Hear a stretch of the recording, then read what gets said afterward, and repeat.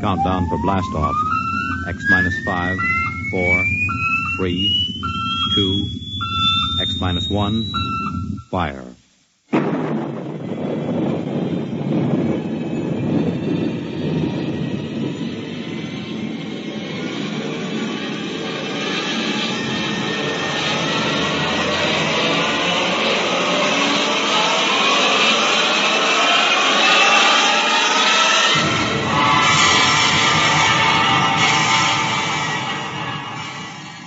From the far horizons of the unknown come transcribed tales of new dimensions in time and space.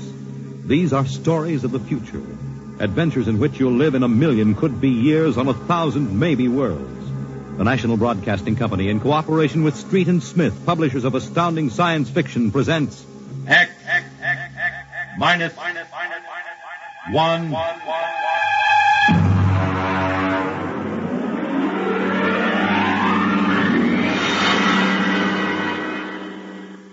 Tonight's story, Ray Bradbury's Dwellers in Silence.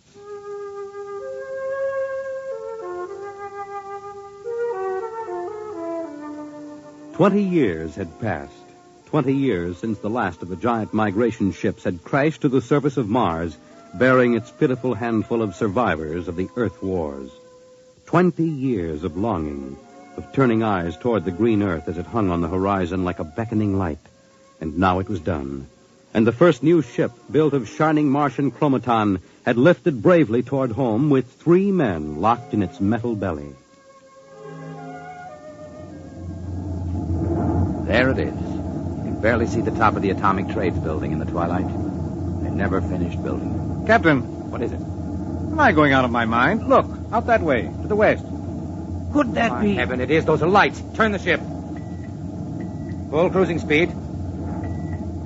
They are lights. Captain, it's a city, a whole blasted city lit up like a Christmas tree. What do you think of your dead planet now, Williams? Decelerate to -5. We're going to take her down.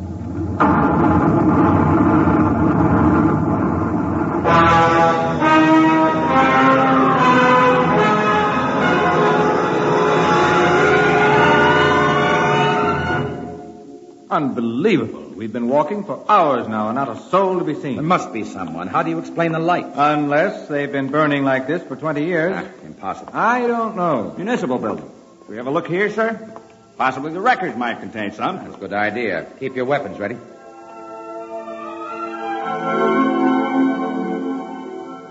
We'll start right here with the city clerk's office. Better check radiation again, Doctor. Well, not enough to do any damage. Gives you the creeps, doesn't it? Look at this desk.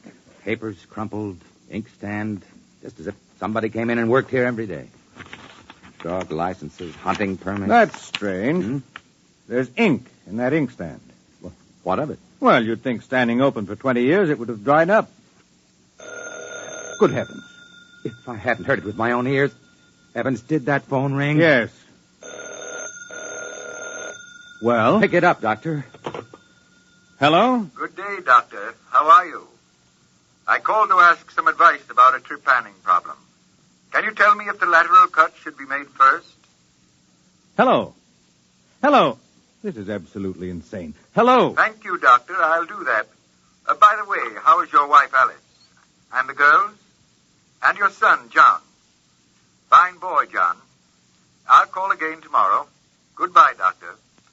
Hello? Hello? Huh. Gone dead. Who was it? I don't know. Strange voice carried on a conversation about some surgical operation without paying the slightest attention to anything I said. Captain. What is it? Listen.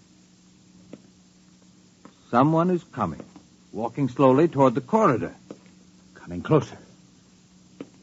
Jumping Jupiter. It's a man. An old man. Are you... Is it really someone? You seem to be real. I saw the ship come down, and I thought perhaps I was losing my mind. It's been so many years. I'm Captain John Parsons. These are my assistants, Dr. Evans and Mr. Williams. We returned to Earth from Mars. Then it's happened. We're not alone anymore. Forgive me, gentlemen, if I seem moved. I've waited and hoped for so long. You survived the radiation. We did. There are others. My family. We are the only ones. I answered the phone a moment ago. Who was it? You heard my voice, Doctor. Yours? Yes. To break the loneliness. I've recorded my voice and rigged up an automatic telephone. It's pleasant to hear the phone ring. I come here to work. I take it you are a medical man. My name is Cornelius Hathaway. Hathaway?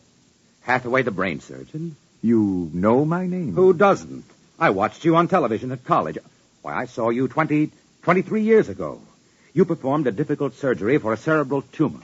Thank you. I'd almost forgotten. My mind, you see, I'm almost 80 now. Well, you look fine, sir. We've had the best of everything. An entire city to choose from. Cold storage, the best equipment. But come. There's a fine dinner waiting for you, and you'll want to meet my family. When I saw the ship come down, I told Alice, my wife, you know, to prepare a feast. This is a great day for me, gentlemen. A great day.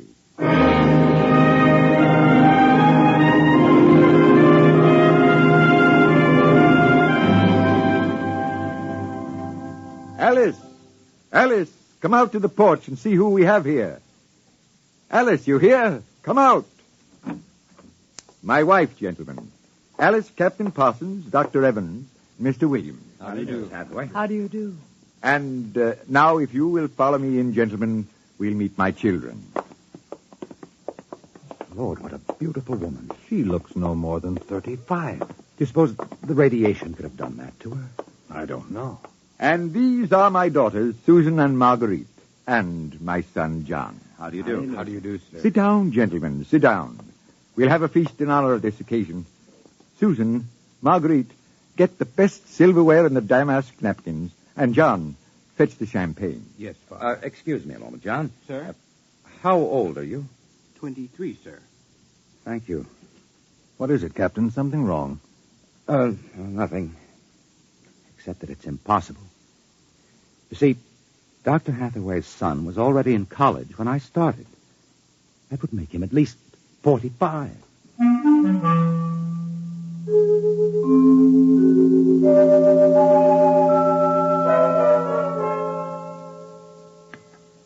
That was a wonderful meal, Mrs. Hathaway.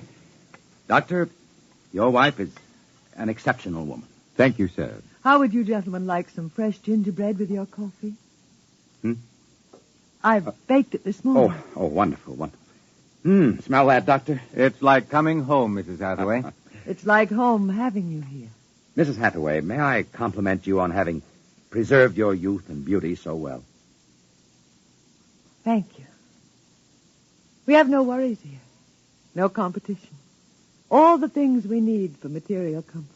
Parsons and I were wondering, Dr. Hathaway, if the radioactivity had any effect in preserving tissue. Your children all look so young, too. It is possible, gentlemen, of course.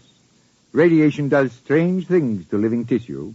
Alice, could we have some champagne? Alice. Oh, I'm sorry. What, John? Some champagne, please. Champagne. Oh, yes, of course. An amazing woman. Did you ever see such grace, such complete relaxation? It doesn't seem quite natural. I beg your pardon, gentlemen? Captain Parsons was just about to ask how you and your family managed to escape, Dr. Hathaway. We were very fortunate. You see, my home was in the Sierra Mountains at the time. I had a lead-lined laboratory in the basement where I did X-ray research. My hobby, you know. I chose this house because it was on a hill where I could watch the sky. Oh, the loneliness of those first years. But at least you had your wife and children. Yes, I had my family. If it were not for them, gentlemen, I assure you I would long ago have put a bullet in my head. Champagne, Captain? Oh, thank you, Mrs. Hathaway. May I propose a toast? Oh, let me. Gentlemen, to Earth. To Earth. Earth. May she never be stranger to man. And... Hathaway, what is it? You all right? It's nothing. It's nothing, really. Just a rather sharp pain in the chest. Why don't you gentlemen go out on the porch and enjoy the air? You've had a long and tiring journey. Alice, we'll show you the way. Will you be all right, John? Yes, don't trouble yourself. I'll see you all in the morning. Good night, Doctor. Good night. Come, John. Yes, Father.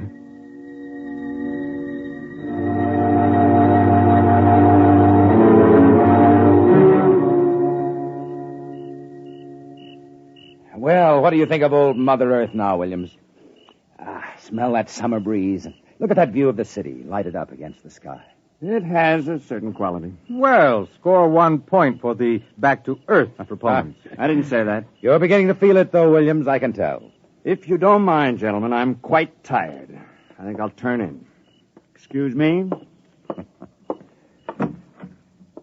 Well, Captain, Well, what? what do you make of all this? I don't know what you mean. This Hathaway and his family. There's something strange and unnatural going on here. I can sense it. Oh, I think you're reading things into it, Doctor. Perhaps. Well, I'll turn in, too. Coming? In a moment, I want to smoke a cigarette.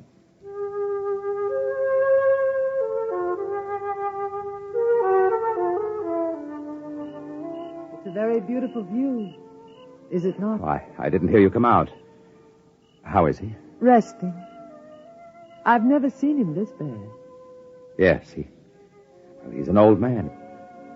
I'm sorry, but the difference in your ages is so apparent. You must have been married very young. You don't know about us, then. No, Perhaps it is better that way. I don't follow you. Is it something about your husband? He acts very strangely. My husband is a very great man, Captain. It is too bad there was no one to appreciate him. Once he wired the whole city with sound speakers.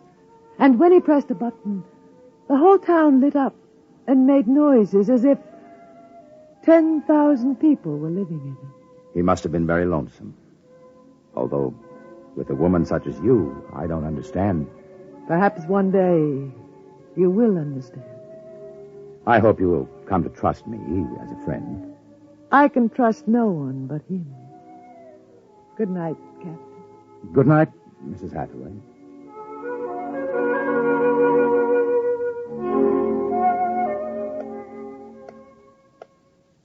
Captain.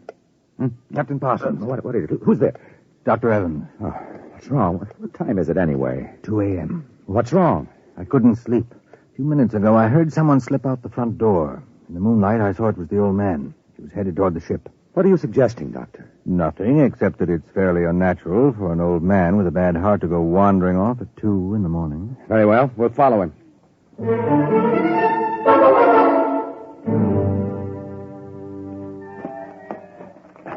This is far enough. What do you suppose he's doing? What are those on the ground? Good Lord, those are grave markers. 4 of them. You're right. He seems to be praying over them. Listen. Do you forgive me for what I had done? I had to do it. I was so lonely. So terribly lonely. You don't mind too much? You do forgive me, don't you? Yes. Yes, I feel you do. Well, I'm glad. I think perhaps I can rest now. I think He's having another attack. Come on. Hathaway. Dr. Hathaway, can you hear me? Raise his head, Evans. Dr. Hathaway. His lips are moving. What is it, Doctor? Closer. Lean closer. I'm sorry I had to spoil all of this. I've expected it for some time. We'll fix you up. No, I'm an excellent diagnostician. It really doesn't matter. Except for them. What about them, Hathaway? You suspected, didn't you? Yes, I suspected. But I couldn't believe it until now. Do they know? No, they wouldn't understand. I wouldn't want them to know. Ever. Doctor? He's dead, Captain. What was it he meant about your suspecting? Light a match, Dr. Evans. Look on those 4 grave markers and tell me what you see. Good heavens. Well? Alice Hathaway, Marguerite Hathaway, Susan Hathaway, John Hathaway. Died July 1987. But that's 20 years ago. It's impossible. If these markers are correct, then who are those others? Can't you guess, Doctor? Can't you guess?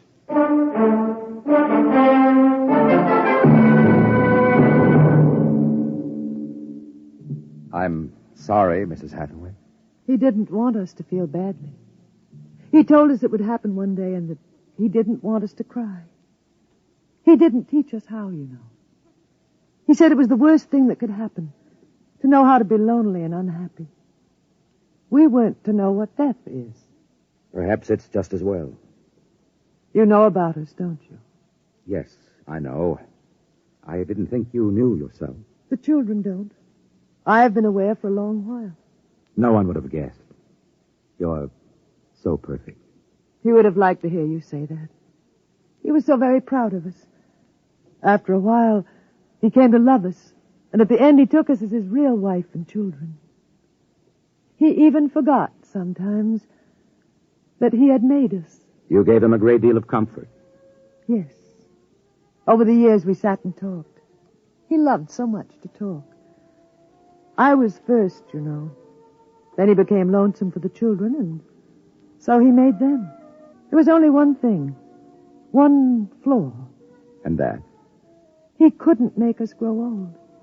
And so he had to watch himself become an old, old man while we stayed young. It was a great blow to him. We'll bury him on a hillside where the other 4 crosses are. I think he would like that. Yes, he would. Mrs. Hathaway, Alice, I think that you are a very great and wonderful woman.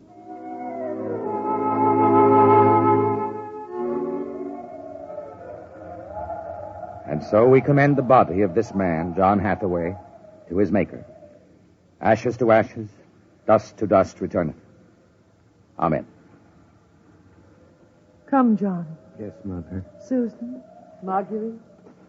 Evans, Williams, stay here a moment, please. What is it? Let them go back to the house. I want to speak to you. I know what you're going to tell us, Captain. I saw the names on the grave markers. Well? It's a mockery, a blasphemy of everything we believe in. For a man to do something so evil. Can't you imagine what he faced? Can't you imagine what it must have been like to have watched his wife and children die slowly of radiation burns? To know that he was the last man on the face of the earth. Alone. Eternally and unalterably alone. Good Lord, man. What would you have done if you'd had his medical and technical genius? I'll tell you. You'd have come back to your laboratory just as he did and tried to recapture all the wonderful things that they had been to you.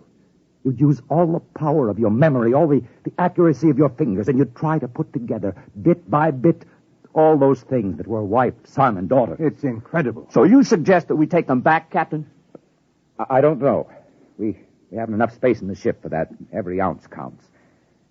Still, to leave them here like that, alone... I think I have an answer, cold-blooded as it may seem. Go on. I suggested we turn them off. Do you think I could do that? No, but I think I could. After all, they aren't human. They're worse than robots. They're ghoulish.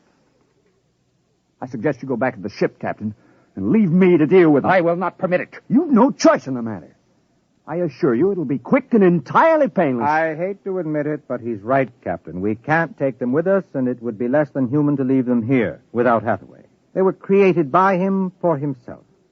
They have no other feelings, no other purpose. If you leave them, they'll go on year after year, night after night, talking, laughing, baking strawberry biscuits for no reason, not knowing who they are, why they exist. Could you do it, Doctor? I don't know. I've already offered to do it. No, I wouldn't want it to be you, Williams. You're sick. You have no feelings. If Dr. Evans here can do it, well, so be it. It's a difficult thing, Captain. Still, as you say, they aren't human. Logic is on your side. It isn't as if you were murdering someone. Well, give me the blast gun, Williams. We'll wait in the ship. Take off in half an hour. Half an hour.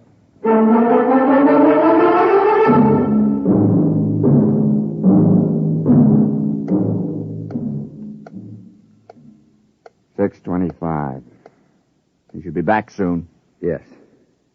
He's doing the only humane thing, Captain. They're less than human. Are they? Well, it's done now, and no one will ever... That's the airlock. He's back.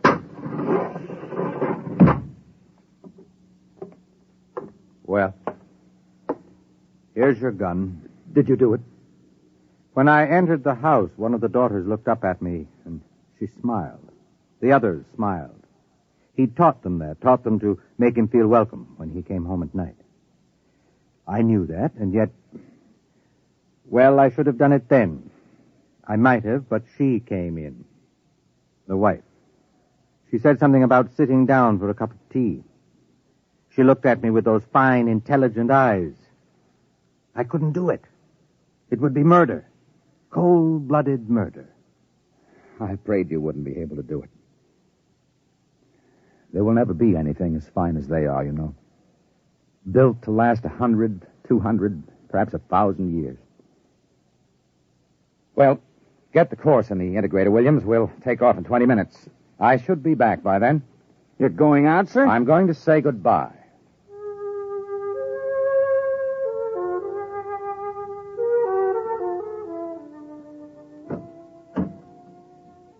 You've come back. Only to say goodbye. It was nice of you. I wanted you to know that I'm coming back. Here? To us? Here. To you. I believe you. I never meant anything more. When will you come?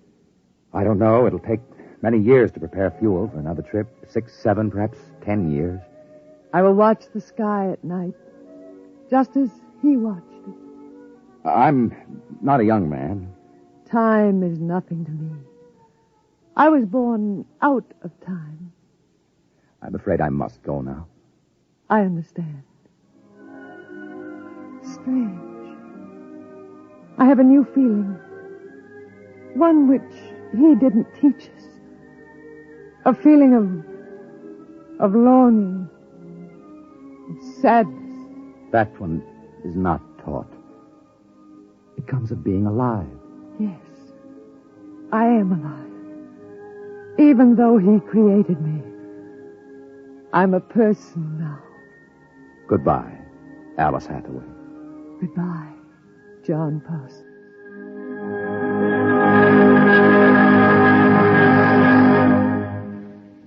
You have just heard X-1, presented by the National Broadcasting Company in cooperation with Street and Smith, publishers of astounding science fiction. Tonight, by transcription, X-1 has brought you Dwellers in Silence, written by Ray Bradbury and adapted for radio by George Lefferts. Featured in the cast were Anne Seymour, Carl Weber, Theodore Osborne, Richard Hamilton, Edwin Jerome, and Stan Early. Your announcer, Fred Collins. X-1 was directed by Daniel Sutter and is an NBC Radio Network production.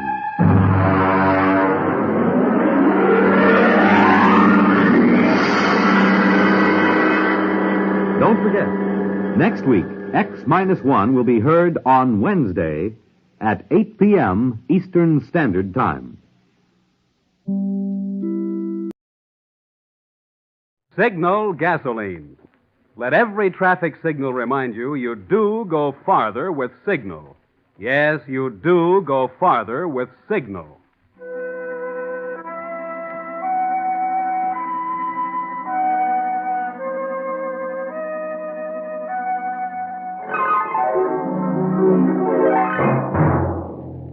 The Signal Oil Company and your neighborhood Signal dealer bring you another curious story by The Whistler.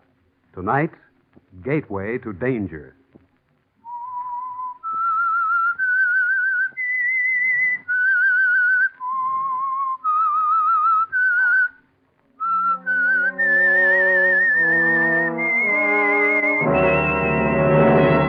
I am the Whistler, and I know many things, for I walk by night. I know many strange tales hidden in the hearts of men and women who have stepped into the shadows.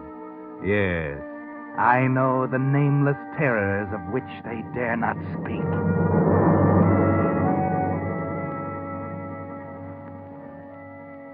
It's too bad, in a way, that old Horatio Alger isn't grinding out dime novels anymore, because he could have grabbed off another bestseller for himself by simply writing the story of Eddie Vincent, up to a point, of course.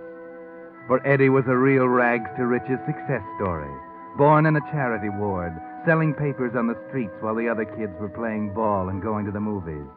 Yes, he came from the wrong side of the tracks, but from the first, everyone knew he was going places.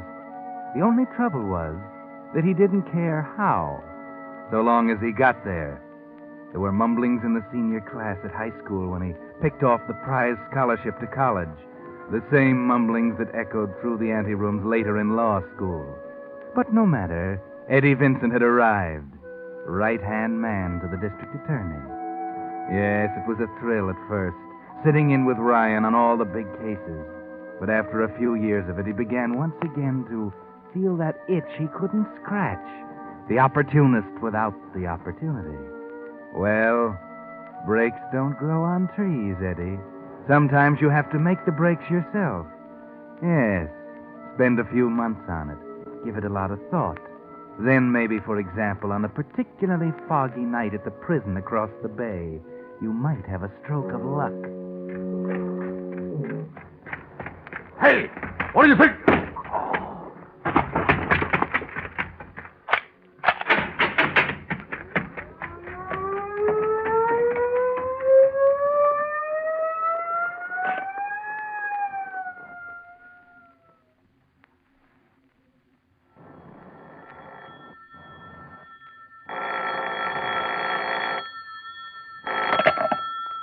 District Attorney Ryan. Yes? What? When? I see. Tell the warden I'll see him as soon as I can. Oh, Eddie? Yeah? Warden Campbell is on his way here. Warden Campbell? Yes, Bugsy Malone just escaped from prison 5 hours ago, about 3 in the morning. Check with headquarters and tell Lieutenant Connolly I want a detail of 5 men. Yes, sir. 5 men. Where do you want them assigned? Well, tell Sergeant Gregg to put a man at every entrance to the building. No one is to be admitted without appointment. Call me if there are any questions. You're being pretty careful, Chief. Yes, I know. Maybe I'm flattering myself, Eddie. He's probably forgotten all about me by now. Malone? Yeah.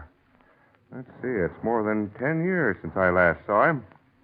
I had your job then, and Bugsy Malone almost lost it for me.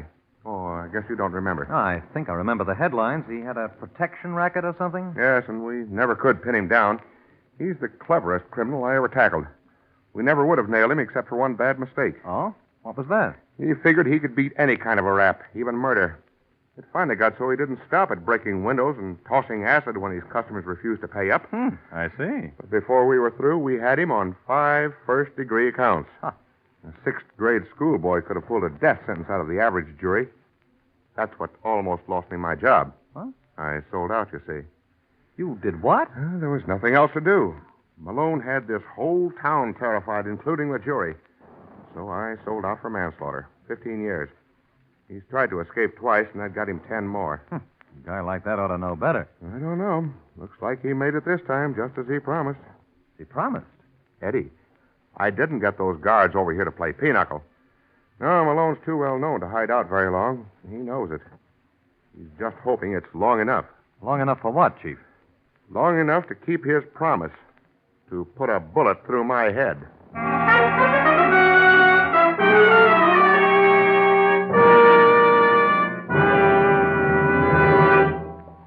With a prologue of tonight's story, Gateway to Danger, the Signal Oil Company brings you another of the strange tales of the Whistler. Now, before the story continues, here are 2 timely tips for making your ration gasoline go farther. When you start your car these cold mornings, don't race the motor. Even though your car is standing still, a racing motor burns up as much gasoline as a car traveling 60 miles an hour. And secondly, be sure you're using the gasoline that gives you the maximum miles per gallon. Now, if you think I mean Signal gasoline, you're right, and for 2 good reasons. For years, Western drivers who have kept a careful record of their gasoline mileage have found they actually do go farther with Signal gasoline. But that's only the half of it.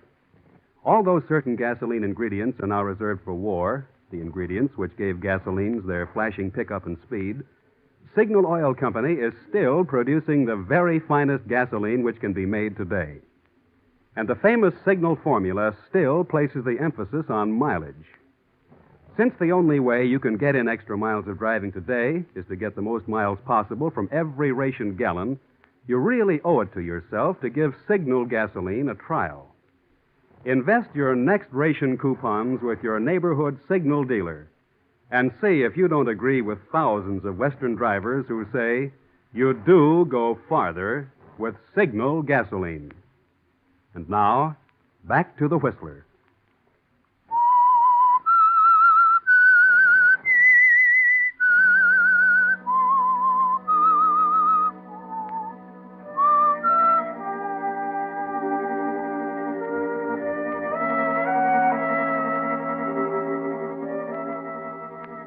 So, Bugsy Malone is back in circulation again, after 10 long years in prison. It looks like a clean break, too clean almost, as if it were tailor-made by someone on the outside. There are still no leads the next night at 10 o'clock, when Eddie finally says goodnight to the DA and starts home. Just for a change, he takes the long way, a lonely road leading through the hills above the city.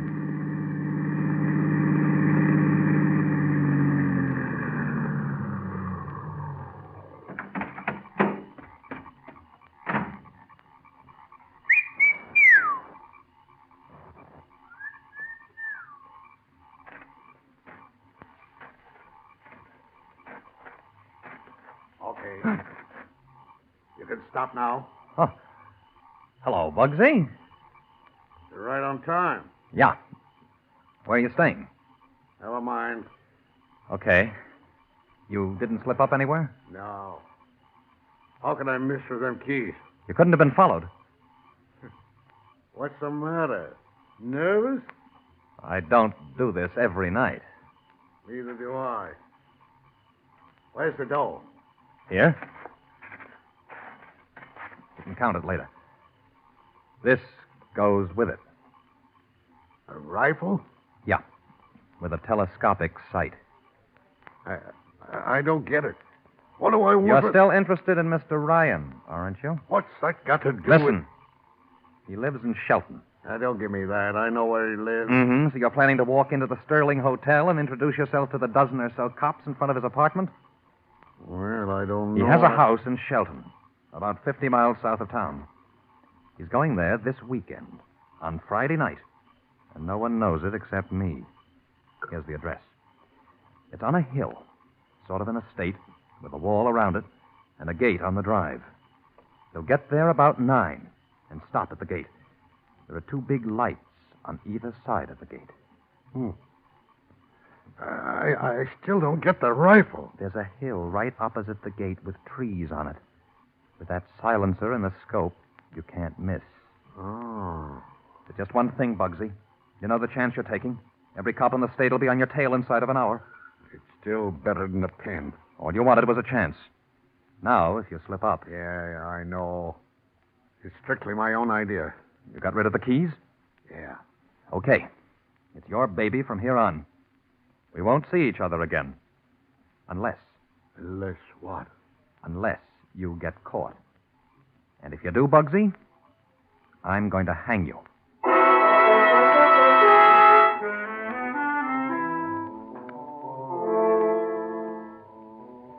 That's right, Eddie.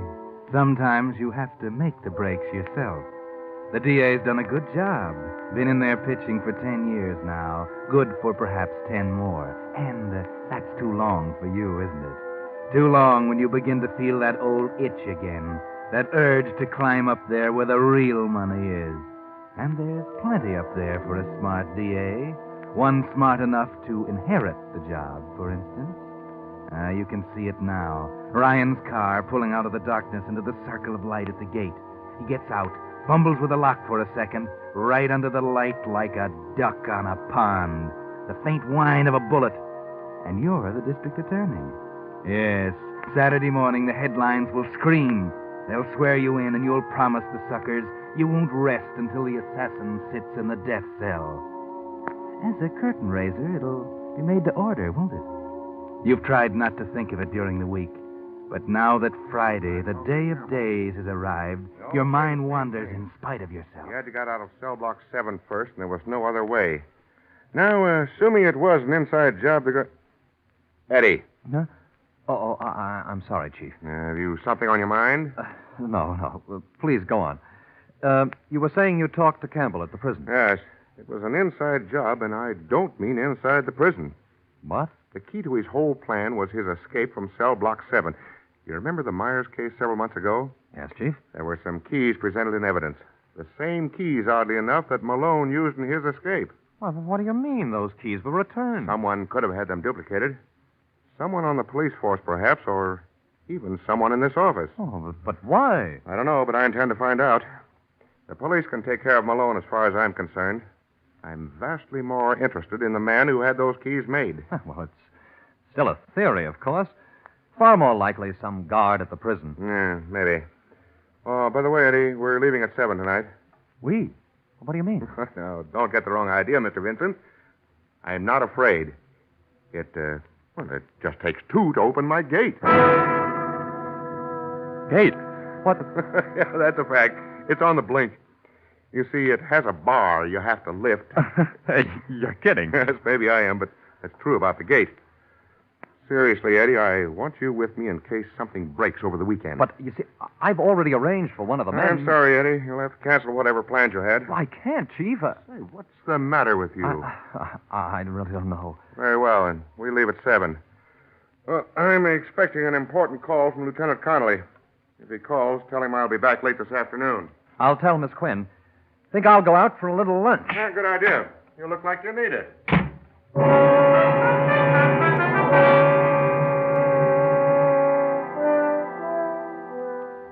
But Eddie isn't thinking about lunch as he walks down the street, unconscious of the milling crowd. No, his mind is on other things. It's funny, isn't it, how you can spend 6 months building a beautiful house of cards, only to have them fall flat in a split second.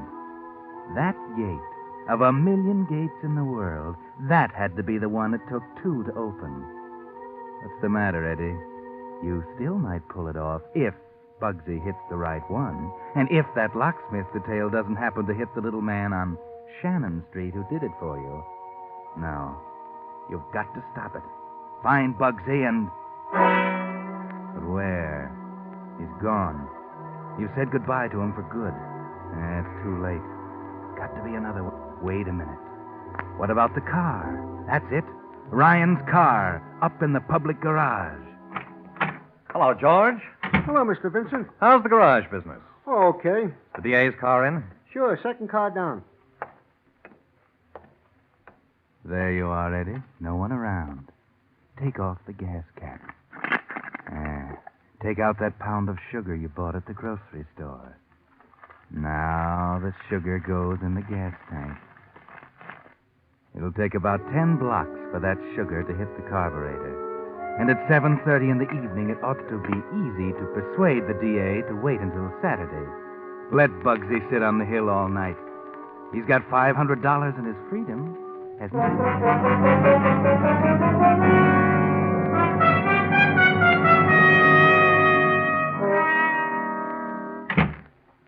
Lieutenant Connolly called yet? No, not a word, Chief. Well, what time is it? 6. Well, I'll have to call him from down there. Come on, let's go. Oh, you may as well wait here, Chief. I'll go and pick up the car. My car's been in the shop for the last couple of days. Had to borrow one from the department. It's right outside. Come on, let's go.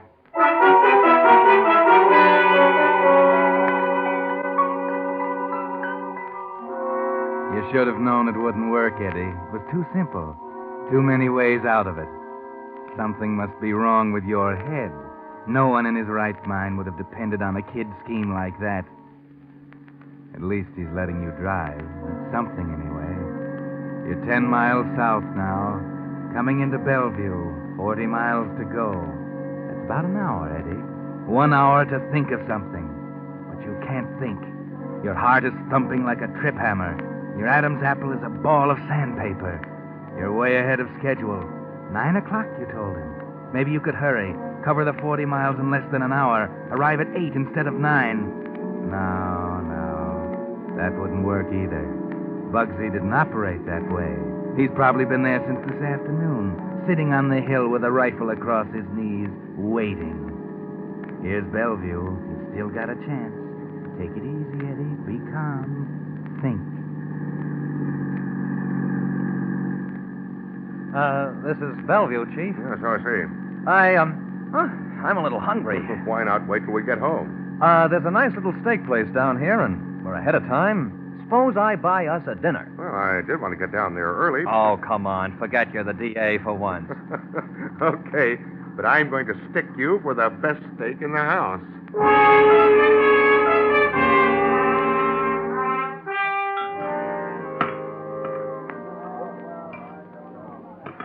There you are, Mr. Ryan. I'll be back in just a second. Order me the next best steak in the house, will you? All right, Eddie. You have a better idea now. Thinking a little more clearly. Still have plenty of time. First, over to the drugstore across the street. Yes, there's a phone booth. Now the book. Ah, there it is. Hamilton's Steakhouse. Get the phone number.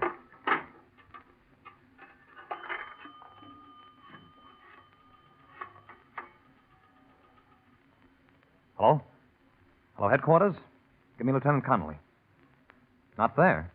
Okay, Lieutenant McCrae, then. Hello, McCrae. This is Eddie Vincent. I'm having dinner with the DA in Bellevue. It's a place called Hamilton's Steakhouse. The phone is Washington 15401. Yeah, thought I'd let you know. Okay, got it?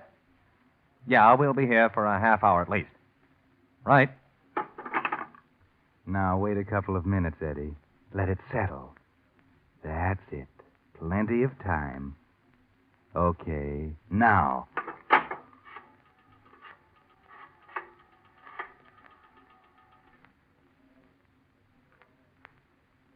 Hello, headquarters. Listen, I've got a hot lead on Bugsy Malone. Tell the district attorney I'll meet him at his office in an hour. He's gone? Well, that's too bad. No one else will do. Never mind. You'll find out who this is soon enough. Oh, you know where the DA is. That's better. Make it 8 o'clock.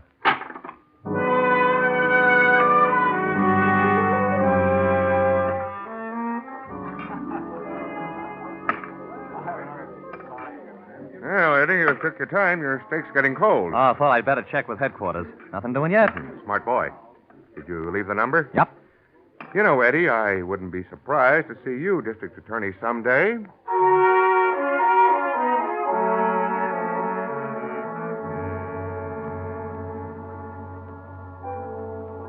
You're hoping that desk sergeant was as dumb as he usually is. It might be embarrassing if they traced that call. But it's 5 minutes now. 10 minutes. 15. What happened to them? Where's the call? He's finishing his pie now. There isn't much more time. Oh, I feel better, Eddie. Come on. You can finish that cigarette in the car. Oh, what about another cup of coffee? Oh, we'll have some when we get there. Oh, waitress. Yes, sir. How much do we owe? That'll be, $3.85. No, this is mine, Chief. Thanks. Now you only owe me 6 lunches. Okay, let's get out of here. Oh, by the way, Eddie, I meant to ask you, why did you make that phone call across the street? Oh, we all do, sir. Huh? Our phone's been out of order all day.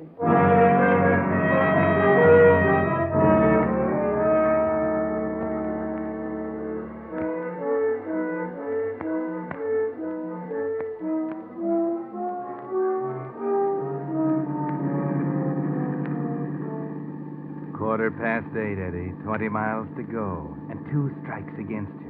There's only one thing left to do. Well, snap it up a little, Eddie. You can do better than 30 miles an hour even in this hack. Okay. You know, I still think I was right on that key business.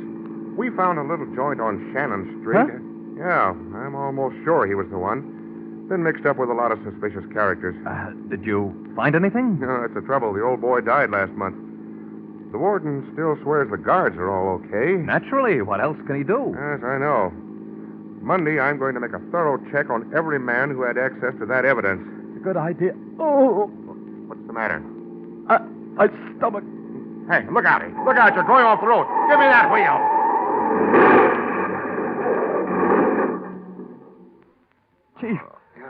Chief, are you all right? Just my knee. I must have got a cramp or something. Hey, help me, will you? Yeah, sure. Gee, I'd better get you back to the city. I know. I'm okay. Here, take it easy. Yeah, hold on there. That's right. Thanks. There you are. It's okay now. Be stiff in a minute, though. What about you? Huh? Oh, I don't know. Something seemed to grab me all of a sudden in my stomach. How about the car? Oh, it's not bad. I'll have it pulled out tomorrow. What's going on down there? Car off the road. Anybody hurt? No.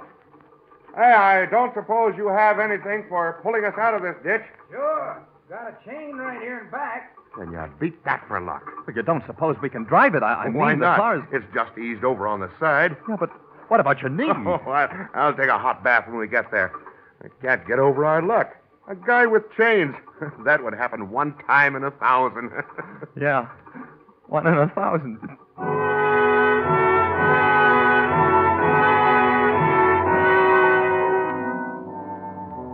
Three strikes. You're out, Eddie. On the home stretch now, winding up the narrow road toward the gate, toward the day of judgment, the pearly gate of Valhalla. That's a laugh, isn't it? Maybe St. Peter will be there to give you a hand when you step into that circle of light. Okay, you can stop here.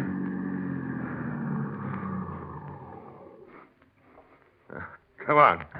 I'll show you how the Ryan Gate operates it. What's the matter? You're as white as a sheet. I don't know. I guess it's my stomach. Oh, I'll fix you up when we get inside. I can't move. Come on, snap out of it, Vincent. You're acting like a baby. Oh, I'm not. Here, come on, I'll give you a hand. Thanks. There you are. Now, I'll go over behind that pillar and raise the bar. You go up there and pull the pin when I say so. No. Shut up. I'm going to slug you in a minute if you don't get hold of yourself. Now, pull that pin when I tell you. 13 steps to the gate latch, Eddie. Not even a chaplain to see you off. But Bugsy sees you now in the telescope sight. He's just the right distance to aim, but not quite close enough to recognize you. A good shot, too.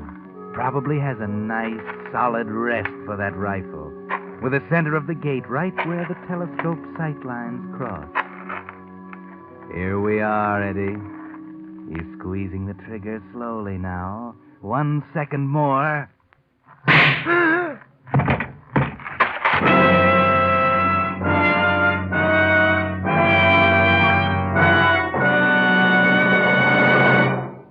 But that's not all of tonight's story. The Whistler will return in just a moment with a strange ending of tonight's tale. Meantime, a word on that driving bugaboo you hear so much about, carbon. Just what is carbon? What causes it? And how does it affect your motor's performance? Well, so does carbon, soft carbon. Coal is another form of carbon, hard carbon. There's not a motor oil made that doesn't form some kind of carbon. But here's the important point. Many motor oils form hard carbon, the kind that causes knocking, overheating, loss of efficiency, and lowered gas mileage. That's why the new solvent refining method used in making pure paraffin-based Signal 4-star motor oil is acclaimed one of today's greatest advances in motor lubrication. You see, because of solvent refining, Signal 4-star motor oil actually forms less carbon, far less by actual test than many leading brands. And because it's soft, soot-like carbon, it tends to blow out with exhaust gases, keeping your motor cleaner, running better. Today, when gas is rationed and motors have to last through the duration, this extra efficiency you get from a clean motor is more important to you than ever. More reason than ever for making your next oil change a change for the better. A change to solvent-refined Signal 4-Star Motor Oil. And now, back to the Whistler.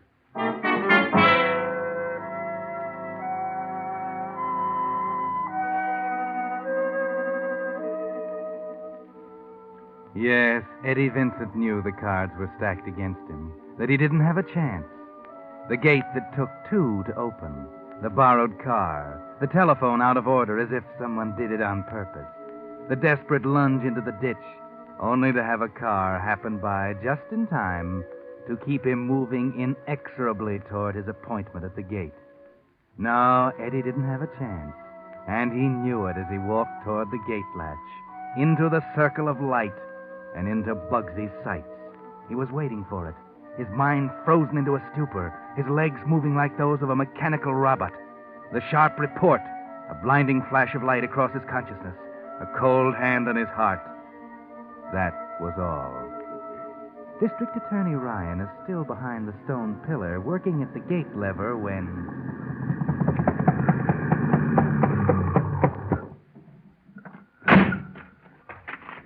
That's you, Mr. Ryan? Connolly, what are you doing here? Say, did you hear my tire blow out? Scared me to death. What's the matter? That's Bugsy Malone. What? We cornered him this afternoon. I've been trying to get you since 8 o'clock. Well, where is he? In the morgue. He reached for a gun. Good. Hey, what's the matter with him? Who? Him. Good Lord, Eddie. Eddie! Passed out, huh? Passed out nothing. He's dead. He was sick. Did he hit his head or something? No, I don't know what happened. Must have been a heart attack. There isn't a mark on him.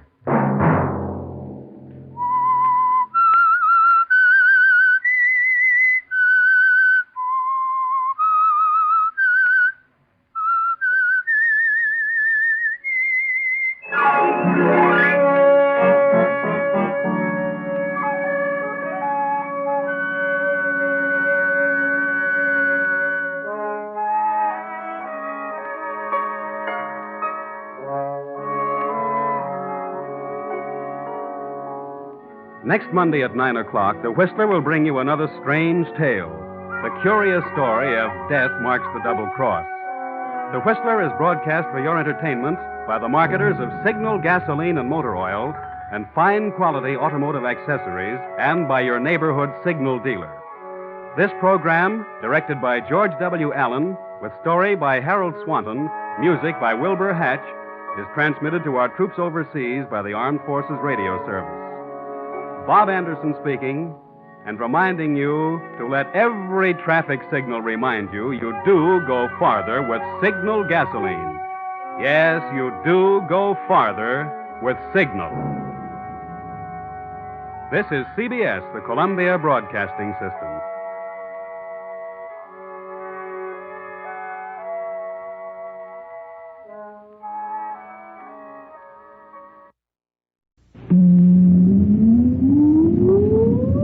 Countdown for blast off. X minus 5, 4, 3, 2, X minus 1, fire.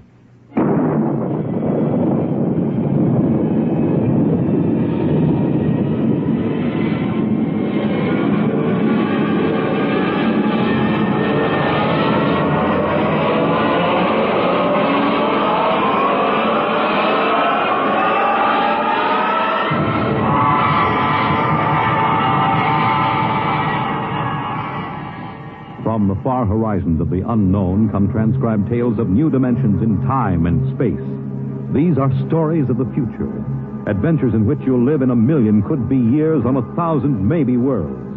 The National Broadcasting Company, in cooperation with Street and Smith, publishers of astounding science fiction, presents X minus 1.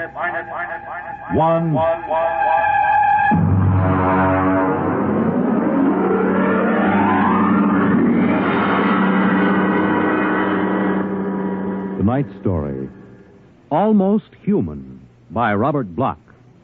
Have you heard of the new science called cybernetics?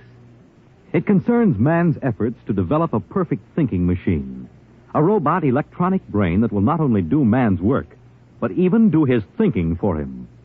A robot that is almost human.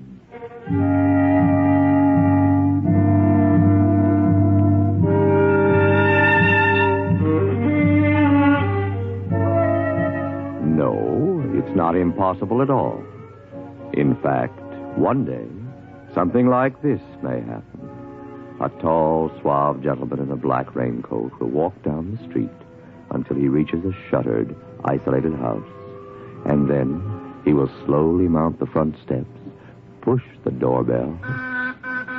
Just a minute. I said just a minute. Hold your horses.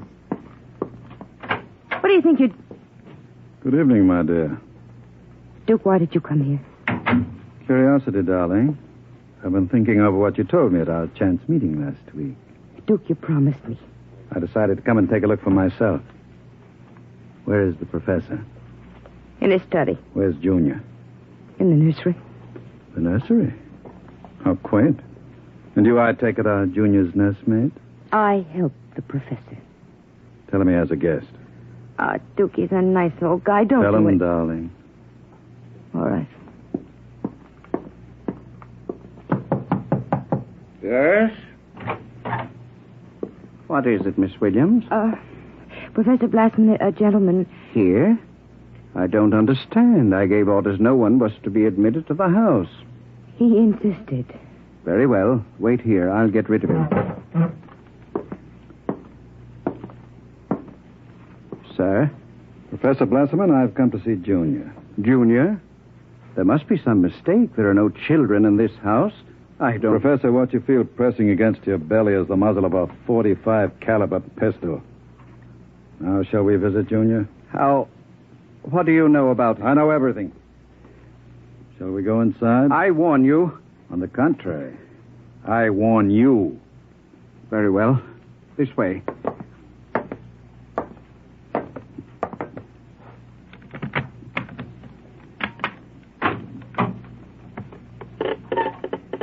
This is the nursery. Where is Junior? In the next room. Behind the door with a panel in it. Very considerately furnished. Mother Goose figures on the walls. Blackboard, toy blocks. Panda. Bunny rabbit doll. Touching. All right, let's see him. You can look through the panel. Mary had a little lamb. Oh, wow. Whose fleece Who'd have believed was it? white as Junior isn't very pretty, is he? I was not concerned with aesthetics. Why do you hide him? Is he dangerous? The world is not yet ready for such a thing.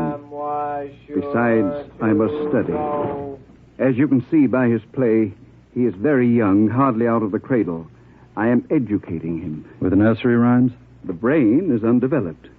It must learn its behavior patterns like any infant. You call that 8-foot monster an infant? Physically, of course, he'll never change. He is built of chrome steel and glass. But his brain, that is my wonderful instrument. Unlike a human, he has no heritage, no basic instincts such as love or hate. These he has yet to learn. In some respects, he is like a blank tablet. What is written upon the tablet will remain. You mean he has no feelings? He will learn quickly. And now, if your curiosity is satisfied, I trust you will keep my secret. If anyone discovers... Open the door. I beg your pardon? The door, Professor. Very well. Junior, come here. What a monster. Papa. He talks? Yes. Mentally, he's about 6 years old now. What is it, son? Who is that man, Papa? Let me handle this. You may call me Duke, son.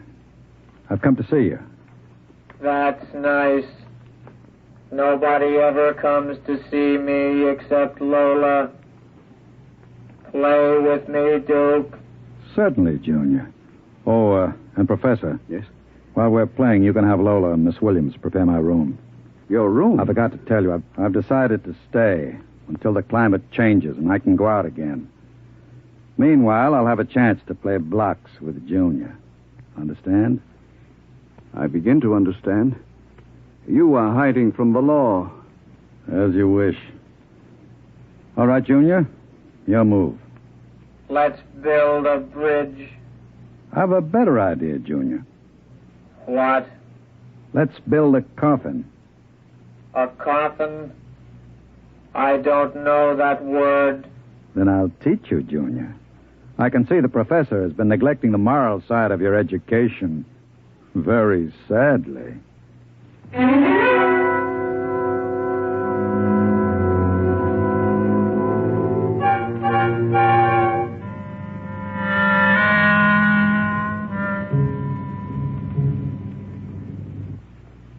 You shouldn't have come here, Duke. Why not, my dear? Afraid of me? No, I'm afraid of myself. You're no good for me. You've always brought me trouble. Except this time. This time it will be different, darling.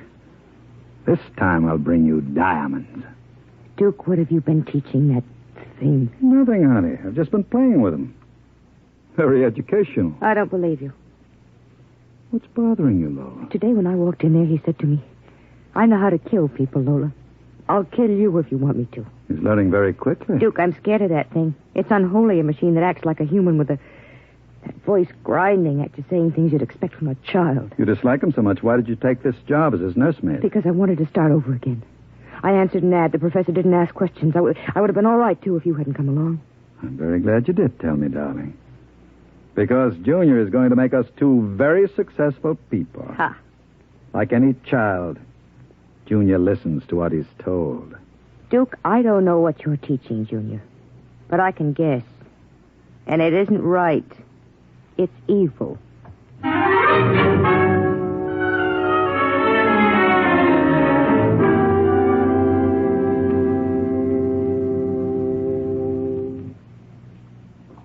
Now, write on the blackboard, Junior. My name is Junior. My name is Junior. People are evil. People are evil. Evil must be destroyed. Evil must be destroyed. The professor is evil. The professor is evil. The professor must... What are you doing? I warned you to keep out of the nursery, Professor. Go away. You don't even remember me. I know you. You are the professor. You want to keep me as your slave. You didn't tell me that people are evil. People are not evil. People are evil. They must be destroyed. Stop it! I am not a child any longer. No, you're not a child. You're a monster. Junior? Yes, Duke. The time is now, Junior. Yes, Duke. Keep away from me. Junior! Junior, don't do it! Listen to me! Junior, listen to me! Ah!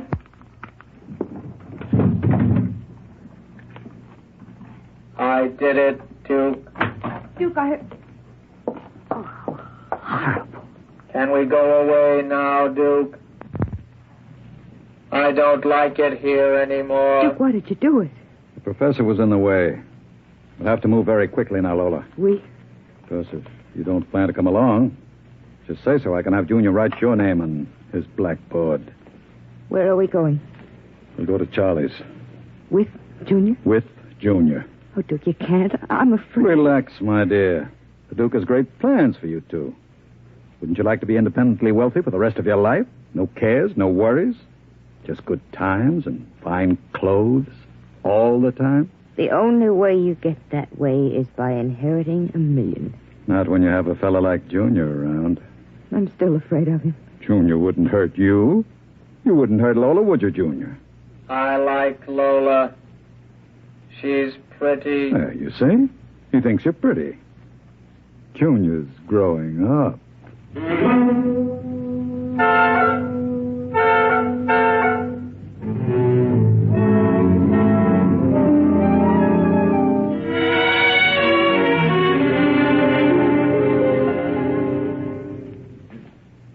Sit down, Charlie. Sure, Duke. Lola and I are going to hide out here for a while. We'll need some help. Listen, Duke, I'm trying to keep the cops away. Sure. Now listen to me. I need a casing job done. Oh. Sure, Duke. You know the armored truck service? Sure. I want to know when they take the Acme deposits from Boston to Worcester. Duke, you ain't thinking of a payroll truck, are you? They got cannons on those trucks. They travel in pairs. You couldn't get near one. I asked you to do a casing job, Charlie. Sure, Duke. Anything you say. Find out what time they passed the narrowest and most deserted stretch of road. Well, if you're going to pull a job like that, you'll need 50 men. You want me to get some of the boys? I won't need anybody. I've got somebody. Where? He's out in the car. Oh, what's his name, Duke? Anybody I know? His name is Junior. Junior? I don't know any Junior. You will, Charlie. You will.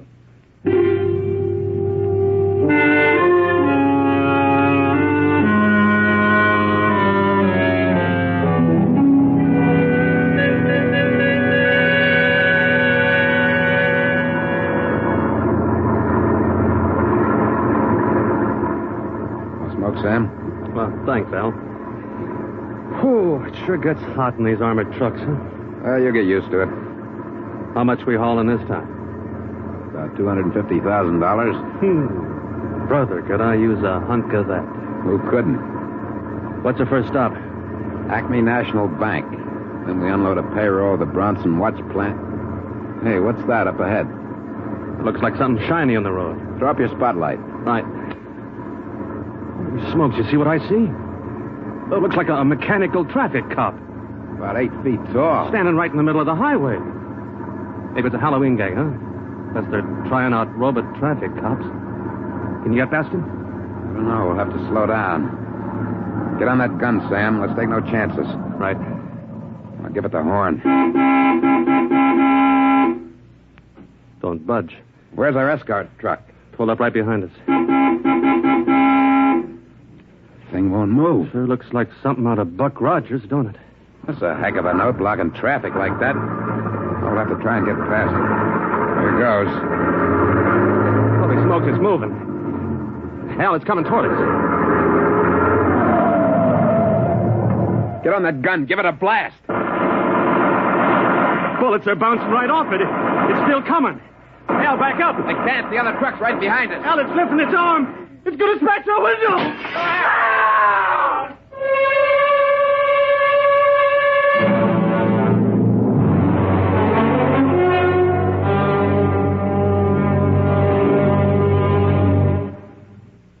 Jeez. If I hadn't have seen it with my own eyes. Duke, we got to quit this. What's the matter, Charlie? Getting shaky? The papers say he killed all 4 drivers.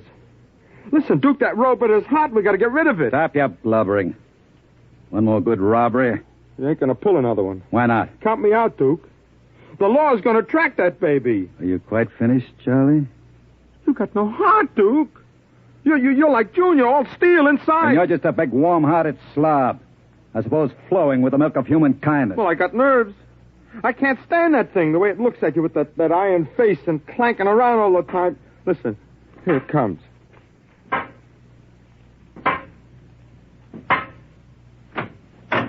Hello, Junior. Hello, Duke. I've been talking to Charlie. Yes, Duke. You know what I think, Junior? I think Charlie's yellow. You know what happens to people who turn yellow, don't you?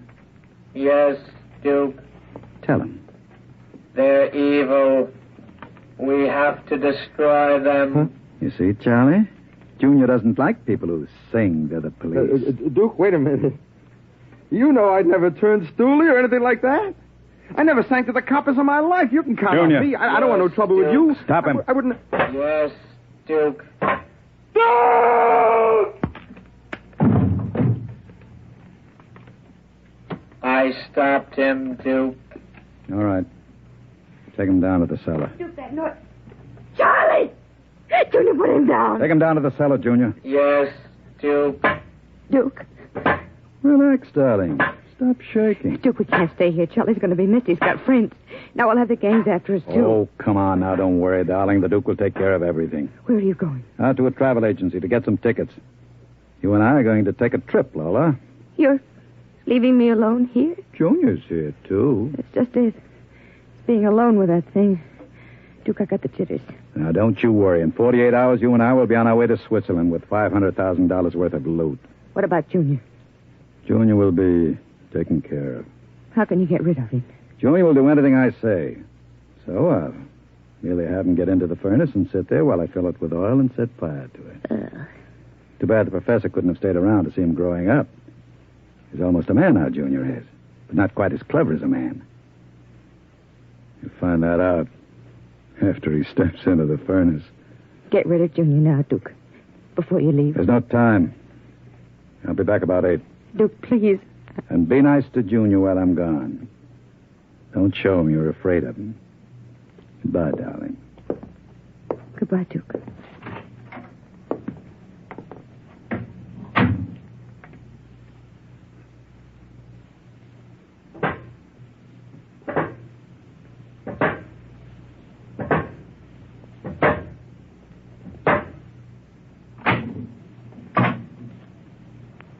Lola.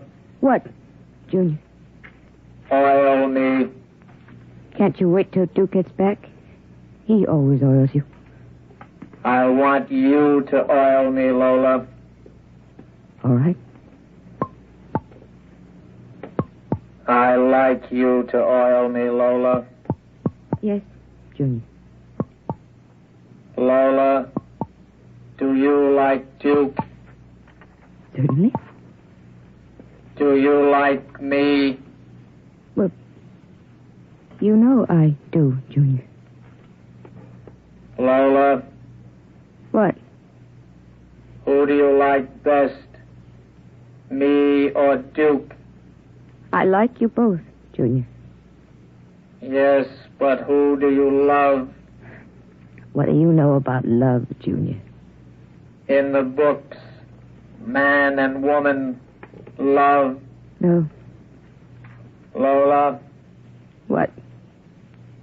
Do you think anyone will ever love me? Maybe. Some women can fall in love with anything, Junior. Even with something like Duke. Why, Lola? I don't know. Maybe because, well, as long as she thinks her man is the smartest and the strongest. I see. Where are you going? To wait for Duke. He won't be home for a while. I'll sit in the hall and wait for him. All right, Junior. I want to be alone and think. About what? I read in a book today it was bad to kill people. What does that mean? Bad. Bad. I don't know, Junior. I guess it's just a word.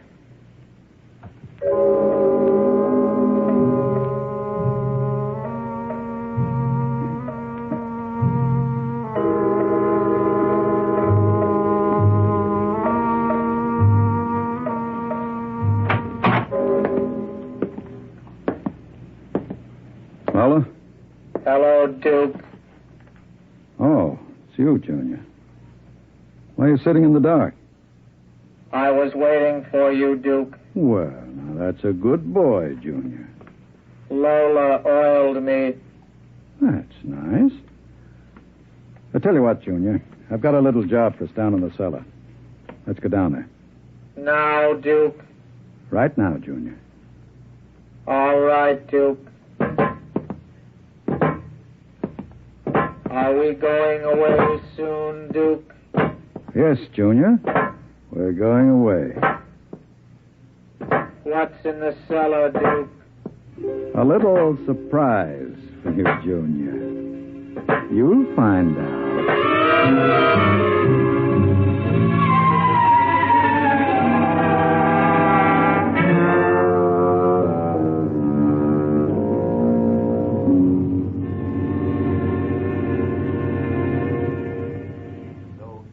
For the latest news.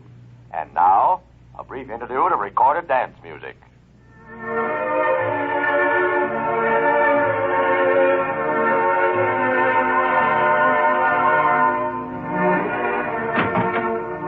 Duke? Is that you, Duke?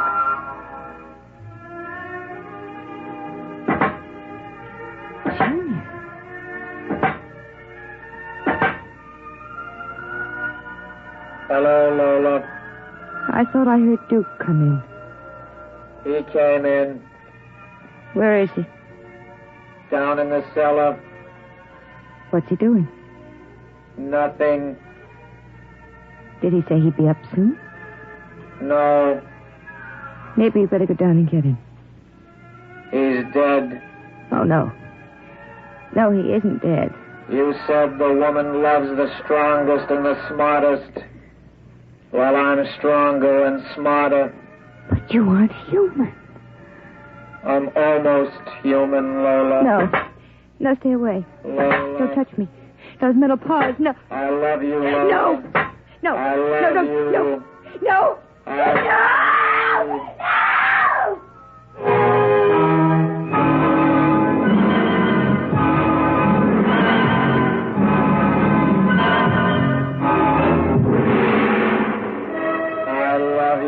The last thing she heard was the robot's harsh voice, droning it over and over again. I love you. I love you. I love you. And strangely enough, it did sound almost human.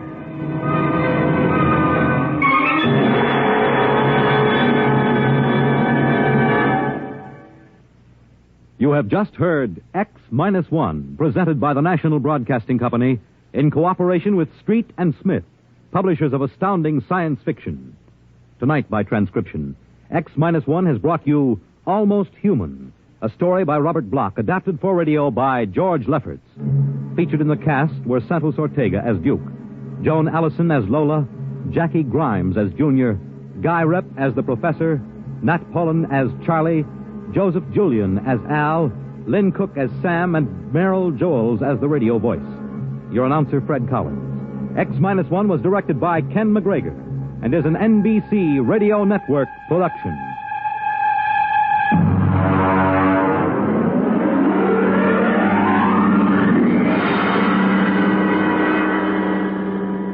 And now, next week, when the mighty Earthmen arrive in their ships of space, courtesy and proper humility on the part of the natives is expected. But some native inhabitants are too small to be impressed. We'll see what happens to such an expedition marooned on a far planet next week at X-1.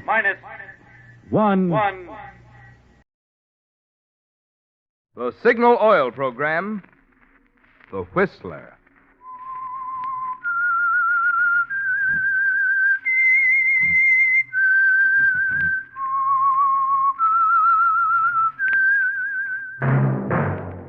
That whistle is your signal for the Signal Oil Program, The Whistler.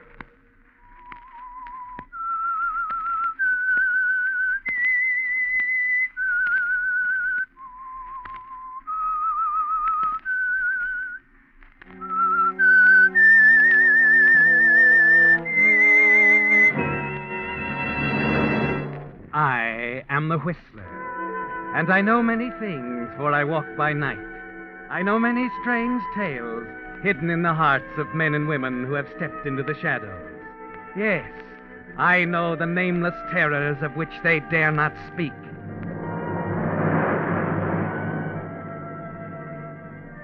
Yes, friends, it's time for the Signal Oil Program, The Whistler, rated by independent research the most popular West Coast program in radio history. And Signal gasoline is tops, too. Tops in quality. It takes extra quality, you know, to give you extra mileage. And Signal is the famous Go Farther gasoline. So look for the Signal circle sign in yellow and black that identifies friendly dealer-owned Signal service stations from Canada to Mexico. And now the Whistler's strange story, Career Man.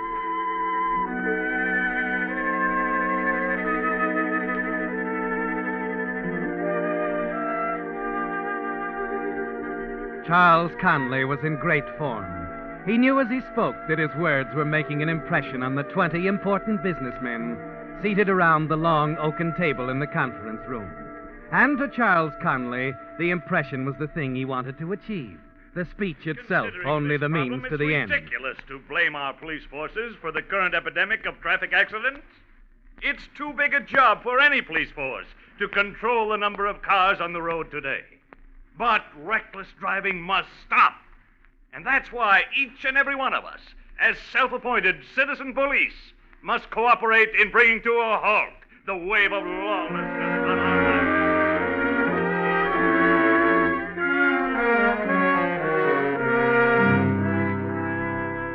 20 important men, Charles. 20 business leaders.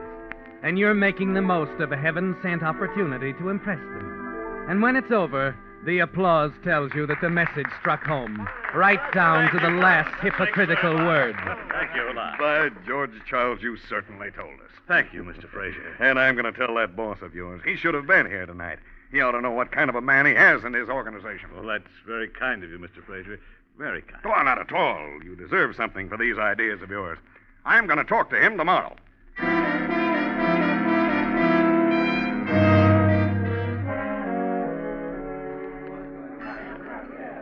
Sounds wonderful, Charles. I wish I could have been there. Oh, I wish you could have been too, Sheila. I tell you, I've been waiting years for this moment. The biggest men in town were there. Wonderful, Charles. But, dear, don't you think we should go home now? It's late. Go home? In the middle of our celebration? We're going to have another drink. No, I don't care for Harry, you're neglecting us. Be right there, Mr. Conley. Please, Charles, you've had enough. Now, don't be foolish. Oh, sweet little Sheila. Always worrying. It was the same when I got mixed up in that trial last year against Barney Cole. You thought I was foolish then, too. I didn't want anything to happen to you, that's all. I wouldn't testify against anyone unless I was Barney very Cole was no good, Sheila. He deserved what he got, and Yes, I know, Charles. And you moved forward another step in your career. Now, don't spoil it, Sheila. You should have been there tonight and heard my speech. Nothing can stop me now. Oh, I wish you weren't counting on that promotion so much. I'd hate to see you disappointed. Oh, not a chance. They liked me, Sheila. Everybody there. When it gets back to the company, I'm a cinch for a vice presidency. But... Yes, Mr. Conley? Oh, two more of the same, Harry. No, we're leaving. Now, wait a minute. The storm's much worse than it was, Mr. Conley, if you ask me. Nobody's asking you. I know my capacity. But, Charles, we've such a long drive. Lots of cops out tonight, Mr. Conley. What is this, a conspiracy? I said I wanted a drink. Mrs. Conley's in such a hurry, she can go home alone. No. Bring him whatever he wants, Harry. I'll wait.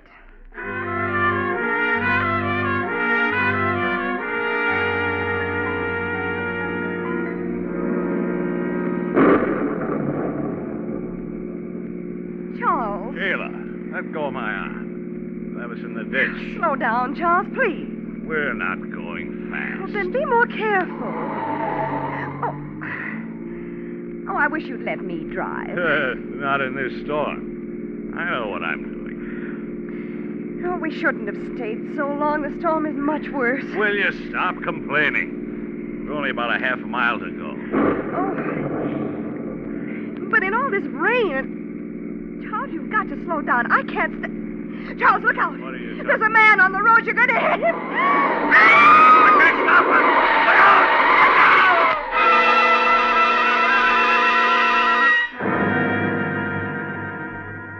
But it's too late, isn't it, Charles? Too late for the man in front of your speeding car to jump clear. There's a helpless skidding sensation as the car lurches across the wet pavement, and then a sickening thud. A moment later, you're out of the car, racing back through the darkness. Oh, I'm sorry, old man. I'm sorry. Here, let me help you. Hurry. Good Lord. What is it, Charles? Is he... Oh. He's dead, Sheila. There's nothing we can do for him. Oh, Charles. You'd better get back in the car. What are we going to do?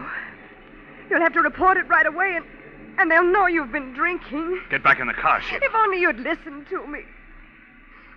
Charles, what are you going to do? They're not going to find him here, Sheila. Not tonight. What? But you can't move him. You've got to report... I'm not reporting anything. The police can make up their own story. Charles! Don't you realize what it would mean? My chances with the company? They'd be ruined. But it was an accident. Police will know I've been drinking. You said so yourself. Now go on, Sheila. Back to the car. I'll take care of this. You'll only make it worse, Charles, if ever they find out. They won't. Now go on. Do as I say, Sheila.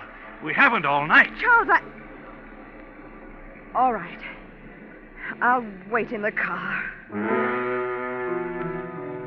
You watch uncertainly as Sheila turns, starts back through the rain to the car.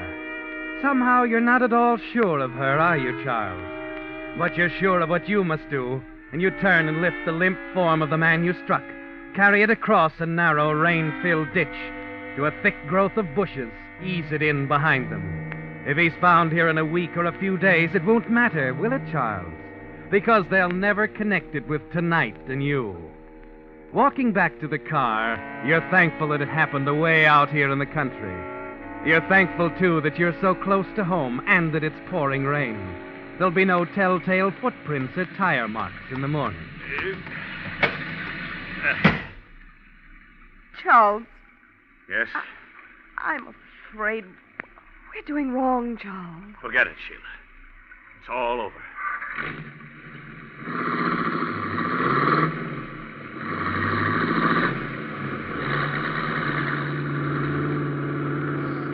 I can still see him lying I'm there. talking about it. No one else saw him. Just pretend it never happened, Sheila. That's the best way.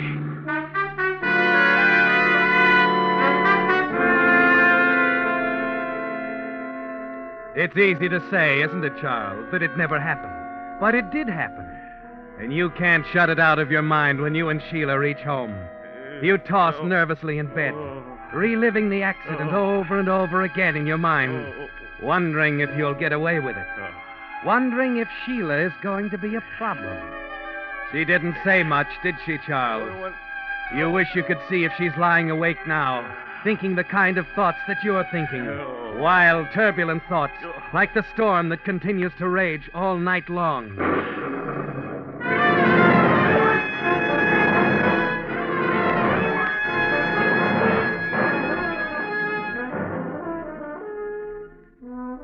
At last, you drift into a deep sleep. When you awaken, the sun is shining, streaming in through the windows. The sky is brilliant and clear. The storm has passed. You dress hurriedly, go down to breakfast. You can hear Sheila moving about in the kitchen. Wait for what she's going to say. Good morning, Charles. Good morning, dear. Breakfast ready? In a minute. Here, I'll pour you some coffee.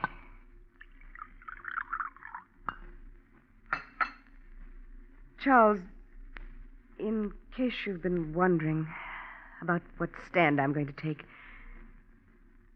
you know that I love you very much. Well, of course I know. So that's all there is to it, Charles. You needn't worry about anything. Not ever. I think my mind has been made up for a long time. Sheila. You don't understand. It's just that I had dreams once, Charles. About what we were going to do. Where we were going. Together. And don't you worry about us. We're still going places. Yes, Charles. Wherever you want us to go. It isn't just me. It's all right, dear, really. It's been all right for a long time, but I guess I only became aware of it last night. You're not unhappy. I'm your wife, Charles.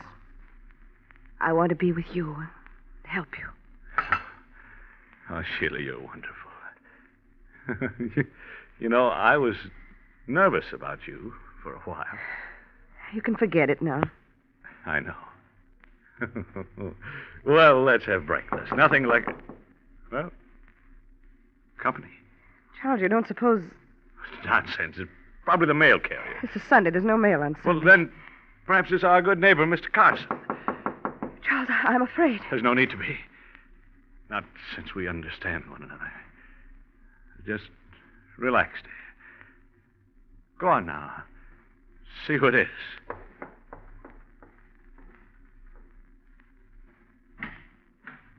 Yes? Mrs. Conley? That's right. Who is it, darling? Why, it's an officer, dear. A state highway patrolman.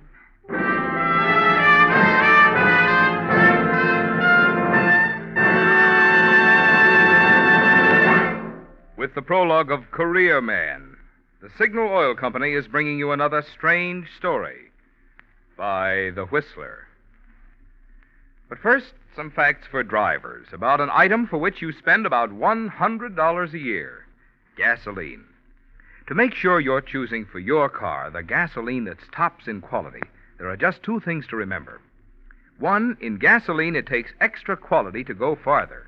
And two, Signal is the famous Go Farther gasoline. Yes, it's a fact. Mileage is the best yardstick of gasoline quality, and I'll tell you why. There's only one way any gasoline can put superior performance and extra driving pleasure into your car. And that's by helping your motor run more efficiently. And when your motor runs more efficiently, naturally you see proof of it on your speedometer in mileage, the very thing Signal gasoline is famous for.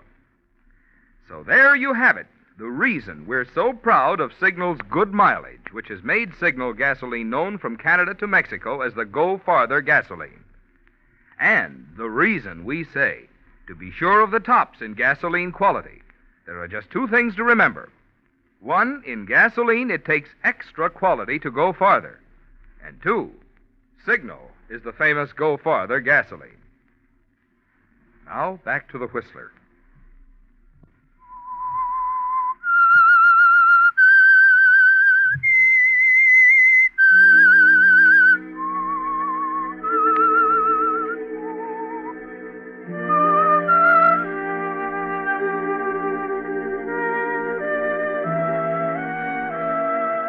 Well, Charles, it seems like it's all over, doesn't it? You stand there, the state highway patrolman at your door, your mind groping for answers. How could he know so soon? How could he have found the body of the man you ran down last night in the storm? It doesn't seem possible, does it, Charles? And yet the patrolman is here, and you can't think of a single other reason that would bring him to your door. I wonder if I could step inside, Mrs. Conley? Yes, of course. As Sheila lets him in, you can only think of one thing, Charles, your career and how it's about to be destroyed. You'll never get that promotion now, will you? Your big speech last night on reckless driving, alongside the accusation that the patrolman is about to make, will sound like mockery. Charles, this is... Donovan, Sergeant Donovan. The police? But what? Oh, I didn't intend to alarm you folks. Just thought you and your wife could help us. Help you? Yes, there was an accident last night out on the highway. A man was run over and killed. An accident? We didn't hear anything. Well, with the storm and all, it's quite possible you didn't. Were you folks in all evening? No, we weren't. I made a speech on safety at a conference in town. Mrs. Conley met me afterwards, and we drove home. I see. You didn't notice anything unusual? Pass anyone on the highway, perhaps? No. It was raining so hard, officer. Charles had to drive so slowly and carefully that... Yes, I understand. Did they identify the man? Yes. His name was John Martin. You didn't know him, did you? John Martin? No. We thought he might have been visiting someone in the neighborhood. We're checking every place along the road. I see. Well, sorry to bother you folks. Well, I'm sorry we can't help. Thanks, Mr. Conley. Hope I don't have to stop by again. Well, any time. It's, perfectly all right.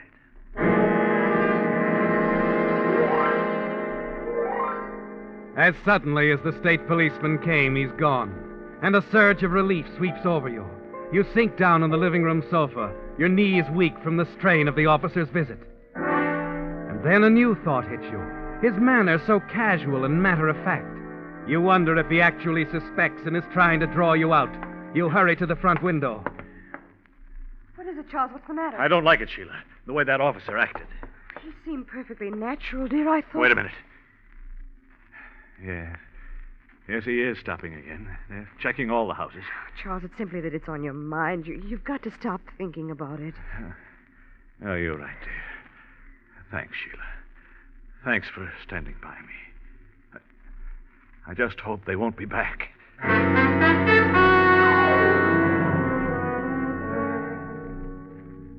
It's only 10 o'clock. Can't we go for a drive or something? All right, Charles. I'll get my coat. I can't stand being cooped up in this house any longer. Sheila! What is it? They're back. Look, another patrol car. What does it mean? I was right. They do suspect something. They're trying to break us down. Charles, they wouldn't do that. We can't admit anything, no matter what happens. Remember that, Sheila. If you still want to go out, we could take the back road. No, we'll keep the car in the garage. There might have been tire marks or something. In all that rain. I don't want to take a chance. We got to stay here, Sheila. Act as if nothing is wrong. It's the only thing to do now.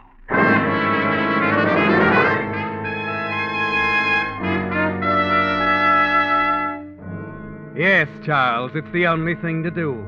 But it isn't easy, waiting, pacing the floor, going back and forth to the window, wondering, racking your brain for some other reason for those police cars.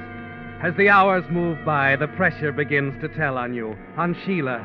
You almost want to run outside, scream at them, ask them why they're there, what they're waiting for. As it begins to grow dark, it's Sheila who gives way first. Charles, don't. I can't stand it. We've got to talk to them. No, Sheila, stop it. It's like I told you last night. We should have gone to the police and told them it was an accident. Be quiet, will you? Do you want them to hear us? Charles. Quiet.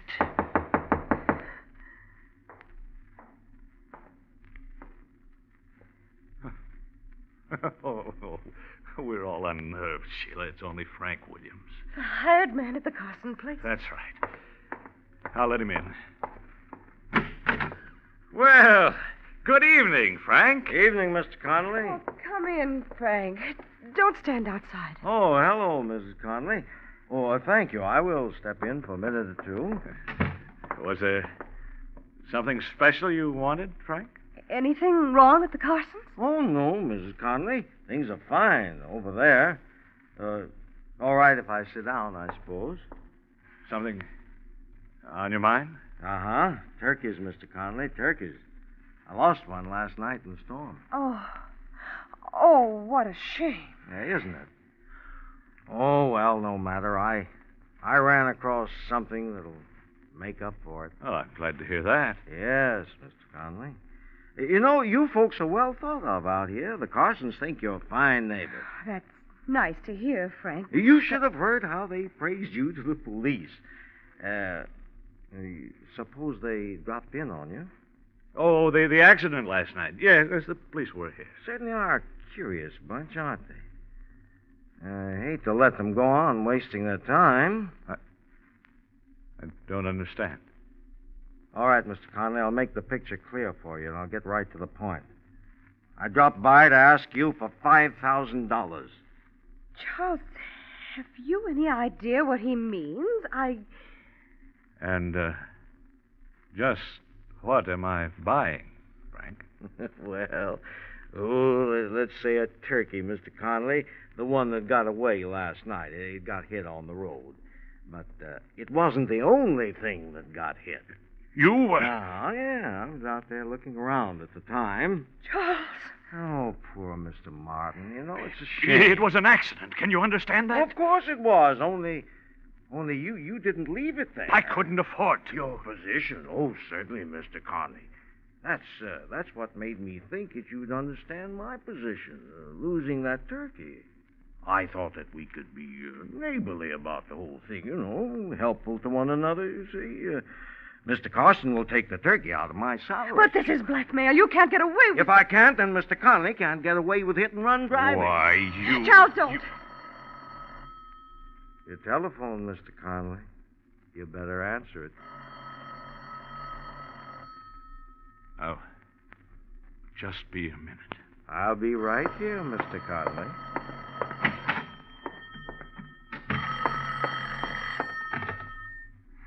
Yes?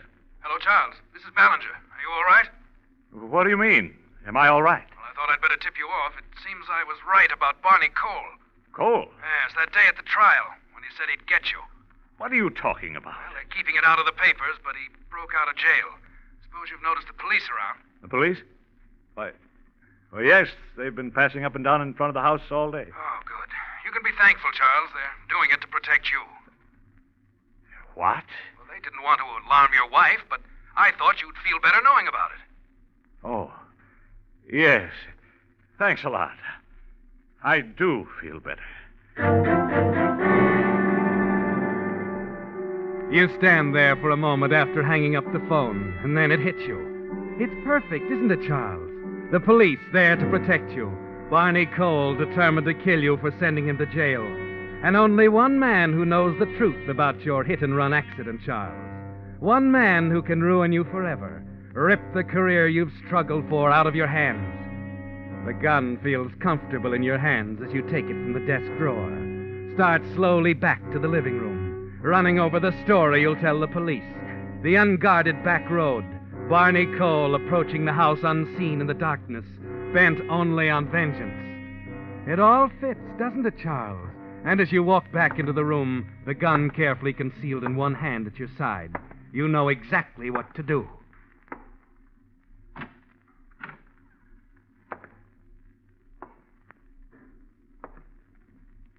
Frank. Yes, Mr. Conley? About that turkey. Yes? You said $5,000? Well, seems a fair enough price to me. And, if I decide not to buy? Well, in that case, it's up to us public-spirited citizens to see that things like this are reported. All got to do our duty, you know. Yes, I know. Only you're a little late, Frank. Look at the window. The window? Well, I don't see it. Charles! It's our only way out, Sheila. Now listen to me. We haven't much time.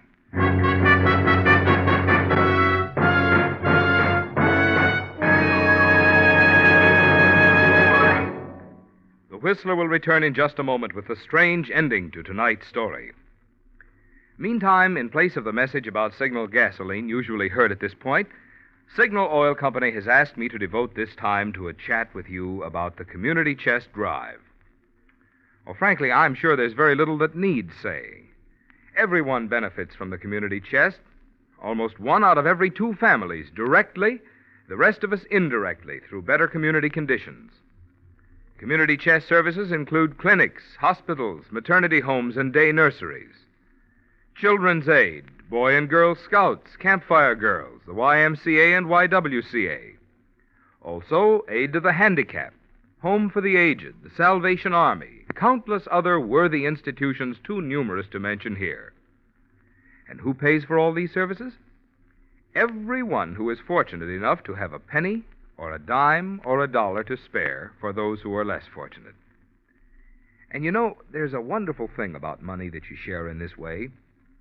Money you spend on yourself brings happiness to only one person. But money that you share with the needy brings happiness to so many, including yourself. And now back to the Whistler.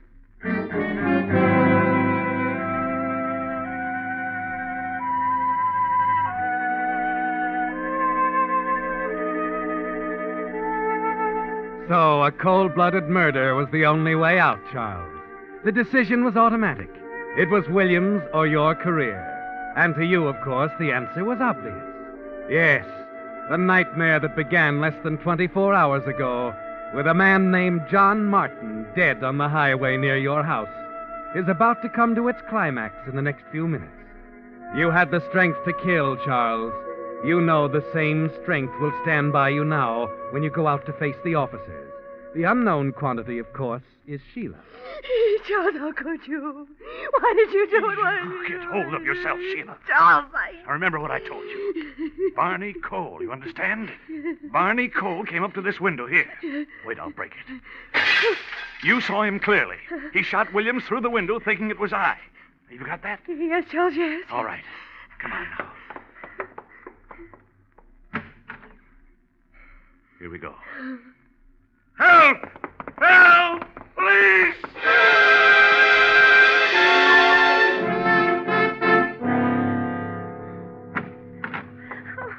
Here we are, officer. Oh, thank heaven you were out there. There he is, officer. Yeah, he's dead, all right. Shot in the back. You say you Sheila saw... saw him. I was just coming in from the kitchen. Yes, I recognized him, officer. I tried to warn Mr. Williams, but it was too late. He raised his gun and fired. It was Barney Cole, the man... Barney Cole? He must have escaped from prison. I got a fair look at him, too, officer. I'd know him anywhere. Are you sure? Positive. I think he took off down the back road to the other highway. I don't think he took off anywhere, Mr. Conley. You know, it's odd that you bring up Barney Cole. I was on my way here to give you the news. What news? We've been staked out here because we figured this is where Cole would head after his escape. Well, I just heard from the coroner we were wasting our time. Cole made one stop before he came here, Conley. But he did come here. After he'd murdered a man named John Martin and taken his clothes and identification papers.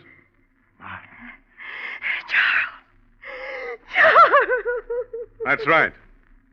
It was Barney Cole who was run down on the highway last night.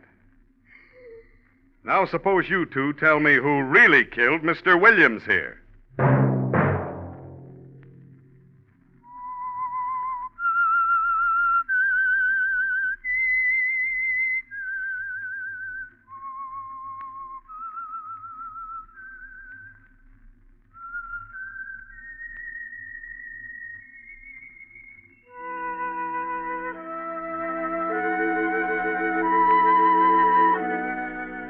Let that whistle be your signal for the Signal Oil program, The Whistler, each Wednesday at this same time. Brought to you by the Signal Oil Company, marketers of Signal gasoline and motor oil, and fine quality automotive accessories. Signal has asked me to remind you, to get the most driving pleasure, drive at sensible speeds, be courteous, and obey traffic regulations. It may save a life, possibly your own.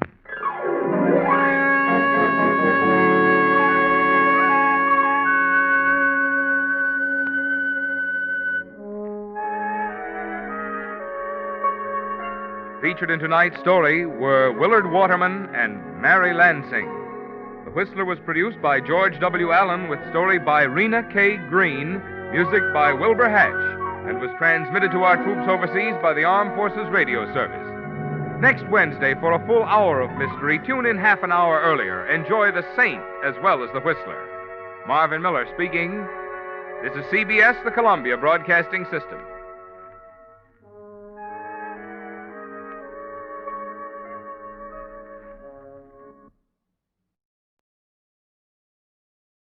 The Signal Oil program, The Whistler.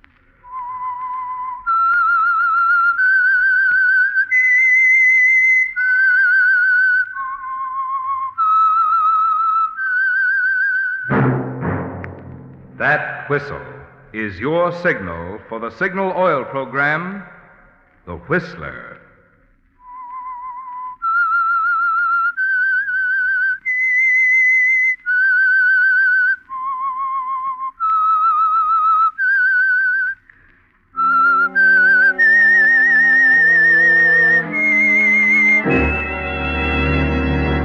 I am the Whistler, and I know many things, for I walk by night. I know many strange tales hidden in the hearts of men and women who have stepped into the shadows. Yes, I know the nameless terrors of which they dare not speak. Yes, friends, it's time for the Signal Oil program, The Whistler. Rated by independent research, the most popular West Coast program in radio history. And Signal gasoline is tops, too, tops in quality. It takes extra quality, you know, to give you extra mileage. And Signal is the famous Go Farther gasoline. So look for the Signal circle sign in yellow and black that identifies friendly dealer-owned Signal stations from Canada to Mexico. And now the Whistler's strange story, The Back Door.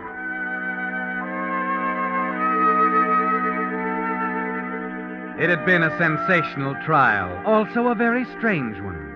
If the men in the press room agreed on nothing else, they were unanimous in the opinion that the case of the people versus Edward Crane was the most amazing courtroom drama Hartley County had ever seen. The mere fact that now, after 51 days in court, after 16 hours of waiting for the jury to bring in the verdict, these men in the press room were still fascinated, still discussing the pros and cons. That was testimony enough. Okay, but I tell you what, I got a feeling. Yeah, what? Edward Crane's gonna lose this case. Well, make yourself some dough. They're betting 8-5 he gets himself acquitted. I know my hunch sounds crazy, but the whole thing was crazy from the first. Edward Crane, the biggest criminal lawyer in the business, hooked on a murder charge. And on top of that, acting as his own defense. Yeah, that part don't make sense, does it? Nah, it never did. No, but that doesn't mean they'll convict him. Plenty of guys who work in the street today only because Crane pulled a rabbit out of the hat at the right time. There weren't any rabbits in this one, Ward. Funny, but it almost looked as if the guy weren't trying. As if he wanted to be convicted.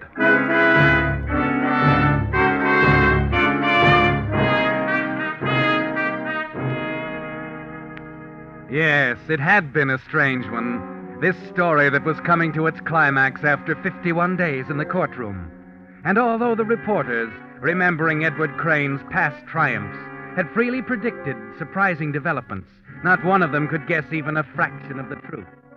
The truth was that on that October night, some weeks before the opening of the trial, Edward Crane had walked into his wife's attic studio with a plan that had to be tried on for size. Good evening, Ruth. Oh, now, don't bother me, Edward. I'm very busy. I want to talk to you. Now, just a minute, Edward. You know very well that my I studio said I is- wanted to talk to you, Ruth. All right. What is it? Perhaps we'd better sit down. Perhaps we'd better not. I have a painting to finish, dear, and I see by the woebegone expression that I've come to know so well during the past few months that you're about to ask me again to consider a divorce. Now, just a minute, Ruth. So I'll save us both a lot of time by giving you the usual answer. No. That's not quite all of it this time, Ruth. Oh? I don't believe I've made it clear why I want a divorce. Must we go into that? You see, I think I know that vanity of yours, Ruth. And I'm pretty sure you wouldn't want to see it hurt. Go on. I'm hanging on every word. Ruth, I'm in love with another woman. Oh, for heaven's sake, Edward, that. What? What do you mean? If you're going to tell me about Louise Sellender, forget it. You know about it? Of course, darling. Don't be a little boy. How could you expect to keep a thing like that quiet in a town like this? But I thought Shall I give you a case history? You met her last June at the Jenkins trial. Took her out for the first time on the 8th of July to the Shadows over in Brookridge. Out of town, of course, but not quite far enough. Since then, you've been meeting her at least once a week at Leonardi's on conference nights. How long have you known about this? Almost as long as you have. Why? I don't know. Well, then, let's drop it, Now, I've been a good girl and listened to you, dear. Suppose you run downstairs to your evening paper and let me work. Why are you doing this, Ruth? Oh, maybe I'm thinking of Louise. She's young and pretty. There's a happy life ahead of her with someone. Maybe I just don't want to see her make a mistake. And you are a mistake, Edward, a frightful mistake. Thank you. Nothing at all. Ruth, Hmm? do you still want to take that trip? To Canada? Yes. Certainly. I've been telling you for ages how I've wanted to do some landscapes. Yes, but I didn't want you to go until I had a chance to discuss this thing with you. Now that we understand one another. Of course. Now you'll be happy to see me leave. Exactly. I'll be gone for 7 or 8 months, you know. I know. Hiding out at Renee's Lodge in Manitoba for 3 months, and then west to lose yourself in the glories of the Canadian Rockies. You've been reading my mind. I know you pretty well, Ruth. Perhaps. But you know Louise as well, Edward. She's apt to change her mind. Take away the secret meetings and the glamorous restaurants, and you're just as monotonous as the next one. You know, maybe I ought to visit Louise. You'll do nothing of the kind. Well, it was just a thought. When can you be ready to leave on your trip? Tomorrow night. All right. But there's one thing I insist on. You must tell no one that you're leaving. What? Well, that's the most ridiculous thing I've ever heard of. Why, I'll have to cancel all my appointments. I'm addressing the Arts I'm Center. sorry, but I have a very good reason for insisting. Well, that's very strange. Why? Well, I'm afraid people might misinterpret the reason for your going. They know we aren't getting along too well. And there's your precious reputation. Very well, Edward. Now do run downstairs and let me finish my work.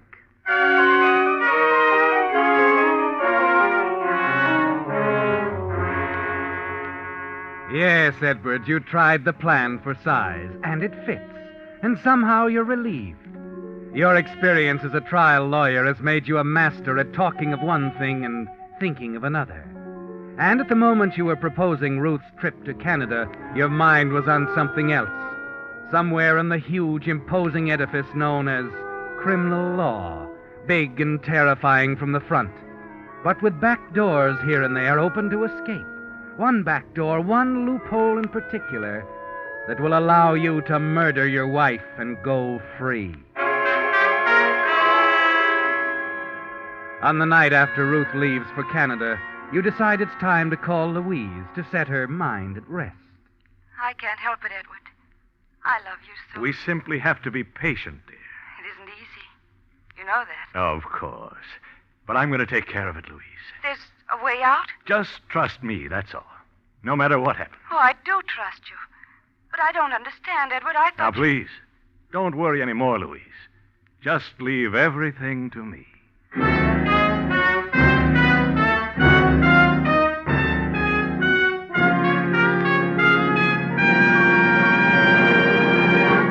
With the prologue of The Back Door, the Signal Oil Company is bringing you another strange story by The Whistler. But now, a message to drivers. To get the tops in performance from your car, you naturally want the gasoline that's tops in quality. And to be sure you're getting the tops in gasoline quality, there are just two things to remember. One, in gasoline, it takes extra quality to go farther. And two, Signal is the famous Go Farther gasoline. You see, mileage, yes, mileage is the best yardstick of gasoline quality. After all, the only way any gasoline can put more thrilling performance into your car is by helping your motor run more efficiently. And when your motor runs more efficiently, naturally you see proof of it on your speedometer in mileage, the very thing Signal gasoline is famous for. That's why we're so proud of Signal's good mileage, which has made Signal gasoline known from Canada to Mexico as the Go Farther gasoline. And it's why we say, to be sure of the tops in gasoline quality, just remember two things. One, in gasoline, it takes extra quality to go farther. And two, Signal is the famous Go Farther gasoline. And now back to the Whistler.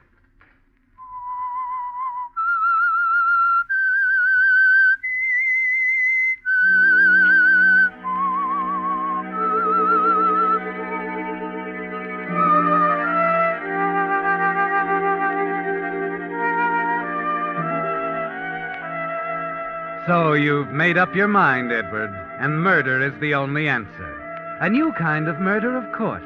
An ingenious, audacious variety that can't fail, because it assumes at the outset that there'll be an arrest, a trial, that the law will run its course. Yes, Edward. You know that when the time comes, that back door will be opened behind you, that secret back door to freedom and a new life with the woman you love.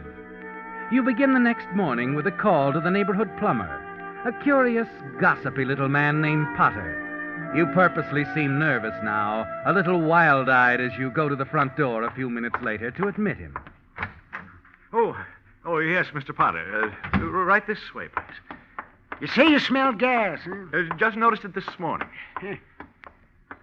Where we going? Well, the kitchen. No. Better take a look at the basement first. The basement?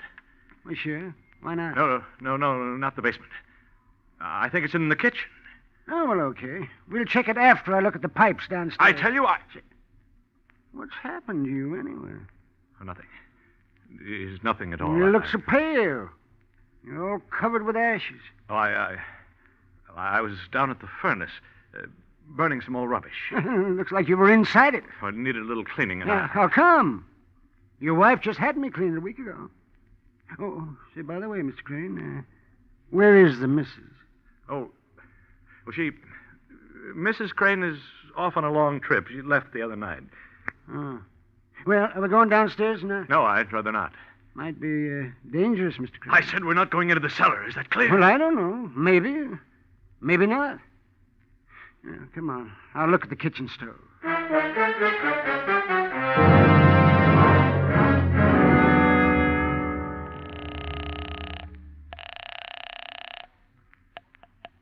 Hello? Louise? Oh, Edward. I'm sorry I didn't see you yesterday, darling. I'd like to make it up to you tonight. Oh, really, Edward, do you think we should, the way things are? People are starting to talk. Oh, I'd give anything if we could be together forever, darling, but now I don't want to embarrass you. Oh, that's just the point. Let them talk. I'm tired of dodging the issue, meeting you in back alleys and out-of-town restaurants. It's high time we brought it out in the open. But, darling... I mean it. We're not going to Brookridge tonight, Louise. We're having dinner right downtown at Pierre's. I'll pick you up at 7. Now, listen, darling. Now, that's all there is to it now, Louise. I insist. All right, Edward. 7 o'clock.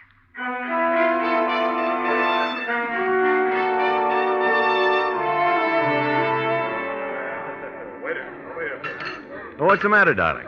I don't know. You haven't touched your steak. I guess I'm not hungry. Is that the only reason? Look at them, Edward.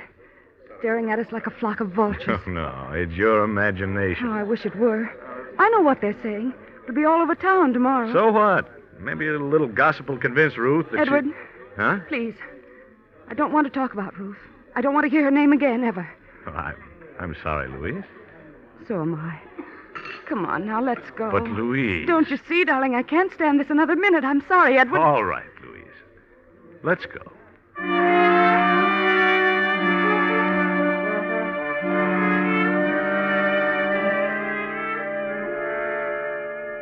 You wish you could tell Louise how it's going to be, Edward, but you know you must be practical. There's only one time for that, after it's over. After the hue and the cry and the drama of the trial and the retreat through the back door. So you take her arm now as the two of you leave the restaurant. Note with satisfaction the smug faces, the staring eyes, the heads together over tables in the far corners of the room. You don't have to hear to know what they're saying. It's moving now, Edward. A last glance at Henry, the bartender, tells you that even he's part of it, too. There, that's him now. Sam Potter says Crane there has a case of jitters that make New Year's morning look like a sarsaparilla hangover. Oh? Well, maybe there's another reason. Look, Crane had been down in the cellar fussing with the furnace. Wait a minute, Bill. You mean that... I don't know. Maybe his wife is away on a trip. Who knows?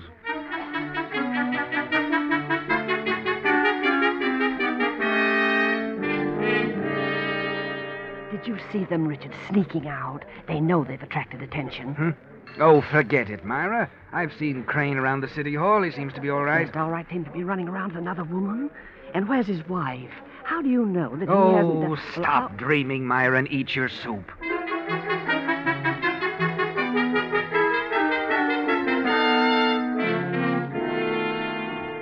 It's building solidly, isn't it, Edward? With each passing day, you can almost feel the wall of criticism and suspicion rising around you, closing in. Almost hear the words of your accusers, like the people at the Art Center. I can't understand Ruth Crane going away without telling us. She'd promised to conduct a special lecture on landscapes. Do you suppose that something's happened to her? Happened? Like what? Oh, I don't know, but she's always been so reliable, so punctual with her appointments. It makes one wonder.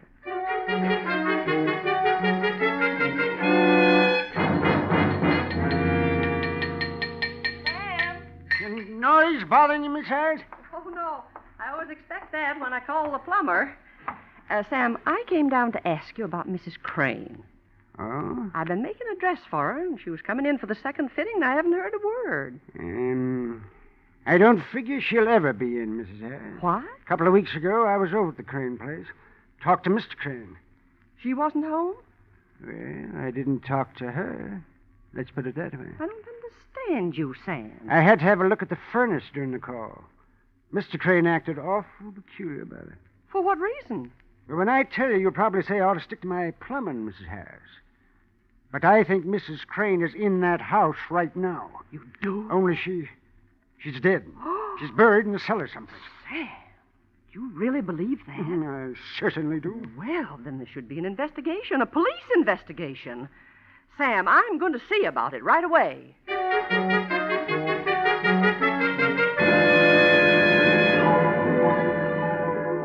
Yes, Edward, the tongues are wagging all over town. But you're far from the usual frightened suspect as you learn about it. Watch the snowball begin to roll. It's exactly as you figured it, isn't it, Edward? First, the mutterings ripening into suspicion. The 2 thriving weeks of suspicion finally materializing into something more concrete.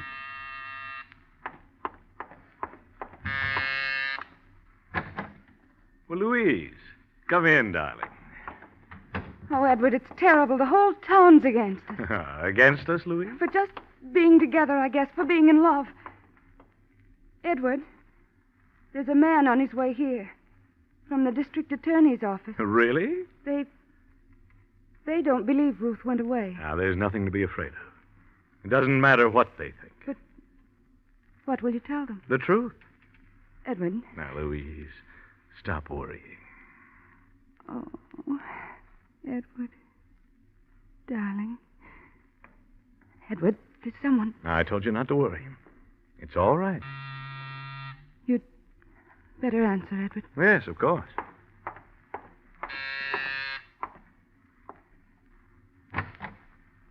Oh, hello, Bennett. Mr. Crane, this is an official call. I was sent over to have a look around. What's it all about? I'm sorry I can't discuss it with you. Here. Your handkerchief? Yeah, you better use it. The lady's lipstick is all over your face. Now, see here, Bennett. You can't come busting in here. Skip it. I've got a warrant. I'd like to have a look in your cellar. What are you talking about? There's nothing. I'll decide that, Crane. Come on, let's go down there.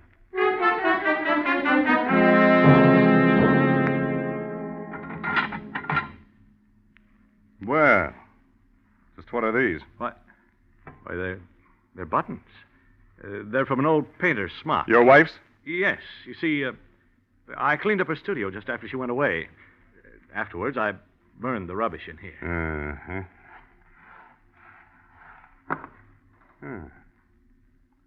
What about this, Crane? Is this some rubbish, too? Why? Oh, yes. That's a piece of bone. And where did it come from? Well, Mrs. Crane is of the realist school. She used it in the painting of still life. You can show us that painting? I know she didn't like it when she finished. I'm afraid it's been destroyed. I see. This is going to be a little difficult, Mr. Crane. You probably know the talk that's been going on around town. Well, I'm afraid we can't ignore it any longer. What kind of talk? People around here seem pretty convinced you murdered your wife. Why, that's... And a report from a man I've had checking on you for the past week makes me think they're right. I'm going to have to place you both under arrest. Both? You and Louise Sullender.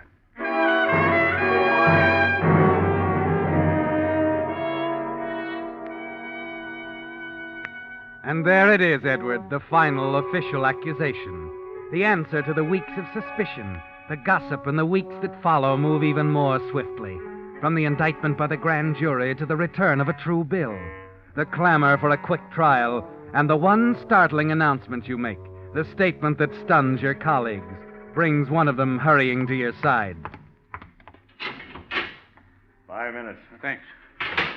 Well, hello, Waverly. Edward, what's it all about, this ridiculous decision to handle your own case? Can you think of a better criminal lawyer? But it's suicide. Look, we'd like to help you. I'll save you some time, Waverly. My mind's made up. I'm handling the defense myself. As a matter of fact, they're letting me talk to my co-defendant, Miss Sullender, in just a few minutes. So, if you'll excuse me. All right, Edward. Have it your way.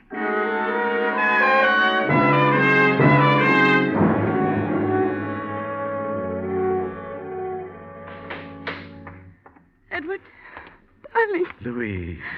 Edward, it's all so horrible. They're saying I was the reason you... What does that matter? I didn't kill Ruth. You believe that, don't you? Of course. Well, Louise, you're not certain, are you? Darling, all I know is that I love you terribly. It's going to be all right. Remember that. No matter what happens, it's going to be all right.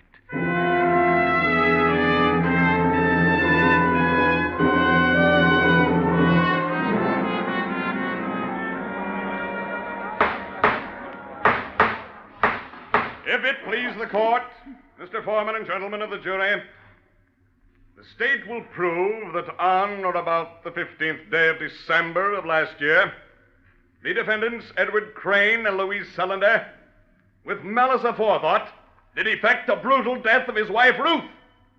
Our witnesses will establish beyond any... That's right. I was checking the plumbing. Now, Mr. Crane acted mighty peculiar the whole time I was there. Now, that's what started... She was supposed to come for a fitting. I never knew her to break an appointment. It wasn't like her at all. Yes, Mrs. Crane often gave her lectures for us at the Arts Center. She had one scheduled for early in January. And then I heard someone say... Objection! That's hearsay, Your Honor.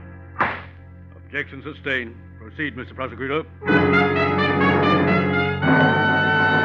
And my last words to you, ladies and gentlemen of the jury, the state has not proved anything. It's all conjecture, hearsay, lie. Order! Order! Another outburst and I'll clear the court. Now, Mr. Crane, will you conclude as quickly as possible?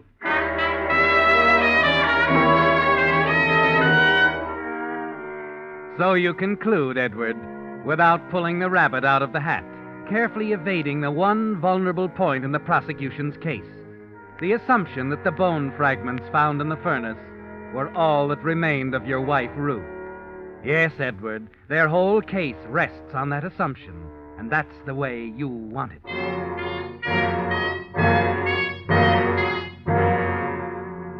Ladies and gentlemen of the jury, have you reached a verdict? Yes, Your Honor. We find the defendants, Edward Crane and Louise Sellender, guilty on all counts. Oh, no! Bailiff, please. Will you ask the judge if I can have a few minutes with Miss Sellender in private? All right, Crane. I'll make the request. Edward, oh, Edward, darling. You tried so hard to convince them. Easy, darling. Don't worry. It's going to be all right. But how can you... Shh, not here. I've asked for a few minutes together. I'll tell you in the judge's chambers. But they can't go through with it, Louise. You'll see. They can't go through with it.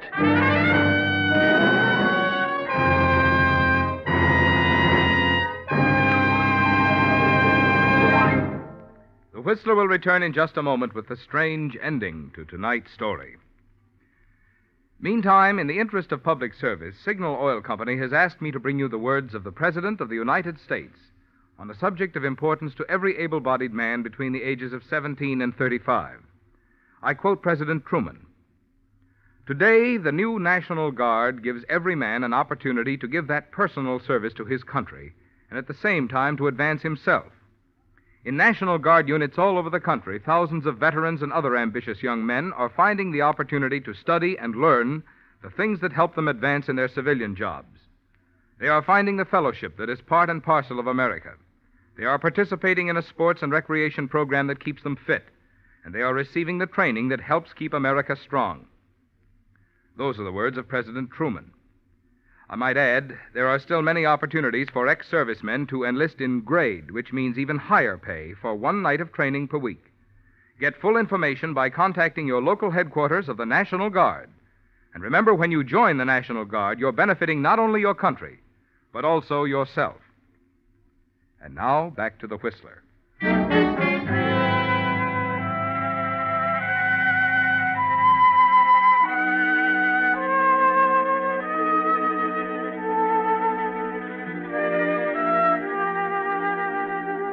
Yes, Edward, you've reached it at last. The back door.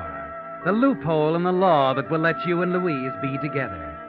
It's over now. All the planning, the long weeks of the trial, and the guilty verdict against you and Louise. You're trembling excitedly as the bailiff comes back to tell you that it's all right, that you can have 5 minutes together alone. You can tell her now, can't you, Edward? End her fright and grief with a simple explanation of your carefully conceived plan. You turn, take her in your arms as the bailiff withdraws from the room and the door closes. Darling, Edward. It's all right, Louise. She isn't dead. She isn't dead at all. What do you say? Don't you see? They've convicted us legally. But Ruth's alive. She's in Canada. I sent her there myself. But No, wait. Let me tell you the whole thing, Louise. It's to bring us together. She said she'd never give me a divorce, and she wouldn't have. But I got her to go away. I wanted them to convict us.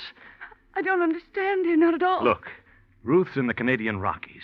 She went there after spending 3 months at a lodge in Manitoba run by a man named Rene. I'm going to have Rene brought here. But, Edward, Don't you see? He'll swear she was alive after the time we were supposed to have killed her. With testimony like that, they'll be forced to set us free. And then I'll find Ruth and really get rid of her. That's what I've been working for all the time, dear. After once releasing us, they'd never try to connect us with her disappearance again. Edward, Edward, why didn't you tell me? I couldn't, my dear. It had to be this way. But it won't work. It can't. Why, of course it can. When my witness gets here, we'll have proof. You won't have a witness. Edward, you can't. Ruth came to see me the night she was leaving. I killed her, Edward. I killed her. So we could be together.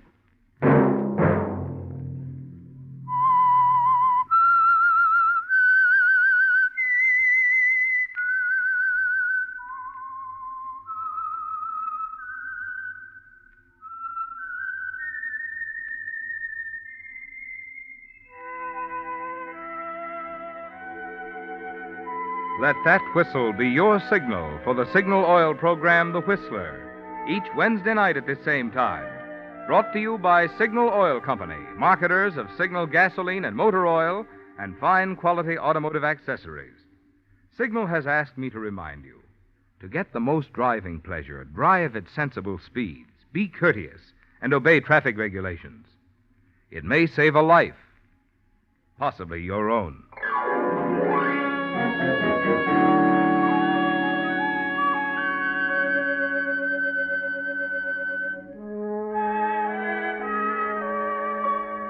Featured in tonight's story were Willard Waterman and Virginia Gregg. The Whistler was produced by George W. Allen with story by James Erthine, music by Wilbur Hatch, and was transmitted to our troops overseas by the Armed Forces Radio Service. Next Wednesday, for a full hour of mystery, tune in a half hour earlier.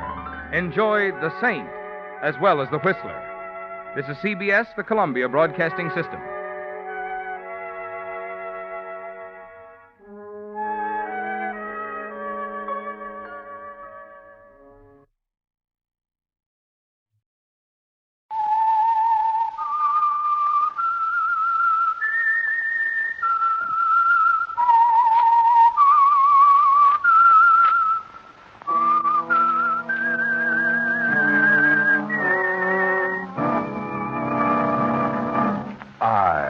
am the Whistler, and I know many things, for I walk by night.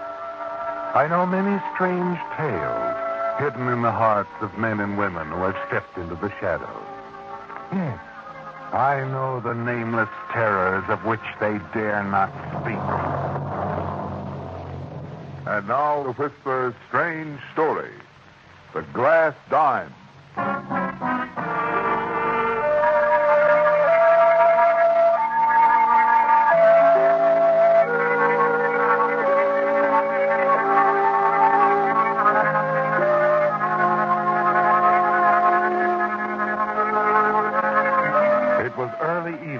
Wally Layton stepped out of his office on the third floor of the Drake building, and his mood was anything but cheerful.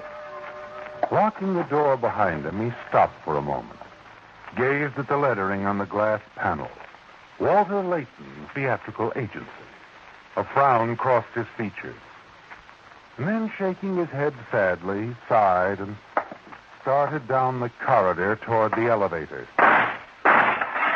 You whirl at the sound, Wally, and then see a tall, heavy-set man rush out of an office at the end of the hall and come running toward you. Hey, what's the idea? What's going on? Get out of the way, you!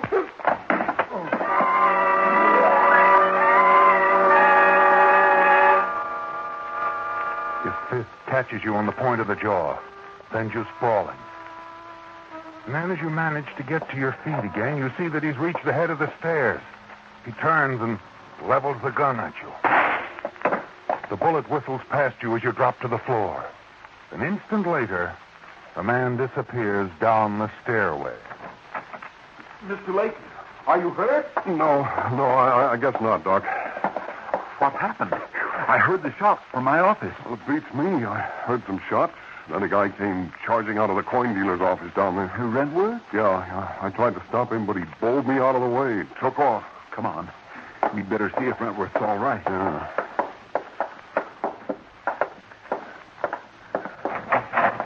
Mr. Redworth? Mr. Redworth, Miss Martin, are you all right? Yes. What happened in here? I don't know. I was in the back room. Mr. Redworth was out here talking with someone, and then I heard the shots. I rushed out and... Here now, steady.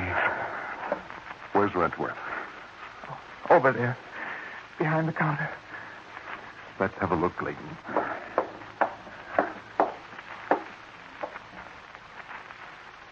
Well, Doc. Mr. Wentworth's dead. I think you'd better call the police.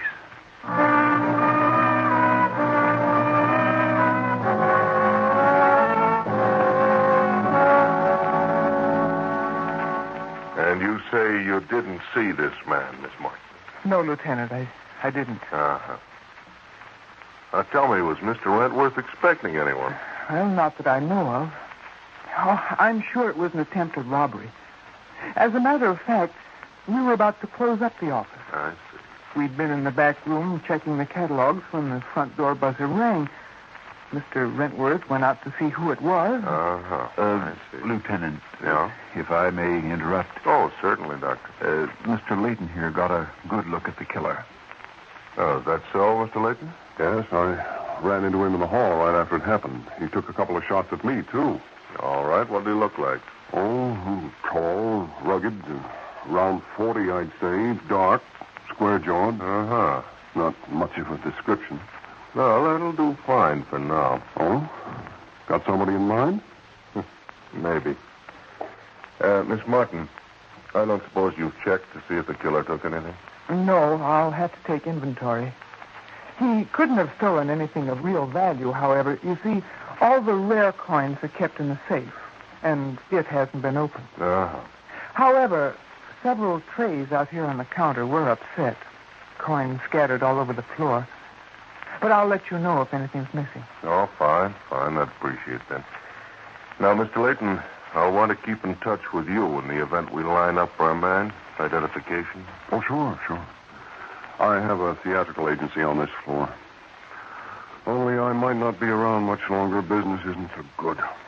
Well, do you live here in town? Yes, 37 Oakwood Place. Apartment B. 37 Oakwood Place, Apartment B, right. Now, if you're finished with me, Lieutenant, I'd like to run on home. I've had a rough day. Oh, sure, Mr. Layton, sure.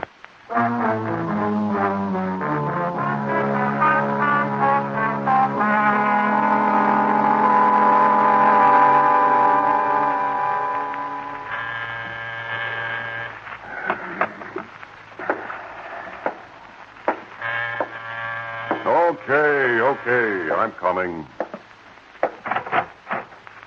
Hello, Mr. Layton. Well.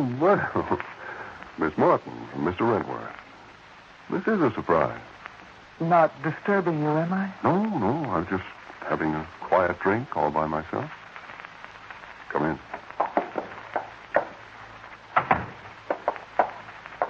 Nice, cozy little apartment you have. Yeah. And the nicer thing about it is the rent's paid for another whole month. Here, sit down. Thank you. How about a drink? I could use one. It's been a rather hectic day. Yeah. It's too bad about Wentworth. Poor old guy. Shall I come right to the point, Mr. Layton? Oh, take your time. It isn't often I have such charming company. What have you done with the glass dime? The what? The glass dime. D-I-M-E. What is this? A gag? No gag. It's a rare collector's item. Once belonged to the collection of the late Justin W. Glass. Hence the name. Glass dime. Cute. So what's it to do with me? You picked it up at the office tonight? I did? Oh, quite by accident, of course. The coin was on the counter near the telephone. I saw you pick it up, toy with it while you called the police.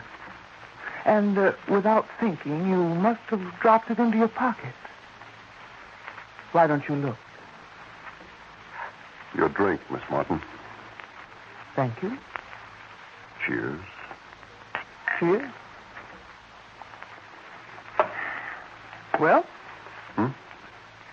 Oh, the coin. Try the right coat pocket. Well, what do you know? This it? That's it. Look, if you saw me take the coin, why didn't you tell the police? Well, that would have been most embarrassing for you. even though you had taken it by accident. Yeah, the lieutenant might not have believed it. I believe it. Those things happen. What's this glass dime worth? A couple of bucks? 10, maybe? $5,000. What? 5,000? As I said, a rare item. Well. Hey, wait a minute. I thought you told the lieutenant that all the expensive stuff was kept in the safe. That's right. And yet this coin worth $5,000 was in one of the trays on the counter. Mr. Rentworth had been showing it to a customer this afternoon. I forgot to put it in the safe. Really? That was sort of careless of you, wasn't it? Very. Maybe you had plans for the glass dime, huh? Maybe. All right, Edith. It is Edith, isn't it? What do you say we stop playing games, huh? We can make $60,000 if you're interested, Wally. It is Wally, isn't it? 60,000. I thought you said it was worth 5. That's right. But 12 times 5 is 60. I can have a dozen copies of the coin made, and we can peddle them in different parts of the country and abroad. Oh? I know the man who'll do the job. I met him through Rentworth. Oh, he's a real artist. He keeps the original, and we get the dozen phonies. $60,000, huh? We split 50-50? That's right. What's the matter? I'm just curious about something. Why cut me in on this? 2 reasons. First, I don't feel safe with the man who's going to do the job. He might double-cross me. He wouldn't dare try anything if I brought my partner along, one with broad shoulders. Okay, that's the first reason. What's the other? Well, let's say I enjoy the protection of a handsome man with broad shoulders. Well, is it a deal? It's a deal, sweetheart.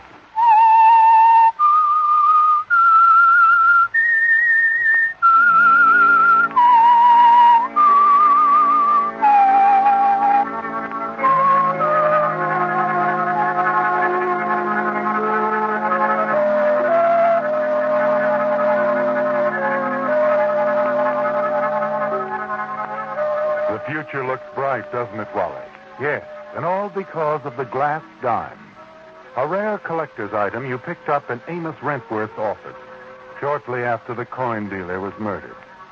You've made a deal, agreed to a partnership with the exciting, attractive Edith Martin, the dead man's secretary.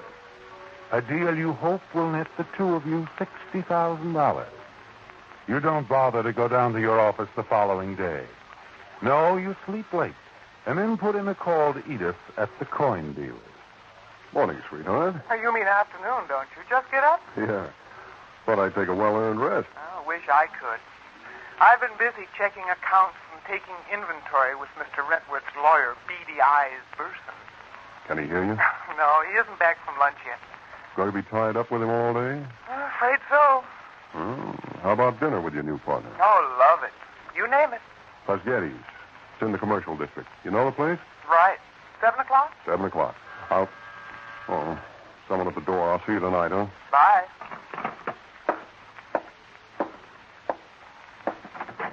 Yeah, what do you... Hello, Mr. Layton. You're Lieutenant... Lieutenant Conlon. Yeah, that's right. What can I do for you, Lieutenant? You can take a ride with me down to police headquarters. What? No. No need for alarm, Mr. Layton. Just like to have you look over some photographs, that's all. After all, you're the only person who got a good look at Rentworth's killer. Oh, yeah, sure. Hey, wait a minute. Didn't you say last night you had an idea who the killer might be? Yeah. Yeah, but that was last night. We checked on the man. He's back east. Oh, then he's not the murderer. Nope, he's not. All right, Lieutenant. Oh, come on in. I'll be with you as soon as I get dressed.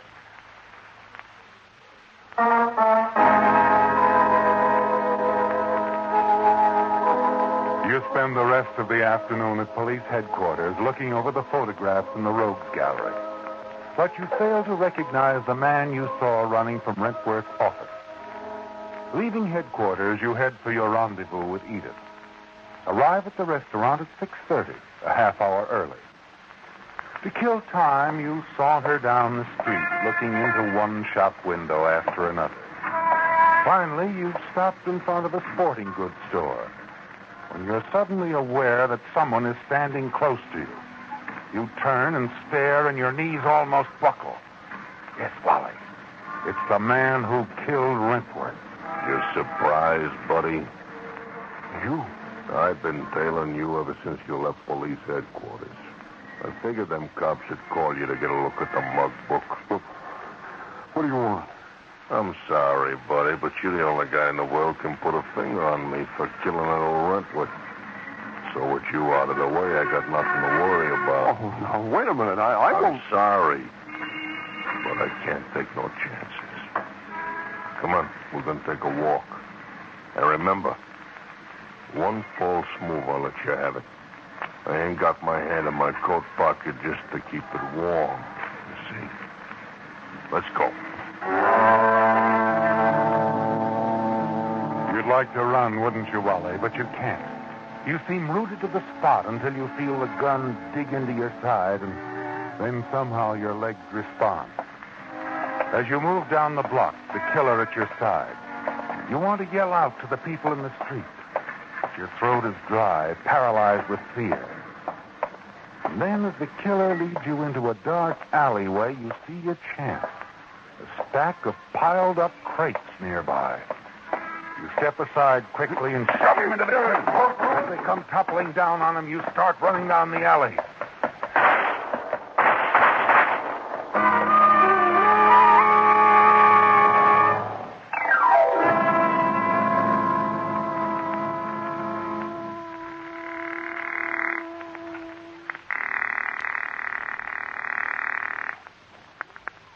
Hello? Edith? Wally. Oh, hello, Wally. Wentworth's lawyer kept me at the office longer than I expected. I just now got back to my apartment. I'm sorry I'm late, but I'm glad I caught you before you left. Our date's off, Edith. What's the matter? Plenty. I ran into Wentworth's killer. What? Yeah. I was lucky to get away. I lost him in an alley. Wally, where are you now? Union Station. I'll pick you up in 10 minutes. Forget it, sweetheart. I'm grabbing a cab to police headquarters. Police headquarters? Why? Look, my life isn't worth a plug nickel with that killer on the loose. I'm the only one who can identify him. I want protection. Wally, Wally, you can't go to the police. What are you talking about? You want me to get killed? No, of course not, but going to the police would ruin our plans. What do you mean? Please, Wally, I'll explain everything when I pick you up. Listen, Edith... Stay right where you are, darling. I'll be there in 10 minutes.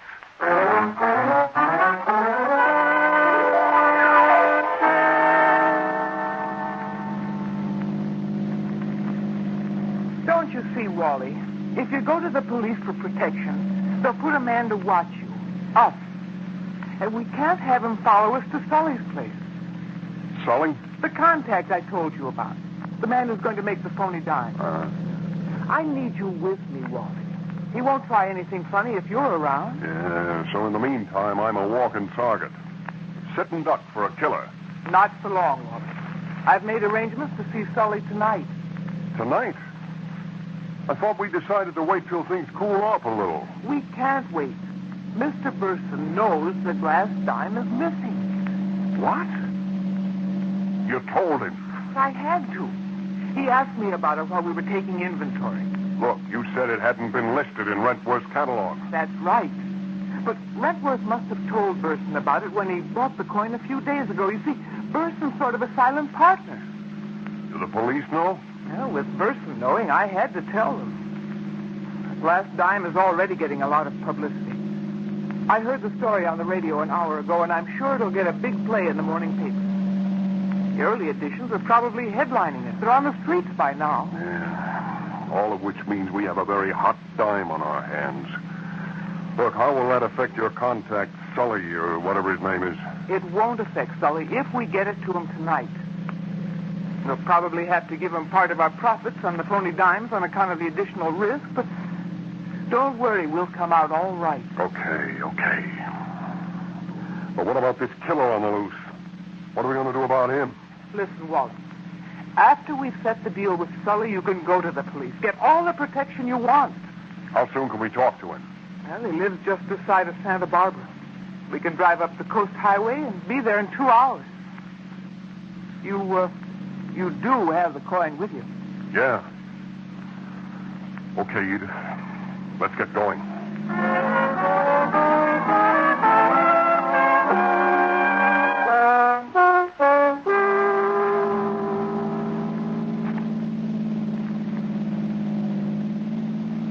You're kind of quiet, Wally.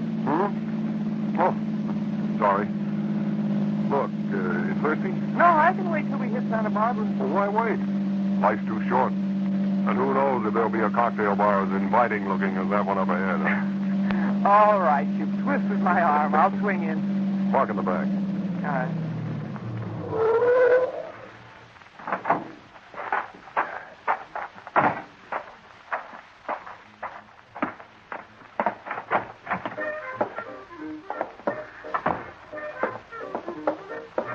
How about the booth in the corner? I'd rather sit at the bar. Do you mind? Well, I'm not choosing. I can get a better view of the highway. What? What'll it be, folks? Pair of bourbon and sodas. Okay, Edith? Oh, fine. That's easy. Wally, Yeah? what you said about watching the highway, I don't understand. There he is. Wentworth's killer. I knew it. Wally. Here you are, folks. That'll be, He pulled in. Sitting out there waiting for us. Huh? What'd you say, mister? Is there a back way out of here, Max? Back way, sure, mister. Only what about these drinks? I only... Here. This'll cover the drinks. Come on, Edith. We want the back way. But, Wally... You heard me. Go on. The killer's getting out of the car, heading in here. Get going, Edith.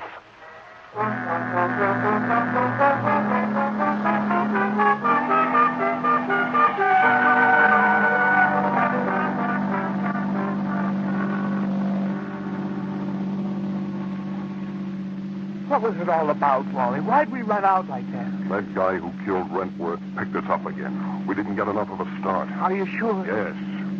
I passed his car in Santa Monica. He's been trailing us, Edith. That's why I pulled up at the bar. I wanted to be sure.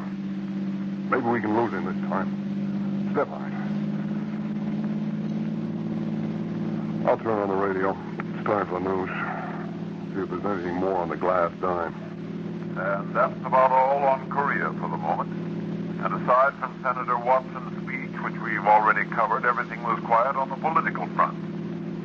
The murderer of Amos Wentworth, coin dealer, is still at large, but as announced earlier, a famous 10-cent piece known as the glass dime, worth thousands of dollars, is missing from the Wentworth holdings. A bulletin just received offers a reward of $1,000 for its recovery. And now, let's take a look at the sports. That's enough. That dime's plenty hot, Edith. It won't make any difference once we get it to Sully. If we get it to Sully. That killer's with us again. He's quite a ways back, but he's gaining on us. Look, there's a side road up ahead. Turn into it. All right, Wally.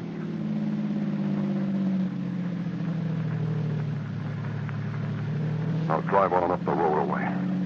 We'll see what happens. Well? He's turned off the highway, too. He's on our trail again. Come on, Edith, step on it. Come on. Can't you speed this crate up a little? But look, the road's narrow, full of curves. I can't go any faster. Well, you got to. He's closing in on us. Only a few more turns, baby. Road straightens out after that. And look out, Edith. The curve up ahead. Cut in hard. Edith, you okay? Yes, I think so. Come on. We'll have to leave the car. We can't possibly back it out of this ditch. But I can try. No, we haven't time. Come on, we'll head down the ravine. Try to get back to the highway.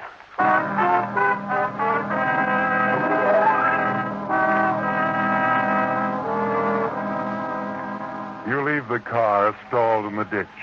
Hurry down the ravine. And a short time later, you approach the highway near a cluster of buildings at the intersection where you turned off. You're in luck, Wally. Yes. The small diner across the highway is open. Come on, Edith. We'll stick close to the buildings on this side of the road until the traffic thins out. Then we'll duck across. Wait a minute, Wally. What's the matter? Look, up ahead. He's come out of the side road. Yeah.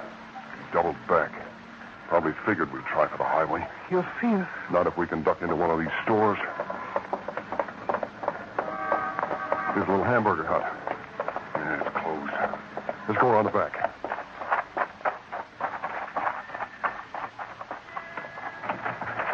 This door isn't heavy. We'll force it open. Hurry, Wally, hurry. I'll get it. Once more.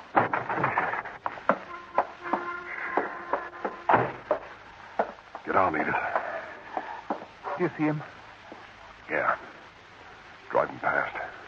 I don't think it... No, wait a minute. He stopped the car. Must have seen us stuck in here. Oh, Wally, we're worse off in here than we were before. No, we're not. Look across the road. Where? A police car. Parked alongside the diner. Yeah. And 2 highway patrolmen inside that diner having dinner. Look, we got to get word to those patrolmen. We've got as long to live as it takes 2 cops to finish their dinner.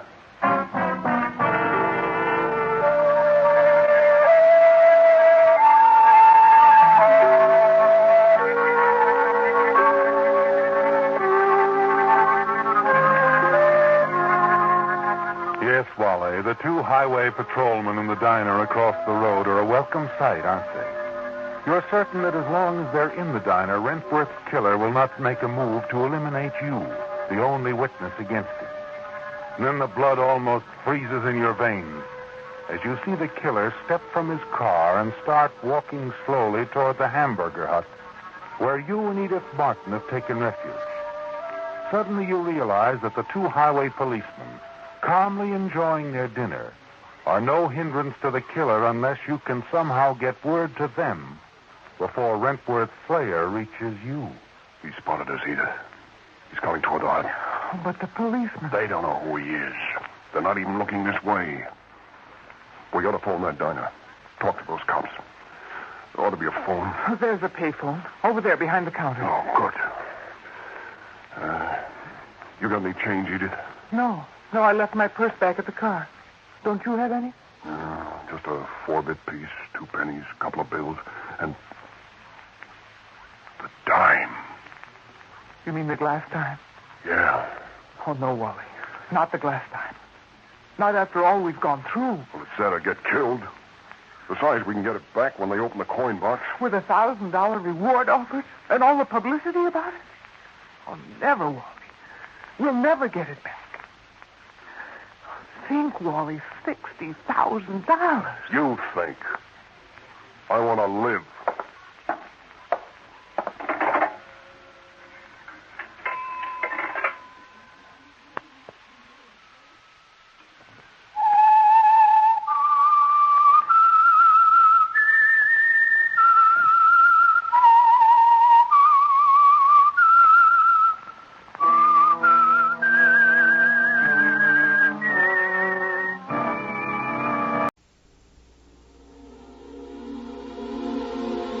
This is Ray Bradbury.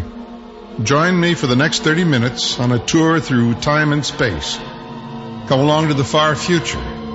Follow me into a strange past with stories that almost could be or might have been. Real or unreal, this is Bradbury 13.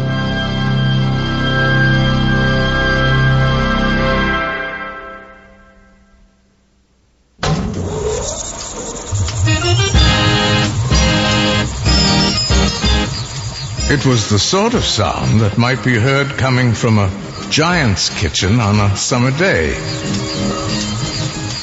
There were all sorts of hummings, low and high, steady and then changing.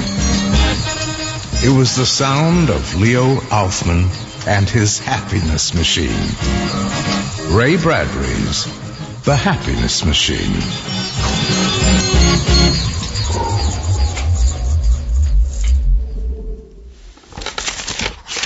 Project Notes. Leo Aufman, Sunday, October 12th.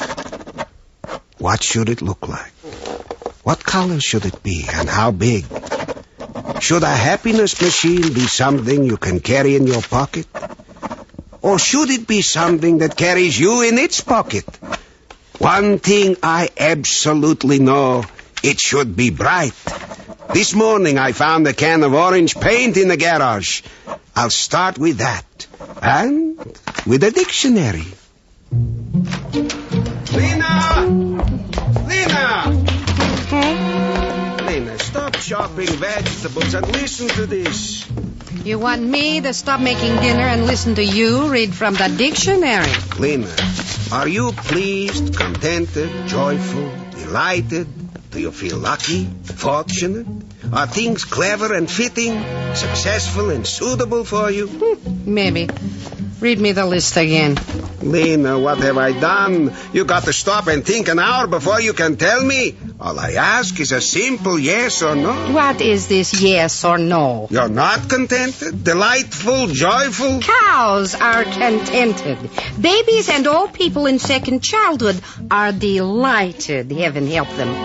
As for joyful, Leo, look at me. See how I laugh, scrubbing out the sink. Lena, it's true. I don't appreciate you enough. Next month, maybe we'll get away. I'm not complaining.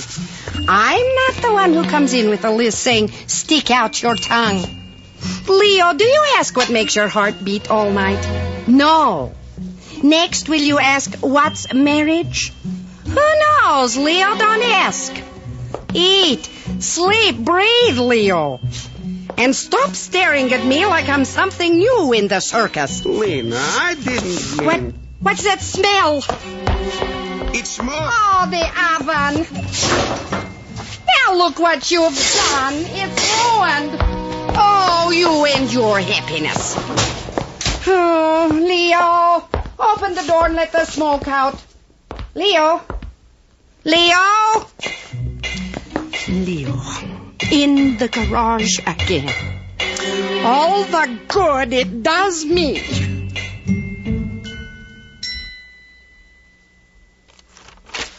Project notes, Leo Aufman, Thursday, October 16th. Tonight I walked through the streets, listening to the sound of children's laughter, watching what made them smile. Late, I sat on the neighbor's porch, listening to the old folks weigh and balance life. At length, I knew. And then the hours of work as I banged and crashed the parts of the machine together, as if they really did make sense. At last, it began to shape itself, to form and come to life. A little more paint.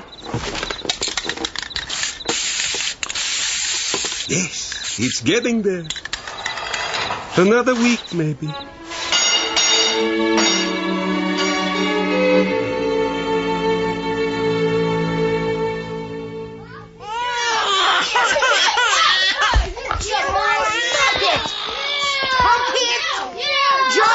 Hitting your sister, or I'll send you to bed.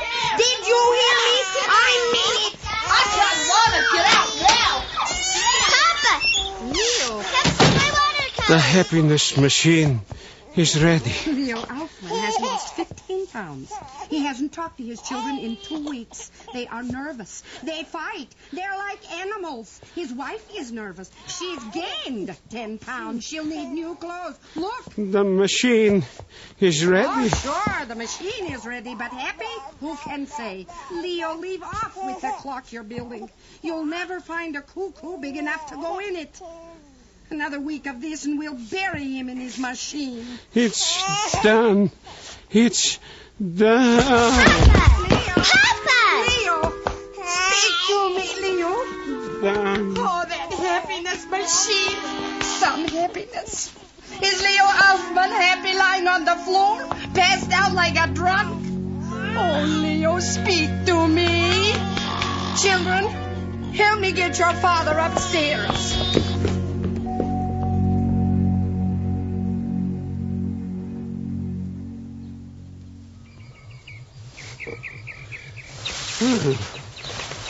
Birds.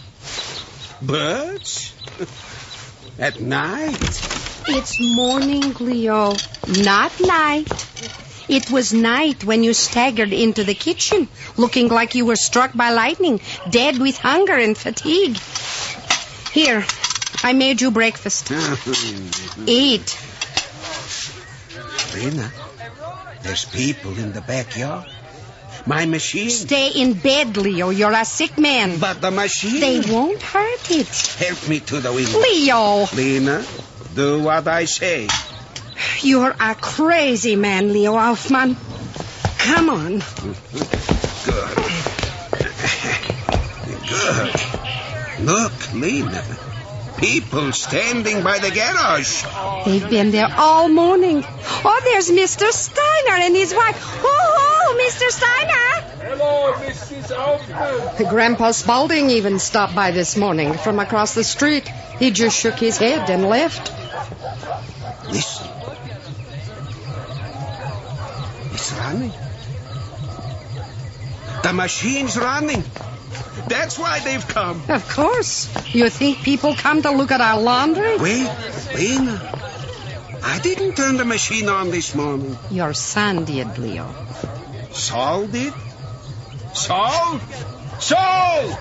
Hello, Papa. Saul, did you turn the machine on? You told me to warm it up a half hour ago. I did? You did. I did. All right, Saul, I forgot. I'm not awake. Help me back to bed, Lena. Finally, you come to your senses. Now eat your breakfast. I'm not hungry. Leo, tell me, if that machine is like you say, can that machine make 70-year-old people 20? Explain to me, Leo, how does death look when you hide in there with all that happiness? Hide? If you died from overwork, what should I do today? Climb in that box down there and be happy? I'm not going to die. Also, tell me, Leo, how is our life? You know how our house is. 7 a.m. breakfast. The kids, all of you gone by 8:30. And it's just me and washing. And me and cooking and socks to be darned, weeds to be dug. Or I run to the store or polish silver. Lena! Who's complaining? I'm just reminding you how the house is put together, Leo. What's in it? So now answer. How do you get all those things I said in one machine? That's not how it's built. I'm sorry. I got no time to look at it then. I got wash to do. Lena, tomorrow we'll try the machine. All of us together. Finish your breakfast, Leo.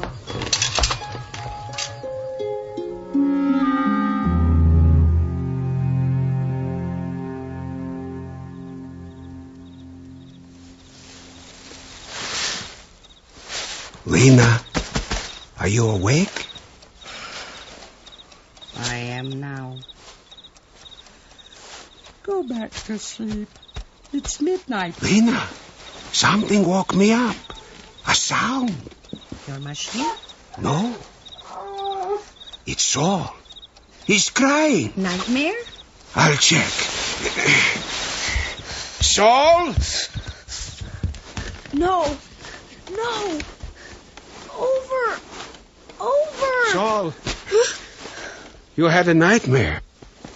Tell me about it, son. I can't. All right. We'll talk about it in the morning. Go back to sleep. It's all right. Papa? Yes, Saul? It was a machine. The machine? Papa, wait! Go to sleep. Lena, where's my robe? Where are you going? The garage. It's midnight. Leo, wait. Leo, you'll catch cold.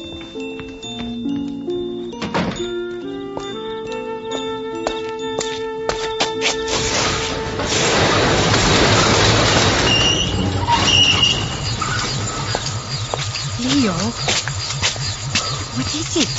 The machine's on. It's hot. It's been on a long time. So? Yes. He was down here tonight. Why, Lena? He's so unhappy. Is that why he needs the machine? You're asking me. He almost forgot he had a father. He could use some happy. No, he's happy. But he wants to hold on to it always. Leo, you stand out here all night and stare at your happiness machine that gives little boys nightmares. I've had enough. Good night.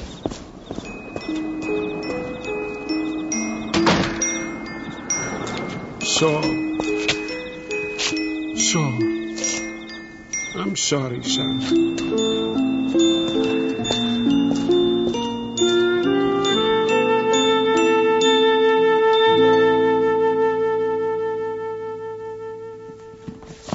The books. A Tale of Two Cities, mine. The Old Curiosity Shop? Ha! That's Leo's, all right. Great Expectations. That used to be mine. But let Great Expectations be his now. What's all this? Cleaning day? This is sorting out the community property. What community property? When a father scares his son at night, it's time to chop everything in half. Oh, Lena. Out of the way, Mr. Bleak House, Old Curiosity Shop. Lena, you're not thinking straight. I'm not thinking straight. In all these books, no mad scientist lives like Leo Aufman. None. You're leaving and you haven't even tried the machine. Who needs it? Try it once. You'll unpack. You'll stay. Here, Tom Swift and his electric annihilator. Must I guess whose that is? Take it. It's yours. It always has been. Now I've got dishes to pack. Lena, wait. I've waited too long already. Here, help me with these dishes. I'll keep the china, and you can have the silver. See how you like polishing it. Lena, be reasonable. You want me to be reasonable? Yes. All right. I can be reasonable. Good. Before I go, Leo, prove to me you don't give nightmares to innocent sons. All right, it's a deal. Come with me.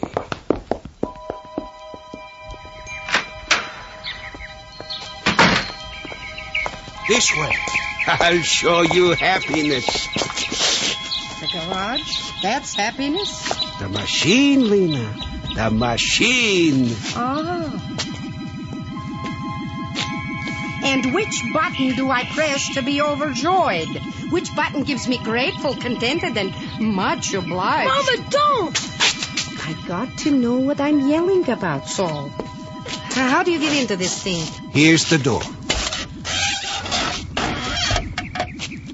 Now, sit down and relax. It's not me who needs this. It's you, a nervous wreck. Please, you'll see. Don't do it, Mama. Saul, it'll be all right. Really. I'm going to shut the door now, Lena. What? Listen to my voice. What happens now? Are you ready? Yes. Press the button, Lena. The big one in the middle. Here goes. Papa, what's happening? Listen. Is Mama all right? All right. She's fine. More than fine. Listen. Oh, look at that. There's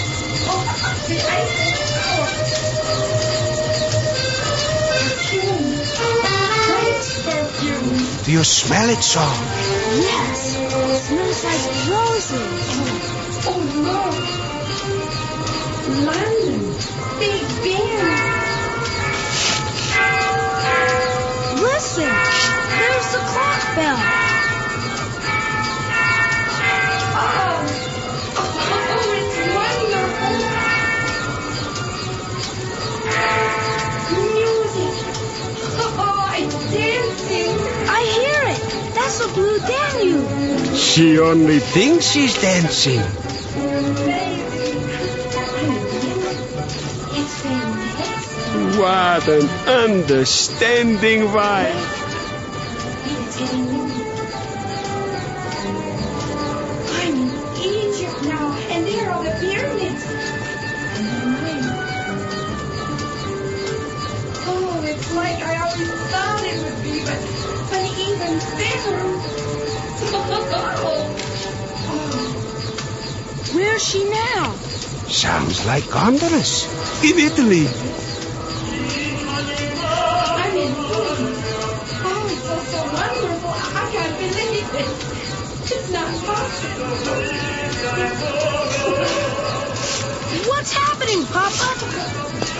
No. She's crying. Crying? She can't be. She is. She simply can't be crying. Not in the happiness machine. Listen. Yes. She is crying. Like a baby. Open the door, Papa. Lena, what is it? What's wrong? Wait. Let me finish.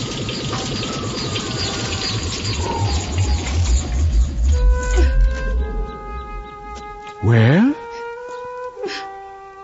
Oh, it's the saddest thing in the world.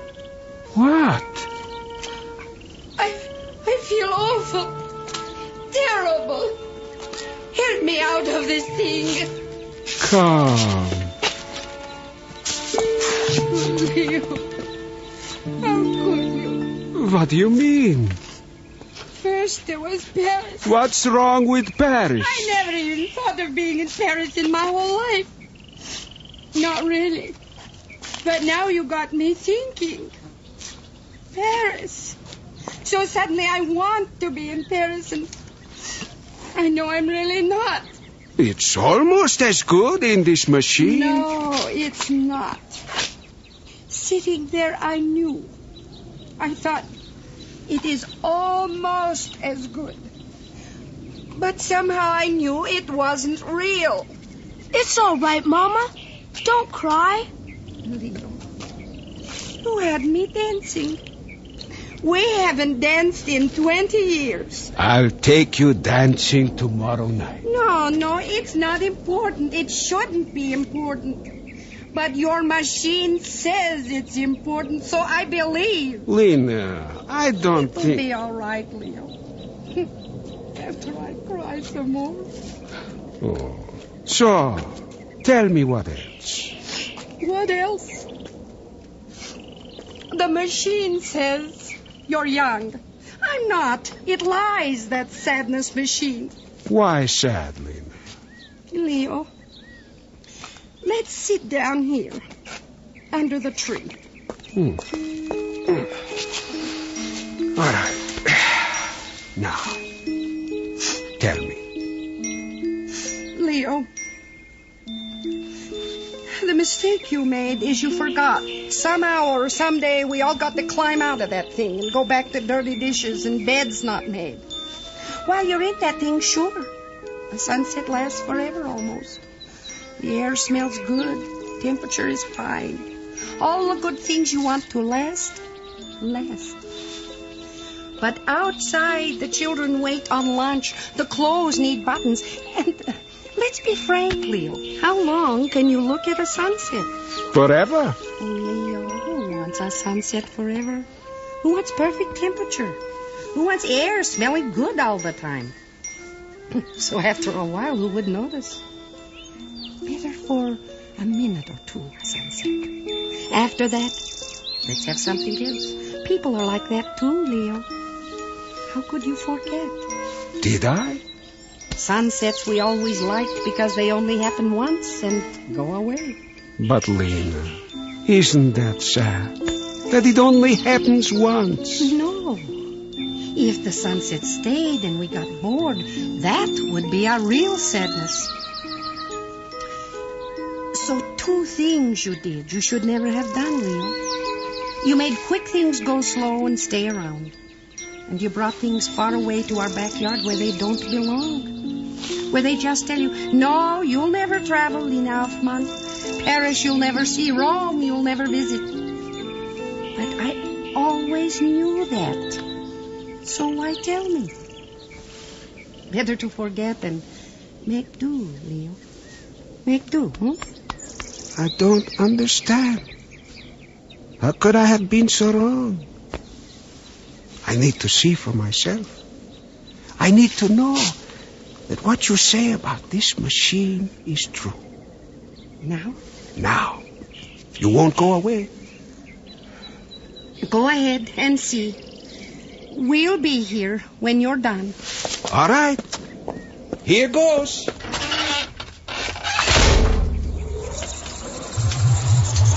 What do you see, Leo? Nothing. I see nothing. It stopped. Push the button again, Papa. All right. Here goes.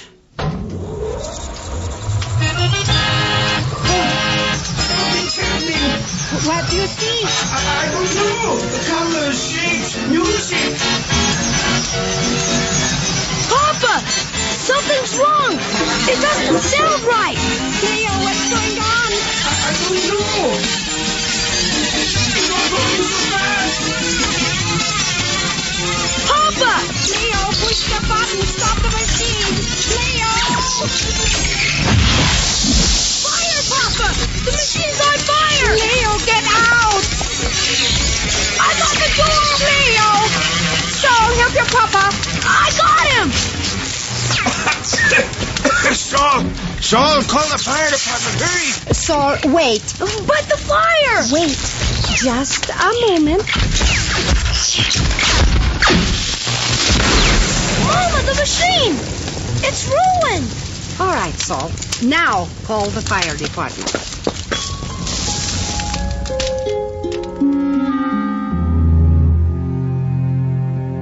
Wow, Grandpa Spalding, look at that! Some fire, isn't it? Sure is, Grandpa.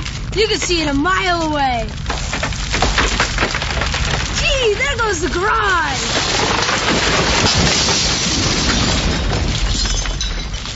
Leo, was that it, your happiness machine? Some year, Grandpa.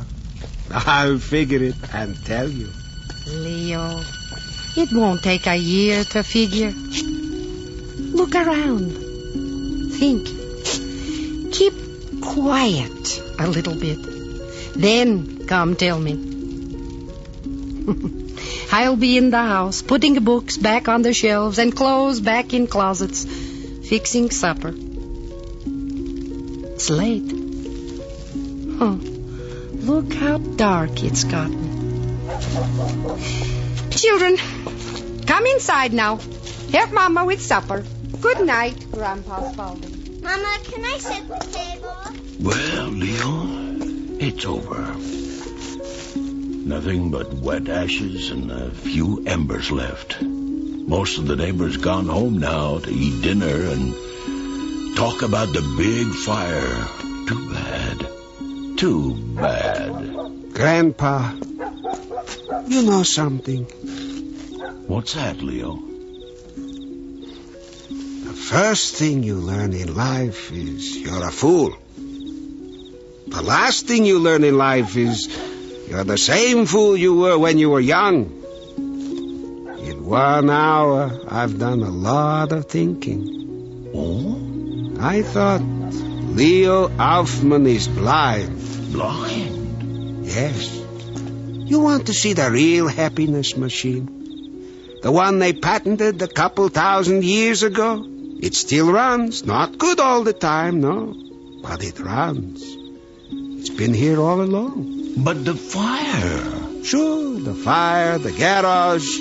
But like Lena said, it doesn't take a year to figure. What burned in the garage doesn't count. But you worked so hard, Leo. You want to see what counts? Here, the front window. Take a look inside and you'll see it. Look, Grandpa. There in the lamplight. There's Saul and Marshall playing chess at the coffee table. Rebecca laying out the silver. Naomi cutting out paper doll dresses. Over there, see? Ruth is painting watercolors, and Joseph is running his electric train. And Lena, lovely Lena, is taking the pot roast out of the oven. And smell. There's warm bread baking that'll soon be covered with melting butter. Everything is working just fine. There it is, Grandpa. The happiness machine. The happiness machine. Come on. Let's go inside.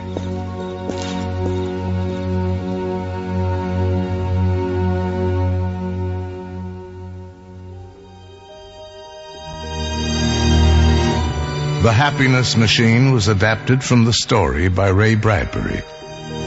Featured in the cast were Jesse Bennett, Gene Jenkins, Mark Alston, and Lynn McKinley.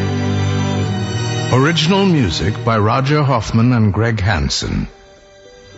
Production assistant was Patrick Mead. Associate producer was Jeff Rader. Bradbury 13 was created, produced, and directed by Mike McDonough. Executive producer was Dean Van Eitert. This program was produced with the funds provided by the Corporation for Public Broadcasting through National Public Radio Satellite Program Development Fund. The program was produced by Brigham Young University Media Services, which is solely responsible for its content. This is Paul Frees speaking.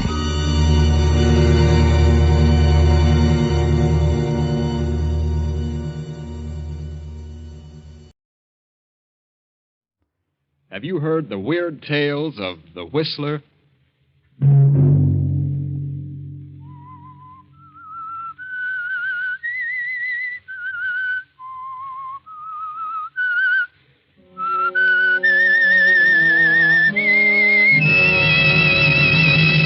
I'm the Whistler.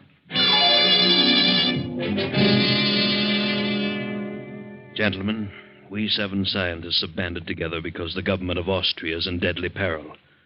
We have evidence that Austria is being dangerously undermined by the Nazis, and that nothing is being done from the standpoint of the law to prevent it. We have therefore resolved to take measures into our own hands and prevent this chaos. At our next meeting, we shall present the names of those in high places who attempt to divide and conquer, and shall decide then as to what action shall be taken against them. And such was the organization in which Hans Minkler, the young, mild-mannered biologist of Vienna, suddenly found himself a member. Hans Minkler, whose whole life was dedicated to the preservation and the saving of human life. Hans Minkler, referred to by his classmates as the man who couldn't kill a fly. Saturday night, and again CBS presents The Whistler.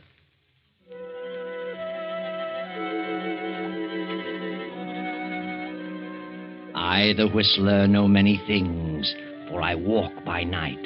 I know many strange tales, many secrets hidden in the hearts of men and women who have stepped into the shadows. And so I tell you tonight the incredible tale of the letter. Hans Minkler, the young biologist, only half heard the speech of the leader of the 7 scientists, for Hans was dreaming of his beloved experiments. His experiments and the pretty niece of Monsieur Gallet, the lovely Viel, who had been living in Vienna these past 4 years. Kindly Monsieur Gallet was interested in Hans Minkler's theories, and Hans was hoping Gallet might finance them. Well, Dr. Minkler, I've studied the outline of your proposed experiments, and I've come to the conclusion that you can accomplish great things. Oh. Well, that makes me very happy, Monsieur Gallet. How much do you think you'll need to carry on? I feel quite sure that I could get along for a couple of years on 5,000. If my cell experiments prove successful, human life may be prolonged considerably. I have all the faith in the world in Hans, Uncle. My niece is certainly sold on your ability, Dr. Minkler. So are you, Uncle. You may as well admit it. Young men with your principles are all too scarce today. Europe seems to be saturated with men who claim they want to save mankind. They all seem to want to arrive at it through a destructive method. Well, it's only a temporary condition. Who do you plan to have assist you? Kurt Lassner? Kurt? Well, I haven't decided yet. Kurt is a fine young man. Yes, he was a good student, but he's drifted away from his studies. He's become absorbed in politics. Very well, Hans. I'll start you out with 5,000. Is that the way you want it, Viel? Yes, Uncle, you're a darling. I hope that someday I may be able to repay you. See who that is, Viel. Come into the library, Hans. I'll give you a check. Yes, of course. Oh, good evening, Kurt. Hello, Viel. Well, how are you? Very well, Kurt. You're very lovely this evening. Thank you. Yes, indeed. The prettiest girl in Vienna. Is Hans here? I said I'd pick him up on my way downtown. Yes, he's talking to Uncle. Talking business. I've had a busy day. Not enough hours to go around. Sit down, Kurt. Thanks. Kurt, why have you given up your career? Biology? Oh, I don't know. But you could do so much good. You were so well equipped to carry on in science. Think of the things yet to be done. I'm going to do things. Great things. I mean things that will really benefit mankind. Well, that's what I mean, too. You know, you sound like Hans. Hans is very sad about your dropping your work. He counted on your helping him in his experiment. Oh, he'll get over it. Besides, those experiments can wait a while. No, Hans is going ahead. Who's going to help him? I am, if no one else. You? Well, how can you help him? I can learn biology. But it'll take a lot of money to do what he planned. He has the money. It's all arranged. My uncle has financed him. Your uncle? Yes. Well, I wish Hans luck. And I'm going to marry Hans. What? You and Hans? Well, what a surprise. Yes, I've made up my mind. I see. Well, I guess... Good evening, Kurt. Glad to see you. Good evening. Hello, Kurt. Oh, have you heard the good news? Yes, VL just told me. And I wish you both good luck. I hope you'll be very happy. And when's the wedding? Wedding? What wedding? Oh, yes. Me, of course. Typical absent-minded professor. See, look, I have the money for my experiments. Well, Hans, it's 7:45. We better run along. We have an appointment at 8. Oh, yes, the meeting. I'd forgotten. Yes, I'll be right with you. Goodbye, monsieur. Bye. Good night, VL. Darling. Good night, Hans, dear. I'll see you in the morning.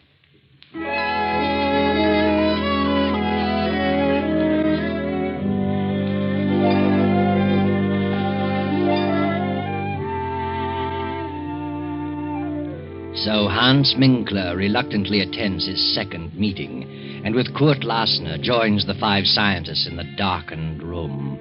The single low lamp on the table casts their shadows on the wall. The leader is speaking again. Gentlemen, we have learned who these 5th columnists are. So it is our duty as loyal citizens to take action against these men. We have learned who the leader is, and naturally he must be the first one to go. In this envelope I have his name. We will now draw lots to select the one among us to carry out instructions which will be read later. Are you ready with the straws, Kurt Lassner? Ready, sir. This is an old and simple method, but since there are only 7 of us, it will suffice. Proceed, Kurt. Yes. 1, 2, 3, 4, 5, 6, 7. All of us have drawn, sir. Good. Here's the envelope containing the name of our victim. Who has the short straw? Well, I guess I have. Hans Minkler. Here's the envelope. But before you open it, we must tell you what the committee has decided to do about this man. He is to die. Die? And that task has fallen to you. You mean this man is to be murdered? Exactly. What? You don't know me, gentlemen. I'm a saver of life. I wouldn't consider such a thing for a moment. Herr Minkler, you are a member of this group. You know our secrets. It will be best for us and for you if you completely forget your scruples. Oh, but I can't belong to a society with such diabolical purposes. Why, I didn't realize what this was all about. Oh, no, I withdraw. It's too late to think about withdrawing. Do you mean that you actually expect me to kill someone? You have been selected. You are fools. Oh, I couldn't kill a fly. I couldn't harm a living thing if the whole country went up in smoke. This is the most ridiculous thing I've ever heard of. You're not scientists. You're a band of madmen. Fiends. Sit down, Hans Minkler. We're not a band of madmen, and we are not fiends. We are loyal patriots of Austria who are determined to save our country. Any one of us might have drawn that straw. Well, I don't want to be a party to such a plan. I'll not commit murder. Unfortunately, you know too much about us now to pull out. And suppose I refuse? Then you will accomplish nothing. Not only will we eradicate our selected victim, but we'll see to it that you are eradicated with him. Who is this victim? Open the envelope. Very well. What? Why, you are insane.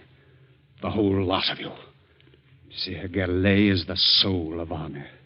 Monsieur Gallet is one of the most honest men I've ever met. Monsieur Gallet is the leader of the Nazi party. I don't believe it. Why, I'm to marry his niece. Did you say Monsieur Gallet? Yes, you know that's ridiculous, Court. He'd never do such a thing. Gallet is the leader. We have proof. He also has a very lovely niece. And I'm sure you'd want nothing to happen to her. Would you, Herr Minkler? No. No, I wouldn't. But you must give me time. Time to think. There is nothing to think about. It has been decided. Gallet must be exterminated within 12 hours. Very well. And there's nothing else for me to do. Good night, gentlemen. Good night, Herr Minkler. And remember, if you don't accomplish this task within 12 hours, we will be forced to take care of you. And if we can't find you, we will find the girl. Yes, I understand. Good night.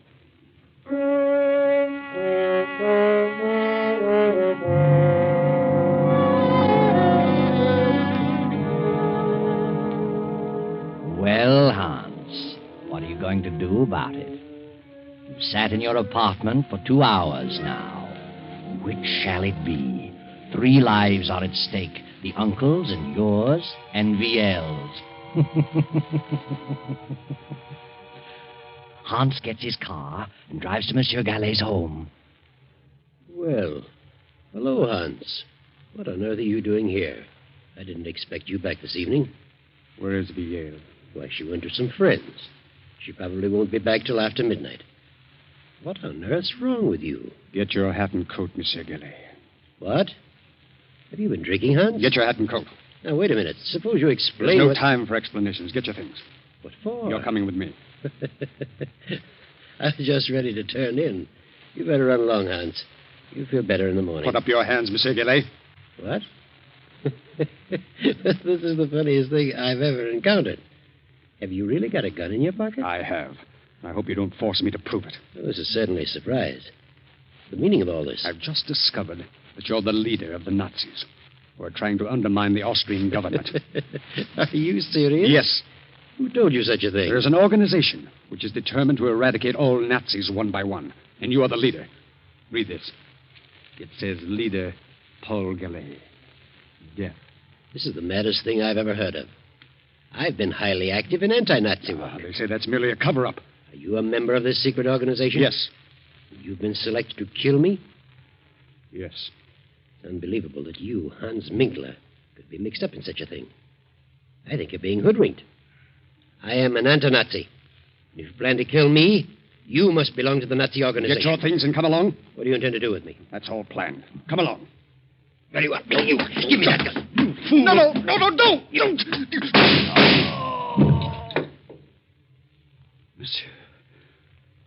Monsieur. Good Lord.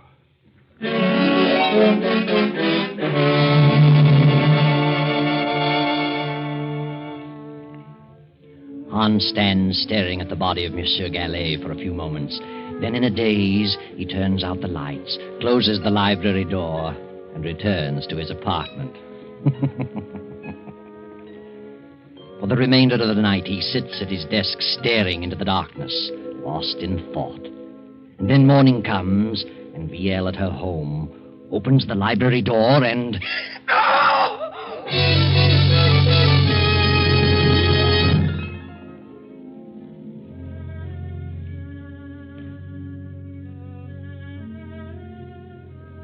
Well, he's been dead about 8 hours, Fräulein.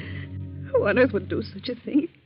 He had no enemies. He was quite active in anti-Nazi work. Yes. Here's something we found on the library floor. The pipe? Yes.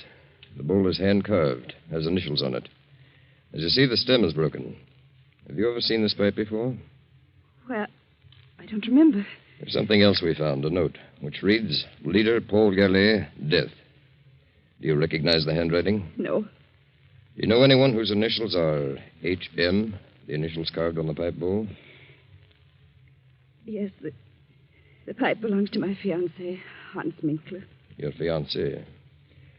What time did you return home last night? I attended a party and got here about 1 o'clock. I supposed Uncle was in bed. I didn't look in the library. I went straight to my room.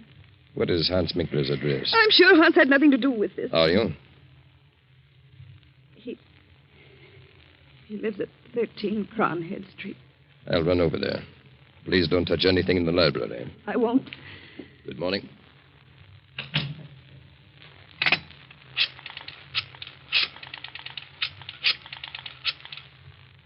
Kurt, something terrible's happened. Uncle was murdered last night. The police have just left. They found Hans's pipe on the library floor. It was broken. They've gone to his apartment. Please come over right away.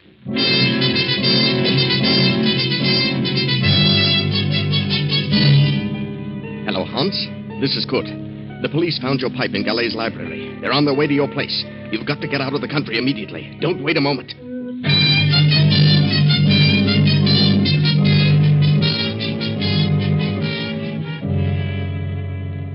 Oh, Kurt. Kurt, it's terrible. Oh, now, control yourself, Ian. Oh, Kurt, I can't imagine why anyone would do such a thing. Kurt, do you know where Hans is? Well, I suppose he's at his apartment. Hasn't he called you this morning? He usually does, but he hasn't. They found Hans's broken pipe near Uncle's body. Kurt, I must warn Hans. I must let him know what's happened. Hans' pipe, huh? Yeah, that's bad. By all means, phone him at once. Will you call him? Of course. It's Kronigstadt 4347. Right.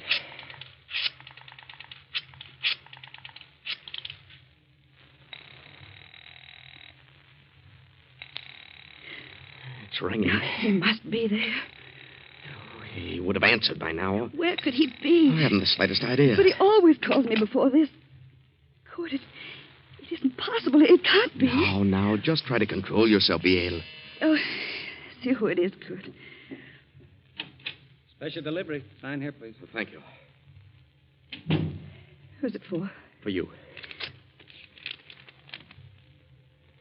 Kurt. It's from Hans. Good heavens, read it. Leaving Vienna on important business. Contact me at 16 Rue de Roche, Paris, under name of Pierre Cabot, H.M. Well, I don't understand it. What does he mean? What important business? Why should he disappear like this? I've no idea, but it does look strange. Your uncle is murdered and Hans disappears. Oh, but what motive could he have had? But they found his pipe near Uncle's body. You know Hans had nothing to do with it. I'll admit he's always been rather peculiar, never seemed to let loose, always seemed to be on his guard, but I can think of no reason for this. What could this important business be? He never told me of it. And why on earth should he go to Paris under an assumed name? That is strange. Kurt, that officer said something. What? Well, you know that Uncle was active in anti-Nazi work. Do you suppose it could be a Nazi? No, why not? But who? Who do we know that's a Nazi? I certainly Wait don't. a minute. You just said that you felt Hans was always on his guard. Do you mean you felt he was concealing something? Well, there have been times when I've felt that, but on the whole, I've thought of him as a slow-thinking, absent-minded professor. But it does seem strange that the moment Uncle gave him the check, that this should happen and he should disappear. Maybe he went to visit our old pal, Jean Renaud. You remember Jean? He was one of our classmates. But I have a strange feeling that Hans wouldn't go away like this, without telling me beforehand, unless something were wrong. Do you suppose that Hans has been deceiving us all along? What makes you ask that? Well, it suddenly occurred to me that he spoke French without the trace of an accent. And I remember Jean Renaud said once that he spoke English without an accent. So what? Well, if he did, where did he learn to do that? Certainly not by living in Vienna all his life. Oh, I see what you mean. Why didn't he tell me beforehand that he was leaving? But he wrote you this letter. Yes, but it wasn't written by the Hans I know. Oh, I think you'd better forget about it. Kurt, I didn't tell you this. The police found a note on the floor. It said, Leader Paul Gallet, death. It must have meant that Uncle was an anti-Nazi leader and he was sentenced to die. And if this ties in with Hans' disappearance, then Hans must have been connected with the Nazis. Oh, darling, you're getting yourself all worked up. You don't think Hans was a Nazi? Well, I'll admit, the way you've got it all worked out, it sounds plausible, but if he was a Nazi and he's left the country, what can we do about it? He won't come back. But why should he go to Paris? Well, Jean Renaud was a good friend of ours. I'm sure Jean knows nothing about Hans being a Nazi. Jean would never suspect him. Maybe Paris is his next assignment. Nazis are just as busy in France as they are here. Let's see that letter from Hans. He says here, contact me 16 Rue de Roche, Paris. That's Renaud's address, 16 Rue de Roche. Oh, good. I just can't believe it. How could I have been such a fool? I'll see who it is, darling. I'm Captain Gruber from police headquarters. Oh, come in, Captain. Sorry to trouble you again, Fräulein, but we went to Herr Minkler's apartment. He wasn't there. He wasn't. His car has not been in the garage all night. That's strange. We found this writing on the notepad on his desk. Is it his handwriting? Yes. He's written the same two words over and over again, Gallet and Villiers, as though he tried to make up his mind about something. But what's become of his car? The car's been found. Where? In a public garage. From all indications, Minkler's left the country, probably for France. Oh, why France? We've discovered that Hans Minkler is a French citizen. A French citizen? But he always led us to believe that he was a native Austrian. Now, we'll want to check things over a little further. We'll be back this afternoon. Please don't disturb anything. No, we won't. By the way, what is your name, sir? Oh, my name is Kurt Lasner. Good day. Kurt, what did you see? What were you looking at just then? What do you mean? What startled you on Uncle's desk? Well, nothing. Nothing at all. Here, let me see. Good heavens, I see it. Here on the desk blotter, it's Uncle's handwriting. It says, "Find Hans Minkler." And it was Hans. It was. Uncle was trying to tell us who did it. Maybe. To think that he could be so low as to take Uncle's money and then kill him. Oh, please, Viel. I just can't believe it. I won't believe it. I mustn't. Well, I'm sorry to say that all the evidence is certainly against him. Oh, come, Viel. Try to get this off your mind. Try to get some rest. The police will take care of everything. Oh, yes, Kurt. I guess you're right. If Hans did do it, he'll pay. He's the one who'll do the suffering. Believe me.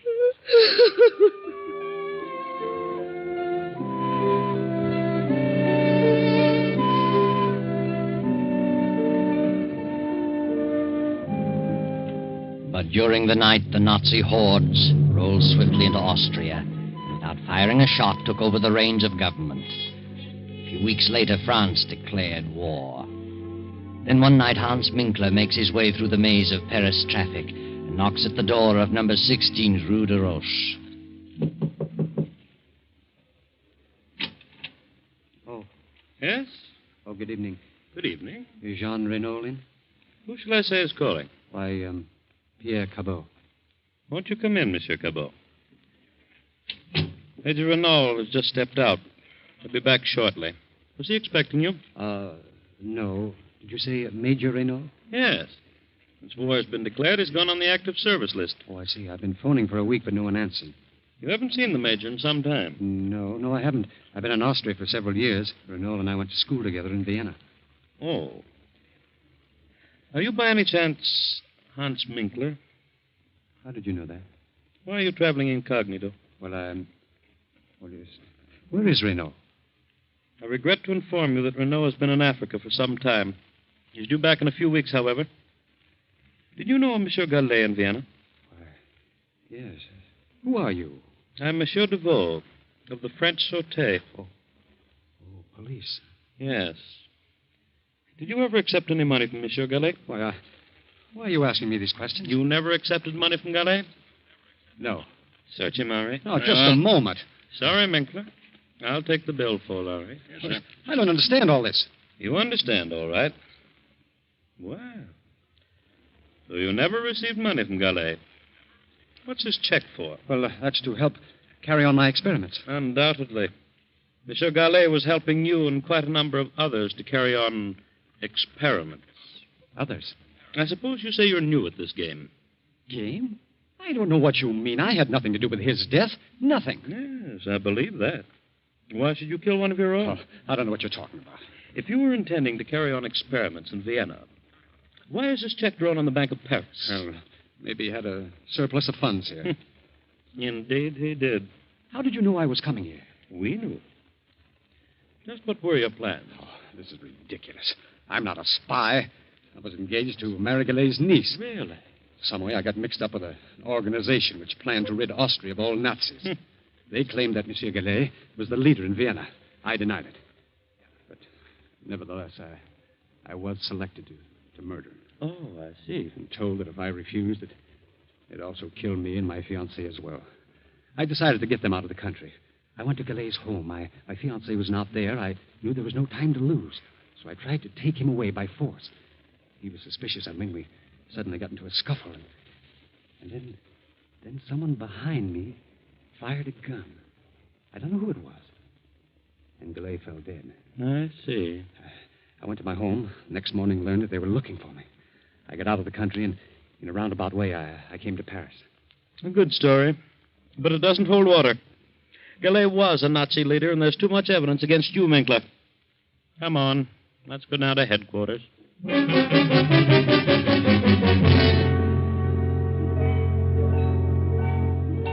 2 weeks later, Jean Renault returns to Paris. Then, 6 weeks after Austria surrenders, Kurt and Viel escape from the Nazis and make their way to Paris. Jean Renault meets Kurt on the street and asks him to bring Viel to visit him at 16 Rue de Roche. Come in, Kurt. Well, Viel. It's been a long time. How are you? Excellent, thank you. So you two are married. Well, my congratulations. Though I didn't expect it to work out quite this way. No? Why not? Well, I always had an idea that you might marry Hans Minkler. Well, one never knows. No, Kurt. One never does. By the way, have you seen Hans? He's in Paris, been here for several weeks. Has he? Yes. Don't tell me you haven't seen him. Well, he told us he was coming to visit you. Oh, yes. He's in Paris. I wasn't here when he arrived. He left several notes. I found them when I returned. But do you know where he is now? Yes. Would you like to see him? Yes, I would. Hans is dead. Dead? What? Dead? Yes. He was executed as a Nazi spy. A Nazi spy? Yes. I got here too late to help him. They had conclusive evidence against him. Why, that's ridiculous. Hans is dead, nevertheless. But what happened? Well, it seems Hans got into some trouble in Vienna and came to Paris to see me. In some way, the Sûreté here was informed that he was a Nazi, was coming here to carry on. But who on earth would accuse Hans of such a thing? I wonder. But they received a letter from Vienna accusing Hans. The Sûreté found a check on him from a high Nazi official. There was nothing that could save him. A check from a high Nazi official? Who was the official? Paul Gallet, Viel's uncle. What? Didn't you know about your uncle? I don't believe it. Whether you do or not, he was a Nazi. The Secret Service has known it for years. He may or may not have given the check to Hans for Nazi purposes. But the evidence was against Hans. Then the letter came to the Sûreté saying Hans was a Nazi agent.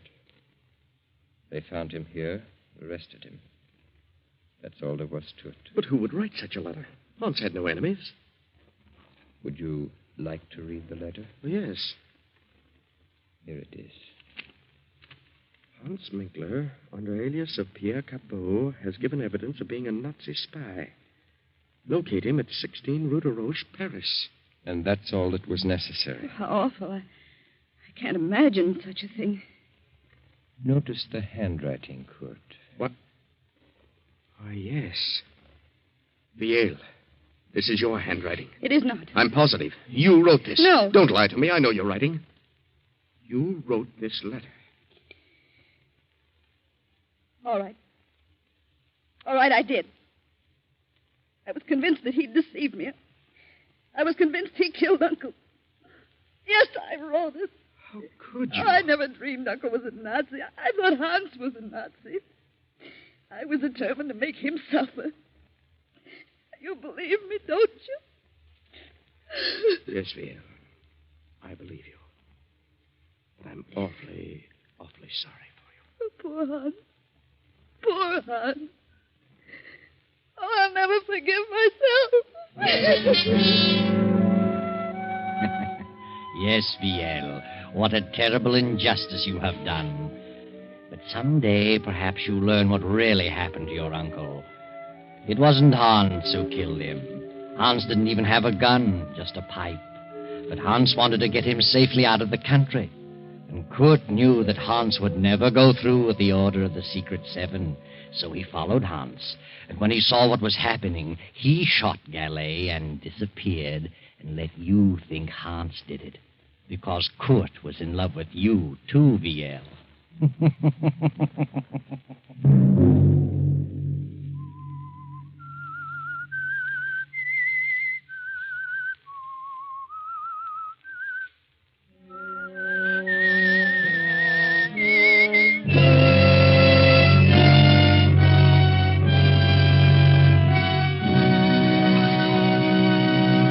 CBS has presented The Whistler. Original music for this production was composed and conducted by Wilbur Hatch.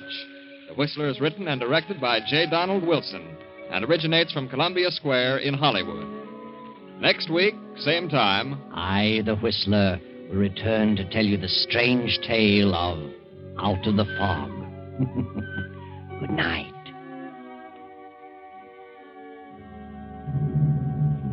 This is the Columbia Broadcasting System.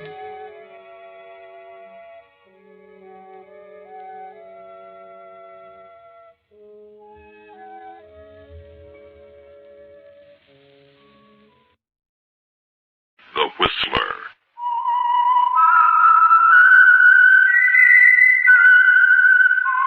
Presented by the United States Air Forces in Europe.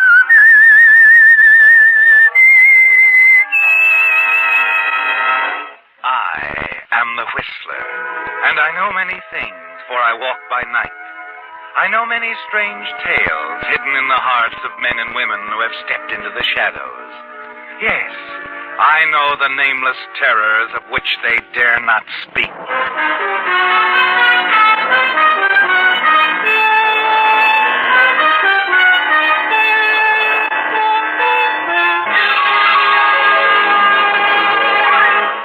The Whistler will continue in just a moment. The Whistler's Strange Story. Song Team.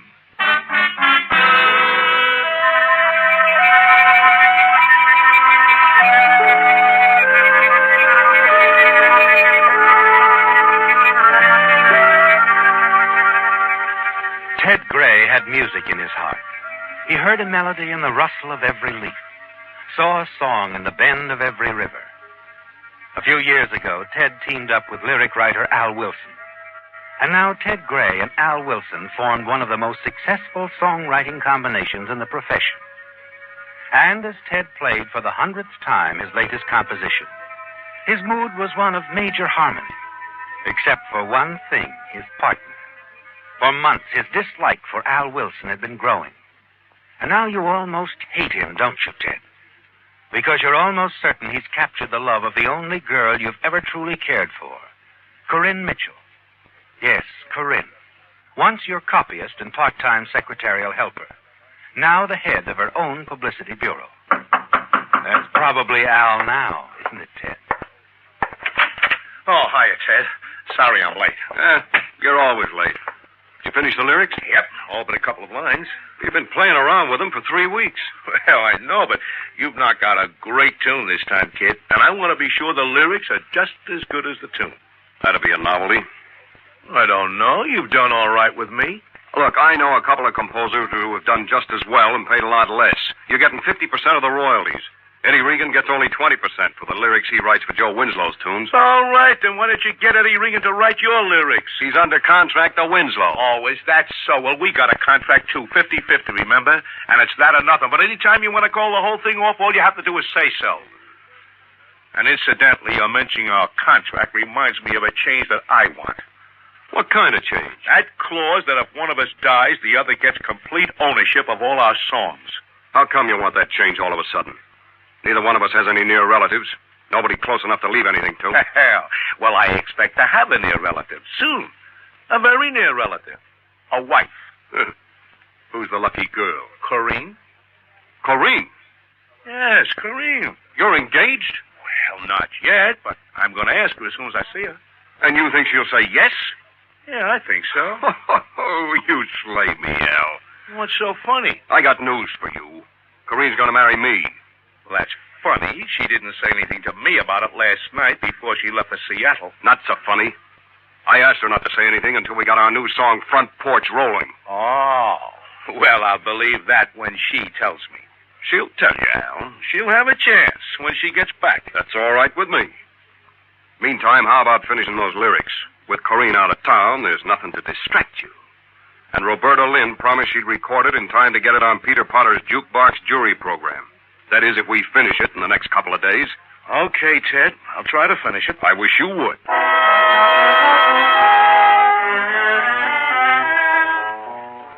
As the door closes behind your partner, you realize for the first time how easy things would be for you if something happened to Al.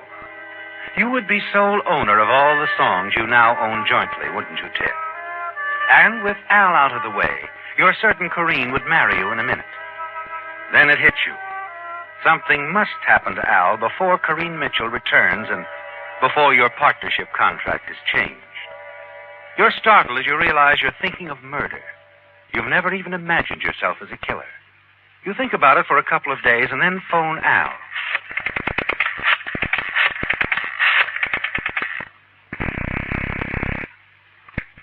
Hello? Al, it's Ted. Oh. How you coming on front porch? I think I'll finish it tomorrow.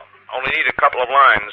I'm going to stick here all day if I have to. Won't even answer the phone. That's a good idea. Well, let's see. Tomorrow's Friday. I'll take it out to Lou late tomorrow afternoon. He'll get the lead sheet out Saturday morning. That'll give Roberta 4 days to get it in shape before a recording date. Oh, that's plenty of time. I think I'll have it tomorrow, Ted. Up to it, kid. Phone me when it's finished.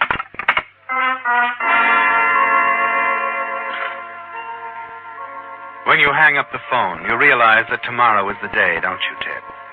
You pace the floor of your apartment most of the night. And by morning, you've worked out a plan you're certain will succeed. At 10 o'clock, you're on the phone again.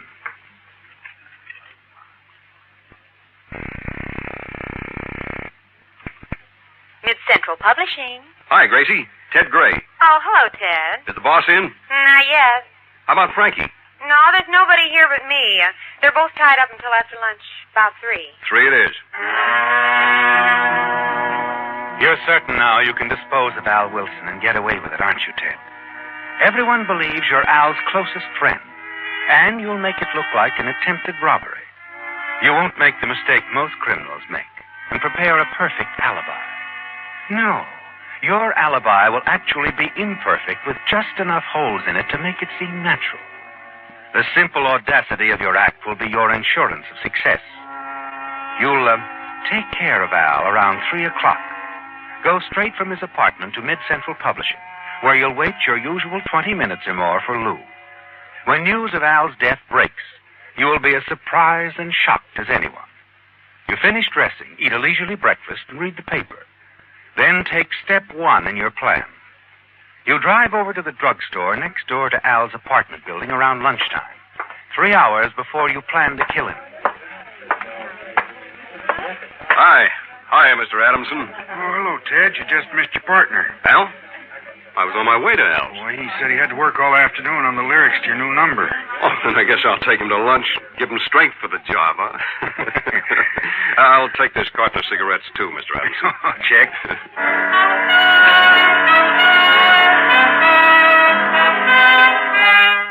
Now, Ted, you have at least one reputable witness who will testify you were on the way to Al's place to take him to lunch. You leave the drugstore, and in case the druggist is watching, you enter Al's apartment building. Walk through the downstairs hallway to the rear entrance. You hurry down the alleyway to the boulevard where you've parked your car and drive aimlessly for an hour or so, and then return to your own apartment building, where you make certain another reputable witness will be able to testify that you were at home after your midday visit to Al. Come in.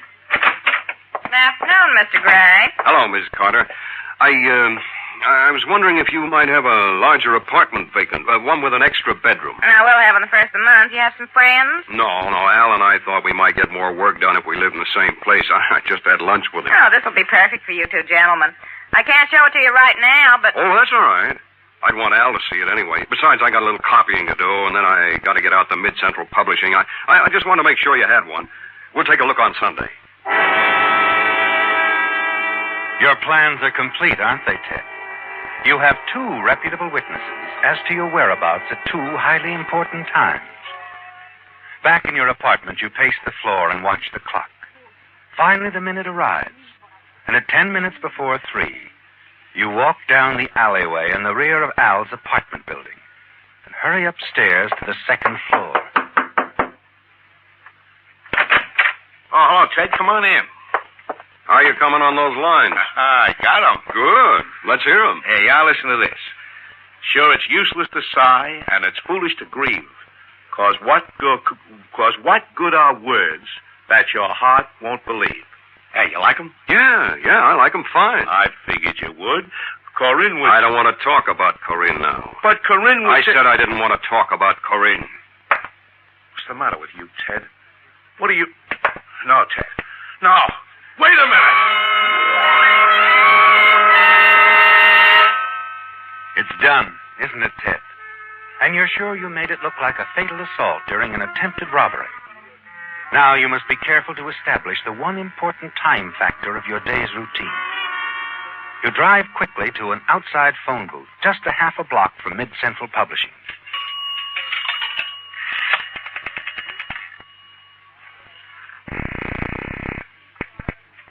Operator, Police headquarters, please. just a moment.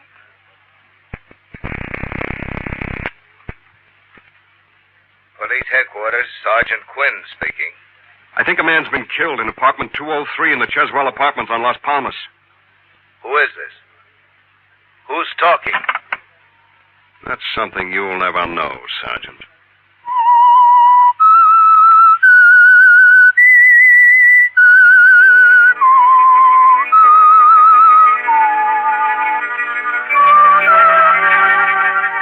You timed things beautifully, didn't you, Ted? Within a minute after your call to the police, you're at the Mid-Central Publishing offices.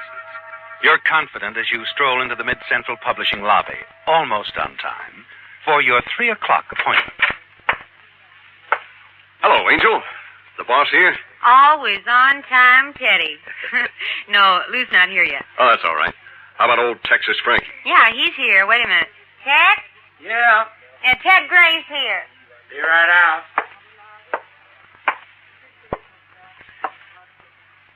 Hi, Ted. Hiya, boy. What you got? Another moneymaker for Mid-Central. Get out a lead sheet on it right away, will you, Frankie? Sure. You know those 2 lines Al was having so much trouble with? Yep. I put him in myself. I saw him just before lunch, and he was still having trouble, so I knocked him out myself. You? Yeah, me. So, I'll pick up the lead sheets tomorrow, huh? Okay. You want it on the phone, Ted. Hurry. Okay. Why all the excitement? It's the police department. Come on. Okay. Take it easy. I haven't robbed any banks. It's about Al. Al? What's the matter with him? Oh, I don't know, but the officer found out you were Al's partner, and he wanted to know if you were here. Maybe he's had an accident. No, not Al. He's too careful. Hello? Yes? Yeah. What? Well, he couldn't be. Murdered.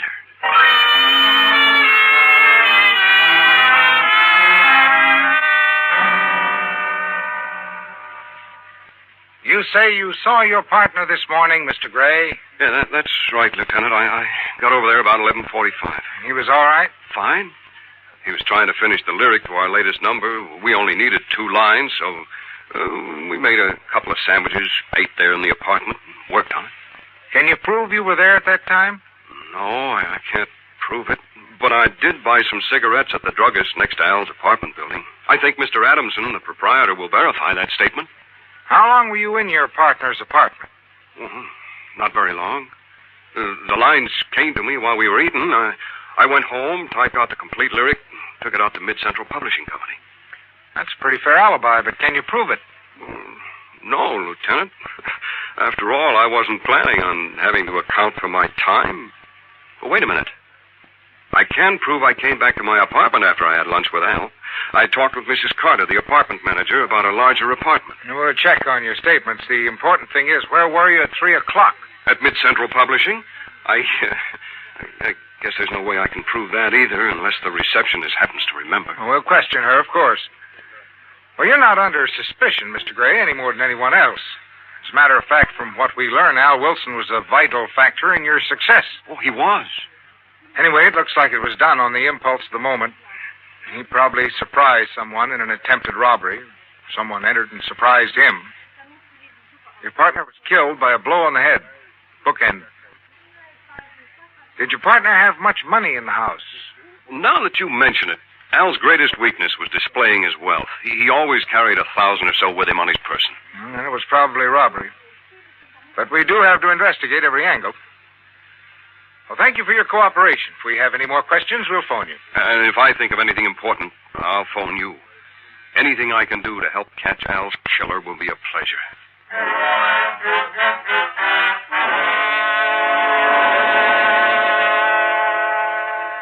return to your apartment, certain you're beyond the slightest suspicion.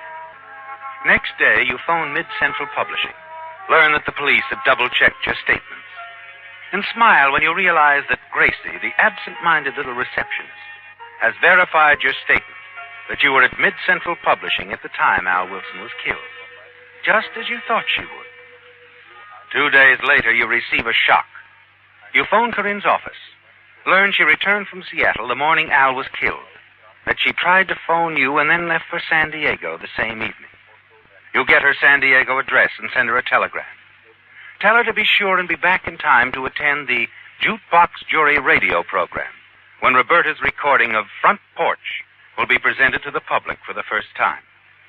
Corinne agrees, and a few days later, you're both sitting in the audience at Peter Potter's Jukebox Jury radio program. You know, Ted, it seems... Well, I don't know. It was only last week that Al... No, don't think about it, honey. Al and I both promised Roberta she could have it the minute we finished it. He wouldn't have had it any other way, believe me. No, I suppose not. Look, Corinne, Al was the closest friend I ever had. We both agreed that if anything ever happened to either of us, the other one would go right ahead. I know. Sure you do. Naturally, you feel low, honey, being in love with Al? No, Ted. I was fond of Al, but... Well, I'm surprised you thought that. I thought you knew how I felt. You mean you love me, Corinne? Let's talk about it some other time. Oh, but I... Please, Ted. Of course, honey, only... Well, you've made me happier than I've ever been. Ted. Yes? When did you tell me you finished that lyric? Just after lunch, the day Al was killed. The lines just came to me. Sure, it's useless to sigh and it's foolish to grieve, 'cause what good are words that your heart won't believe? Can you imagine Al spending a week on a line like that? You did this right after you had lunch with him. Yeah, here's the original typewritten copy. Got it back from the publisher a couple of days ago. He sent Roberta a lead sheet a few days ago. Ted, I... Listen to me a minute. We'll talk later, honey. You're all excited now, and so am I. Look, you stay here. Catch things from out front. I'm going backstage and see Roberta for a minute before the show starts. Do you mind? No, Ted, I don't mind. Good. I'll be right back, right after the show's over, okay? Okay. What's so amusing, Ted? Oh, nothing's amusing, honey, only it's just like you said. Okay. After what you told me tonight about the way you felt about me, I'm sure everything's going to be okay from now on out.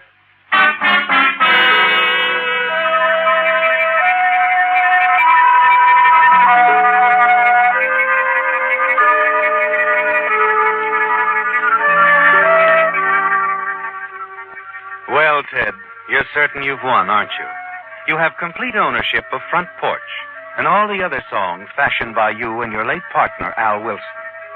And you learned just a few moments ago that lovely Corinne Mitchell, the one woman you've ever really loved, feels the same way about you. Standing in the wings a few feet off the semi-dark stage, your pulse quickens as Peter Potter announces that I'm Going Out on the Front Porch and Cry is coming up next on Jukebox Jury.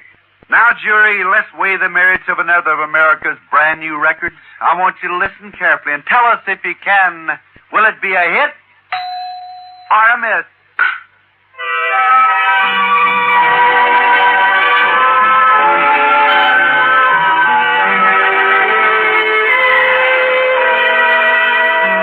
I'm going out on the front porch and cry.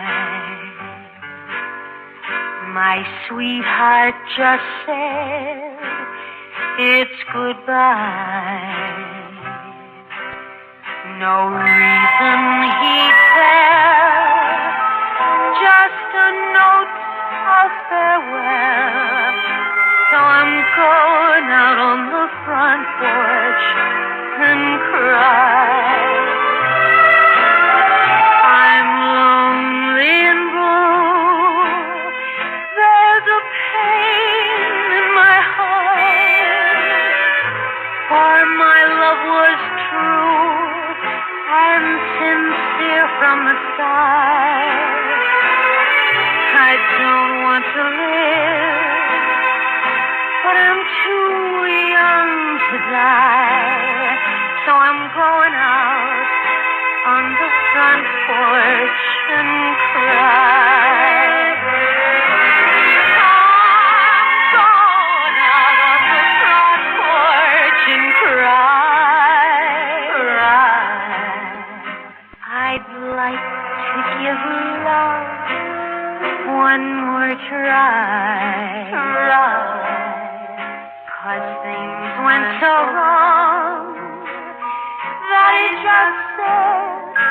so long.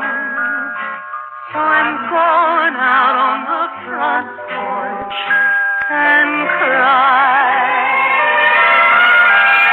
Sure, it's useless to sigh, and it's foolish to grieve. 'Cause what good are words that your heart won't believe? I don't want to live, but I'm too young to die.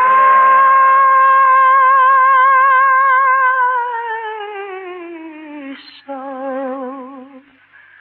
I'm going out on the front porch and cry.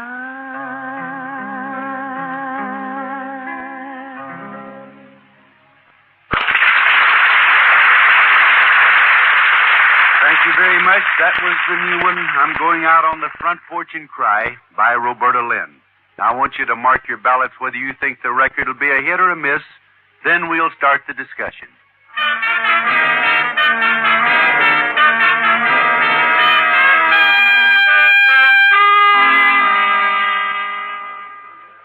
Corinne, Yes, Ted.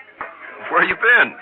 I've been looking for you for the last 10 minutes. I went outside for a few minutes. Well, I told you I'd be back as soon as the program was over. Oh, I beg your pardon. I didn't realize you had a friend with you. That's all right. This is Lieutenant Roberts, homicide. Homicide? Well, I knew Roberta was going to slay him tonight, but I didn't think she'd be arrested for it. She won't be. I called the police, Ted, right after Pete finished playing the record. You? But why? Because you killed Al Wilson. Me? Well, you're crazy, Corinne. Al It was... had to be you, Ted. Now, look, Those Corinne. few lines you said you wrote. Sure, it's useless to sigh and it's foolish to grieve. Because what good are words that your heart won't believe? They were the tip-off, Ted. You said a little while ago you wrote those lines right after lunch, the day Al was killed. Well, that's right, I did. You're lying, Ted. When you handed me this typewritten copy a few minutes ago, you told me the whole story. Those lines weren't your lines. Or even Al's. They were mine. They came to me about 2 o'clock the day Al was killed. More than an hour after you said you saw Al for the last time. I typed it on my portable, and then I took it over to Al. And you did go to Al's apartment. Well, yes, I called you earlier. Couldn't get you, so I drove over to Al's. Well, maybe I did lie about those lines. That doesn't prove It that I... proves enough that I'm arresting you for the murder of Al Wilson, Mr. Gray. You see, Ted, I typed those lines on Al's portable, as I'm certain the police will be able to prove. I reached Al's apartment about 2:30 and left about 2:45. The coroner says Al was killed around 3. Well, maybe he was. At 3 o'clock... You had just finished killing Al in his apartment. It couldn't have been anyone else, Ted. Only 2 people besides me could have possibly known those lines. Al Wilson and the man who killed him.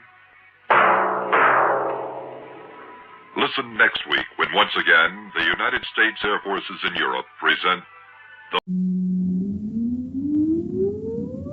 Countdown for blast off. X-5, 4, 3, 2, X-1, fire.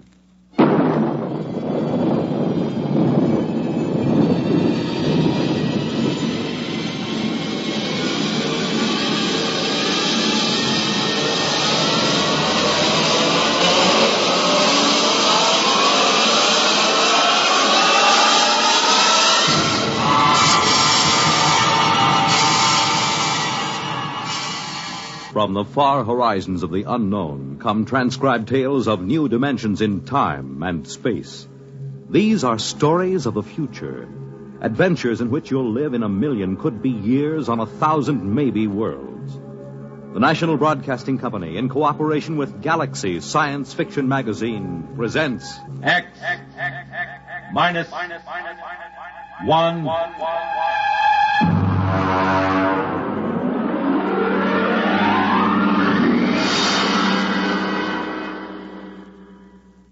Tonight's story, Pictures Don't Lie, by Catherine McLean.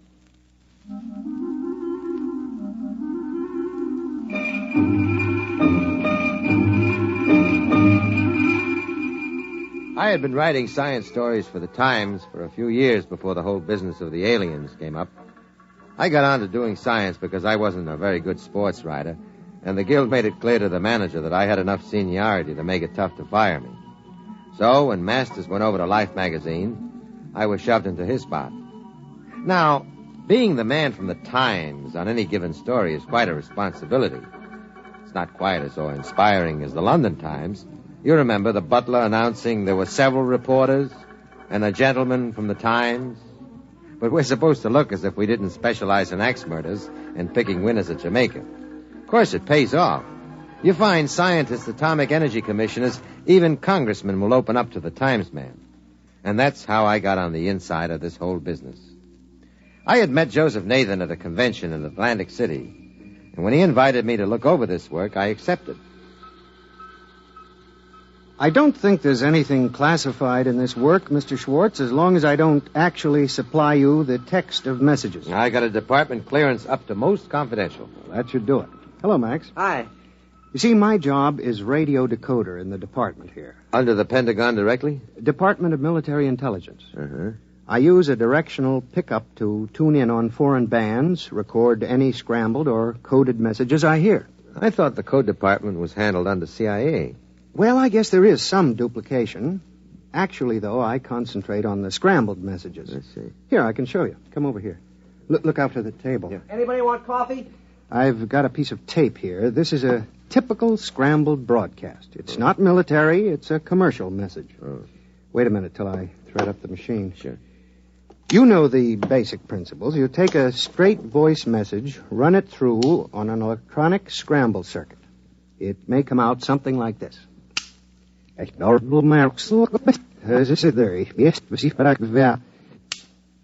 My job is to pick a thing like that out of the air, analyze the patterns, and wire an unscrambler.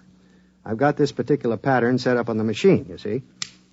Tanker number 734, capacity code 7, estimated time of arrival at Galveston 30. You see? Mm-hmm. Now, that was just a commercial message. I do the same thing with military intelligence. Is it something like old-fashioned cryptology? Well, yes, except there's a small complication. You need a degree in advanced electronics, waveform math with a touch of quantum physics. I suppose it's quite challenging, then, every time you pick up a new signal. In a way. Actually, they do the same work in every country these days. Everybody knows it's just a matter of time before any scrambled pattern is broken. It's pretty routine. Uh-huh. Ever pick up anything exciting? Well, actually, most of the messages, when I unscramble them, are still in prearranged code, and I have to turn them over to cryptology. It's something like copying Jabberwocky 500 times by longhand. Well, there is something interesting here. Listen to this piece of tape. I don't hear anything. Well, that was it. Oh? Now listen, there's another one coming up. That's it.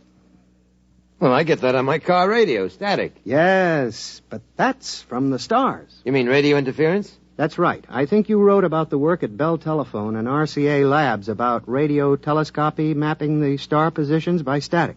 You're interested in that? Not exactly. They've never been able to figure out why the static on these particular bands comes in such jagged bursts. Just doesn't seem natural. You have any ideas? Oh, I don't know. I've been kicking around the notion that it's not a natural phenomenon. I've been trying to discard it, sort of like playing chess against yourself on the train in the morning. Well, that's about all there is.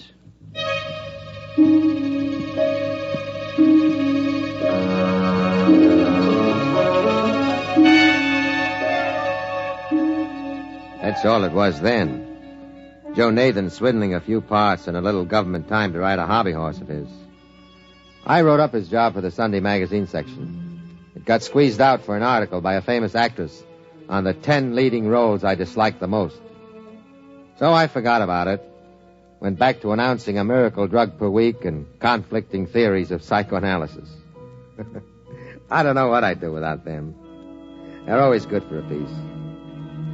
I was at the office late one night.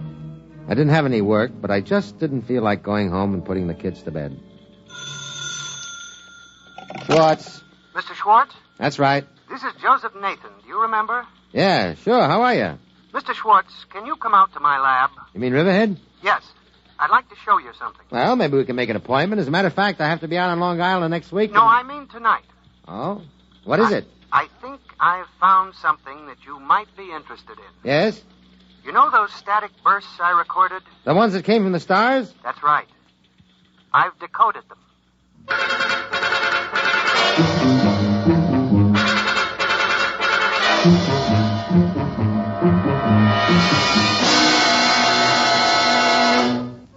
When you write science for the Times, you don't often go dashing off on the trail of scoops, as in TV versions of newspaper life.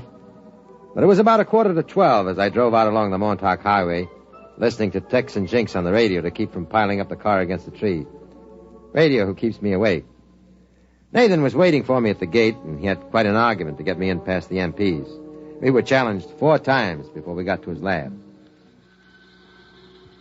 I'm glad you came, Mr. Schwartz. Oh, it's a nice night for a drive. I know, but frankly, I wanted to ask you what I should do.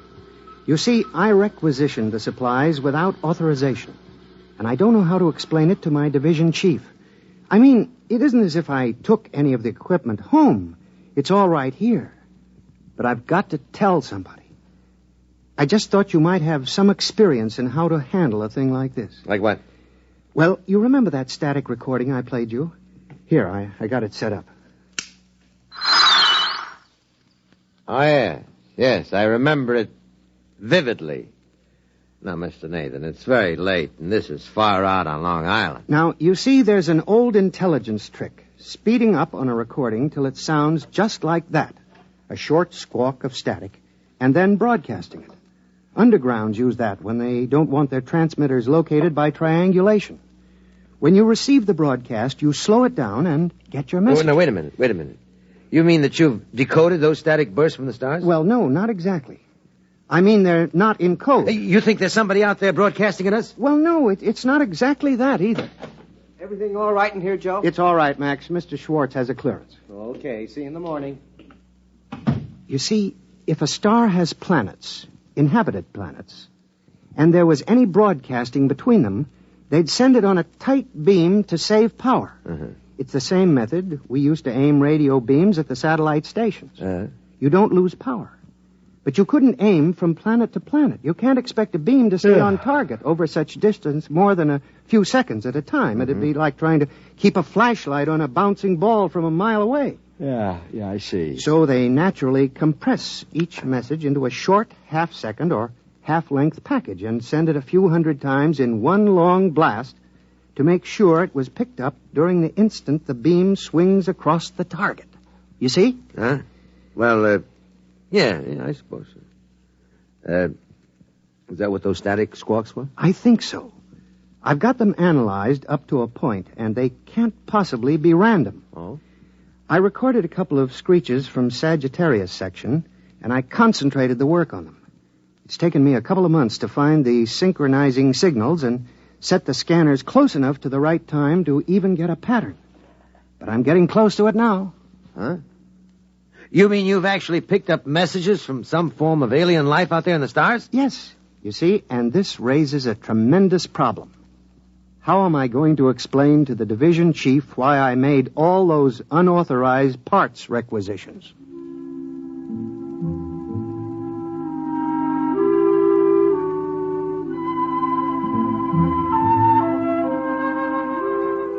I convinced Mr. Nathan that his supervisor was likely to overlook about $300 worth of electronic gear when presented with the fact that Nathan had discovered life in other star systems and was close to deciphering some of their messages.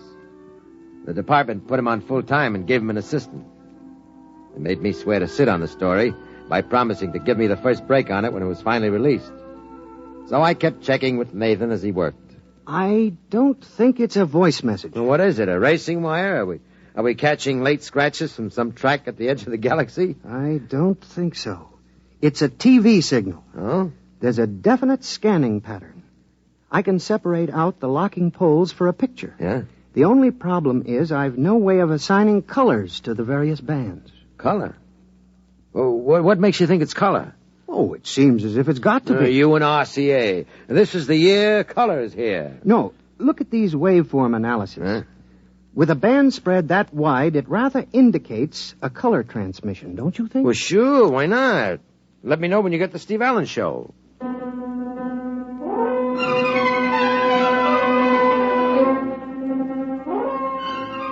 And then, of course, he did. Not the Steve Allen program, but the equivalent of it. He called me in about 4 months later. Had a monitor screen set up on a bare chassis with a wideband tape unit recording everything that came in. Here, wait till I turn on the set. See, this is what I've been trying to figure out for at least a month. You see this picture? Yeah, looks like a Scotch plaid. Well, we finally assigned the colors so that they seem to give a rational picture. Wait a minute, I'll clear it up. There. Oh, there it is. What is that? That's the signal from the stars. It's a picture. Some kind of distorted broadcast. That's what I said. It's a broadcast, and it's coming from somewhere out past Sagittarius. Do you want to hear the audio signal?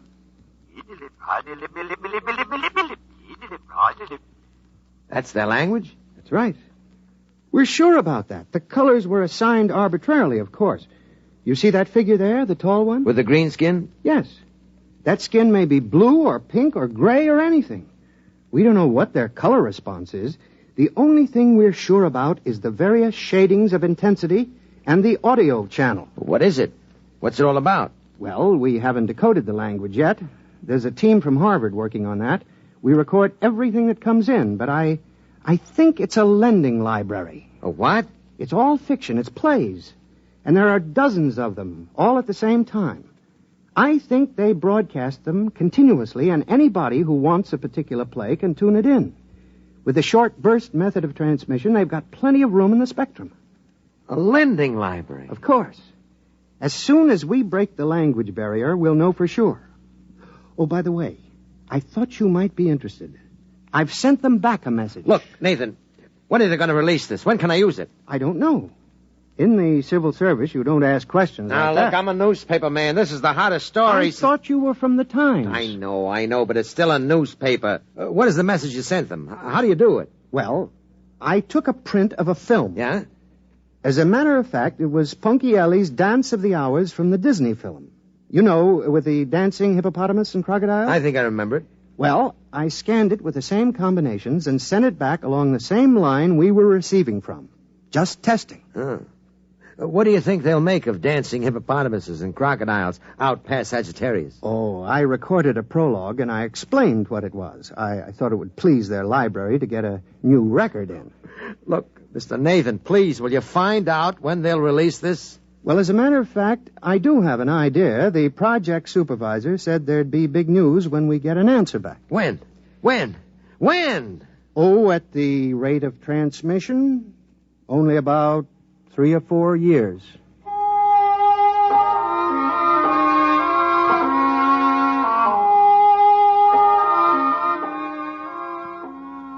That's what it was. 3 or 4 years. I forgot about Nathan for most of the time in the interim. It was one of the few stories in which nothing leaked.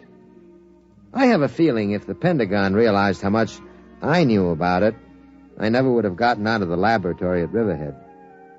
And so this story seems a lot more direct than it actually was. An awful lot happened in the 4 years before Nathan called me again, landing on the moon for one. But when he did call me, he had big news. Here. Now watch this. Watch.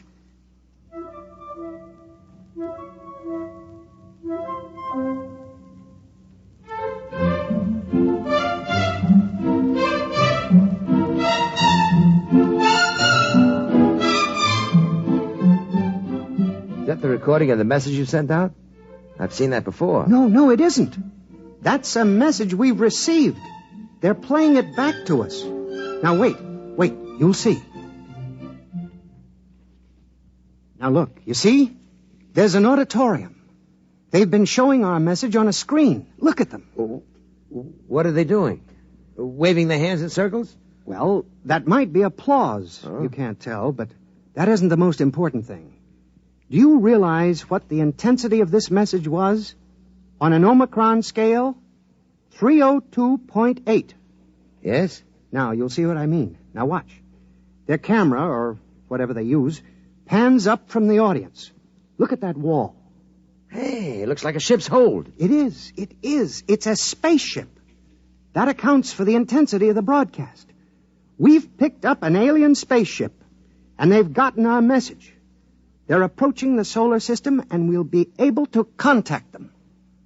Joe, you know, I just don't care anymore. You've strung me along with this thing for 5 years, and it's no use to me. Absolutely no use. Why, didn't I tell you? The Department of Defense is releasing the story to the press. You have it today, and there'll be a general release tomorrow.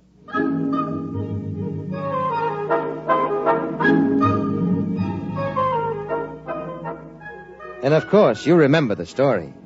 We had it first. And any paper or TV broadcast that picked it up before the general release had to carry my byline and the Times copyright. I think it was the most important single newspaper beat that I've ever heard of. And of course, I did very well because of it. It was page 1 in the upper right-hand corner in the Times for 8 days running.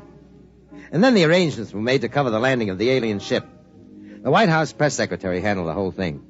There'd be one pool man on the inside in direct contact with Nathan, the linguist teams, and the brass.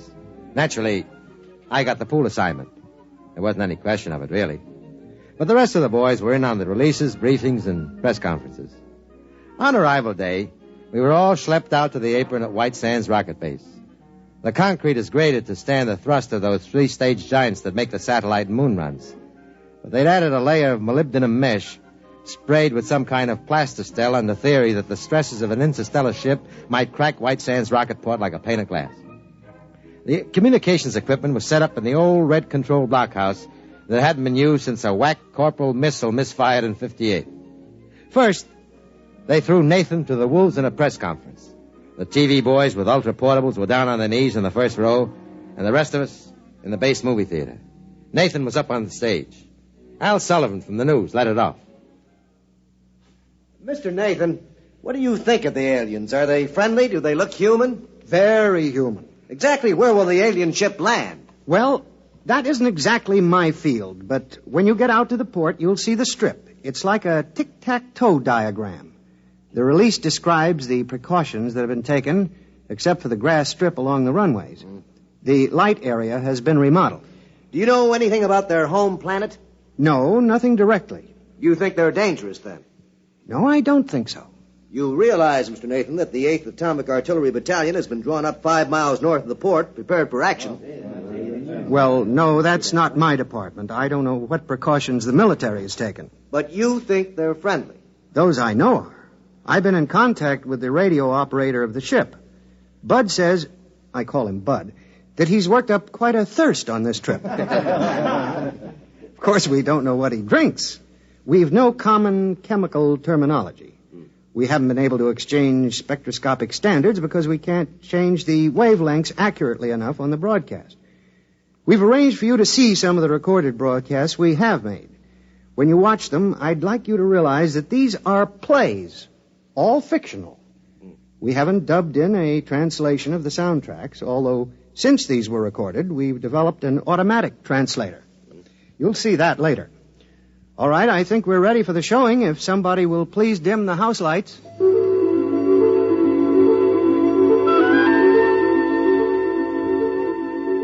Of course, I'd seen the films before, but I stayed at the back of the hall to watch them again. The almost human forms, half dancing, the colors bright but strange. The sound was a flowing language with many shifts of pitch, and there was that strange, odd motion. Not slow, but somehow drifting. It had been bothering me for some time, the films. There was something in the way they walked. They were good actors. Even without knowing what was happening, you were interested. You could tell the hero from the villain sometimes, and you rooted for him. Finally, I went out to the lobby, and I found Nathan pacing up and down. What's on now? That recording that they returned with the Ponchielli. It's funny, you know. They're crazy about Ponchielli and Mozart. Can't stand Gershwin. Strange. Joe, there's something wrong with the films. What do you mean? Well, something wrong with the whole thing. It's a hunch. I felt that way with the vaccine for the common cold. Turned out to be a bust, huh? Now, there's something about the way they move. Well, that bothers me, too. When I turn the tape faster, they're all rushing, and you begin to wonder why their clothes don't stream behind them, why the doors don't close quickly behind them, why things fall so fast. Well, we don't have to worry about it. We'll see them in about 2 hours when they land.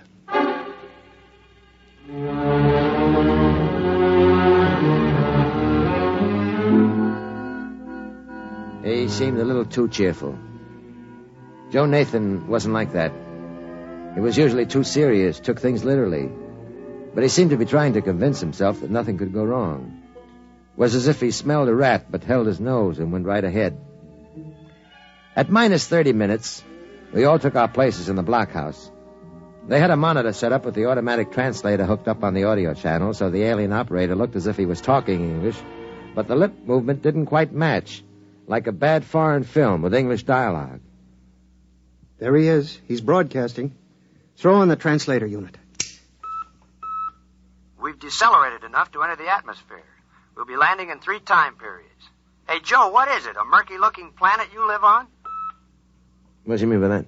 He's kidding. I've been talking with him for a few weeks. He's got a sense of humor. What does he mean, murky? Can't be raining over much territory on Earth. It rained here this morning, but it's cleared up now. There he is again. See the way he holds his mouth in an O? Uh-huh. That's their laugh. Oh. There, you can see his view screen behind him. He must be just entering the atmosphere. There goes the green light again. What's that? Oh, we're not getting this broadcast direct. That light means they've sent a concentrated squawk broadcast. We record it, slow it down, and then play it back here. Just a minute, and we'll get what he said. Here it comes. Hey, Joe, it's dark. Your atmosphere is thick, really thick. You didn't tell me that. Approaching ground level. I didn't hear any rocket jets. We should hear a landing blast, shouldn't we? I don't know. Another message in. We've landed. We're down. Well, they can't be. They can't be. There's nothing out there. Here he is again. Listen, Joe, we're down. We're landed, but our detection field shows no buildings near. Nothing. The atmosphere registers thick as glue. There's tremendous gas pressure. Our hull won't take it too long. There's no light at all. Joe, you didn't describe it like this. What kind of a trick is this? We've got a directional fix on the broadcast now. Where is it? There, on the field. We're trying repair. We're adjusting a view screen to pick up the long waves to go through this murk. The engineer says there's something wrong with the steam jets. We're sending a help call to our nearest space base. Joe, get us out of here. Well, where are they? Where are they? There's nothing out there. Nothing. They'll have to triangulate the next broadcast again. Joe, you've got to send a rescue party somehow. Listen, we've got a viewing screen rigged now. We're in the middle of a half circle of cliffs. Around the horizon, there is a wide, muddy lake with swimming, pulpy things attacking and eating each other on all sides. We're almost in the lake on the soft edge. The mud can't hold the ship's weight, and we're sinking.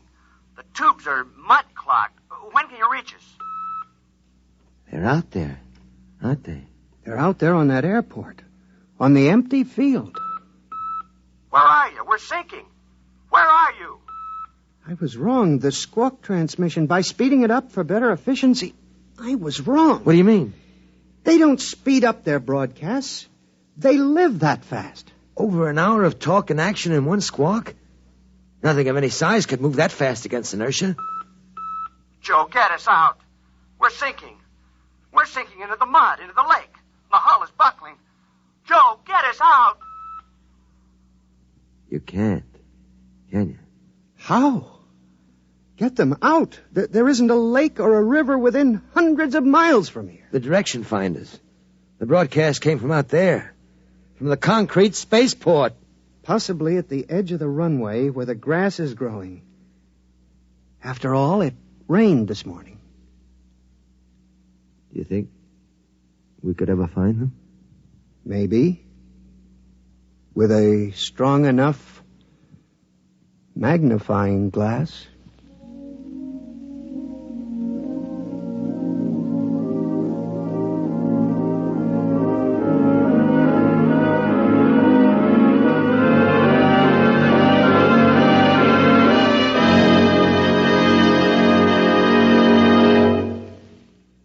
have just heard X-1, presented by the National Broadcasting Company in cooperation with Galaxy Science Fiction Magazine, which this month features Rattle OK by Harry Warner Jr., which demonstrates that a time machine could be very useful for handling a department store's complaints, provided you don't go too far to please a customer. Galaxy Magazine, on your newsstand today. Tonight, by transcription, X-1 has brought you Pictures Don't Lie, a story from the pages of Galaxy written by Catherine McLean and adapted for radio by Ernest Kenoy. Featured in the cast were Joe DeSantis as Schwartz, John Gibson as Nathan, Sam Gray as a newsman, and Dick Hamilton as the alien. Your announcer, Fred Collins. X-1 was directed by Daniel Sutter and is an NBC Radio Network production.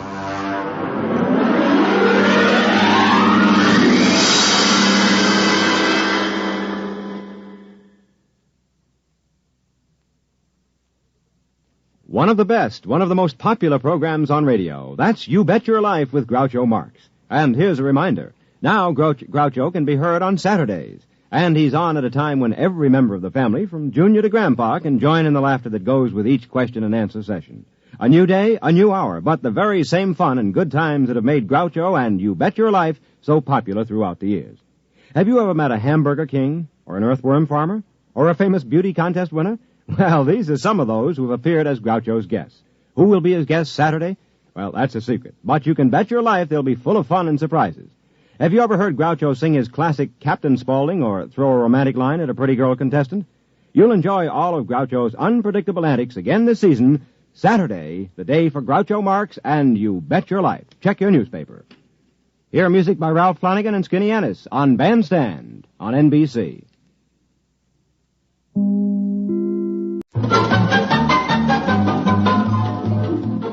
This is Nightline, your tie line to the world, and this is Walter O'Keefe.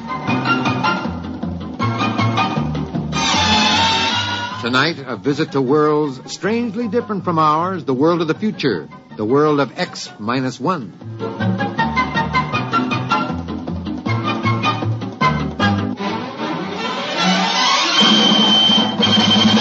Now, here is the future, X-1. Countdown for blast-off. X-5, 4, 3, 2, X-1, fire.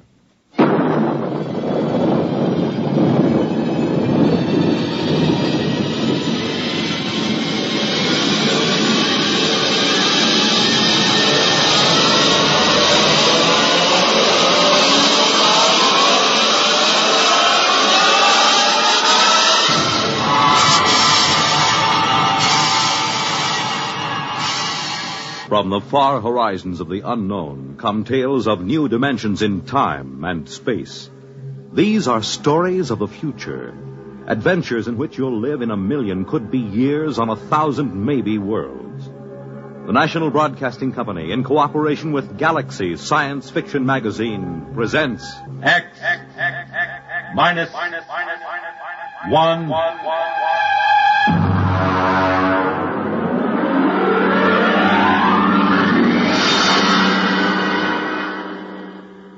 Tonight, The Coffin Cure by Alan Norse. But first, hear this. The scene of America's first Thanksgiving celebration. The top Big Ten football game of the day.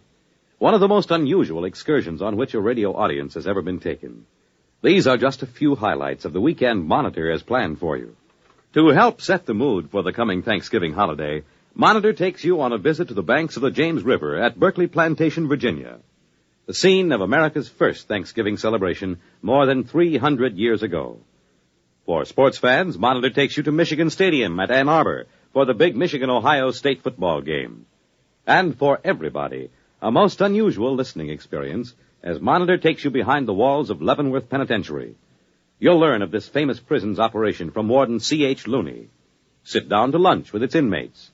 Learn from them how confinement behind prison walls affects a man. Learn of their opportunities for rehabilitation. There'll be celebrities, music, news, and sports. All on Monitor all weekend long, beginning Friday night over most of these NBC stations.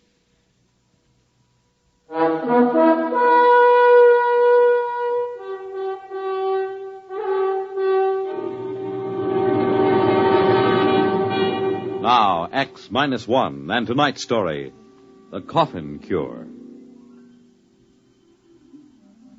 I saw the headlines on the way downtown in the morning. Common cold cured.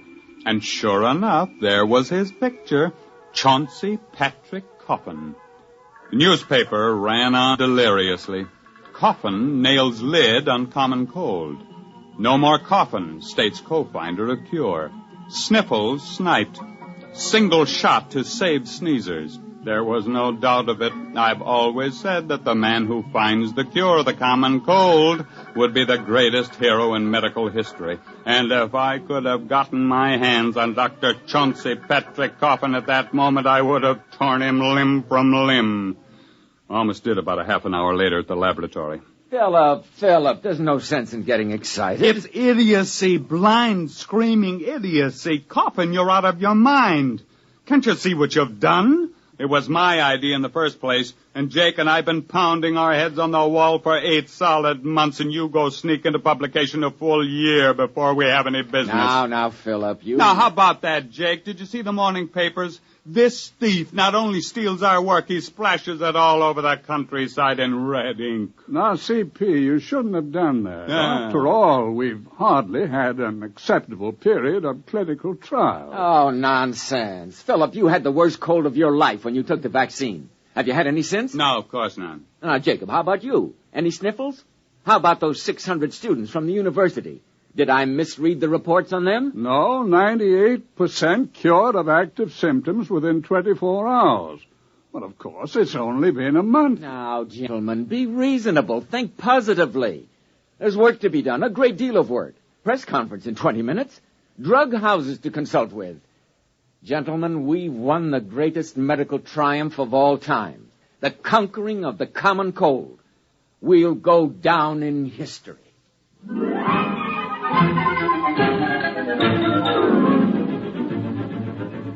He was right on that point, at least. We did go down in history. Of course, it was the biggest story of the year. In medical circles, it was called the Coffin Multicentric Upper Respiratory Virus Inhibiting Vaccine. Newspapers just called it the Coffin Cure. The men from the government bureaus came first, and then 17 pharmaceutical houses descended with production plans, cost estimates, colorful graphs. One laboratory promised a vaccine in 10 days. Another guaranteed it in a week. The first actually appeared in 3 weeks and 2 days to be soaked up in 2 hours by a thirsty sponge of cold, weary humanity. Express planes were dispatched to Europe, Asia, Africa with a precious cargo. 1 million needles pierced 1 million hides, and with a huge convulsive sneeze, mankind stepped forth into a new era.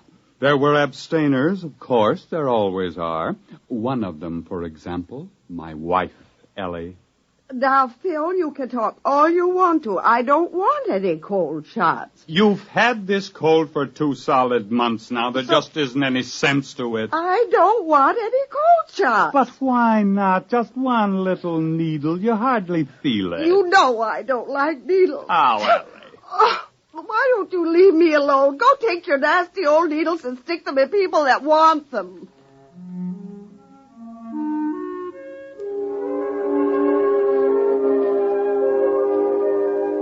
I woke up once that night and listened to a parade of sneezes from Ellie. I rolled over and frowned to myself. It was ignominious in a way. The wife of one of the cold cure discoverers was refusing the fruit of all those months of work. When I woke up in the morning, I thought I was suffocating. Hey, Ellie! Ellie! I'm choking! Ellie! What did you do? Hey, what's burning? Hey, Ellie! Somebody's burning down the house! Oh, what are you talking about? It's just the toast. I burned it. Well, it's awful. What's happened here? I'm baking breakfast. But, don't you smell it? Of course not. It's just bacon and eggs and toast. Oh, You mean you don't smell anything strange? I don't smell anything, period, with this cold. But, say, did you put on fresh perfume this morning? Before breakfast? Don't be ridiculous. Not even a drop? Not one drop. This must all be in my mind, or I'm imagining things, that's all. I'm working too hard. Say, wait a minute. Ellie, give me my hat. I've got to get down to the laboratory, quick.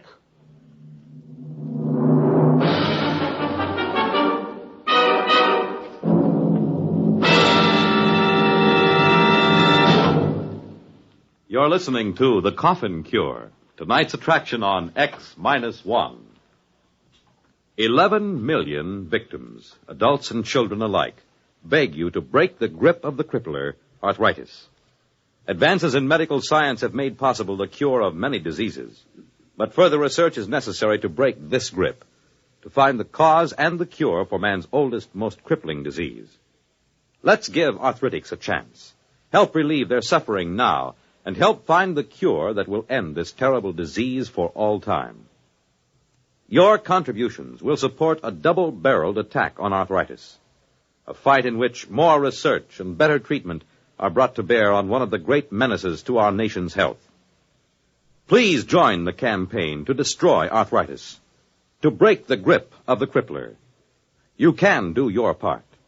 Please give to your local arthritis fund.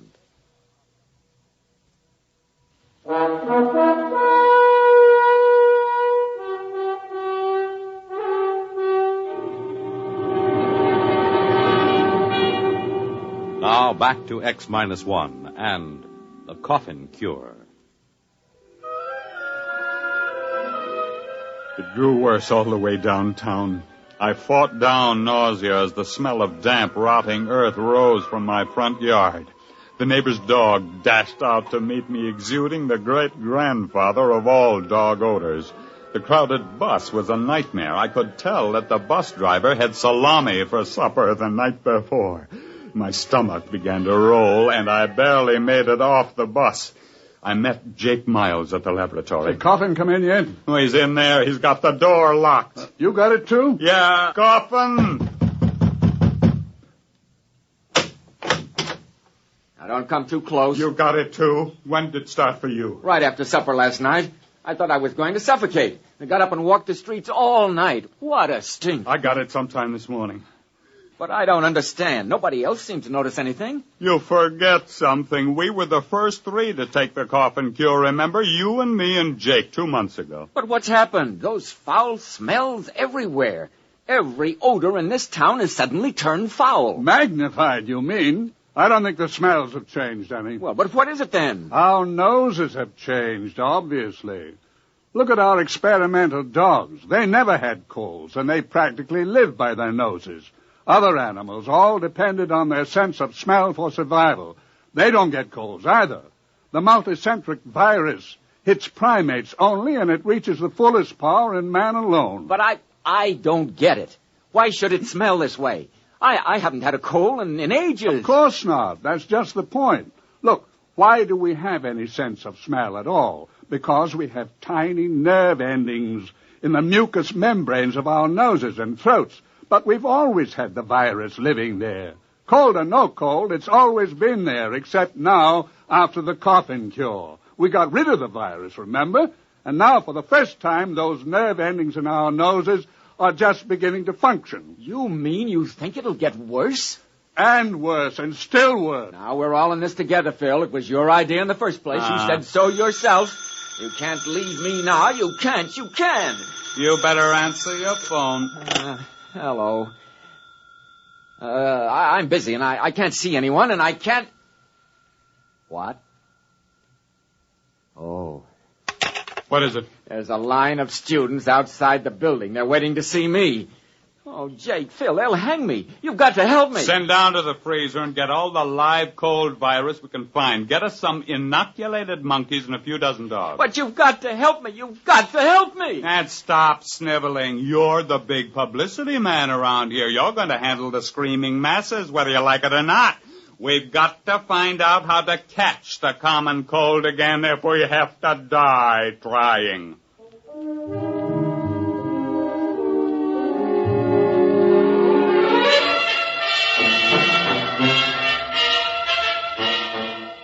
It was a futile struggle. We sprayed our throats with enough pure culture of virulent live cold virus to have condemned an ordinary man to a cold for life. We didn't develop a sniffle. We injected the virus hypodermically, intradermally, intramuscularly, intravenously. We drank it. We bathed in it, but we didn't catch a cold. We wore wet clothes and sopping shoes to work, but we never felt better in our lives. I think you should all be locked up, taking a cold shower and then going out in the snow. You don't understand, Ellie. We've got to catch a cold. Why? Suppose you don't. What's going to happen? We had 300 students march on the laboratory today. The smells were driving them crazy. They couldn't even bear to be close to their best friends. Mm-hmm. Tomorrow, we'll have them back and 300 more. And what's going to happen when 15 million people find their noses suddenly turning on them? Ellie, we just did too good a job. We just can't catch cold. We just can't crack it. Those antibodies are just doing too good a job. Well, maybe you can find uncle bodies to take care of them. Oh, now, look, don't make bad jokes. I'm not making jokes. I don't care what you do. All I want is a husband back who doesn't complain how everything smells and who doesn't stand around in cold showers at 6 o'clock in the morning.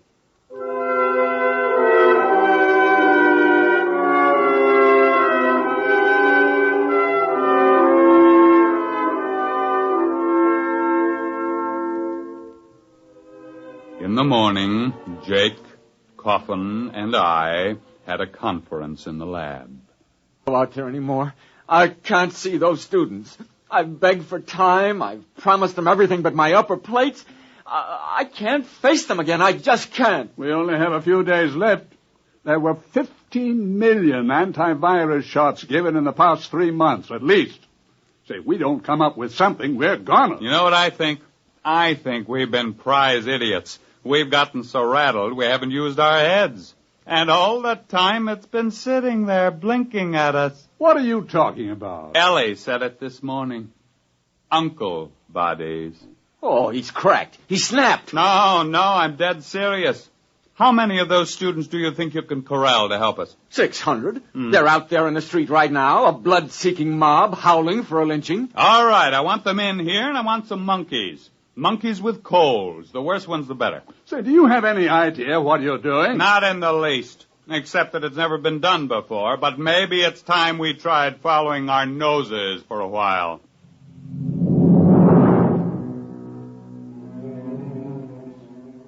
The tidal wave began to break 2 days later.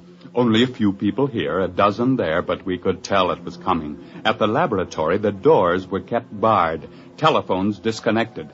Jake rigged up some small gas masks, but it didn't do much good. But the work went on in spite of the smells, and you have no idea what a truckload of monkeys smells like magnified 10,000 times. We had cold-ridden monkeys, sneezing, coughing, weeping, wheezing monkeys by the dozen. Culture trays bulged with tubes. Each day, 600 angry students holding their noses paraded through the lab, arms exposed. At the end of the week, half the monkeys were cured of their colds and couldn't get them back. And the other half had new colds and couldn't get rid of them. That meant we were on the right track. And then, 2 days later, Jake came into the laboratory triumphantly. Jake, what's the idea of bringing that dog in here? I've got 6 nose plugs, and they still don't do any good. But look at that puppy. Look at it. Watch him carefully. You hear? He sneezed. He's got a cold. That's the first dog in history that ever got a cold. And we've won.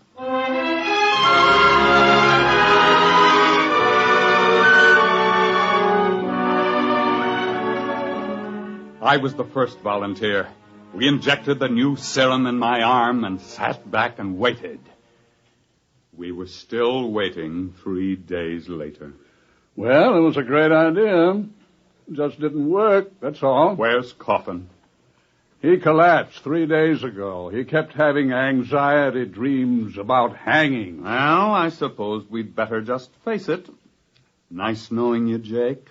Pity it had to end this way. Well, it was a great try, old man. A great try. Ah, yes. We will be remembered by an infuriated world holding its nose in vain.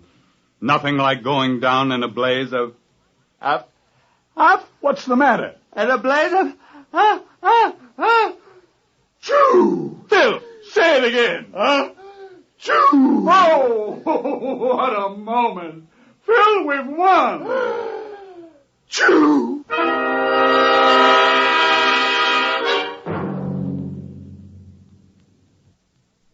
Now, just keep your feet in this warm bath, Phil, and drink plenty of hot lemon juice. You'll be all right. You see, it was your idea, the uncle bodies. We developed an antibody against the cold virus, and then we had to develop an antibody against the antibody. Will they be able to make it fast enough? Just about fast enough for the people to get good and eager to catch cold again. There's only one little hitch. Hitch? The stuff we made does a real good job, just a little too good. I may be wrong, but I think I've got this cold for keeps. Unless I can find an antibody against the antibody against the antibody. Choo!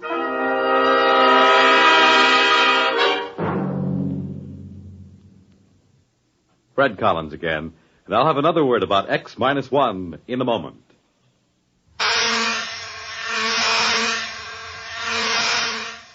Is your head buzzing with the feverish, stuffed-up feeling of a cold? Here's how to get relief. Every second someone takes it for the miseries of a cold. Bromoquinine brand cold tablets.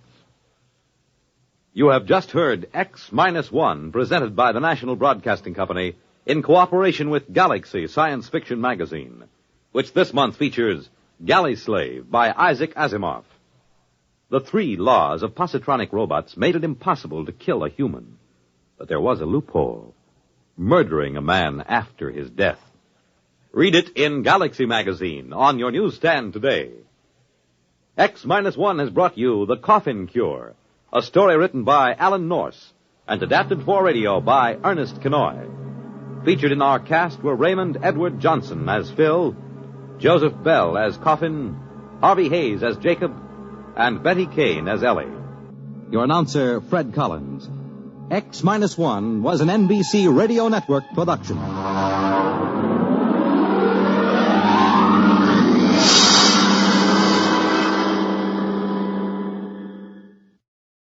There's excitement in the air at night, and Nightline brings it to you. Hear Nightline with Walter O'Keefe, next on most of these NBC stations.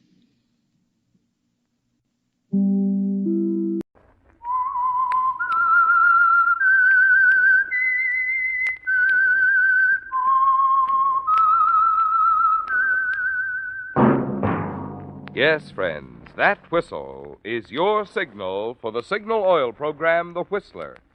The mystery program that is unique among all mystery programs. Because even when you know who's guilty, and you see his every move or know his complete plans, you always receive a startling surprise at the final curtain.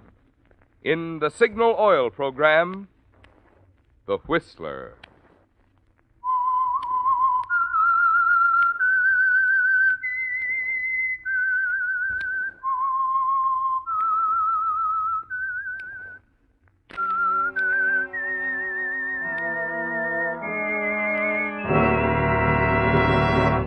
I am the Whistler, and I know many things, for I walk by night. I know many strange tales, hidden in the hearts of men and women who have stepped into the shadows. Yes, I know the nameless terrors of which they dare not speak.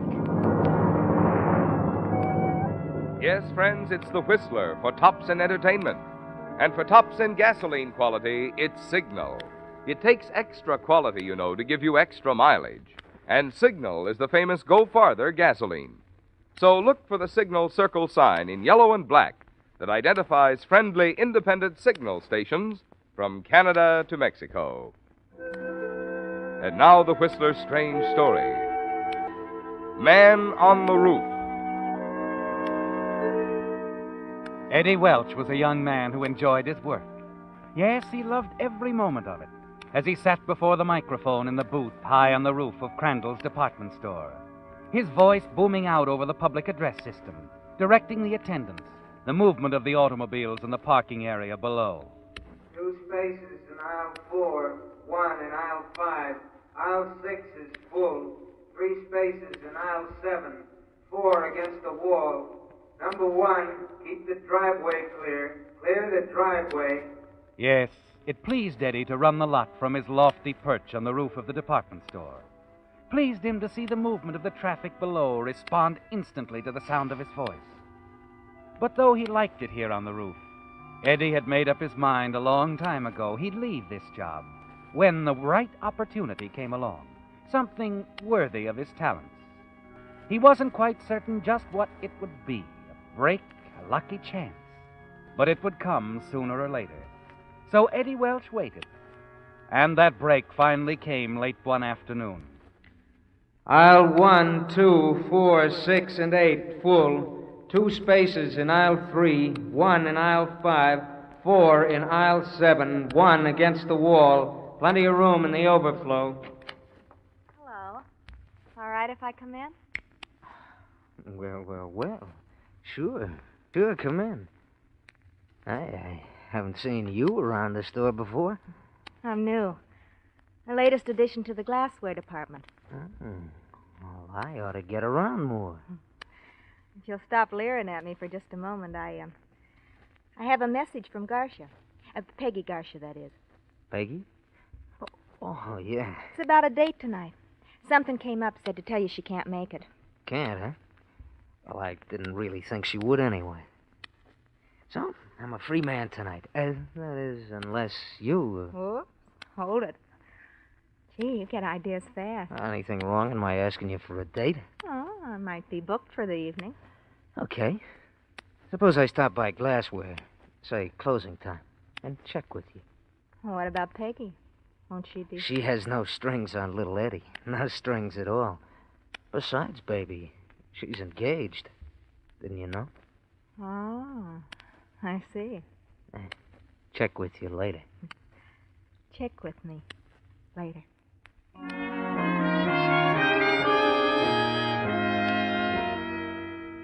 You watch her as she walks away and disappears down the stairway. Then your eyes swing back over the parking area. You notice the empty spaces in each aisle. Then as you reach for the mic switch again, something you see stops your hand in midair. Against the far wall, you see 2 men struggling between the parked cars. You reach for the binoculars and train them on the scene in time to see one of the men fall back. His head hits the car bumper and he doesn't get up. Quickly, the other man jumps into a car, a light green convertible, and drives away. An instant after you've jotted down the license number, you pick up the phone and call downstairs. Operator. Now, this is Eddie Welch on the roof. Look, get one of the store cops out to the parking lot right away. What's wrong? There's a man stretched out on the ground near the back wall. I think he needs help.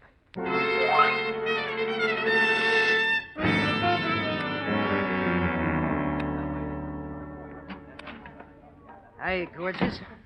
I understand the big wheel wants to see me. Well, if it isn't the Romeo of the rooftop. Yes, Mr. Crandall wants to see you, Eddie. Hey, how about doing the town Saturday night? Huh, sweetheart? Sorry. I'll be at the wrestling matches. Junior. You think you'll win? Well, why don't you drop dead, huh? See you later. Oh, come in, Eddie. Come in. Eddie, this is Lieutenant Davis, Police Department. Hiya, Lieutenant. Hello, Eddie.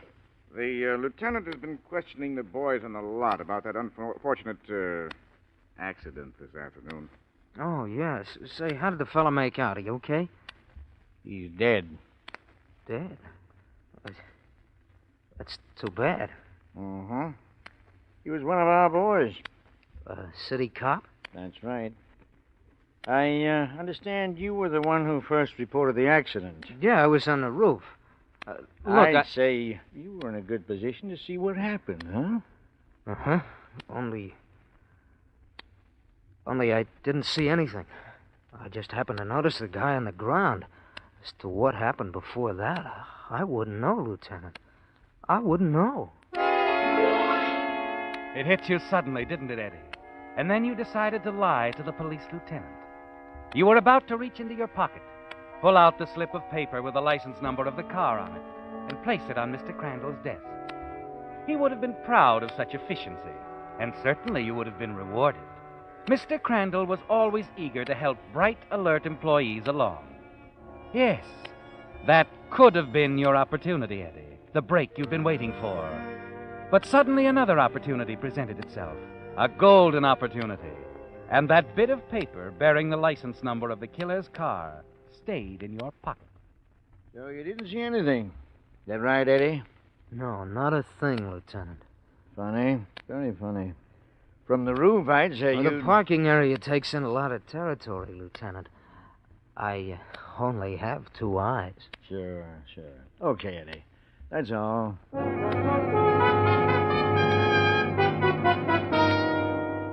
You're excited, aren't you, Eddie, as you leave Mr. Crandall's office, anxious to make plans. You tell yourself you've got to move cautiously. Think it all over very carefully. Your first problem is to contact the driver of that new, expensive-looking green convertible. You think about it for a long time, and it's still on your mind the following day during your lunch hour as you walk across the parking lot with Joan, the girl you met on the roof. Eddie, what are those fellas doing? Huh? Over there. They seem to be taking down the license numbers. Oh, that's right. You're new here. And they work for the store. Check the license numbers with the Motor Vehicle Bureau. Find out who the car owners are. Well, what's the idea? A survey of some kind. Find out where the customers come from. Help select the districts their advertising seems to pull the heaviest. Well, what's the matter? Nothing. Look, Joan, why don't you run on ahead? I want to talk to one of the boys. Okay. See you later. Thanks for the lunch. Hi, guys. Oh, hello, Eddie. How's the boy? Fine. Hey, look, do me a favor, huh? I got a license number I'd like to slip into that list. Check it for me. Oh? That's, well, there's a babe who comes in here regularly. I got to talking to her a couple of times. Very friendly type and very cute. Oh, I get it. She's kind of coy, too. Won't give you her name or phone number, but she does have a car, and cars have license plates. I got it. Yeah. Sure, I'll be glad to help you out, Eddie. I'll let you know in a day or so. Swell. Hey, with the right sort of break, does this deal show much promise? Who knows, guys? It might be what I've been waiting for. All my life.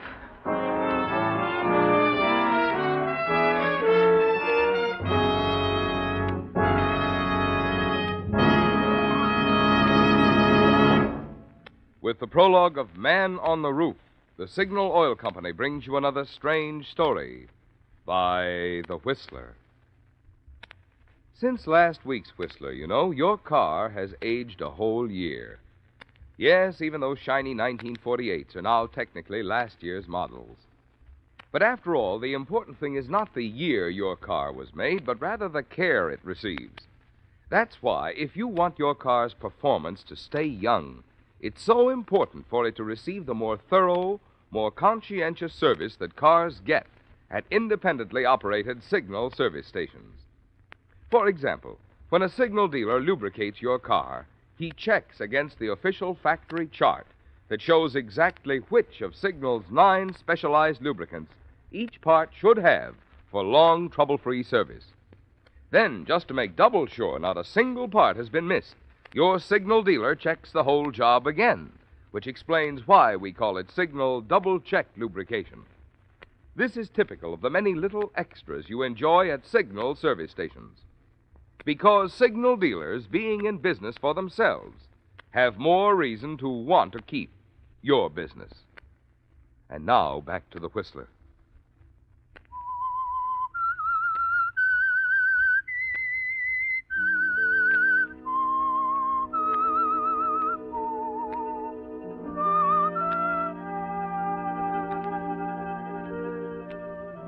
You're not sorry, are you, Eddie? Not sorry about the sudden decision you made in Mr. Crandall's office when you told the police lieutenant you knew nothing about the unfortunate accident that occurred on the parking lot the day the city detective was killed. You didn't tell him that you saw the struggle of the two men between the parked cars, saw the killer ride away in a green convertible, that you had jotted down the license number of the car. No. You have other plans, haven't you, Eddie? Big plans. Then, 2 nights later, as you leave Crandall's department store, you run into your friend Gus. Hi, Eddie. I checked that dame's license number for you. Oh, did you? Swell. Yeah, the car's registered to a guy named Merrick. Alton Merrick. Maybe her boyfriend, huh? Too bad, Eddie. He could be your old man, Gus. Oh, sure. Sure. Who knows? Anyway, that's who the car belongs to. Alton Merrick. It's 100 Weatherby Place. Yeah, it's a nice neighborhood. Uh-huh. Thanks. Thanks, Gus. You've been grand, boy. Just grand.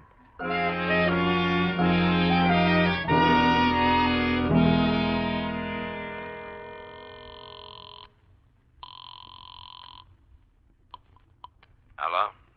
Mr. Merrick? Alton Merrick? Yes. Who's this? The name isn't important. I'm just the guy who happened to be around Crandall's department store the day that city cop was killed. Still on the line, Mr. Merrick? Yes. I thought maybe I could do you a big favor. Like keeping my trap shut. You follow me? I don't know what you're talking about. Okay, suppose you come around to the Blue Hat Bar tomorrow night, 8 o'clock. I'll be waiting. Why should I come? Be there, pal. The Blue Hat, 8 o'clock. And wear that same checked coat you had on the other day, huh? Gee,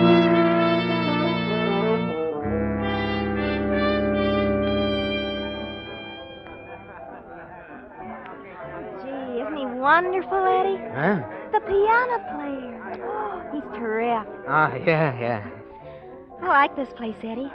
The Blue Hat Bar. You know something, baby? From the day you walked into my life, things started to break right for little Eddie. Yeah, What is it, Eddie? Nothing. See someone you know? No, nobody. Is this seat taken? No, it isn't. Here, I'll take my hat. Thanks. Oh, bartender. Come on, let's go, baby. We're leaving already, Eddie? Yeah, I've seen all I wanted with this place. Come on, let's breeze. Okay. Eddie, did you see the coat he was wearing? What? The man who sat down next to you wearing that check coat. Oh, yeah, loud, wasn't it? It shrieked.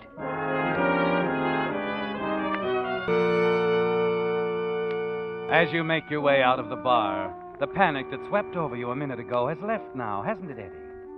For a moment you were frightened when you saw him walking toward you. Merrick, the man in the checkered coat. For an instant your heart seemed to stop beating as he spoke to you. Then you realized he couldn't possibly know you were the voice on the telephone. That now you knew what he looked like. And that's all you wanted to find out for the present. As you take Joan back to her home, his face flashes before your mind, a cold, hard, brooding face, square jaw, dark, heavy eyebrows. A cruel face, isn't it, Eddie? And you realize you're going to have to be extremely careful dealing with this man, Merrick.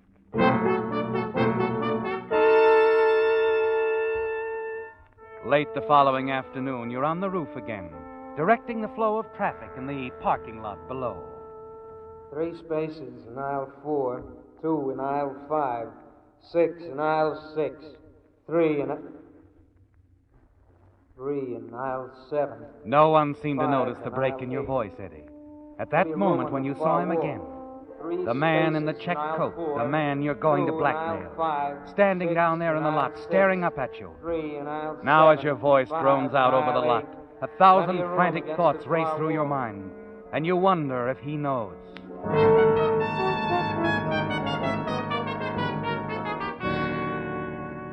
Then shortly before closing time, you see Merrick again. You're talking to Joan on the main floor when suddenly you're no longer aware of what she's saying. Eddie, what's the matter with you? I thought we were talking. Huh? I said I thought we were talking. Oh, yeah. Sorry, I got sidetracked. You're still that way. Why the sudden interest in our store detective? That's the guy with him that interests me. The guy in a checked coat. Oh? Oh, he's gone now. As I was saying. Say it later, will you, baby? I want to ask Ben something. Okay. See ya. How's business, Ben? Oh, hello, Eddie. Business? Oh, it's picking up with me, picking up. Especially around this time of the year. Yeah, all they need is somebody to watch you. Cute kid. Hey, who was your pal there a few minutes ago? Pal? Oh, him. No pal of mine. That's not that guy. Well, you seem to know him. I met him in Philly 10 or 12 years ago. Name's Griffin. Griffin? Yeah, we worked the same store. Then he branched out. After that, I lost track of him. What do you mean, branched out? He opened his own office. He turned out to be a private eye. Odd detective jobs for hire. You've heard of the type. Sure, on the radio. Not quite. This is a bad boy, Eddie. Real bad. Anything for $1. Sounds familiar. Oh, yeah. Yeah, I suppose there's guys like that.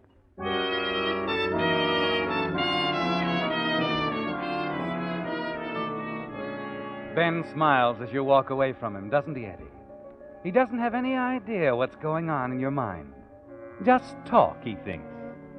But it isn't that way at all. No, Eddie. You're thinking how smart Merrick is to use this man Griffin for his blackmail negotiations. He almost threw you off, didn't he?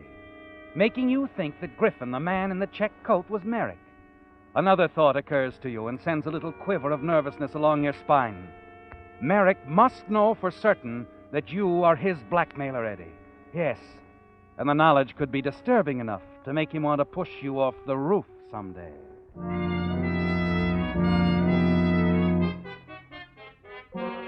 You're anxious now to find out what Merrick himself looks like before you plan your next move.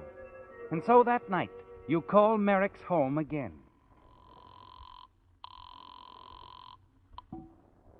Hello? Mr. Merrick? Oh, yeah. Eddie? Huh? Eddie Welch? You know my name? I know quite a bit about you, Eddie. Even what's on your mind this minute. Yeah, I guess you do. Well, we better get together, talk. Fine, Eddie, fine.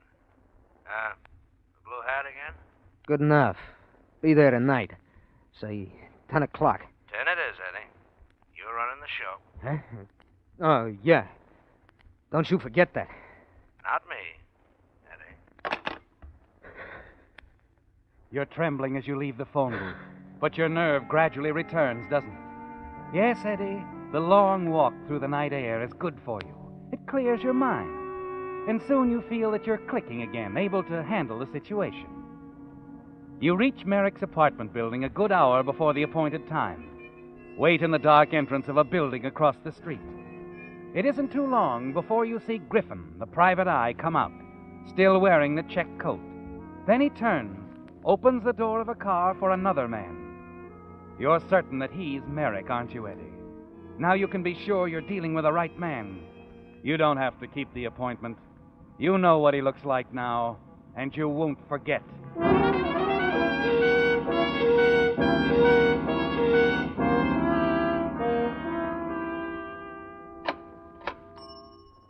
Another day, Eddie. That's right, Al. Well, good night. Night. Oh, Eddie. Yeah? I almost forgot. There was a fella hanging around the store. He wanted to be sure when you got off. Oh? I told him everybody was working overtime tonight. What did he look like? Heavy-set fella. Rough-looking. Bushy eyebrows. Griffin. Who? Nobody important, Al. Thanks. Oh, sure. You expect to be followed, Eddie, and you are.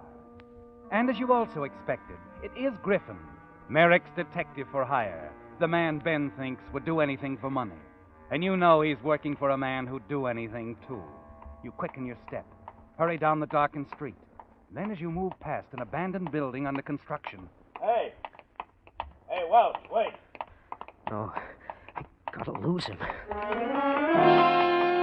You turn, run into the convenient protective darkness of the building, scramble wildly up a set of improvised stairs, and wait, listening.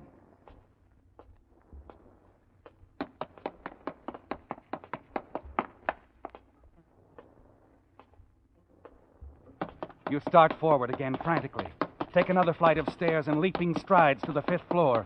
At the top, you freeze, almost paralyzed with fright. The wall at the outer edge of the landing hasn't been put up yet, and you almost stepped off into space to a 5-story fall to the street.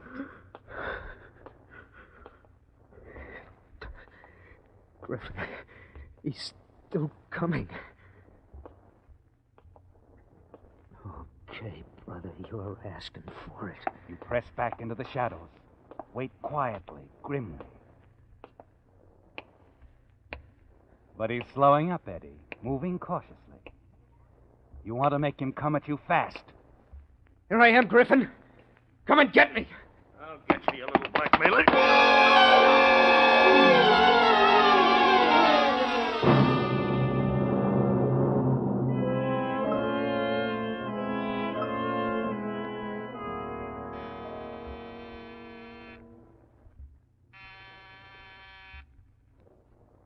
Mr. Merrick. Mr. Merrick, open up.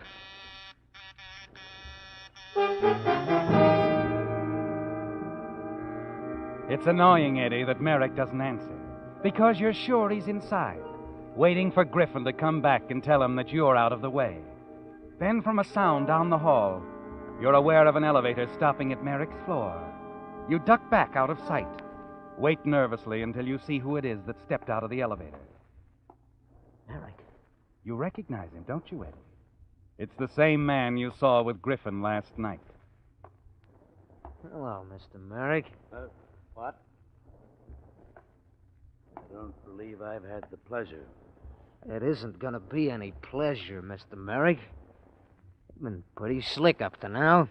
You and Griffin. But not slick enough. I'm Eddie Welch. I see. Sure you do. You see plenty.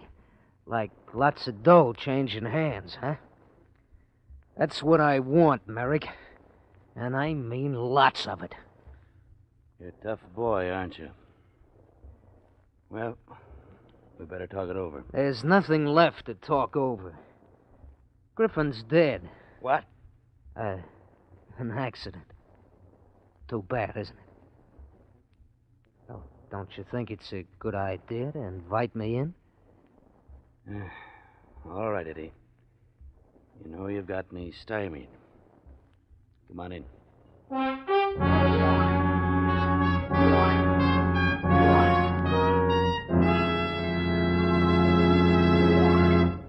The Whistler will return in just a moment with the strange ending to tonight's story.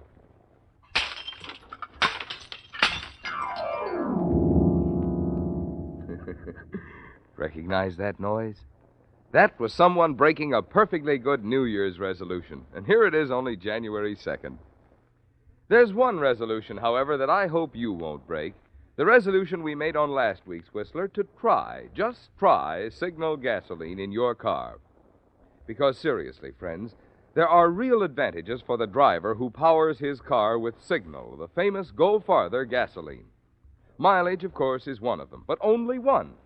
For in order to give you such good mileage, today's Signal gasoline has to help your motor run more efficiently.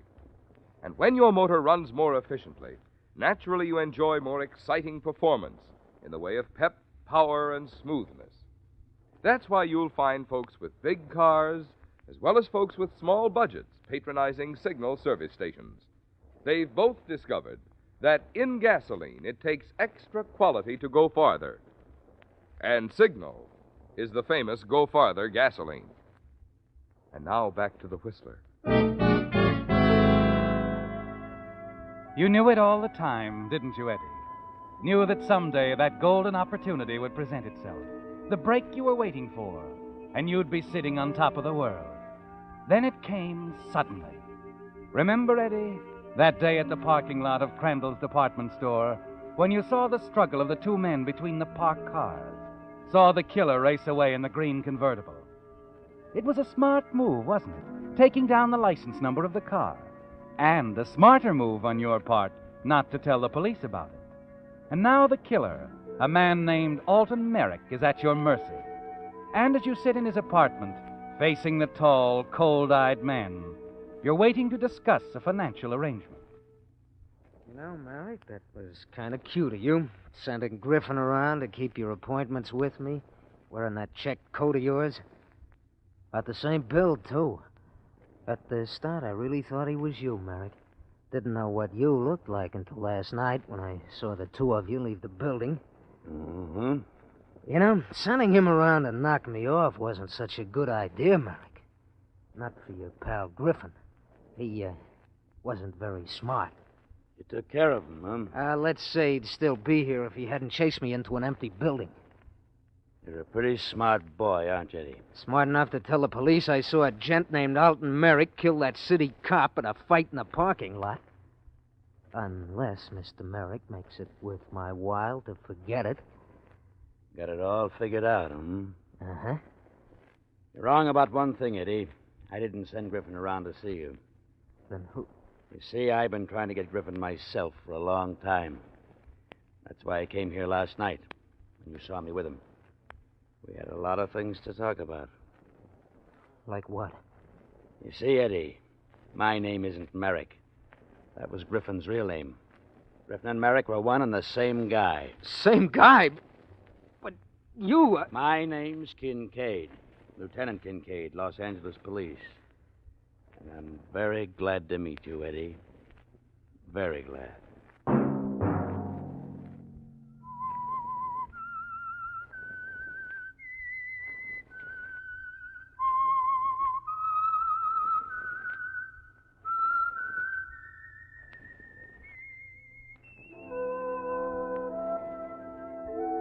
Let that whistle be your signal for the Signal Oil program, The Whistler, each Sunday night at this same time. Brought to you by the Signal Oil Company, marketers of Signal gasoline and motor oil and fine quality automotive accessories. Signal has asked me to remind you, to get the most driving pleasure, drive at sensible speeds, be courteous, and obey traffic regulations. It may save a life, possibly your own. Featured in tonight's story were Tom Holland, Lorette Philbrant, and William Conrad. The Whistler was produced by George W. Allen and directed by Gordon T. Hughes, with story by Steve Hampton and music by Wilbur Hatch, and was transmitted to our troops overseas by the Armed Forces Radio Service. Remember, at the same time next Sunday, another strange tale by The Whistler. Marvin Miller speaking. This is CBS, the Columbia Broadcasting System.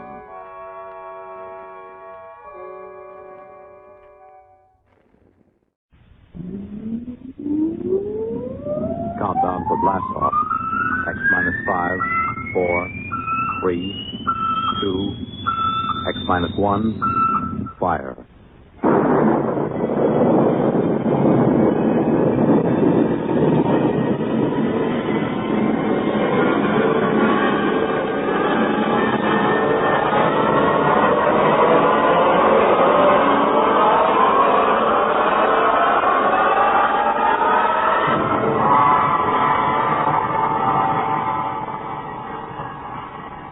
From the far horizons of the unknown come transcribed tales of new dimensions in time and space.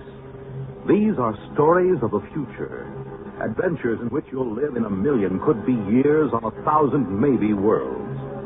The National Broadcasting Company, in cooperation with Galaxy Science Fiction Magazine, presents X minus 1.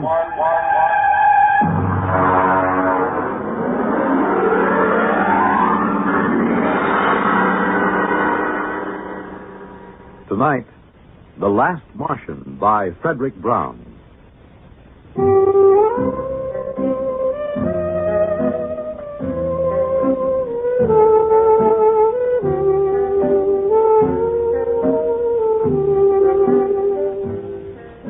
It was like any evening, but duller than most. I was back in the city room. I'd just covered a boring banquet, and the food had been so bad that I felt cheated, even though it cost me nothing. Now, just for laughs, and my job, I was writing a long, glowing account of it.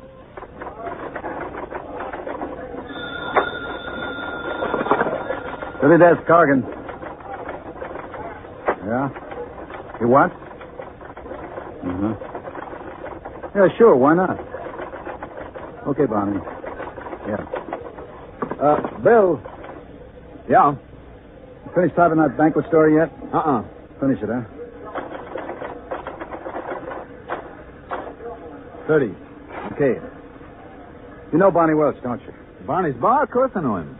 I know you know him. It's just a rhetorical question. What about him? He just phoned. So? You got a guy down there. Who? Claims to be from Mars. What, is he drunk or raving or both? Barney doesn't know. But he said there might be a gag story if you want to come over and talk to the guy. Drinks on the expense account? Here. You got a deal.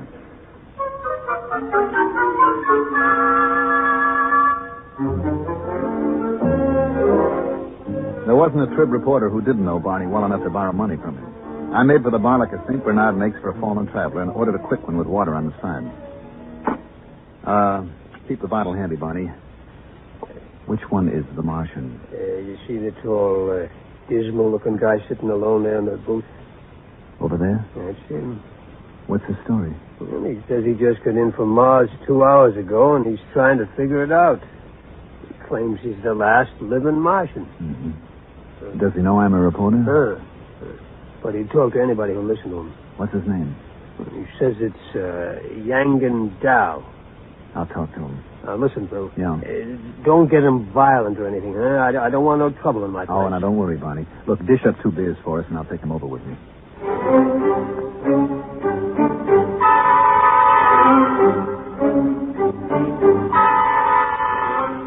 Barney drew 2 beers and cut off the head. He rang up 60 cents, gave me my change, and I went over to the Martian.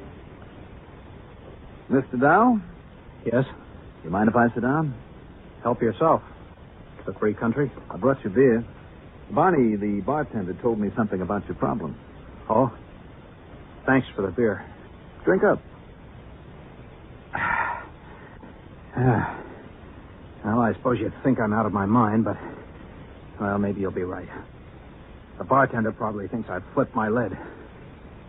Listen, are you a doctor? Nope. Do you think I'm insane? I'm not a doctor, and I haven't even heard your story yet. How can I tell? Okay, I'll tell you. I'll tell you everything that happened. Then you tell me if you think I'm all right. 2 hours ago, I was on Mars. 2 hours? How did you get here? I don't know. That's the horrible thing. All I know is that the others were dead. All of them? How do you know? I saw them. I saw their bodies in the street. It was awful. Now, wait a minute. You mean you're the last one? The last Martian? Yes. Well, that's a little hard to believe. Listen, I was there. I was in this room in the city of Scar. I don't know why I was there, but I was. I was locked in. Then I got hungry, and there was nobody to bring me food. So I worked a stone out of the floor and started digging. It took 3 days. When I got out and reached the street, everyone was dead. Lying in the open. Well, what did you do? I took a Targan, an energy plane, and flew it to Xandar. Xandar is the biggest city, the capital. Every place, it was the same. Hundreds of thousands of bodies lying in the fields, the streets, as if everyone had died at the exact same instant. At Xandar, in the stadium.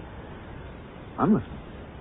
In the stadium, there were 100,000 of them. As if they'd come there specially to die together. I landed my ship there. In the stadium? Yes. I see. Well, there, in the stadium, they had built some sort of platform. On it was a column made of copper. Copper is a rare metal on Mars. And there was a push button. Where? In the copper column. Oh. And there was a Martian in a blue robe, a priest, right under the button. It was as though he pushed the button and died. And everybody else had died with him. Except you. Yes. All except me. And then? And then, I was on a Madison Avenue bus, riding to work, here in New York. Oh, now wait a minute. Listen, I know you don't believe me. I know it sounds as if I was stark raving mad, but take it easy, huh? You know what I think? What? You've had some sort of terrible shock. Oh, of course I had. There were 3 million of us. All dead. I don't mean that kind of shock. Of course, it was a dying world anyway. We didn't have more than 2 generations left. It was the krill. What was the krill? The disease. It reduced us to 1/30th of our population in 2 centuries. These 3 million, and they died of the krill? No. The krill kills slowly. These people died like that. With a push of a button. Well, why didn't they escape? We tried to develop space travel, but we couldn't. We couldn't even reach Deimos or Phobos. Where are they? Our moons. Oh, I don't know too much about this stuff. It was horrible. Can I ask you a question, Mr. Dow? Anything you like. Well, if the Martians didn't develop space travel, how do you think you got here in New York City? I don't know. It's driving me wild. I'm Yangan Dao, a Martian. And I'm here, in the body of an Earthman. The body of an Earthman? Of course. You don't think Martians look exactly like humans, do you? I'm 3 feet tall. Weigh what would be 20 pounds here on Earth. I have 4 arms and 6 fingers on each hand. Barney? Yeah? 2 more beers, huh, with whiskey chasers? Right. Go on, Mr. Dow. I don't mean to interrupt. It frightens me. Oh, I can understand that. Here's your drinks. You want some help? Thanks, Barney. Drink up, Mr. Dow. Thank you. By the way, who is this Earthman whose body you've got? Its name is Howard Wilcox. Howard Wilcox, huh? I'll just write that down. Address? It's in the wallet. 45 Amber Court. Mm-hmm. This Howard Wilcox whose body you're in, does he have a family? It is married to a female of this species, yes. Well, have you been home? No. Then how do you know? I have all of its memories. I can do everything it could do. I know everything it knows. Oh, I see. I even have its tastes. Beer, for instance? Yes. You have a job? At the Humber Lamp Company, 34th Street. Well, maybe you ought to call your wife. No, It frightens me. Why? This body, it loves its wife. Let me buy us around. There's money in these pockets. Okay. It's very good of you to listen to my story. Barkeep, another round, please. Tell me, Mr. Dow, did you ever suspect before that you were a Martian? Suspect? I am a Martian. Don't you understand? How did you get in here? I told you this body was on its way to work on a Madison Avenue bus, and then I was inside it. It was thirsty, so it stopped for a drink. And I thought maybe the bartender could give me some advice. So I started talking. Don't you believe me? Listen, Howard, you should be due home for dinner by now. Now, you're making your wife worry. Why not phone us? I'm afraid. What's there to worry about? Whether you're Yangan Dao or Howard Wilcox, there's a woman sitting home worrying. I suppose you're right. Of course I'm right. You're very understanding. Oh, not at all. You wouldn't want to come with me, would you? Hmm? I mean, I'm sort of afraid. Well, it would look funny. I could tell her you're an old school friend. We could have dinner. And then maybe I could get to know her. You really want me to come? Would you? Let me make a phone call first, okay? Fine.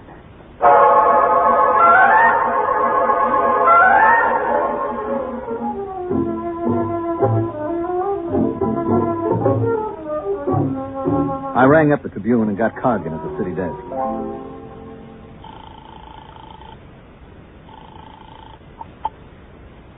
City desk, Cargan. Hi, Bill Everett. Did you find him? Uh-huh.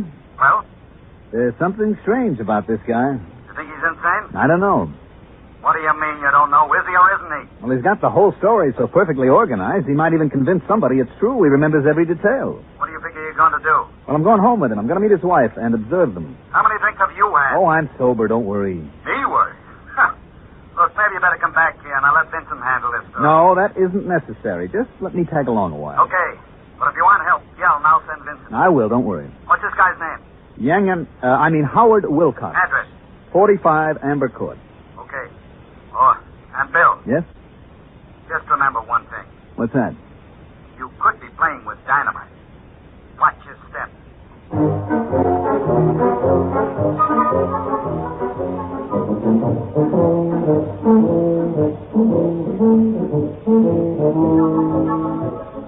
Number 45 Amber Court was an apartment down in the village. We were met at the door by a pretty woman in dungarees with her black hair and a ponytail with a red ribbon.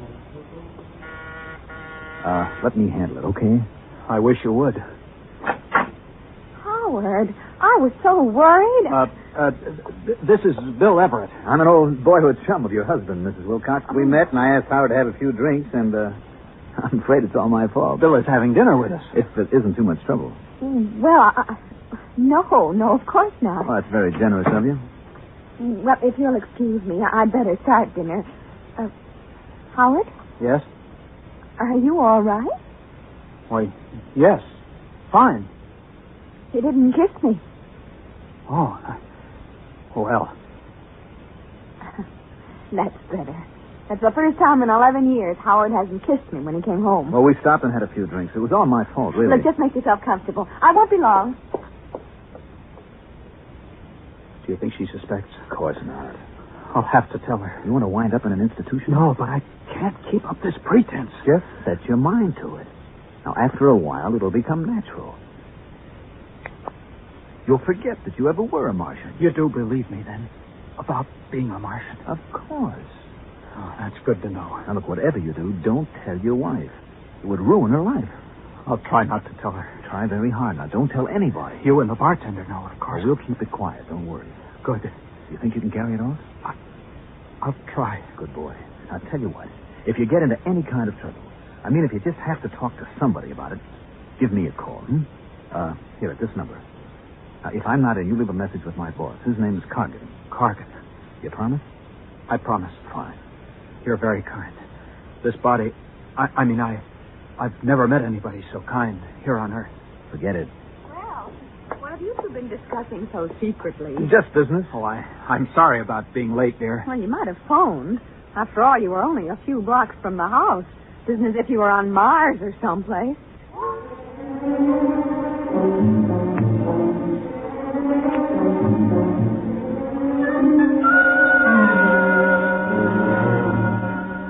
Dinner went pretty well. And Elaine Wilcox turned out to be an expert at shish kebab, which is one of my favorites. After dinner, I still had a couple of hours to put in at the paper, so I went back. Cargan came over to me right away. Well? Well? Is he or isn't he? He's a Martian, all right. No question about that. You're very funny. I have my moments. Would you mind telling me exactly where you've been for 3 hours? And what you've been doing? I talked to Yangan Dao. That's his Martian name. Then we had dinner at his home. Very nice. Shish kebab. What about the story? Oh, yeah, the story. Well, it seems that he was locked in a room in the city of Scar. And he got out and saw all the dead bodies of the entire Martian population. Then he flew to the Capitol and saw a button that a priest had pressed, and the next thing he knew, he was inside an Earthman named Howard Wilcox riding a Madison Avenue bus. Want me to write it up? Is that all you've got to tell me? That's all. Listen, this guy's going to be perfectly all right as soon as he gets used to the idea that he's Howard Wilcox. He is. I suppose you're a qualified psychiatrist? Well, I'm qualified to judge this. I'd better send Vincent over there. There's no need for that. I have a distinct feeling you've let your emotions get into the act. Well, what's wrong with emotions? They don't belong in this business. Look, Cargan, this is a decent enough guy. He's a little bewildered, maybe. Now, why not let him live out his life in peace? He may be dangerous. Don't you trust my judgment? We can't afford to pass up anything important. Oh, you're exaggerating. Maybe. Vincent. Yes, Mr. Cargan. I want you to do a follow-up on a story that Bill here started. A man named Howard Wilcox who thinks he's a Martian. Oh? Bill has the address. Now, if anything happens to this guy, there are liable to be questions and accusations. Vincent can handle that out of it. You want the full treatment on this story, Mr. Cargan? If you think the man is a menace, give him the full treatment. Okay, Mr. Cargan.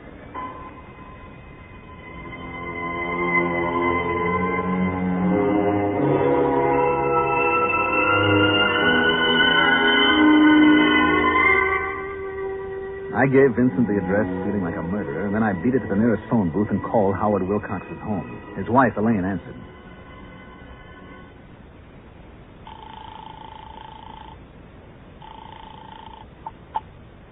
Yes? Oh, Mrs. Wilcox, this is Bill Everett again. Oh, did you forget something? No, I have something to tell you, and it may sound a little weird, but bear with me. Oh, what is it? A man from my newspaper is coming over. His name is Vincent. Now, he's a big, ugly man with a scar on his lip. He's coming over here? He's on his way now. Well, what for? Well, that's the part you aren't going to believe, Mrs. Wilcox. Well, try me and see. He's going to murder your husband. I'm afraid I didn't hear you. I said he's coming over to murder your husband. You and Howard did do quite a bit of drinking. I'm trying to do you a favor. Now, listen to me. I'm listening. Send him away. Tell him Howard had to leave town. Do you hear me? I hear you, but really... Please, Mrs. Wilcox, if your husband means anything to you. Of course he does, but why not call the police? They'll laugh at you. I'm coming right over. I'll explain when I get there. And remember, your husband's life depends on this.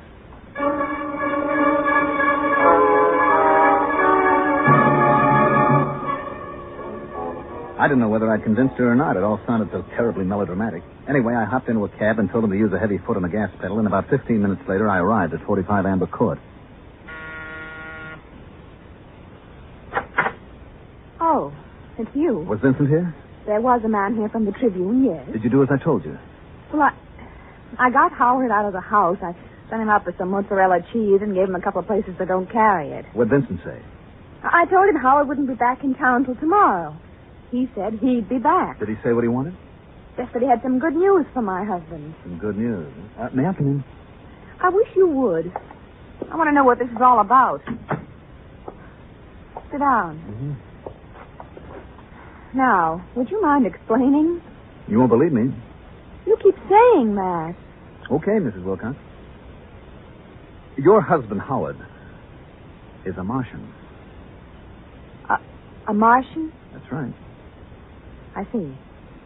And when did you discover this about my husband? This morning. Would you mind telling me just when he arrived? From Mars, that is. This morning. You don't say. Told you wouldn't believe me. Oh, I haven't said that yet. You're sure Howard is a Martian? Yep. He claims to be the last Martian. Look, see if I can make it clear.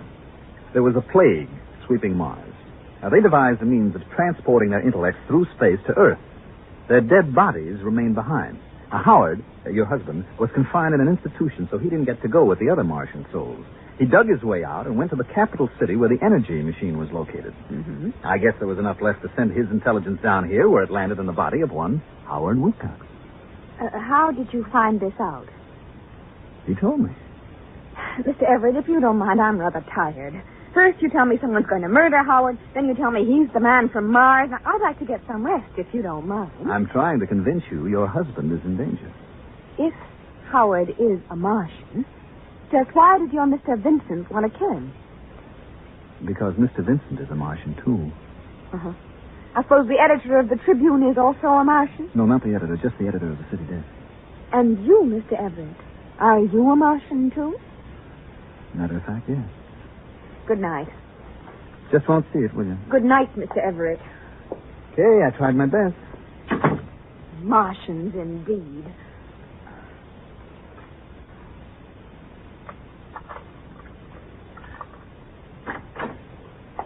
Oh, Howard, thank heavens. I couldn't get the mozzarella. It doesn't matter. Tell me, Howard, are you a Martian? What? Why, yes. How did you know? Oh, woman's intuition. It's terribly late, dear. Let's turn in. No, not yet. I want to know how you knew I was a Martian. Howard, please, I've had just about enough of this nonsense today. It isn't nonsense to me. Only this morning I was Yang Gandal, a Martian. Now I'm in the body of your husband. Is this a joke you and your friend Mr. Everett invented to torture me? Because if it is... It isn't a joke. It's the truth. Howard, I just can't stand much more of this. I'm beginning to wonder if it's me. Who could that be at this hour? I'll answer it. Yes? You are Mr. Howard Wilcox? Yes? My name's Vincent. I'm a reporter from the Trib. Yes? May I come in? Yes. Oh, Mr. Vincent. I see your husband has unexpectedly returned from out of town, Mrs. Wilcox. Now, look here. Would you mind telling me why you lied to me? Yes, I would. Does it have anything to do with the fact that you know your husband's secret? What secret? That he is young and dull. A Martian. I don't know what you're talking about. I think you do. Why is there such concern? I am Yang and Dao. I am a Martian. The last Martian, as far as I know. That is where you're wrong, Mr. Wilcox. Wrong? You see, there are many of us. Many? Like me? Hundreds of thousands. We were teleported to Earth during the Great Migration and found ourselves, like you, inside human beings. But then I'm not alone. You do understand my position. Perfectly. I can establish contact. We can remember our old home. Unfortunately, no. I don't understand. Sadly enough, young and dull, you were considered mentally ill on Mars. Ill enough so that you were institutionalized. Here on Earth, a person like you represents a distinct threat to us. How do I threaten you? You're unstable. You may give us away. That would spoil it. Spoil what? Our plan. Plan?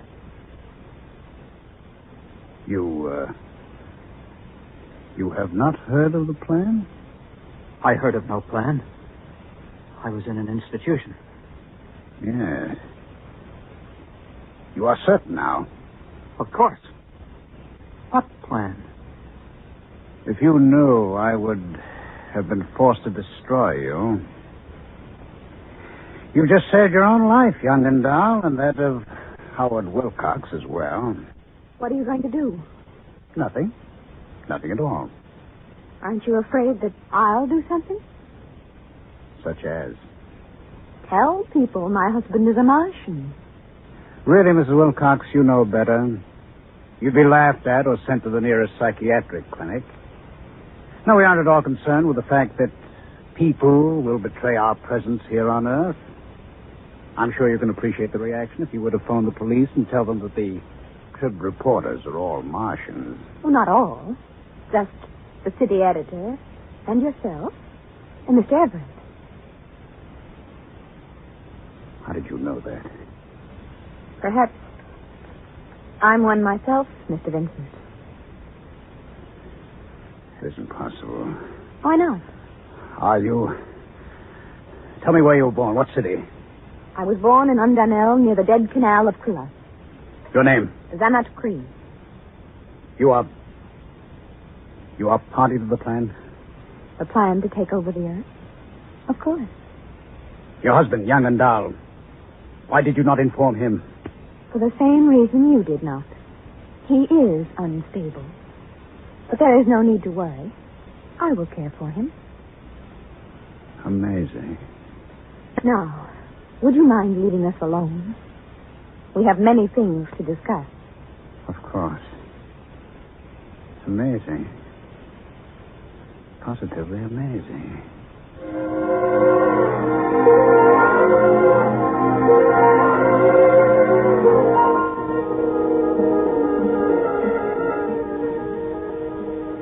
I was standing in Barney's bar having a double scotch on the rocks when Vincent came in looking like a man who spent the last 3 hours in a KitchenAid mixer with the dial on Fluffy. He came over and ordered without so much as a look at me.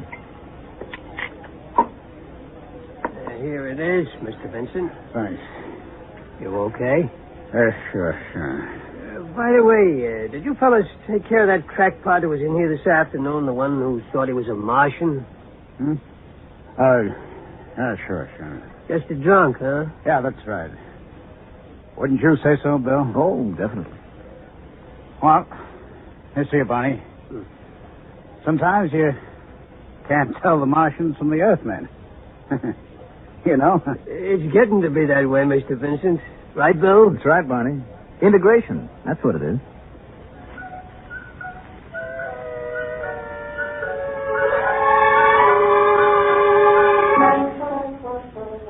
I gave Barney a sly wink and lifted my glass along with Vincent. Of course, Barney understood. You see, he's one of us, too. You have just heard X-1, presented by the National Broadcasting Company in cooperation with Galaxy Science Fiction Magazine, which this month features Alan Cogan's story, Nothing But the Best, which tells about a strange mix-up in time and place. Galaxy Magazine, on your newsstand today. Tonight, by transcription, X-1 has brought you The Last Martian, a story from the pages of Galaxy written by Frederick Brown and adapted for radio by George Leffert. Featured in the cast were Mandel Kramer, Elliot Reed, Santos Ortega, Ralph Bell, John McGovern, and Patricia Wheel. Your announcer, Fred Collins. X-1 was directed by Daniel Sutter and is an NBC Radio Network production.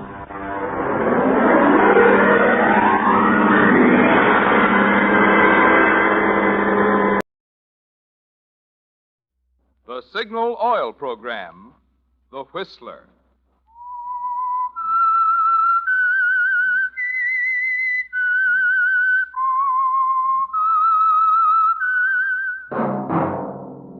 That whistle is your signal for the Signal Oil Program, The Whistler.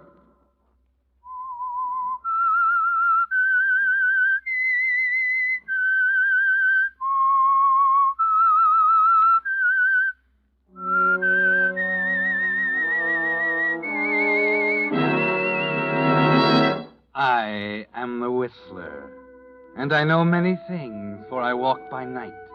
I know many strange tales hidden in the hearts of men and women who have stepped into the shadows. Yes, I know the nameless terrors of which they dare not speak.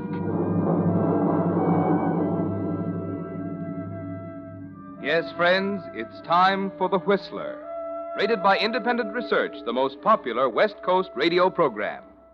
And remember that every traffic signal remind you, with new Signal gasoline, you do go farther than ever. Look for the familiar big yellow and black circle sign that identifies those popular Signal service stations in 7 western states from Canada to Mexico. And now, the Whistler's strange story, Boomerang.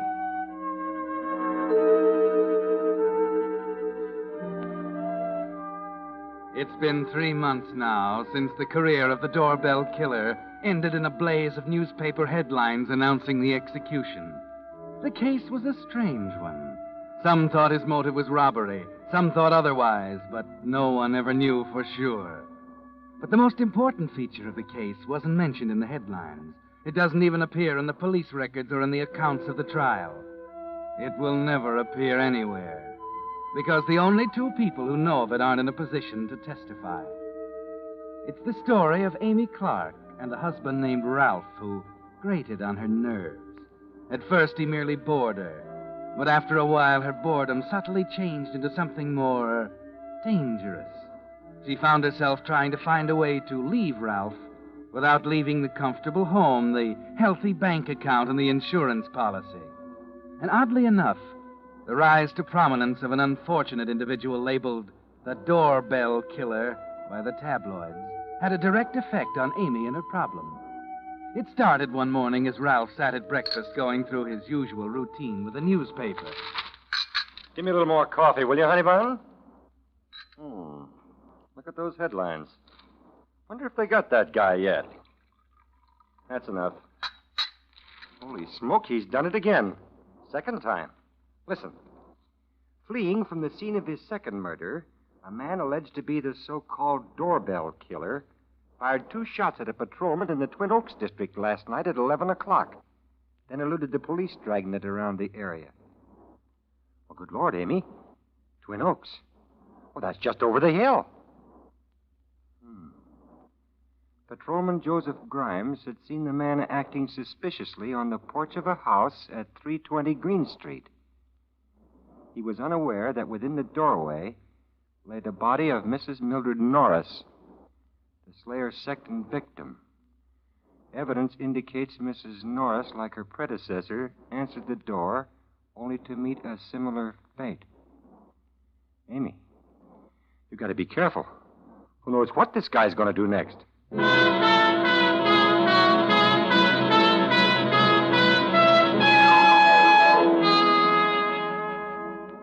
So So you tell him you'll be careful, Amy. And he gives you the usual dutiful peck on the cheek. Turns in the hallway at the exact spot he always turns, and you wait for it. Well, so long, honey bun. Don't take any wooden nickels. See you in the funny papers. How many times have you heard that one, Amy? And how many times must you hear it again? You think about it all day as you go through your routine.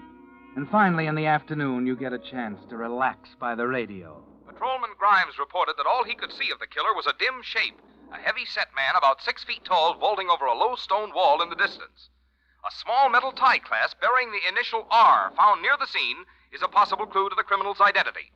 Chief of Police Henderson suspects the killer is a familiar figure, possibly a resident of the Twin Oaks neighborhood, since in both cases he was apparently recognized and accepted by the victim who opened the door.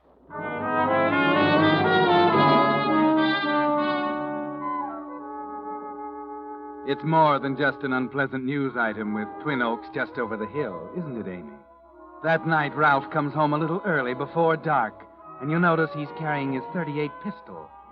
There's an unhealthy suspicion through the neighborhood, a feeling that perhaps your next-door neighbor might be the guilty man. Ralph is tense and worried through dinner, and afterwards, during the usual routine with the evening paper, he skips his customary comments on the stock market. Well, according to this, they couldn't find the bullet. But from the size of the nick in the patrolman's leg, they figured it was a .38. I don't care what you say, Amy. I'm still going to pack this little pistol of mine. And if that bird ever shows up around here, I'll have the welcome all ready for... Stay where you are, Amy. I'll go to the door. I'll give this guy the surprise of his life. What do you want? Well, I'm Haley, Evening Bulletin. Working with Chief of Police Henderson on the doorbell case. Just checking the neighborhood. Oh, well, it's good to know the police are on the job. You seem to be on the job, too. Hmm? That .38. Yeah. Well, I'm not taking chances. Yes, I understand. Got a permit, I suppose? Sure. What's your name? Ralph Clark. Oh, Clark. How long have you been in this neighborhood? 3 years. What? Yeah, Amy. She's back in the kitchen. Okay. Look, have you seen anyone acting suspicious around here last night or tonight? No. Where were you at 9 o'clock last night? Now, wait a minute, Mr. Haley. Did you say you were a reporter or a police investigator? I told you I'm working with Henderson. Isn't that good enough? No. You better run along, Haley. I've answered enough questions. If the chief of police has any more in mind, tell him to send one of his men in uniform. Any particular reason, Mr. Clark? Yeah. One reason, and a good one.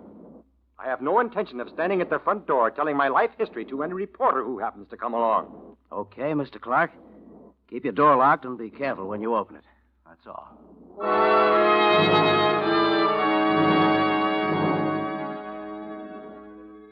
That's when you began to think about it, Amy, as you stood back at the kitchen door and watched Ralph talking to Haley, the man from the Evening Bulletin.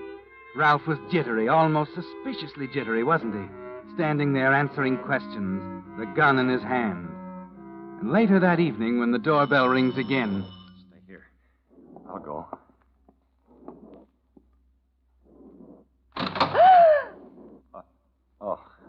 Mrs. Gibson. That gun. What are you... Well, anything wrong with the gun? No, but I... All right.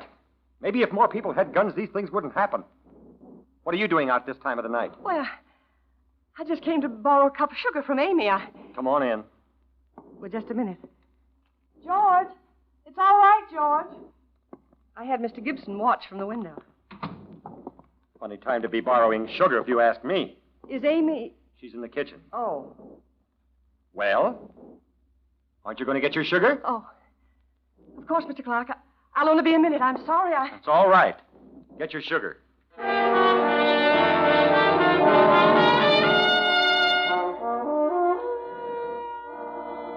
It struck you again as he stood talking to Mrs. Gibson, didn't it, Amy? Nervous, jumpy, rude to her. Of course, it's fantastic. You admit that. But it's something to think about anyway. And perhaps a remark or two to Mrs. Gibson the next day as both of you go outside to hang up the washing. Just a suggestion, a remark that slips out accidentally.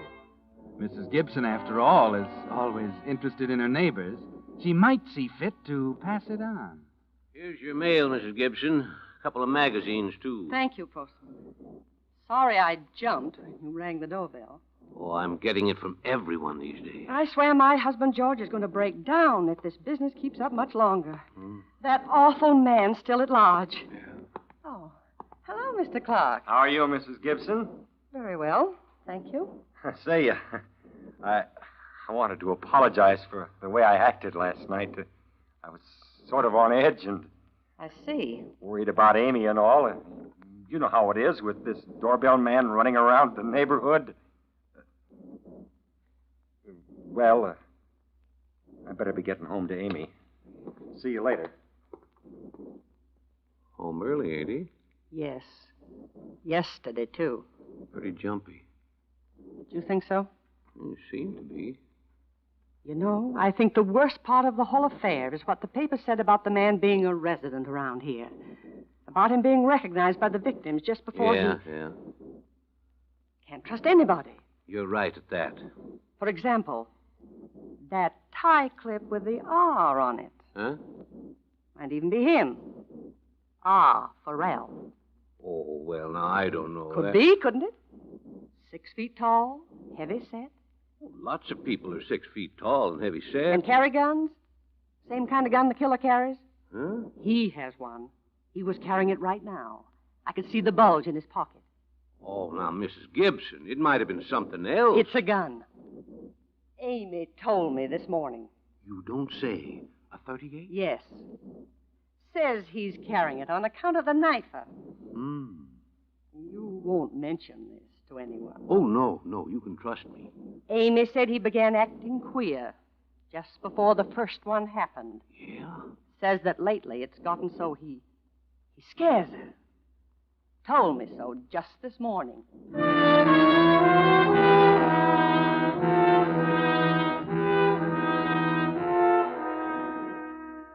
You couldn't miss it, could you, Amy? A heavy-set man, 6 feet tall, the initial R, the .38 pistol, the announcement by the police that they would shoot on sight. But even so, it's still an experiment. There's nothing solid enough to count on yet. But 3 nights later, after the gossip has had a chance to circulate around the neighborhood, something happens that is solid. That's the night you and Ralph go over the hill to Twin Oaks, to the Walkers for bridge. At 10 o'clock, Harry Walker comes in from the kitchen. Sorry, folks, the bartender's up a stump. Yeah, out of ice. The old refrigerator ain't what she used to be, and guess we'll have to take 'em warm. Oh, gosh, that's a darn shame, Harry. Supposing I go home and get some, huh? You mean they got refrigerators in your neck of the woods? Why not? No, forget it, Ralph, old boy. In another hour, you won't care whether they're hot or cold. Right, Amy? Hey, now, wait a minute, Harry. Isn't there an ice machine down the street a couple of blocks? Say, there is at that. Forget all about it. I'll go down there. No, let me, Harry. I've been wanting to get some air.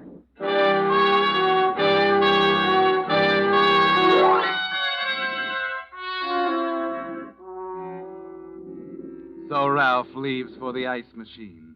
And because it's warm in the house, you walk out on the porch and stand in the shadows.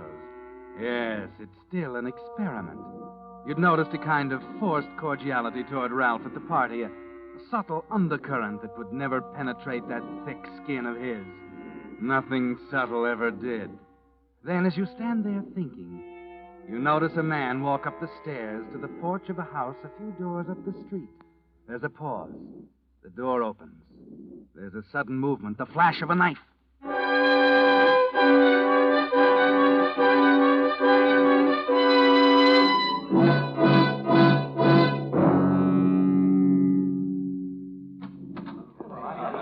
Wait a minute, everybody. Wait. You may as well sit down. Did you see it, Harry? I was just over there. Yeah, but did you... Yes, I saw her. She's right where he left her. The police are in there now. Why don't they get him? I can't stand this any longer. They're doing all they can. May I come in? Well, it looks like a party. Who's the host? I am. Well, I'm Haley, Evening Bulletin. What's your name? Harry Walker. Well, is it a party? Yeah, I had a few in for bridge. Well, friend, I'd send them home if I were you and tell them to stay there the rest of the night. And lock their doors. They all here? Yeah, I think so. Hello, Harry, old boy. Well, here's your ice, man. 25 pounds. The darn machine's haywire. Slammed the ice on my finger. I got a little blood on it. Hey, What's the matter with everybody?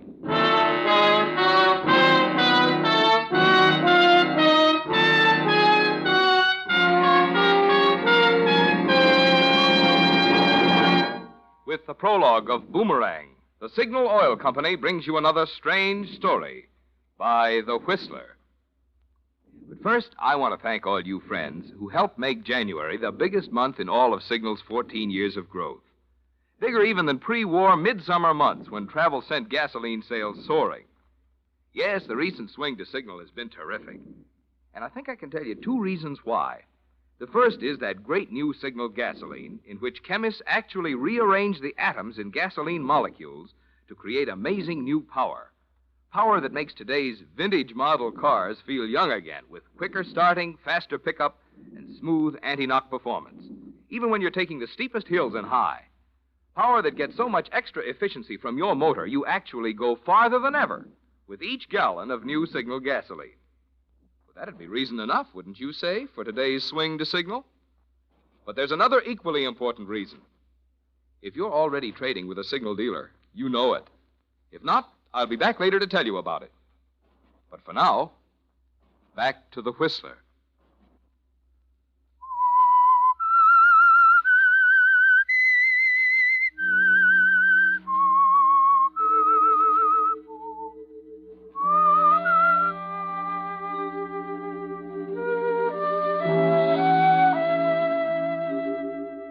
Well, Amy, that did the trick, didn't it? Changed it from a vague idea in the back of your head, from an experiment in creating suspicion, to a solid plan to end your marriage in such a way that you'll manage to hold on to Ralph's house, his bank account, and the insurance policy. Somehow, Ralph manages to explain it to the police, shows them the defective ice machine, convinces them he actually did cut his finger when the ice dropped down. But the suspicion remains, much stronger than before, and the town is aroused to such a pitch by the 3rd killing in Twin Oaks that the police and the people are ready for anything. The next day, after Ralph has left, you visit Chief of Police Henderson, and a few minutes later... See her, Chief? Yeah, Haley, I saw her. She's out there now. What about it? I don't know. Sometimes I think she knows what she's talking about. Sometimes I think she's just a dizzy dame who's got the jitters like everybody else. What are you going to do? I don't know. I checked the neighbors. They seem to think she's on the beam. The papers are screaming for an arrest. Mayor called me this morning. I think you've got a case. I don't. You know, it's funny. I had a feeling Mrs. Clark was holding something out on me.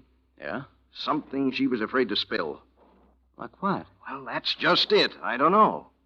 She told me after they got home last night she saw her husband go into the kitchen and boil a knife in caustic soda after he thought she'd gone to bed. What? What do you mean? That's it, so help me. You think the guy could be that stupid? He leaves a party in a house full of witnesses, kills a lady 3 doors away, comes back with blood in his hands and a nutty story about an ice machine, takes his wife home and goes into the kitchen to boil out the knife. What's wrong with that? Well, would you do it that way, Haley? Well, no. Neither would the killer. I still think Clark is your man. Well, you've been right before. The guy's jumpy as a cat. I thought he was going to pull the trigger the other night, so help me. Well, you're going to get a chance to find out tonight. You going to run him in? Yeah, just for questioning. But if his wife is right, he'll come out fighting. He's still carrying that gun, you know. Yes, I checked the license. For some reason, she's afraid he'll try to kill her tonight. Oh? Yeah, now here's the plot. Sergeant Ransom's taking her home, letting her out a block away from the house. Now, she'll go in and try to get his gun. If she gets it, she'll raise the front window shade. But if she doesn't, she'll open the front door. That's pretty game of her. Well, she says it'll be easier that way. I think she's right. What if she can't get the gun? Then Ransom goes in shooting. Well, there's a story in that for me. I think I better be out there, Chief. That's fine with me. We need all the help we can get on this case.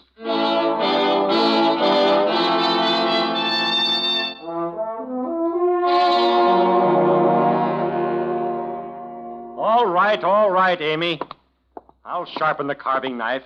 Anything to get dinner on the table. I'm just saying there's no excuse for you staying at a hen party till after dark, especially now. Check that front door, Amy. Be sure it's locked and then come back here. I don't want you fooling around the front end of the house. Darn fool women. No wonder they get it going.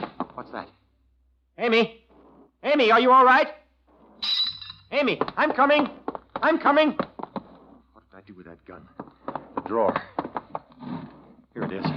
I'm coming, Amy. Okay, brother, Well, you were right, Mrs. Clark. Did I get him, Haley? You sure did, Sergeant. I'd better call the coroner.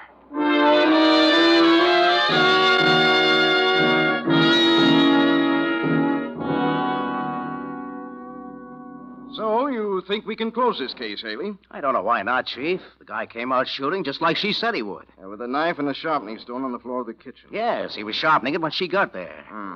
Heavy-set man, dark suit, initial R. The gun, the knife, and sharpening stone. It all adds up. Yeah, that's the trouble. Huh? It adds up too well. Comes out even. I've never been on a case in my life that came out exactly even. Oh, now, wait a minute, Chief. She was holding something out of me, Haley. What makes you so sure? Are you sure she isn't? I think so. I hope you're right.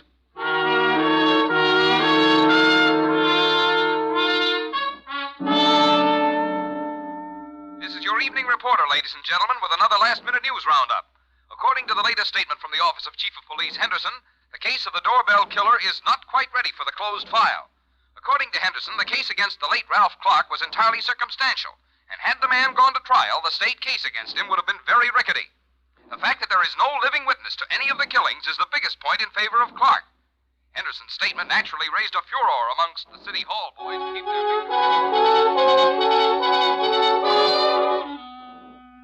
Well, Amy, it came off almost perfectly. The house is yours now, and the bank account and the insurance policy. You're proud of yourself, aren't you? You chuckle at Mrs. Gibson's sympathetic understanding, and chuckle harder at Mrs. Gray down the street, who snubs you as the wife of a murderer. It won't make any difference in a week or two, will it, Amy? You'll be relaxing in Miami, forgetting all about the dull little city and the dull little people in it. Meanwhile, the case is still a little unsettled, and you decide to settle it once and for all. So you make another visit to Chief of Police Henderson's office. Now that Ralph is gone, it won't make any difference. I saw her again today, Haley. Who? Mrs. Clark. Yeah? Yeah. Yeah, we can send the case to close file. Well, how come, Chief? Oh, I'll give you a statement for your paper in 10 minutes. I'm satisfied now that we got the right man. You see, the case against Clark is no longer circumstantial. What do you mean? There was an eyewitness to the third killing. Wait a minute. An eyewitness? Yeah, I knew she was holding out on me. She was standing on the porch of the Walker house during the bridge party. She saw the killer walk up to the front door 3 houses away. Hey, that is something. Do you think she could identify him at night at that distance? She says so, and I believe her. She says it was her husband. Why did she hold out? Afraid. Oh? Satisfied? I don't know. Maybe.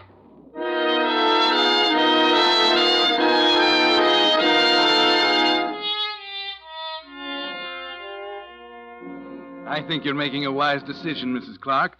The real estate market is tops right now, and $15,000 cash is a good price for your house. We'll follow your instructions and have the draft sent to the Florida State Bank. Hello? Hello, Mrs. Clark? Yes, we've done just as you requested. Converting the endowment insurance to cash will bring you slightly less than $20,000. Right. We'll have the check forwarded to the Florida State Bank. That's $185.60, one-way mainliner to Miami, including excess baggage. Your plane leaves tonight at 11 o'clock, Mrs. Clark.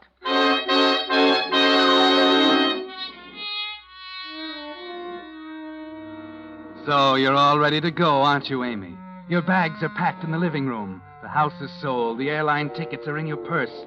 And there's over $35,000 in cash waiting for you in the Florida State Bank. It was a neat job, wasn't it? There wasn't a hole in it, not a loose end. You're waiting now for the taxi that will take you to the airport. And then promptly, at 10:30.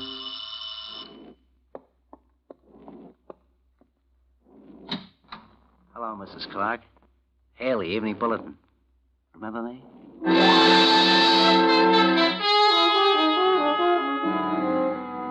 There was a loose end, wasn't there, Amy? and a million questions hit you at once as Haley comes in and closes the door, smiling confidently. Haley, ace crime reporter, the man who cracked the Jenkins case almost single-handed. And he knows. You can tell it by the look on his face. You made a mistake, Mrs. Clark, a big mistake. You never should have said you were on that porch watching the guy that night at Walker's. That was a dumb trick, Mrs. Clark. You should have been sitting pretty if you hadn't opened your mouth once too often. Just try to wrangle out of this one.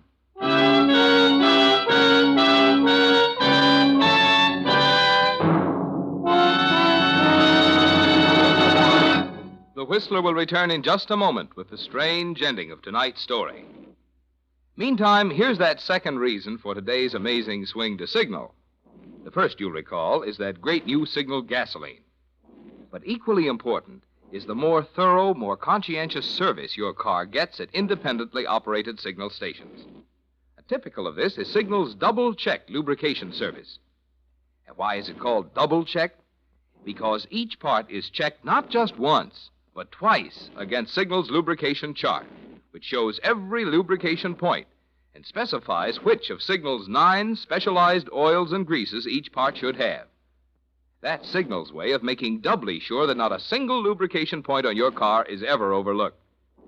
No wonder Signal service cars stay so happy and last so long. Now, wouldn't you say these are two mighty good reasons for today's swing to Signal? More conscientious Signal service geared to keep today's aging cars in the running. And that great new Signal gasoline that helps you enjoy peak performance from your car while you go farther than ever per gallon. And now, back to the Whistler.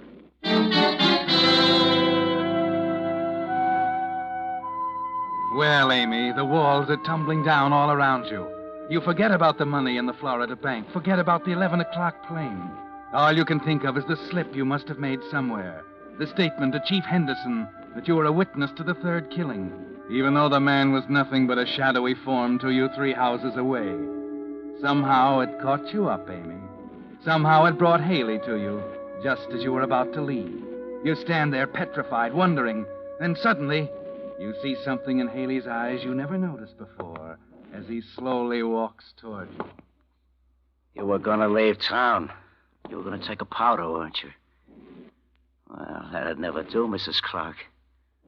Wouldn't do to have a loose witness floating around the country ready to spill the beans whenever she felt like it. No, I wouldn't like that at all, Mrs. Clark. There are just 2 people who know who the doorbell killer is. You and me. That's one too many. I gotta fix that, don't I? Chief Henderson and my newspaper wouldn't like it if they knew the guy with the knife was me.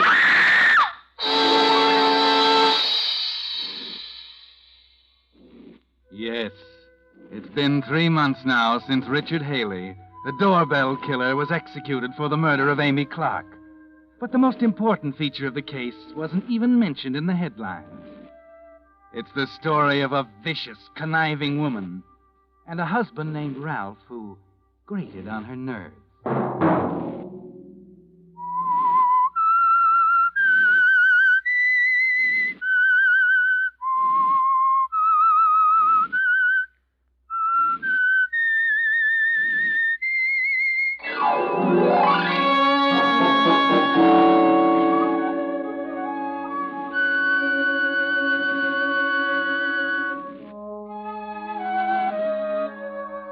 Next Monday at 9 o'clock, The Whistler will bring you another strange tale. The Whistler is broadcast for your entertainment by the marketers of Signal gasoline and motor oil and fine quality automotive accessories, and by your neighborhood Signal dealer. This program, produced by George W. Allen, based on a story by Nancy and Alfred Seal, music by Wilbur Hatch, is transmitted to our troops overseas by the Armed Forces Radio Service.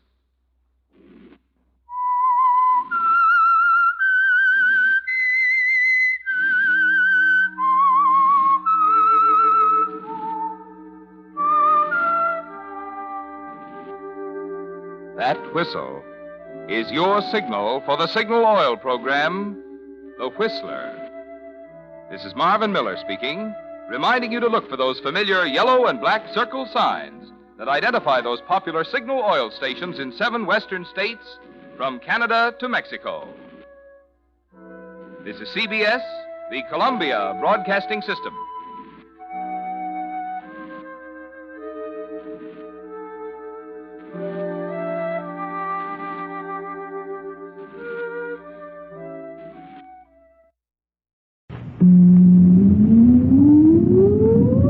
Countdown for blast off.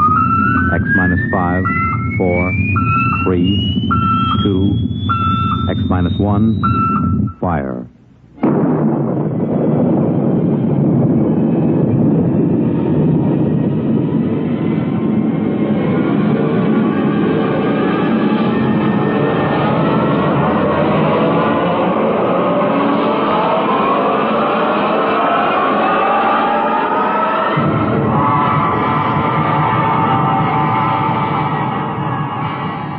From the far horizons of the unknown come tales of new dimensions in time and space. These are stories of the future, adventures in which you'll live in a million, could be years, on 1,000 maybe worlds. The National Broadcasting Company, in cooperation with Galaxy Science Fiction Magazine, presents X minus 1.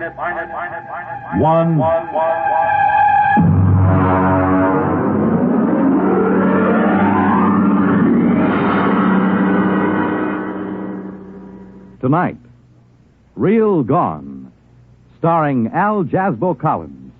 Playing, of all things, Al Jasbo Collins.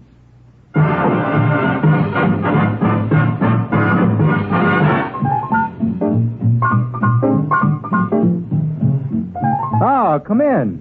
Come in. Glad to see you. Albert here, your Collins friend. Just a minute. I'll close the door. You know, when you run a disc jockey show, the song pluggers just seem to ooze through the grain of the wood. There. Well, we won't be bothered for a while. Have a seat. I'll take this record off the chair. Hound Dog. Exclusive to me. Sung by Helen Traubel with the Vienna State Symphony Orchestra, under the direction of Felix Weingartner. Now sit down.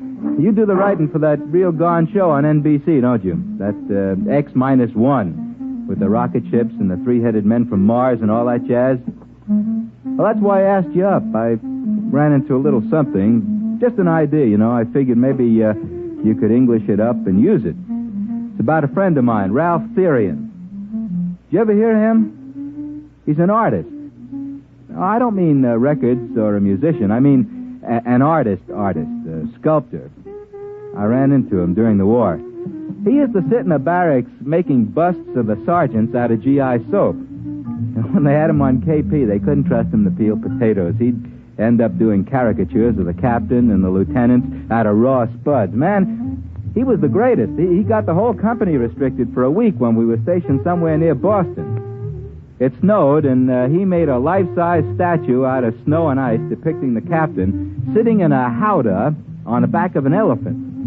The captain didn't mind so much, but the elephant happened to look like the regimental colonel, and he took a dim view of the entire affair. Ralph studied in France somewheres under the GI Bill of Rights, and I used to run into him once in a while on 57th Street. He's looking kind of hungry and desperate. Then one day, a couple of green weeks ago, I ran into him on Madison Avenue, and, man, he looked like he belonged. He had one of them Tyrolean chapeaux with the shaving brush stuck on one side, an important German loading coat, and he was carrying a snakeskin dispatch case. Al! Albert! Well, hello, Ralph, my friend. Well, you're looking great, Al. Hey, I like that beard. Thanks. Kind of gives your face the Mount Rushmore quality. It's generally admired, my friend, but what brings you over here on this Street of Dreams? I was under the impression an artist was immediately downgraded 3 degrees of integrity when he set foot on Madison Avenue. I was just up seeing a client. A client? You've given up the sculpting kick. Oh, no, I'm just working in a new medium. Well, you look real prosperous. How do you like the shoes? Oh, very dapper. Very dapper. I don't believe I've ever seen lizard skin huaraches before. Had them imported. Made underwater by natives of Ecuador. Yeah. Takes about 3 hours to have them made. So they use about 12 natives per pair. Ralph, my friend, you give the general impression that you are loaded with loot. And there's money in art. Money. You just got to get something new. Here, wait a minute. Let me open my case. Here, Al. Take a look at this. What is that, an ice cube? Look inside. Now, man, that's real entrancing. What is it?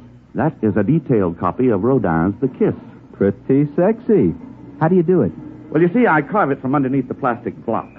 Oh, it looks sort of solid to me. How do you get in? Well, look at the bottom. You see that little hole? I worked through there with my engraving instruments. Of course, this is just a sample. I've been doing originals, mostly. What are the little cubes good for? Paperweights, I guess, huh? This is art, Albert, art. Do you know how much I get for one of these? Beats me. $5,000. Oh, that's a pretty stiff price for a paperweight. Well, you just don't understand, Al. This is the hottest thing since Picasso. I just sold 2 original compositions to Morgenstern. You know, the dealer from Philadelphia? For $25,000. 25? Wow. Boy, I should have paid attention when Mama bought me that clay when I was a little boy. Well, it's about time the creative artist got a little bit of recognition. Recognition's not the point, man. At 25 G's, I wouldn't care if people walked past me in high noon. That's because you're not an artist. The money's secondary. Money is never secondary. Money is the primariest thing there is. Al, would you be interested in a fine original composition? Well, I'll make a special price for you, Albert. $4,000. No, Ralph, my friend. I keep my papers from blowing off my desk with my right foot and my left piled one on top of the other, and I find that quite adequate to the needs and aspirations. Al, the trouble with you is you've got no soul. The trouble with me is I have not got $4,000.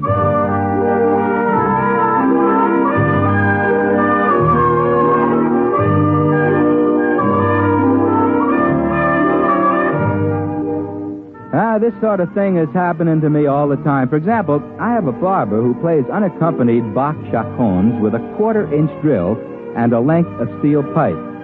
I figured Ralph Therian was stringing me until I ran into Vladimir Osepsky. Now, Vladi is one of these men who leads a double life. He composes concerti and avant-garde operas under his square moniker, but he's better known in the Brill Building as Larry Oss. He got in on the ground floor of this rock and roll affair, and he took an already substantial fortune and ran it up to a fantastic munificence. Larry has money he hasn't even folded yet, and he collects art. I was up at his house one night discussing such things as Tin Roof Blues and Wozzeck by Albin Berg, and Larry got around to showing me his collection. Now, this is Picasso. Larry, that's what I call cool brushwork, my man. Cool. I homed it next to the Tintoretto for contrast. Well, this stuff runs into a pile of loot. Well, I figure since I've launched rock and roll on an unsuspecting public, the least I can do is collect old masters and leave them to the nation when I die. It figures. I mean, that figures. Here's my latest. Look, isn't it beautiful? You mean this hunk of plastic? Well, yes. Look into it. That design, that composition, the delicacy of that line. Well, this is the most exciting discovery in art since the invention of red paint. Larry, was this piece of Jim Crackery executed by one Ralph Therian? That's right. You know him? Mm-hmm. Remarkable talent. Remarkable. A genius. And how much did this stroke of genius cost you? If you don't mind my mentioning a crude thing like money? Not at all. Not at all. It was a steal. I got it from Morgenstern. Oh, I outfoxed him. I got it from him for only $30,000. Yeah, you outfoxed him, all right. Tell me something, Larry. What makes this worth $30,000? Albert, what makes a Stradivarius worth $30,000 and a fiddle played on the street by a beggar? $3, huh? You mean his stuff is that good? It's art, Albert. This is art. This is genius. To work with such delicacy and such control and such genius in so small a space. You see, that's it. This plastic block is how long? About 2 inches? And yet within this 2 inches is the majesty, the feeling of a sculpture 20, 30 feet high. This is an art which has not been known in the world since the painters of miniatures in the late Renaissance. Boy, then it's for real. For real. This is the gem of my collection. The Picasso, the Renoir, the Cézanne will in time fade into insignificance. This is a new art form. Brilliant. Brilliant. And now let me play a new record we're putting out. It's called I Love You, Baby, 'Cause Your Lower Lip Drags on the Ground. A real cool you-bangy beat.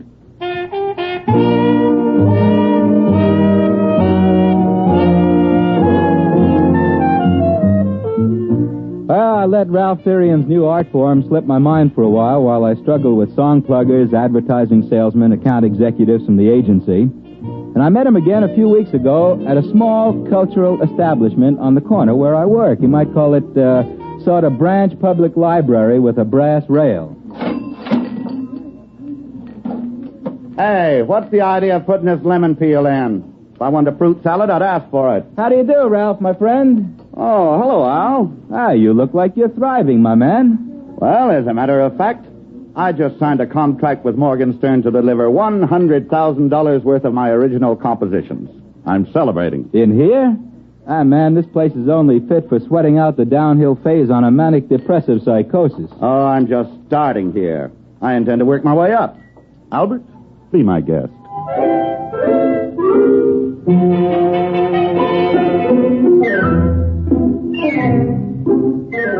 Well, I just had a difficult morning with the station manager who has an illusion in his little ricky-ticky mind that my program is the answer to Lawrence Welk and Guy Lombardo.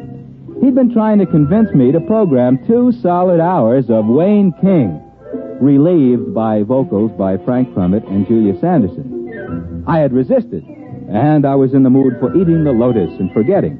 Several hours later, Ralph was feeling very confidential. Albert, my friend, I like you. Why don't you shave?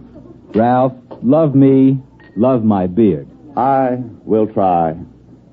Albert, you have the look of an Abraham Lincoln gone hog wild among the cream puffs. Ralph, you have an artist's soul.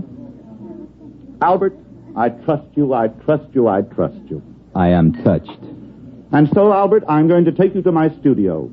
My secret studio. And I will reciprocate, my friend. Tomorrow, when I am doing my disc show, you may come to my secret studio. With the esteem that my program is held in today, tomorrow I'll be doing my broadcast from a small hole with a round iron top and plenty of running water below. What time is it? something. I'm late. Hurry.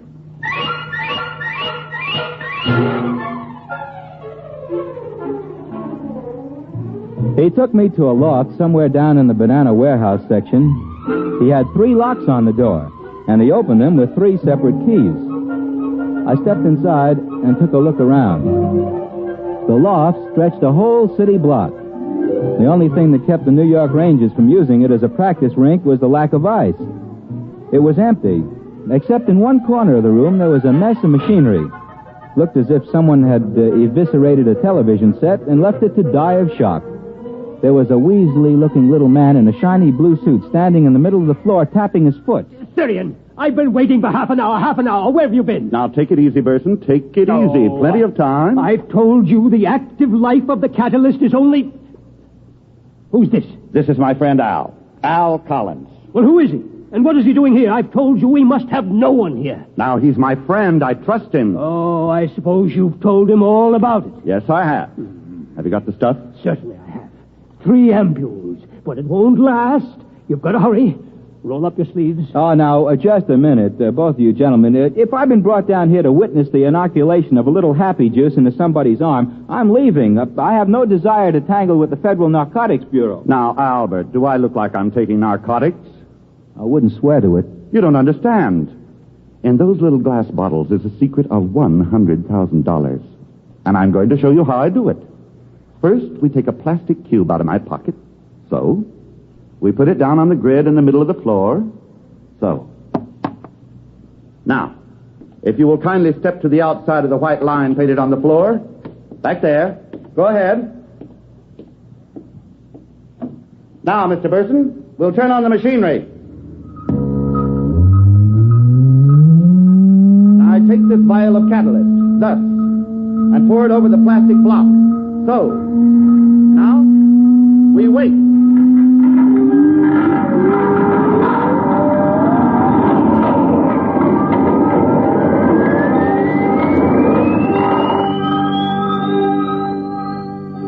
We stood there at the edges of that loft and watched that tiny plastic block sitting in a frame on the middle of the floor. And then suddenly it began to grow. In about 20 minutes, that cute little plastic block stood about 20 feet on its side.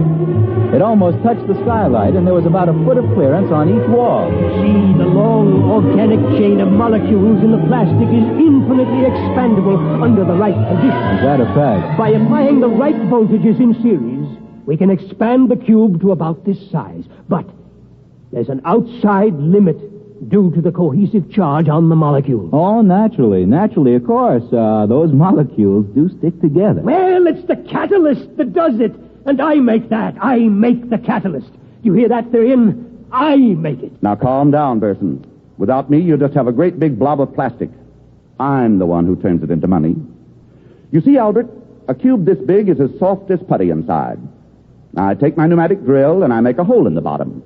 And then my tools, and I start to carve my pretty sculptures inside. Therian, I'm warning you. I won't take this kind of treatment for long. Now calm down, Burson. You're getting your 10% cut. 10%? 10%? Why, before I brought you this process, the only artwork you could get people to look at was mustaches on subway advertisements. Burson, that is the typical wailing of the non-creative technician. Envy, pure envy for genius. Now look out. I'm going under there and start work. I want 50%, Therian. 50%. That's only fair, isn't it? I put it to you, Mr. Collins. Just keep me out of it, gentlemen. Leave me out of it. I'm warning you, Therian. I'm warning you. Just get out of my way, grease monkey. Let an artist work.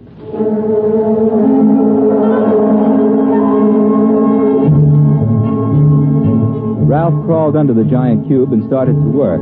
I could see what he was drawing, a collection of lovely ladies, something like the closing number at the Union City Burlesque. Didn't look very good.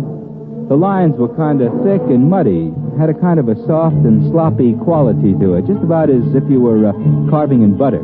Took him about an hour, and then he crawled out. Just about in time. Well, what does it say on that watch? You've got about 20 seconds left. You cut it pretty fine there, Therian. It's all right. It's a masterpiece. Wait a minute. Okay, now. There she goes.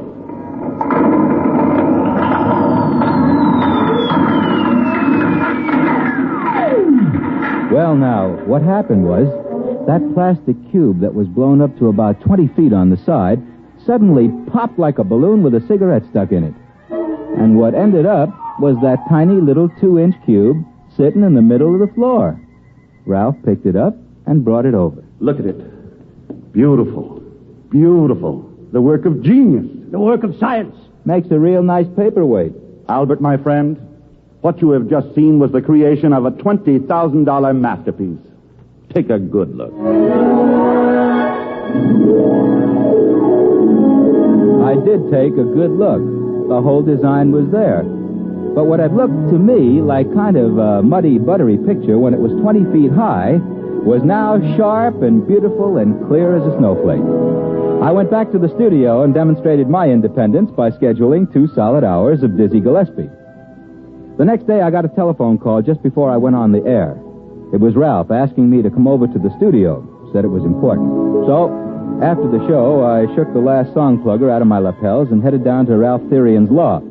I found that fellow Burson walking up and down at the edge of the room, looking at his stopwatch nervously. They had another plastic cube blown up in the middle of the room, and Ralph was inside the cube working. They were having quite an argument. I know you got paid off today, Therian, $100,000. I know you got it, and I want my share, 50%. Don't bother me, I'm working. Hi, Ralph. Oh, hi there, Albert. Just a minute. Wait till I crawl out. I warned you. You can't say I didn't warn you. There'll be no more of the catalyst, no more. Listen to him, Al. That's why I asked you over. I wanted a witness. And you're the only one who knew all about it already. Oh, now look, gentlemen, I told you not to get me involved in this. Now listen. This little worm, this test tube termite, had the gall to threaten not to bring any more of that catalyst. But I warned you. I want my share of that 100,000.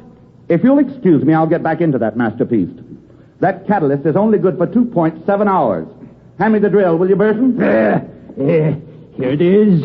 What I warned you. Boy, this plastic is tough today. All right. Lord Gray. I warned him. He must have the money here somewhere. Yes, there must be somewhere. Bills. Your check stubs. What are you doing over there, Burson? Looking. Just looking. Well, if you're looking for that $100,000, you can stop. I've got it right here in my pocket. Now, don't bother me while I finish work. What? Therian, come out of there. Come out. I've got to finish just a little more. Come out, you don't understand. Come out. Get out of my way, Mr. Collins. With pleasure. Tyrion, hand me that money. Quick. Get out of my way, Burton. I'm working. But listen, you don't understand. The catalyst. Let go of me. Let go of me. The catalyst. I made it up half strength. Give me that money. Quick, the money.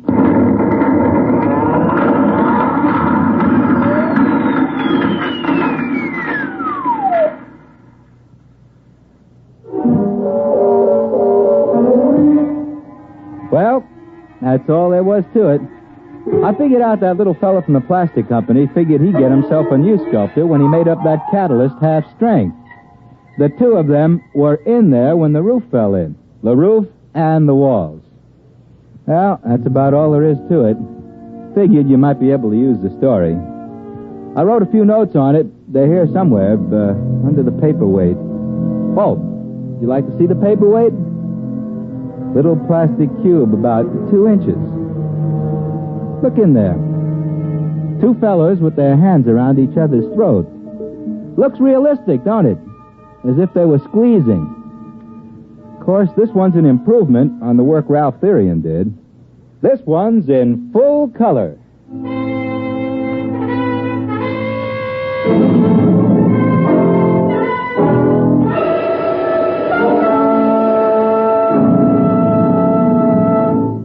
You have just heard X-1, presented by the National Broadcasting Company in cooperation with Galaxy Science Fiction Magazine, which this month features The Victim from Space. A time to sow, a time to reap, a time to live. All the Agathians agreed with this, but not when it came to a time to die. Galaxy Magazine, on your newsstand today. Tonight, X-1 has brought you Real Gone by Ernest Kenoy, based on an idea by Al Jasbo Collins, and starring Al Jasbo Collins as himself. Featured in our cast were John Barragray as the late sculptor Ralph Therian, John McGovern as his equally late scientific collaborator, and Harold Huber as the fabulous Larry Oss. This is Fred Collins. X-1 was directed by Kenneth McGregor and is an NBC Radio Network production.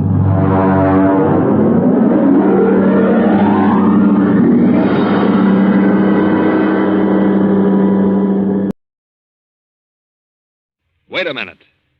Have you heard the weird tales of the Whistler?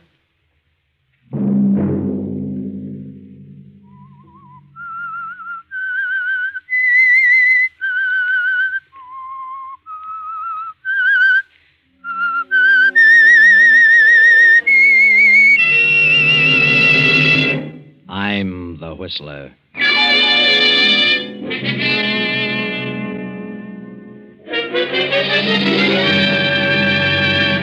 Sunday night, and again CBS presents The Whistler.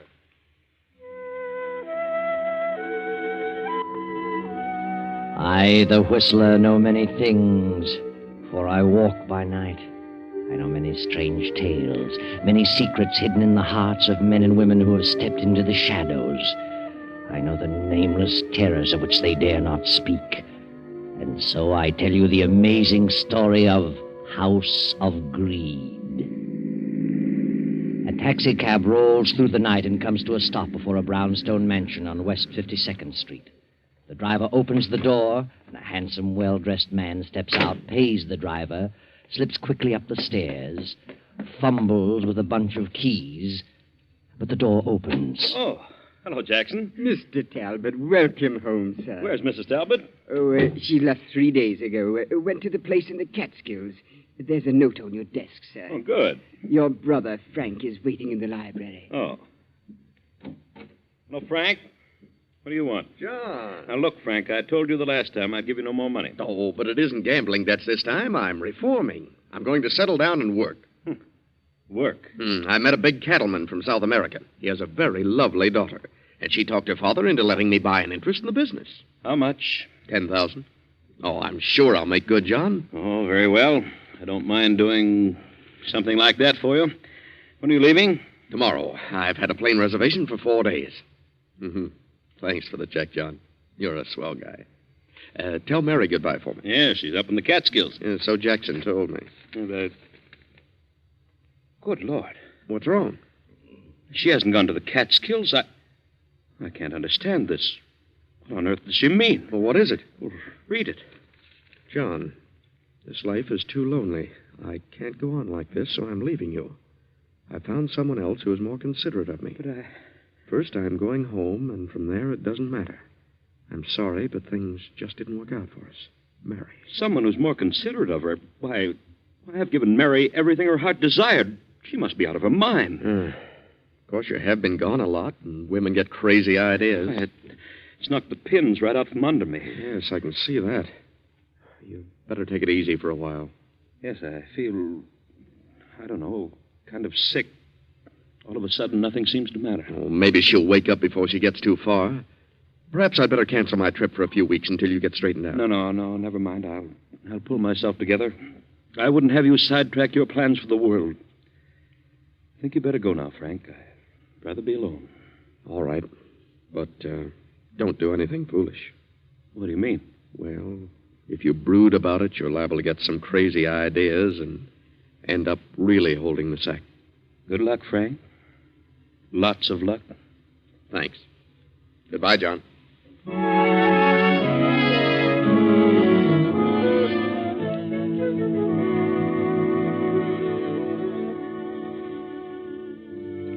John sits for the remainder of the night staring over the top of his desk. The next morning, he closes the house and starts on Mary's trail, which takes him to London, Paris, Berlin, all over Europe, but to no avail. Finally, he drops his active interest in his business and goes to live in his country estate. Then one day, 14 years later, he finds himself on a honeymoon. He has married a widow named Helga. Well, John, dear, we got away without too much trouble. Well, it does seem a bit silly, rice and honeymoons at our age. Our age? Well, you sound as though we're a couple of old grannies. I'm 36 and you're 45, and I certainly don't feel old. Why, of course you're not, Helga. Oh, dear. John, now that the wedding's over, there's something I haven't told you. I haven't said anything because I was afraid it might make a difference. I know what it is. You have a son. How did you know? I wondered when you were going to mention it. Oh, well, he finishes school this year. It's been quite a struggle putting him through college, but he's very bright. Paul has studied hard and managed to cram 2 years into one. Could he spend the summer with us? Why, of course. Oh, John, you're a darling. I should be able to find a place for him in the business. Oh, ask him to come down to our place in the country. Oh, thanks, John. You're wonderful.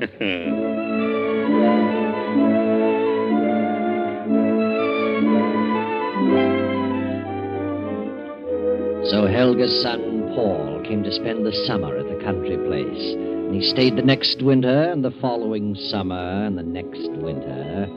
Now it is summer again, and Paul is still visiting his mother and stepfather. The first year, he worked in the office every day until noon, and found business very boring. So finally, he quit going to the city at all. But, Mother, I've looked the whole thing over, and there's nothing there that interests me. Well, you could learn about the business. You seem to be able to learn anything else you want to. But I don't care for business. Oh, you're a fool. I worked my knuckles to the bone to give you an education. I married John Talbot to give you a chance to do something. John has no children. It's a huge business. And one day you could control the whole thing. I'm disappointed in you, Paul. You're letting me down. Well, it seems to run very well without too much attention from him. If we were to inherit it, why wouldn't it continue to run just as well? You either get down to that office or you pack your things and get out. Why should I? I'm perfectly satisfied. I'll tell John to make you go. And suppose I tell him what you just said? That you married him just to give me a chance? Married him for his money? You wouldn't dare. And suppose I tell him that you were never divorced from Father? That he's still down in South America? Still wandering around trying to find a gold mine? If you dare open your mouth, I'll... Hello there. How are you, Helga? What's this I heard about South America? Oh, why, nothing, darling. Paul was just talking about someone he met from down there. Who do you know from South America, Paul? Fellow, I met him today. Were you in the city today? No, I was down the village. I didn't suppose you'd been out of the house today. What's his name? Why, I don't remember. I didn't think you would. You haven't been out of this house for 3 days. Paul, I think you're the laziest man I've ever met. All right. I'll start back to the office Monday. If that's what you and Mother want me to do, I'll do it. Why, I'm sorry I wasn't here for dinner, Helga. I was detained in town. I have quite a bit of work to do. I'll be here in the library for 2 or 3 hours. Very well, John. I won't bother you. I'll go on upstairs. Besides, I want to have a little talk with Paul. Good night, dear. Good night, Helga.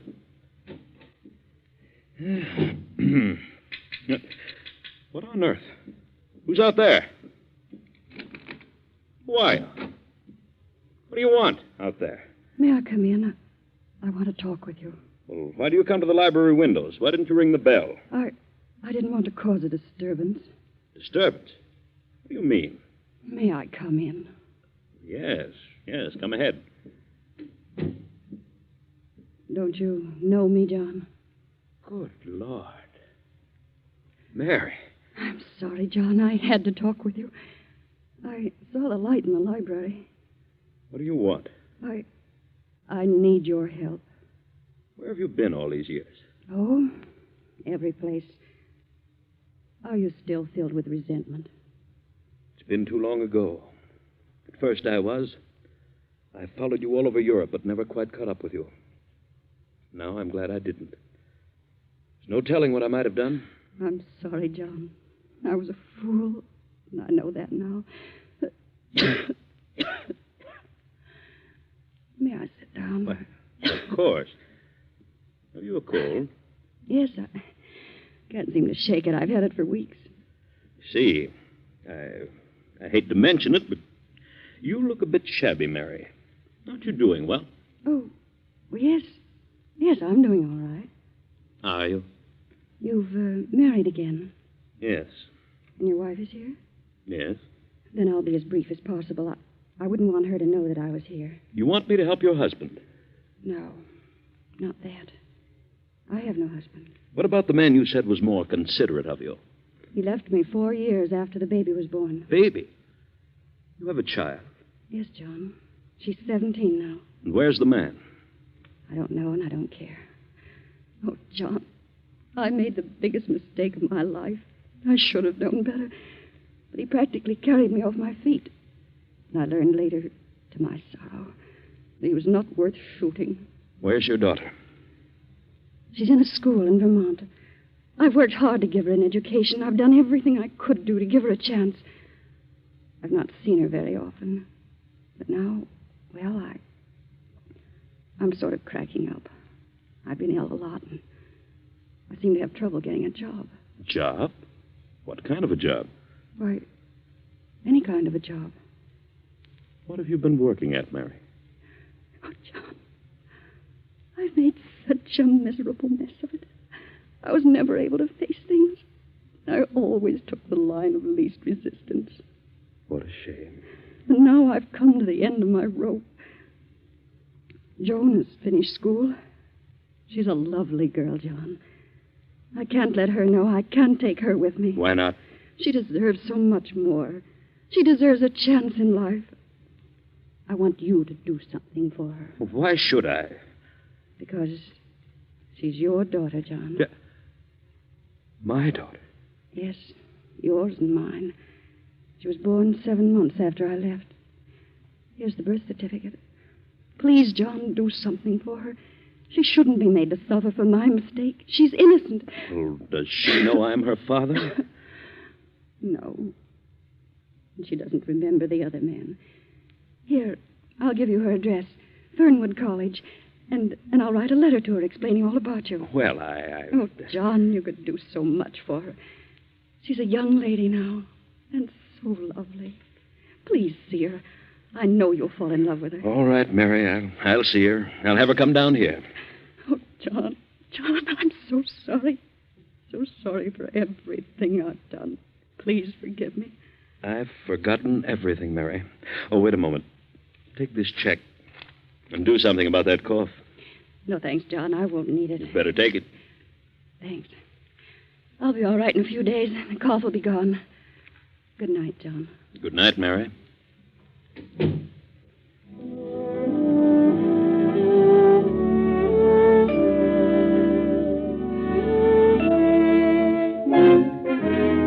he brings this girl here, do you realize what it means, Mother? Yes? It's his own daughter.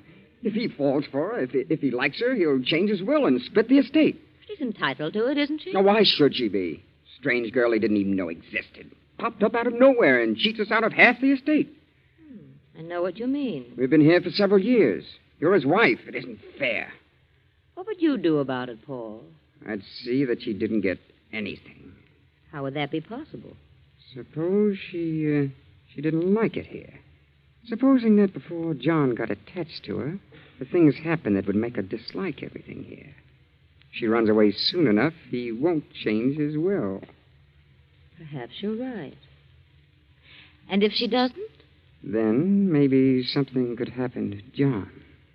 Later, something could happen to the girl. But in any event, the will must not be changed. Where do you get such ideas?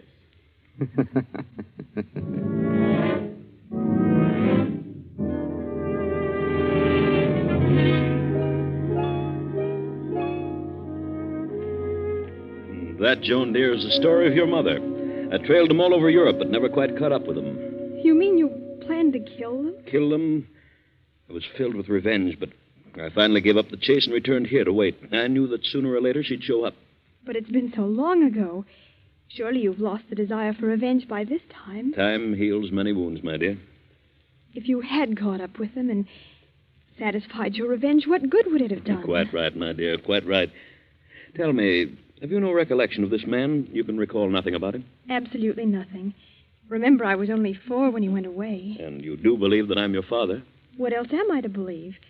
Mother proved that with the birth certificate. Proved that I'm Joan Talbot, not Joan Evans, as I've always believed. Of course.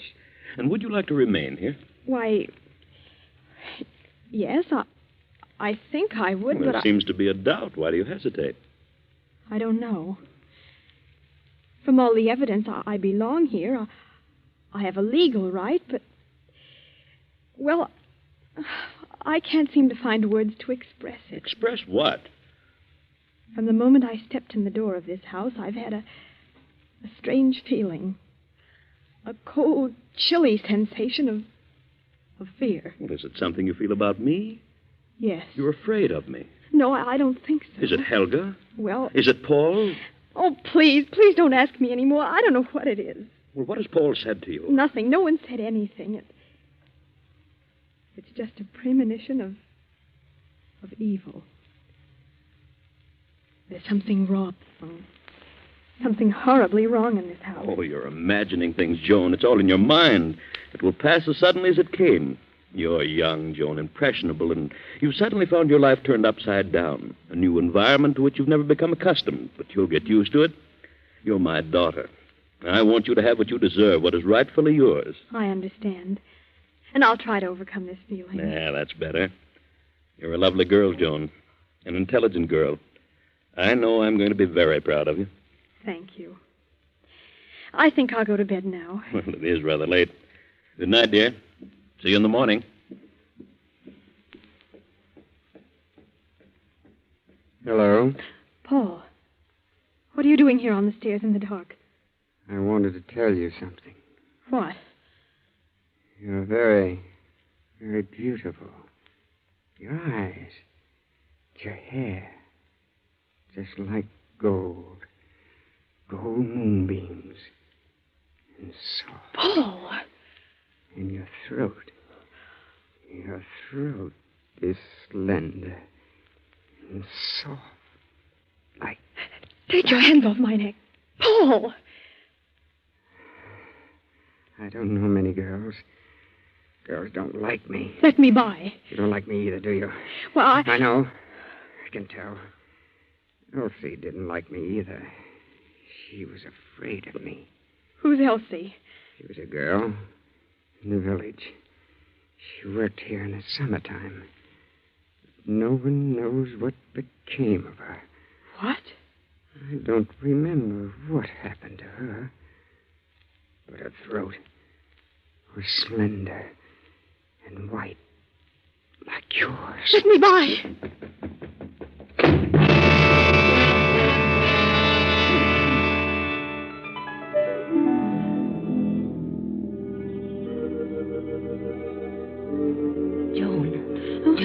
What?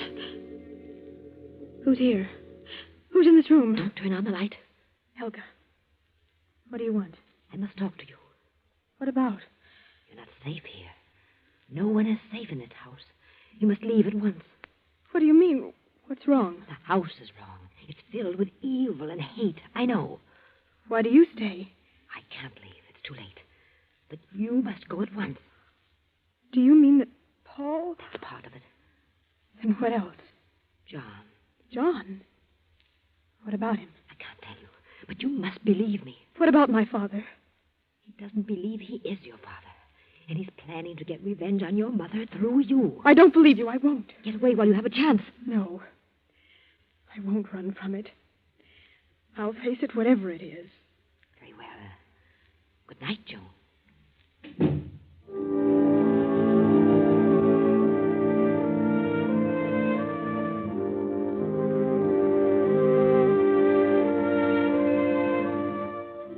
Now it is nearly midnight.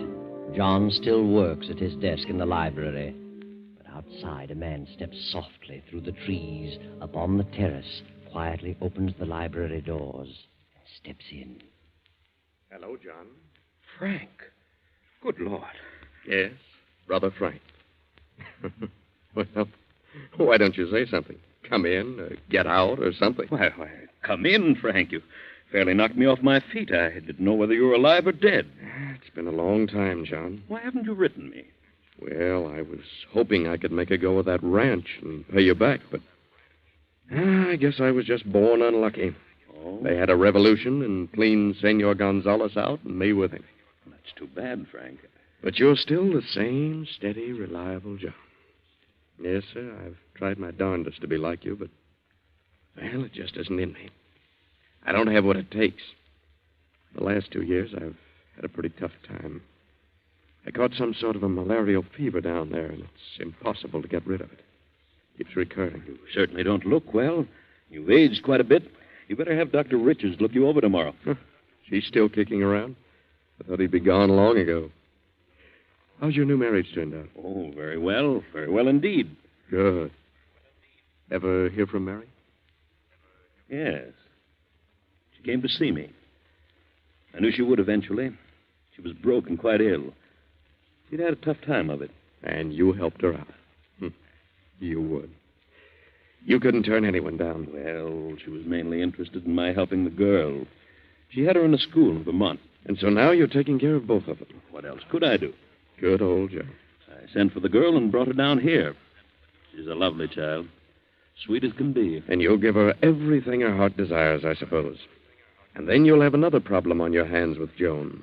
A girl 17 either wants to get married or go to college. Oh? Well, I've decided that. Really? I'd like to send her to Wellesley. Good. It isn't every man who can have... Just a minute, Frank. I'll be right back. Well, what are you doing out here in the hall at this time of night for? Oh, well, Mother sent me down to see why you hadn't come up to your room. Oh. Well, tell her I'll be up in a few minutes. Yes, I'll tell her. My stepson, Paul. His mother thought I was staying up unusually late. Oh, well, I'll run along. Good heavens, it's after 12. When's the last train back to the city? 12 o'clock. You've missed it. Well, when's the next one? 5 a.m. Oh.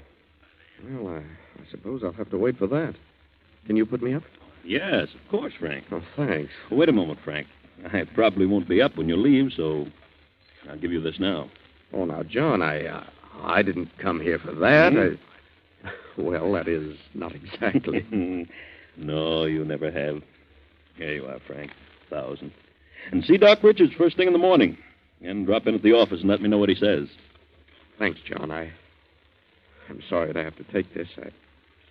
I only wish that... Oh, forget it. We're not kids any longer. You're too old to learn new tricks now. Run along to bed, Frank. I'll see you tomorrow. Oh, take the guest room at the head of the stairs. Good night, John. See you in town at noon. Night, Frank.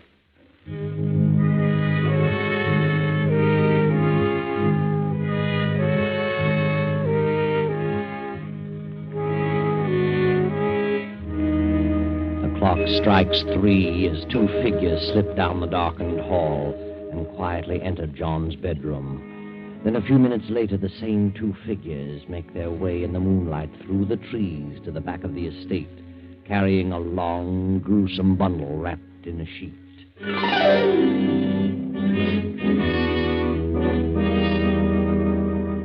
Now it is 3 nights later, and Joan, Helga, and Paul are in the library as Joan paces back and forth anxiously.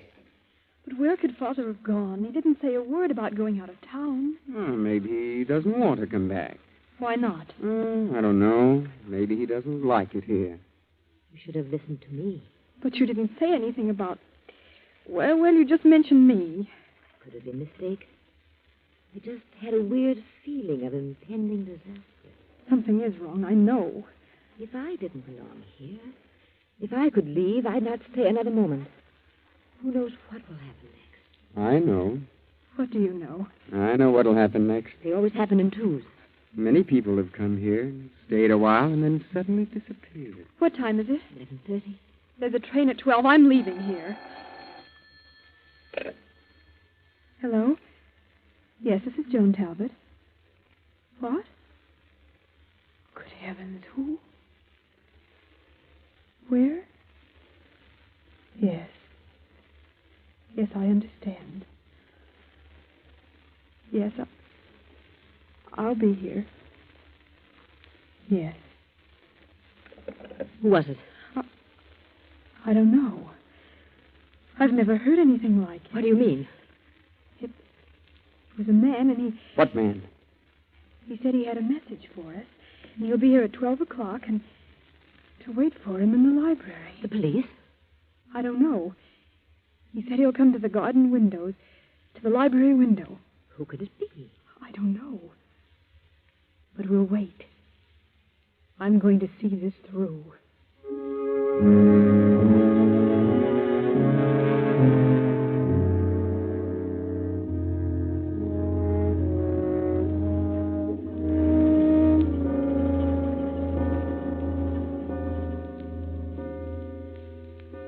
Here he comes. Through the garden. Who is it, Mother? I don't know. The lights. Why did you turn out the lights?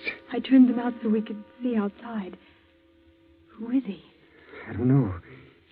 He's up on the terrace. Who are you? What do you want? I came to talk to you. What about? About what happened here at 3 o'clock in the morning several days ago. Nothing happened. Nothing. But something did happen. Turn on the lights. No, don't turn them on. You couldn't see me if you turned on the lights. Paul, good Lord. Was it you who phoned me? I spoke to you, but I didn't phone you. Mother. What happened in this house at 3 o'clock several days ago? A man was murdered. What? Paul. Turn on the lights. Turn on the lights! Joan Talbot, open the top drawer of that desk. Now take out the paper. It says, on the night of August 5th, we, the undersigned, murdered John Talbot in his bedroom and buried his body on the estate. We didn't. It's John. It's John. Sign it. Sign the paper and I'll go. Sign it, Paul. Sign it. You did it. You killed him. Sign it. You help me. You sign it. I can't. Turn on the lights, Joan. John. It's him. It's him. He isn't dead. No, Paul. We didn't. Paul, what happened? I'll tell you. You killed my brother Frank instead. Come on in, Sergeant. You heard it all. Yes, we heard it all. Father, what on earth happened? When you phoned a while ago, I almost fainted.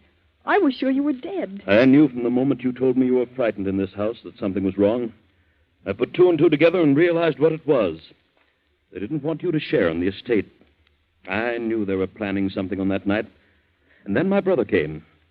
He accidentally got into my room by mistake, and they killed him instead of me. I saw them carrying his body through the trees.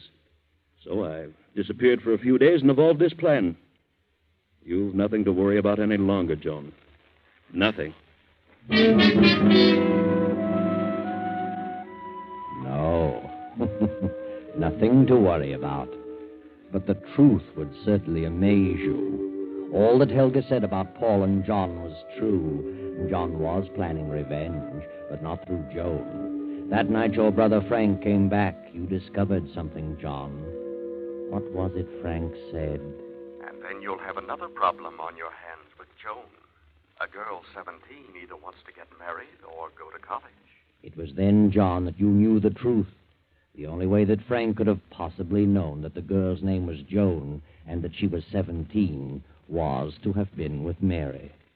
So John knew then that it was Frank who ran away with Mary and deserted her when Joan was 4 years old.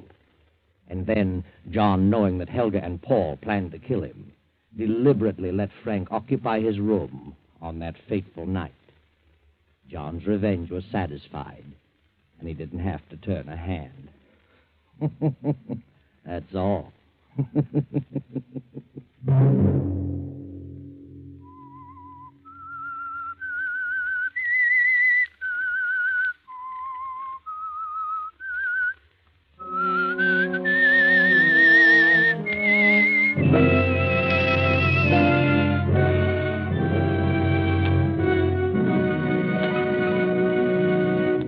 CBS has presented The Whistler.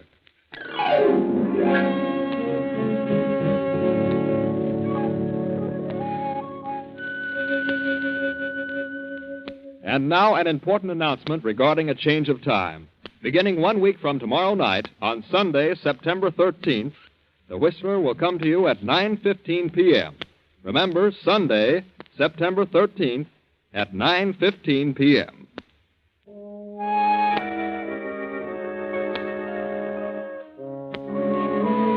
Original music for this production was composed and conducted by Wilbur Hatch. The Whistler is written and directed by J. Donald Wilson and originates from Columbia Square in Hollywood. This is the Columbia Broadcasting System.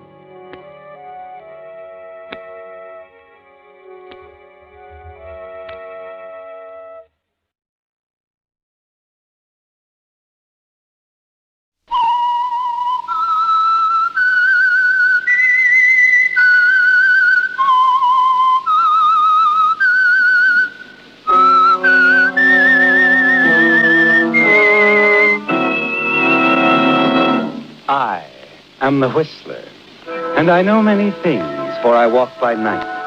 I know many strange tales, hidden in the hearts of men and women who have stepped into the shadows. Yes, I know the nameless terrors of which they dare not speak.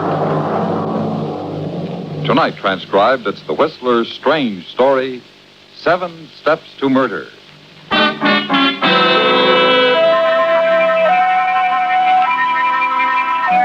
The Atkins-Clayton affair was unusual for 2 reasons. In the first place, of course, it involved a pair of famous newspaper men. Archer Atkins, the dean of New York drama critics, and Everett Clayton, a syndicated columnist. But more than that, it was interesting in its structure. Yes, there were 7 distinct steps between an apparently cordial relationship and a murder. The opening night of Clayton's first play, The Whirlwind, was step number 1. Atkins had attended, of course, with the rest of the critics, and shortly after the final curtain, had walked across the street to the offices of the New York Globe with Murchison, his editor, to meet the newspaper's deadline.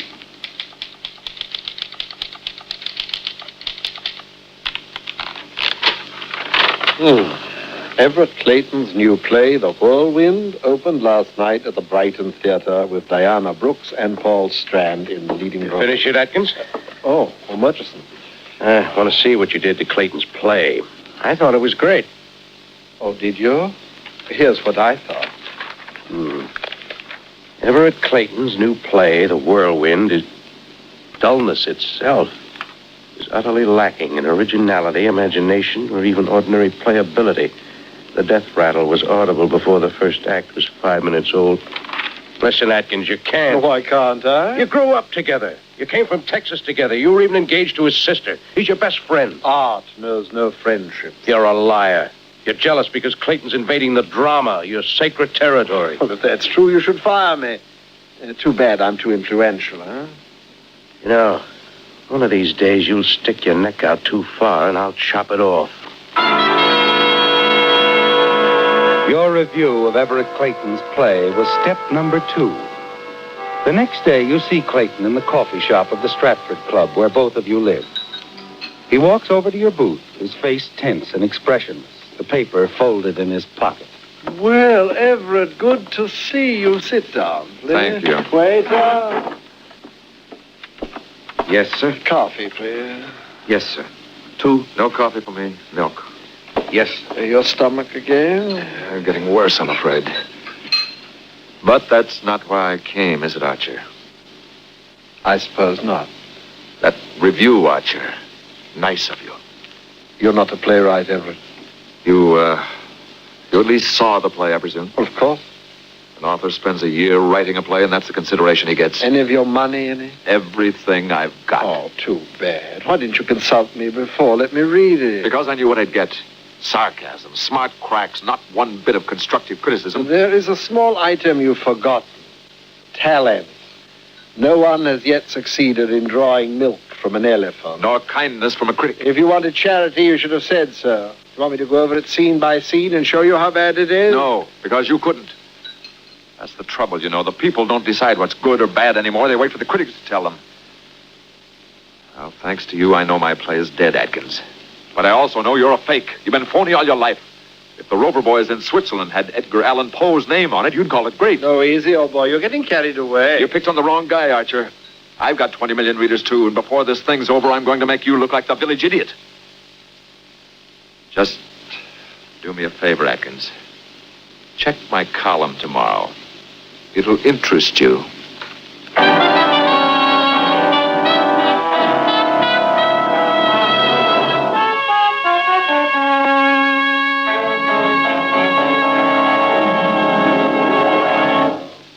In just a minute, the Whistler will continue tonight's story. All of us are proud of our hometowns, and rightly so. In this brief moment before we continue with our program, we'd like to offer a salute to one of our hometowns in America, Los Angeles, California. In area, this is the largest city in the world, stretching more than 40 miles from the ocean to the 5,000-foot level in the mountains. And it all started from a tiny Mexican pueblo. In the year 1781, the Mexican provincial governor, Felipe de Neve, founded El Pueblo de Nuestra Senora Reina de los Angeles, meaning the village of Our Lady, the Queen of the Angels. This pueblo became the capital of a Mexican province, and it was the last place to surrender to the United States in the war with Mexico. Los Angeles today is the largest in population of any city in the West, and according to the 1950 census, the 4th largest in the nation. In the 10 years between 1940 and 50, the city increased by 31%, and still it continues to grow, to absorb the people who are making their permanent homes in the Los Angeles area. Many things have contributed to this phenomenal growth: the exceptional all-year climate, the development of the citrus fruit industry, the discovery of vast oil fields, the development of a man-made harbor that handles more shipping than Boston or San Francisco, big enough to hold the entire United States Navy. And, of course, the motion picture industry that produces 2/3 of all motion pictures in the world. But industries of all sorts have prospered in Los Angeles. More cars are made here than any place except Detroit. More tires than any place except Akron, Ohio. More furniture than Grand Rapids. More sport clothes, oil equipment, more processed food, and more aircraft than any place in the world. Just to give you an idea of how Los Angeles is able to provide room for all these industries and people, this city is bigger than the states of Rhode Island and Delaware combined. It has been a rapid growth from a tiny Mexican pueblo to the world's largest city in area, and Los Angeles intends to continue its progress. The people who call it their hometown are proud of the part it has played in the building of America. And now, back to The Whistler.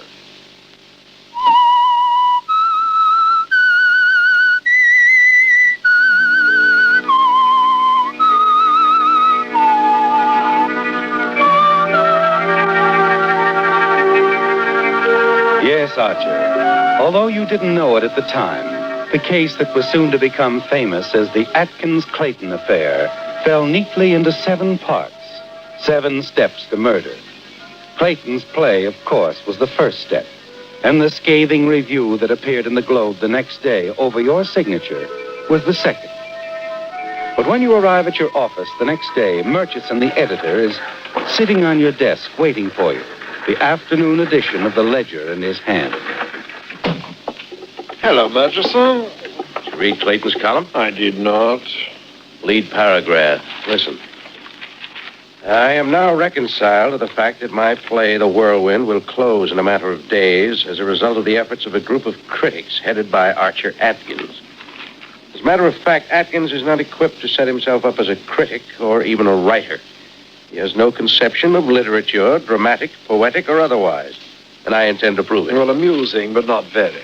You started all of this, Atkins. I think you should apologize. I'm going to be quite busy, Murchison. I'm sure there are a few obituaries that require your keen intelligence. I hope Clayton gives you a sock on the jaw.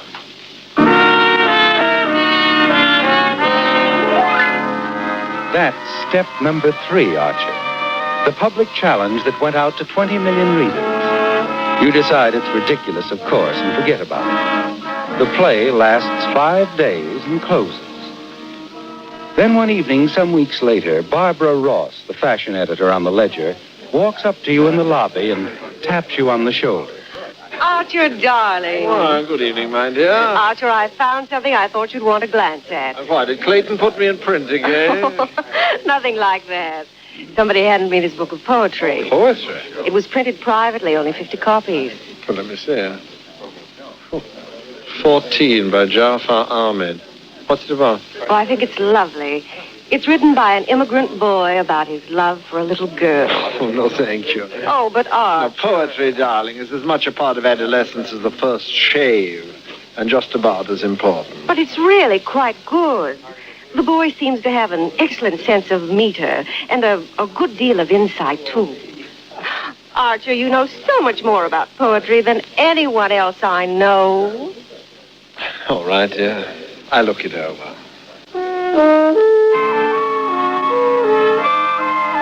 Step number 4, the book of poetry. Nothing to it, of course, is there, Archer? But you take it home and toss it on the nightstand.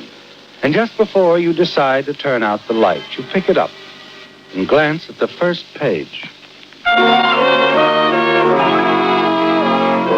holds you from the start. There's something about the poems that haunts you, almost as if you'd read them before. Memories, things you'd forgotten completely, spring to life. Yes, this boy has managed to capture something out of every man's youth. Something that gets under your skin and stays there. You finish the book, get out of bed hurriedly, and sit down at your typewriter. You can't wait until tomorrow, can you, Archer? You've got to get it on paper now.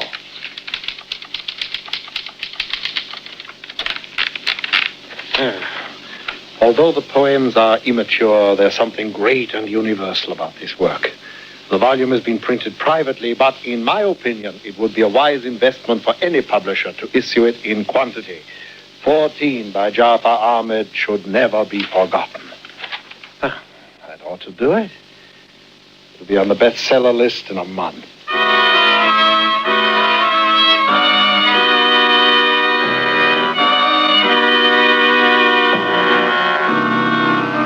In the morning, you hand your article to a copy boy, unaware, of course, that you've just completed step number 5. Although you don't know it, the minute you turned in that review, you moved nearer to murder than you've ever been in your life.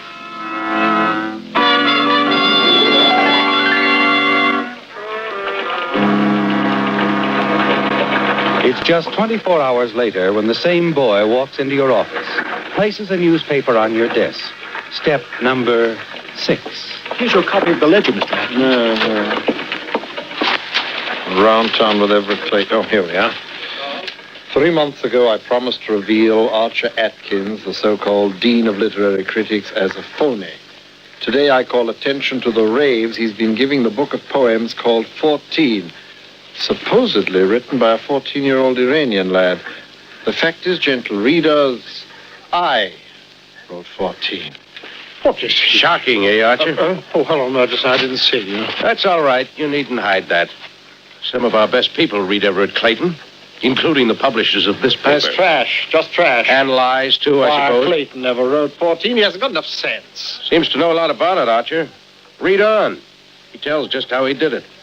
He had no knowledge of poetry, he says. Just threw together the lushest and most senseless adjectives he could concoct. Had the whole mess printed up on the quiet.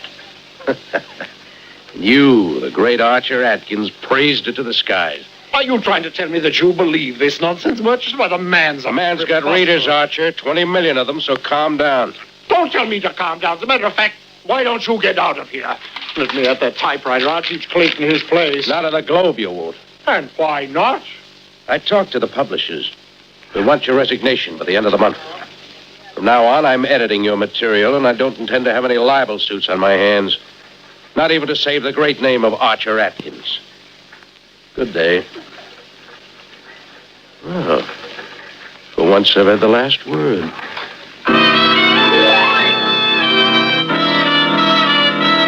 Well, Archer, a turn you never expected.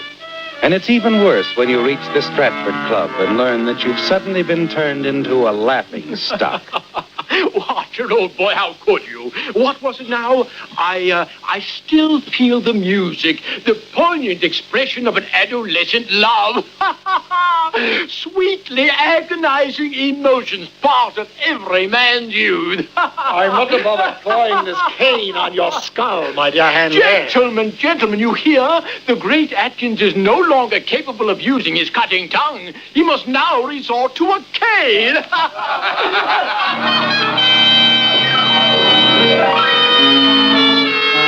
This thing has got you, hasn't it, Archer? And it hurts deep, twisting inside you until finally the seventh step begins to take shape. The seventh and final step, murder.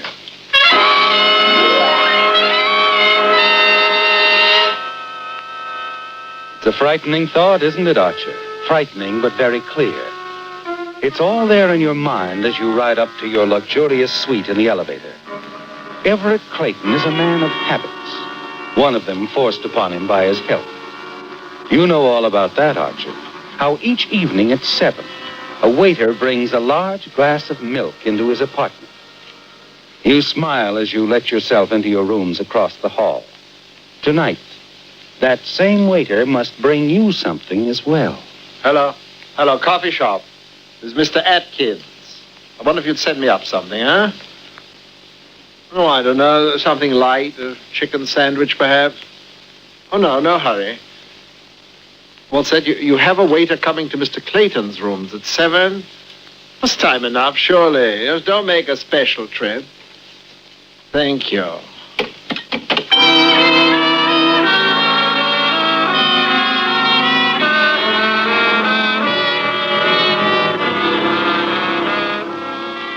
Waiter. Yes, sir? You have a sandwich and coffee for me? Oh, yes, sir. But I was going to stop first at Mr. Clayton. Yes, well, come in a moment and set it down there on the desk, would you? And I wonder if you'd do something for me. I tried to unlock a suitcase a moment ago, but I couldn't seem to turn the key. Would you have a look at it, please? Why, certainly, sir. Where is it? In the bedroom. Of course, if it's too much trouble. Not at all, sir. I have handled a lot of them. You hesitate as the waiter starts across to the bedroom. Then you turn quickly to the tray he set down on your desk. Before he comes back, you empty the contents of a small envelope into the milk intended for Clayton. You stir it hastily, and then return to your book. Well, I got it open for you, sir. That lock is sprung a little bit, though. Oh, well, I'll have to have it attended to. Here you go. Thanks for your trouble. Not at all, sir. Thank you very much. Well, thank you. You settle back in your chair now, giving the waiter time to deliver the glass of milk to Clayton. A few minutes later, you slip out into the corridor and down the hall. Stop outside of Clayton's door and listen. He's talking to someone on the telephone. Yes, I got your letter.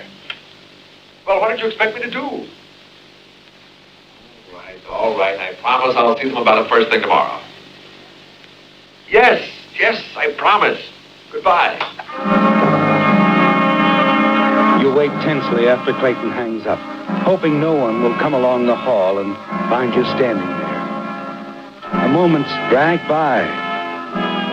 What is he doing? Isn't he ever going to pick up that glass? And then...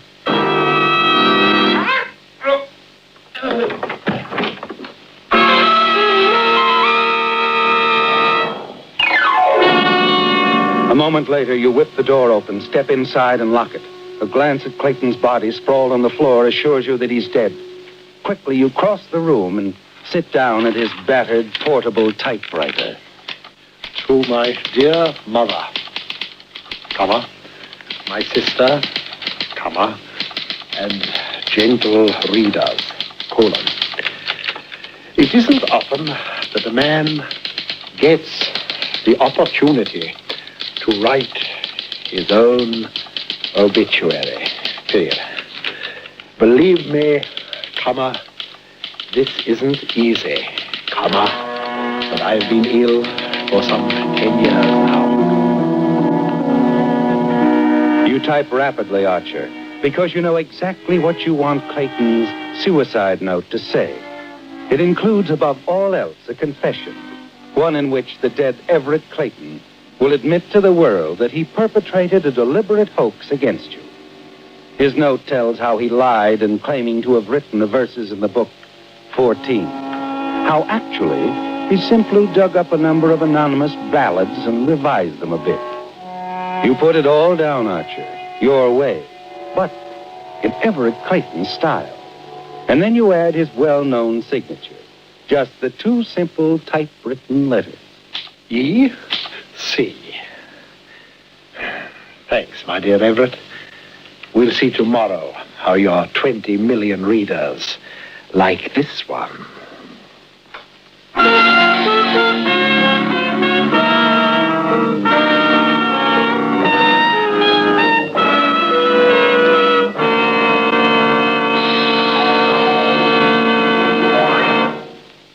Don't be half right. Use Usafi. For example, about how many standard varieties of domestic chickens would you say there were? 50? No, that's only half right. Brush up on your poultry farming. Tell your I&E officer you want to study with the United States Armed Forces Institute, Usafi. It's easy. It's simple. If you don't want to be half right, use Usafi. And now back to The Whistler. Well, the 7 steps are past now, Archer. Everett Clayton is dead. But more important than that, the suicide note in his typewriter will put you back at the top of the heap. Yes, Murchison, your publishers, Hanley, and the whole literary world will have to admit who has the right to wear the critic's crown. But you're very practical about it, aren't you? The police will come, of course, and you're ready for them, with that vague, superior, confident air that has always carried you through before. And why not? What can they possibly prove? You don't seem at all surprised at the police calling on you, Mr. Atkins. Oh, my dear Captain Foss. Well, the moment the manager of this club informed me of Clayton's demise, I resigned myself to a round of dull questions. Naturally. You've known him all his life, grew up with him, sweet on his sister at one time. Anything else you want to know? I was an incubator baby, weighed 3 pounds, 2 1/3 ounces. I'm surprised you aren't more interested in the way Clayton died. I like to believe people, Captain. When I'm told someone is dead, I assume he's dead. Whether he was shot through the head with a cannon, threw himself into Mount Vesuvius, or was clubbed to death with the missing arm of Venus de Milo doesn't concern me in the least. Poison is more to your liking, isn't it? I don't know what you're trying to imply. Well, let's make it clear, then. How long did it take you to write that note? Note, Captain? The suicide note in Clayton's typewriter. Oh, do tell. In verse, no doubt. It says Clayton never wrote those poems, that he stole them from some anonymous ballads.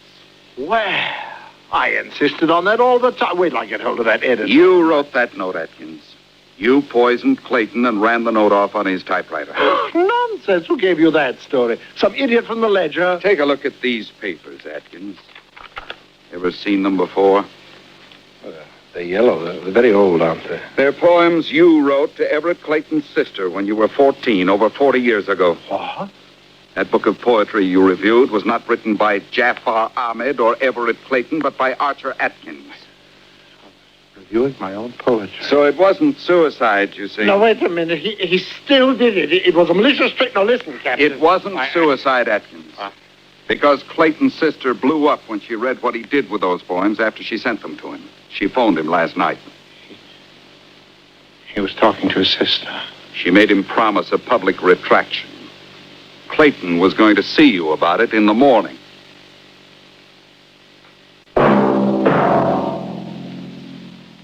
Now, a question. Do you know the name of what is considered to be the first American ship? In 1798, a newspaper advertisement in Salem, Massachusetts, asked for assistance in the building of the Essex. The ad requested that every man in possession of a white oak tree should bring it with him when he came to Salem. In January 1799, there was enough lumber to start construction, and by October of that year, the 32-gun Essex was launched. It was a completely seaworthy ship and saw heavy duty, although 720 days were spent building her. This is but one of many interesting facts which can be found in the history of your United States Navy.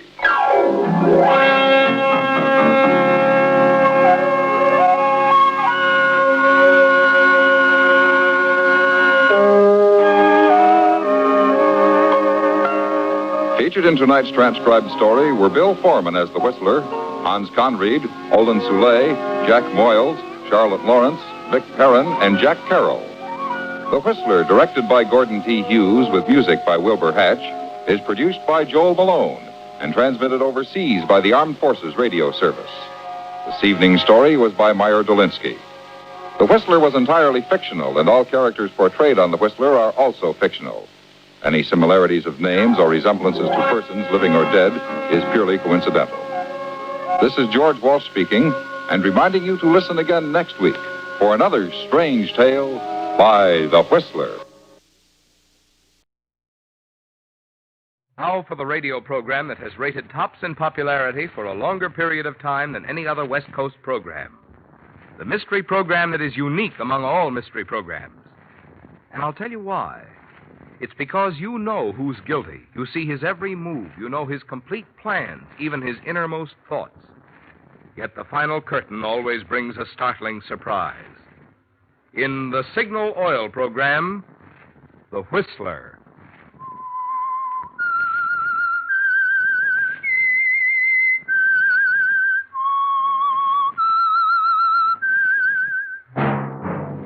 That whistle is your signal for the Signal Oil program, The Whistler.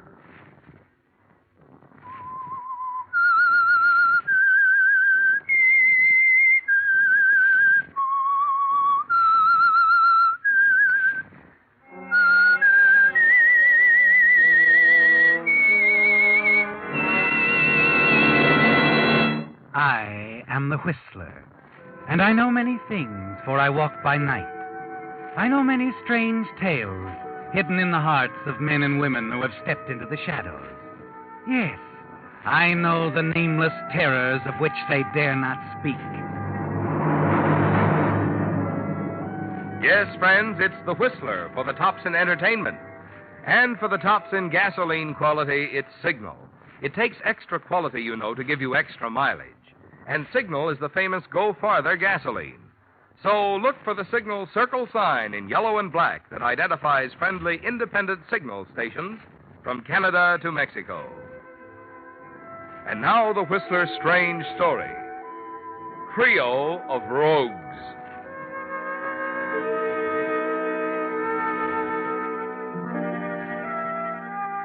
For 10 years, she had been Mark Hartwick's private secretary. Standing now on the wings of the small-town auditorium, Miriam Wells could close her eyes and still see every expression, every gesture made by the speaker on the stage. She could put her hands over her ears, still know every word and how he said it in that booming, driving voice that somehow managed to hypnotize people at the polls. By your great power of vote to send me to your state assembly, I say here and now that I shall not let you down. Because I know and believe that the smallest city helps to make the greatest state. I intend to cut through and tear aside the confusion and the red tape. Pinpoint the problems right down to the needs of places like this, your Smiling, hometown. Miriam Wells turned and hurried to one of the backstage dressing rooms where Joe Crane, Hardwick's campaign manager, sat pecking away at a typewriter. Well, don't tell me you're writing a new speech. Just brushing up the old one for the next town. Oh. Hey, how do you spell prestidigitation? Oh, now really, Joe. Prestidig. Never mind. How's the big boy doing? He has a meeting out of his hand. What else? You know something, baby? He's going to make it. Come election time, he's going to make it. Give me a cigarette, will you, Joe? Sure, here you are. Thanks. Yes, sir. And this is only the beginning. In a few more years, our Mr. Hartwick may... Right, Joe. Yeah. You were saying? I'll let you in on something, sweetheart. Mark got a phone call this morning from Judge Cantrell. The old gent's been quite impressed with our tour. Seems he's been interested in Mark for some time, too. Judge Cantrell. You know how Mark stacks up with the voters. They love him. There isn't a cleaner record in the state. Mm-hmm. And if the judge backs him, who knows? Our Mark may wind up in the governor's mansion in another 5 years. Right. That's why this election's important. If Mark makes it, he is on his way. Nothing will stop him. How nice. How very nice. What are you grinning about? Oh, nothing. I was just thinking how well things have turned out for Mark. And, well, for us too, Joe. Huh? I've been looking forward to this moment for a long time, Joe. A very long time. Mark's career means a lot to me.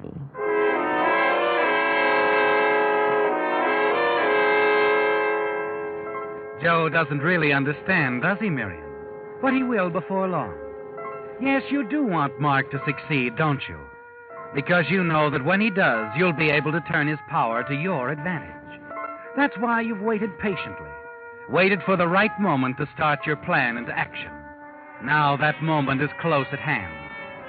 And when at last the tour is over and you've returned to the home office, every day brings the promise that it's going to be worthwhile. Well, Joe, Miriam, we've got him. Yes, sir, I'd say we're in. I could have told you that before you started the tour, It was Mark. costly, but effective, very effective. You've done a grand job for me, kids. I want you to know I appreciate it, and I won't forget it. Okay. When you get to be governor, can I have a deputy sheriff's badge? Yeah, we'll see, Joe, we'll see. Oh, by the way, has the garage sent my car around? Uh-huh. And here's your copy of the speech for the group luncheon. I've hopped it up a little. Good. Sprinkled a few jokes here and there. Always goes over big with the boys, you know. Well, I'd better be on my way. Oh, Miriam, we're donating $1,000 to the Boys League. It's the judge's idea. I'll get the check right out. Hey, will someone come around to pick it up? Maybe we can work out a little ceremony of some kind. Get pictures. No. Make it the simple treatment. Mail it to him, Miriam. All right, Mark. Well, see you later. And, Joe. Yeah? If those gags of yours lay an egg, you'll hear from me. What a guy. Unloads $1,000 just like that. Joe. Huh? Mark must have an awful lot of money. Take that wall safe over there. You know there's close to 100,000 in that? You've been peeking over his shoulder whenever he opens the safe. I don't have to. He got a little overexcited one day, a long time ago, when I first came here to work. He was sort of careless. I got the combination.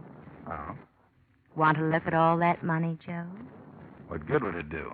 Money fascinates me, Joe. I like to look at it. Come on. Hey, look, suppose he comes back He in. won't. Stop worrying. Oh, those beautiful little packages. 5, 10, 20 grand. Oh, no. Put it away. I can't stand And it. stock, bonds. Some look very negotiable. Very. Close the safe, sweetheart. You're drooling. Wait a minute. Here. Take a look at this. Newspaper clipping. Read it. Smithtown, Texas, July 15th, 1924. Mineral prospector murdered by partners. Go on, Joe. Keep reading. Harry Moore, a local prospector, was found late yesterday at a campsite where he and his partners had been working a claim. Before he died, Moore told Sheriff Gannon that his partners, James Murdoch and Martin Henderson, quarreled with him over distribution of profits, attacked him with a large wrench, then left him to die. The pair fled with the entire proceeds from the sale of the mineral rights. Sheriff Gannon issued a statewide alarm describing both men as over 6 feet in height and weighing close... Miriam, what is this? Joe, listen to me. To keep this clipping all these years, wouldn't Mark have a personal interest? What are you driving at? Martin Henderson, Mark Hardwick. Get the picture? What is it they say about people usually using the same initials when they pick an alias? No. Wait a minute. It could be, Joe. Could be. I've had a lot of time to think it over. Yeah, sure. Now put this stuff back in the safe, huh? You want me to lock it up? Forget about this? What else? All right, Joe. I'll lock the safe. But you know I won't forget about it. And I don't think you want me to. Do you, Joe?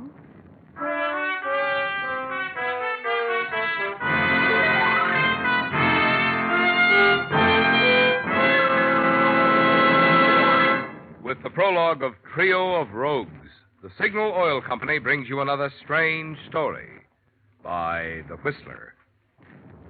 Right now, however, I have good news for some of you contract bridge fans.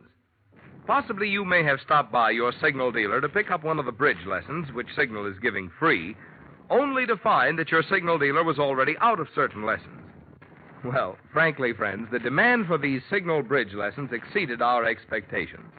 However, I'm glad to be able to tell you tonight that more of these lessons have been printed and are at Signal stations now. So keep in touch with your Signal dealer, and you'll be assured of completing your set of Signal's 6 lessons in contract bridge. What's more, this second printing offers another opportunity for any of you who may have missed this offer previously to still get a complete set of lessons. Written by that famous bridge authority, Robert Lee Johnson, and recommended by none other than Ely Culbertson, these Signal lessons offer not only a challenging review for experienced players, but also an easy way for those of you who have never played bridge before to learn the game. So see your Signal dealer soon. Make sure you have your complete set of Signal's 6 lessons in contract bridge. And now, back to the Whistler.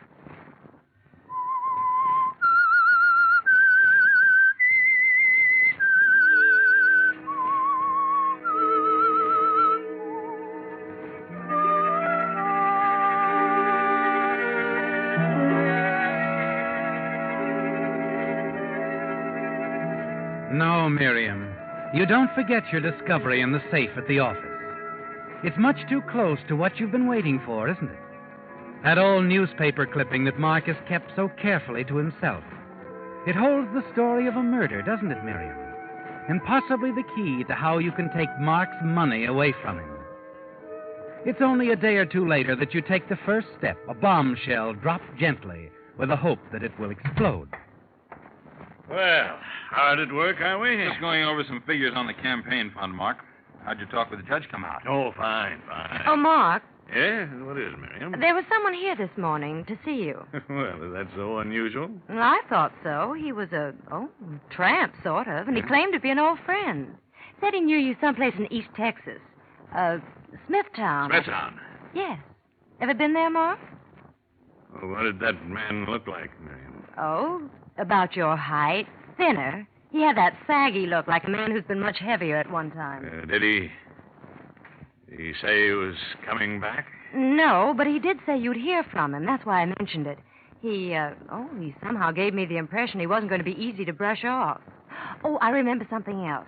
He said he'd been a partner of a man named, Moore, that was it.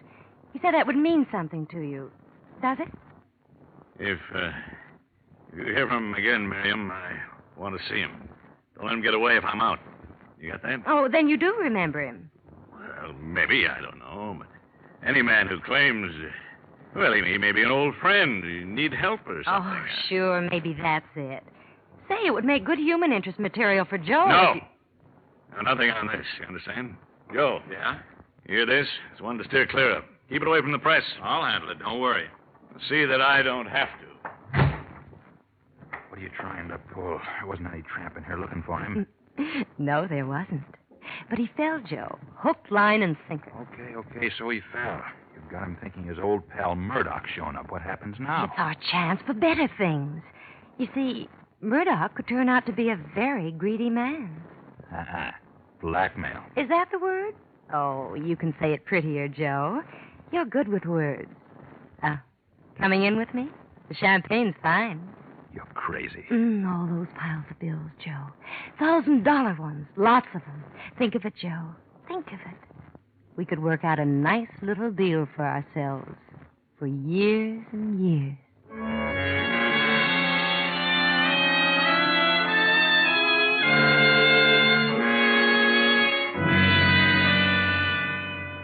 Read it back to me, Joe. I'm worried about this. I can sometimes trace printing. Oh, he won't show it to the police. Read it. Okay.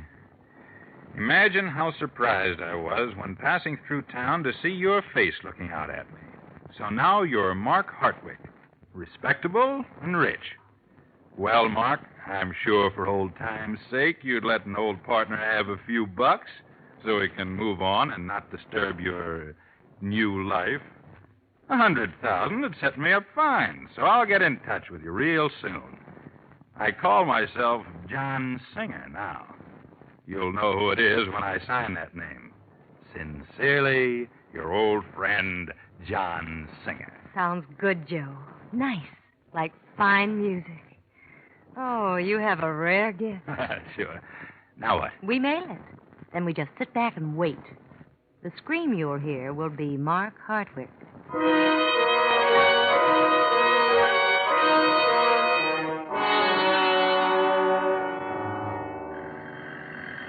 Want me to get it, Joe? No, I'll take it. Suppose you finish mixing the drinks, huh? Okay. Hello. Joe, this is Mark. Oh, yeah. Well, what's up, Mark? You remember Miriam mentioning some fellow was in to see me last week? Claimed he knew me years back. Oh, yeah. I got a letter from him. He needs my help, badly. But he didn't mention where I get in touch with him. Oh? Well, that's funny. Why doesn't he come around to the office? I don't know. He may be sick or something. I've got to find him, Joe. He's an old friend. You understand? Yeah, sure. But what do you want? I want you to attend to it, Joe. Hire a private detective if you have to. Just get me John Singer. Singer? That's his name? Yeah, that's the name he's going by. Now, I don't care how much it costs, Joe. Find him for me. And find him in a hurry. Okay. I'll get right to work on it. Fine. There'll be a nice bonus in it for you, Joe. Thanks. Of course, Miriam will have to help me. I won't forget her either. I'm sure you won't, Mark. Good night, Joe. Well, what do you have to say? He wants me to hire a private eye to find John Singer. Here's your drink, Joe. Thanks. No expenses spared. The boss is very anxious to help his old pal. What do you think of my idea now? Time will tell, sweetheart. Time will tell. A week ought to do it, Joe.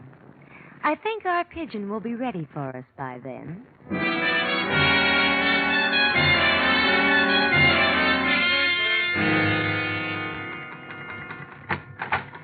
Hiya, sweetheart. What's up? Mark's been pacing up and down that office like a caged dinosaur for the past 3 hours. Where have you been? I told you I had to check the details of the parade for tomorrow The night. parade?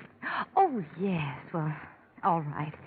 You'd better go in and see him. Now, look, sweetheart, can't I tell him I found Singer? No. But he's driving me nuts. He's hounding me day and night. Where's Singer? Where's Singer? I said no. The time's not right, but just a sec. Yes, Mark? Has Joe come in yet? Just this minute, Mark. I'll send him in, and you come in too, Miriam. I want to talk to the both of you. Oh, all right, Mark. What do you suppose that means? Well, he probably wants to chew on our fingernails. His own must be all gone by now. Come on. Come in. Come in. Look, Mark, about Singer, I still... All right, Joe. All right. Sit down. Sit down, both of you. Sure, Mark. Joe, Miriam, you've been with me a long time, and I... Wait a minute. This isn't the axe. No, nothing like that. On the contrary, I need you now more than ever before. It's about Singer. I know I can trust you, and I'm going to let you in on something. What's the trouble, Mark? Here, read this letter. I got it several days ago from Singer. Let me see, Miriam. It's blackmail, that's what it is, blackmail. Going to give me a few more days to make up my mind. $100,000. Yeah. Mark, why don't you take this to the police? No, can't take this to the police. That's the worst of it. There was a little fight down in Texas years ago. A man was killed. It was self-defense, mind you, self-defense, only I can't prove it. Singer will ruin me, Joe. You can see now how important it is that we find him. But, Mark, there's only one way to deal with this sort of thing, and that's to go to the police. Unless you've decided to pay. Yeah, the police in this town hate my guts. Then you've decided to pay off? Joe, there's only one way to stop a blackmailer. It isn't by crawling to the police or paying him off. What? You've got to kill him. Wipe him out like you'd squash a chinch bug.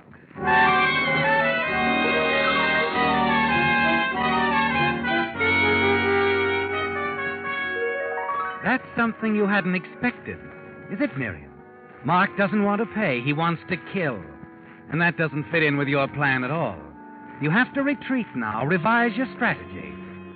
You wouldn't want to let Joe know you're a little rattled, so you're happy of the chance to think alone. By mid-afternoon, you know what your next move must be.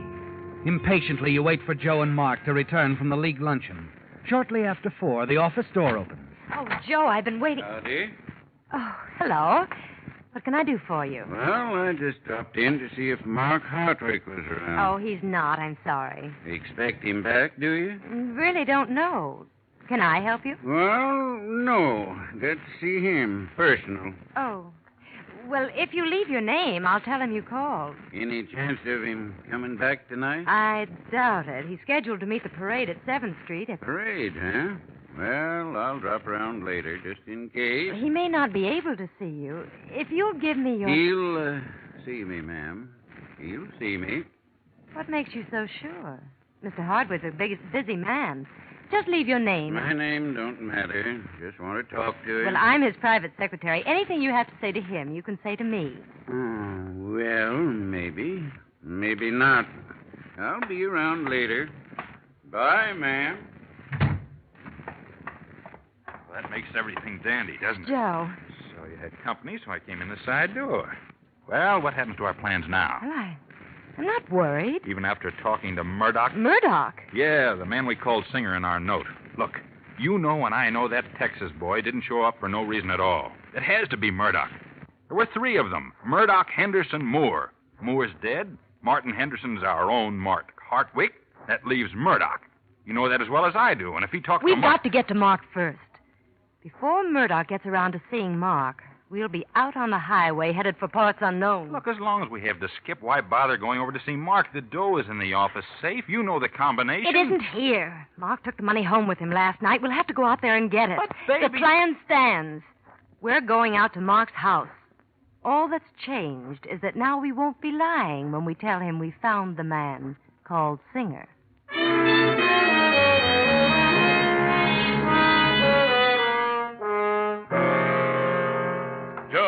Joe, my boy, you found him. You found Singer. Yeah, that's right. A couple hours ago on a lead from the detective agency. Where is he? Where is that dirty Now, rotten... wait a minute, Mark. You just can't go out and shoot him. You know a better way? Well, be smart. After all, a man in your position, you can't take any chances, get involved in a thing like that. What Joe means, we've thought of another angle. Yeah, what's that? Joe has already contacted Singer, arranged to meet him tonight at a quiet little spot outside of town for the payoff. Payoff? I told you I don't intend to... It won't be the kind of a payoff that Singer expects. You see, Joe's not going to keep the appointment. He's hired someone to take his place. Someone who'll get rid of Singer for you. You hired a gunman, Joe? Well, I told him I'd let him know. Well, is that smart? Don't worry. He's not a town boy. He'll blow as soon as the job's over. You won't be involved in any way. Leave it to Joe. He'll handle the payoff. Everything, Mark. How much? 50,000. 50,000? Nothing small time about this boy. That's only half of what Singer wants. And besides, he'd be coming back for more. This way, Mark. 50 grand, you're in the clear. You won't ever have to worry about Murdoch bothering you again. No. No, I won't, will I? All right. I'll get the money, Joe. Just a second. Oh, I didn't think it would be this easy. No, neither did I. I'd sure like to be around to see Mark's face when Murdoch shows up. Well, you can stay if you want, but Baby is traveling. I hope he makes it in small bills. I don't like to handle it. What's the matter? Mark, what's the idea with the gun? Don't you know? Is this a gag? Put it away, Mark. Tell me more about Singer, or as you just called him, Murdoch. You talked to him, did you? Well, sure. I talked to Murdoch. I made arrangements. You're lying. You found that news clipping in my safe, didn't you? Made up this whole blasted story so you could shake me down. You and Miriam wrote that letter, didn't you? There was never anyone putting the bite on me. Listen, Mark, you got it all wrong. I was talking to Murdoch a couple of hours ago. That's right, Mark. No, it isn't, Miriam. You see, I'm Murdoch. You? Yeah. You picked me for Martin Henderson because of the initials, didn't you? Well, you guessed wrong, friends. Mark, you gotta believe me. A guy came around to the office asking for you. If you're Murdoch, then he must be Henderson, and you still need No, Joe, I'll bite once, but not twice. I can prove it, Mark. He left a note. I have it Don't do that, Miriam. Just toss that purse to me, all right, Mark. Here. Get it, Joe. I've got the gun, Joe.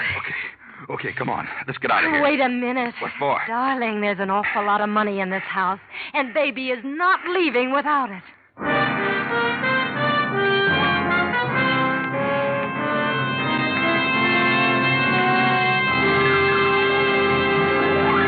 The Whistler will return in just a moment with a strange ending to tonight's story.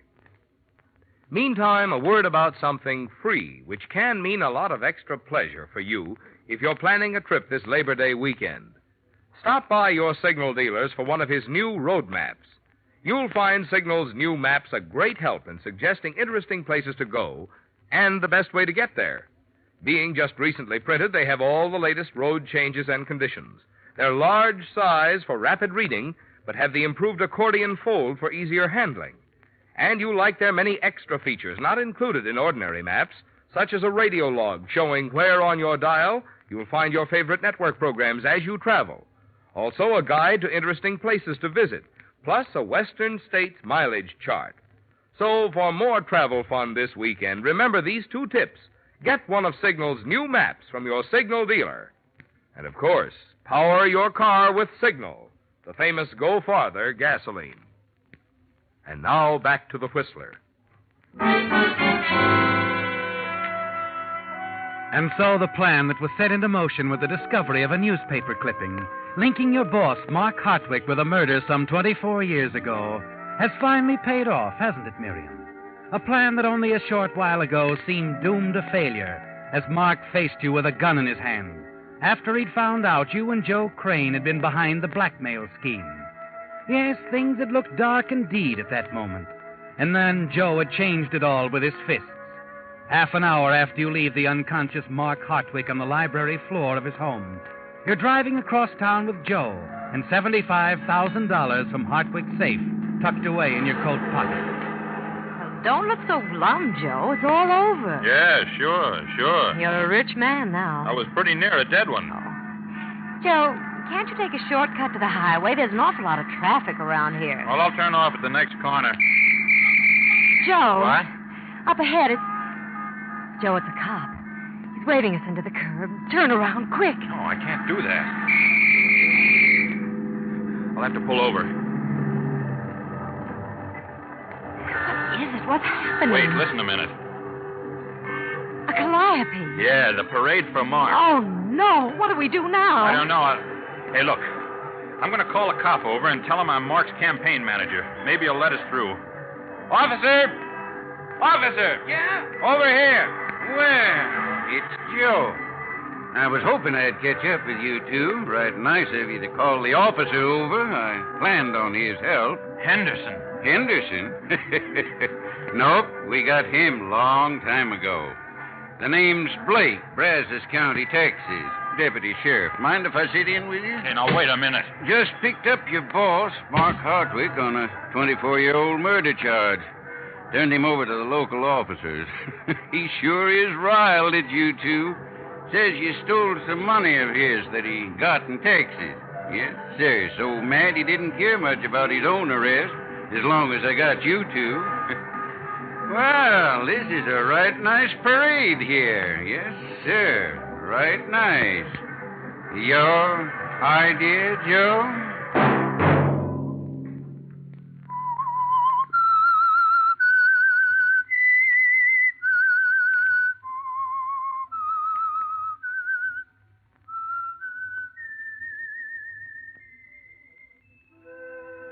Let that whistle be your signal for the signal oil program, The Whistler, each Wednesday night at this same time.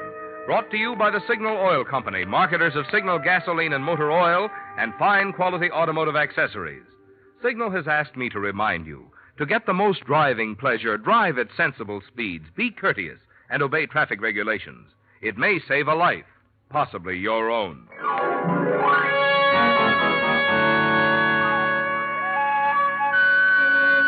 Featured in tonight's story were Doris Singleton, Barney Phillips, and Willard Waterman.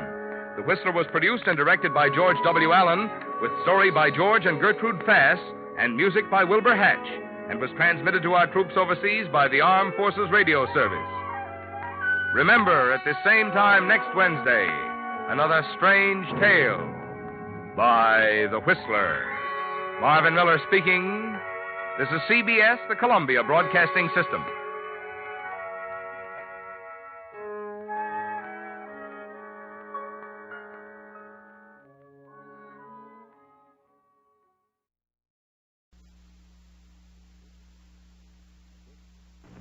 The Whistler.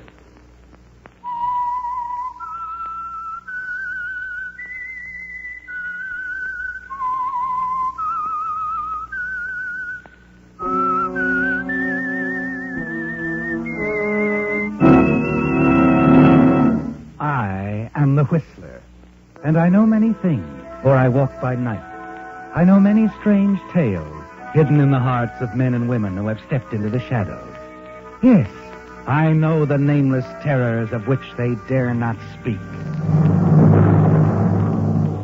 And now, The Whistler's strange story, Borrowed Future.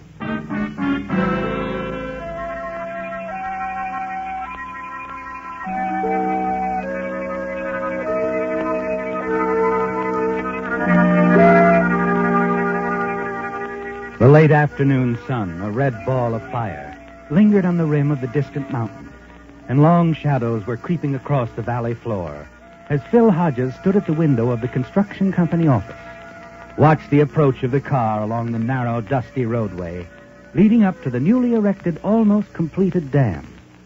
He had no way of knowing, of course, that because of that car, its occupant, a new and never-to-be-forgotten chapter in his life was about to be written.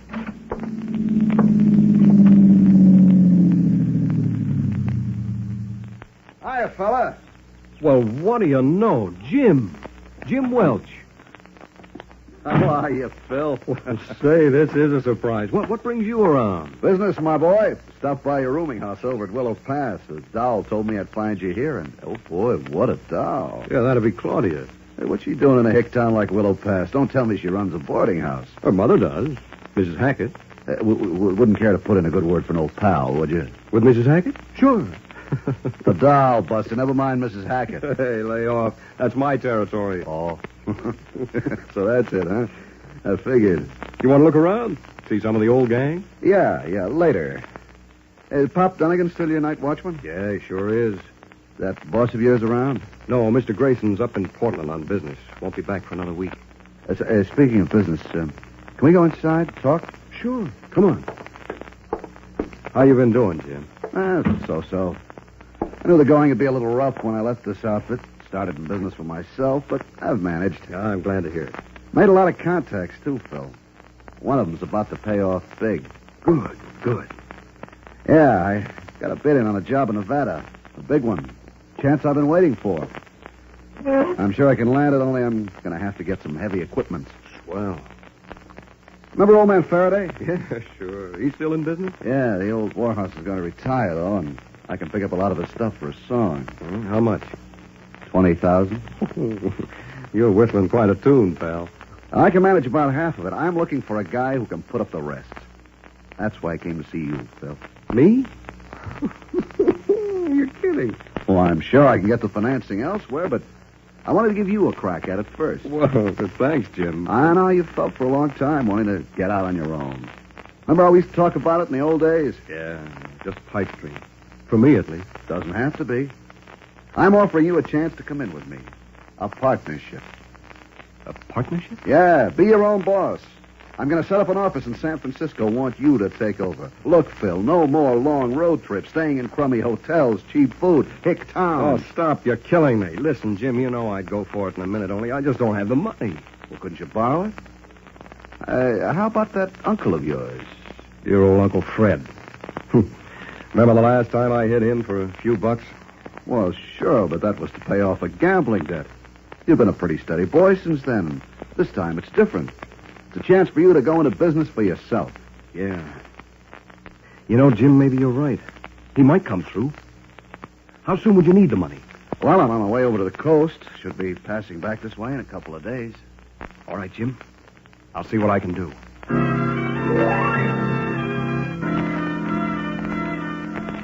It's the opportunity you've long been waiting for, isn't it, Phil? And more important, it would mean the end of the dull, boring field trip. Instead, you'd have a comfortable, air-cooled office in the city, a fine apartment, good food, and good times. It's what you've always wanted, isn't it?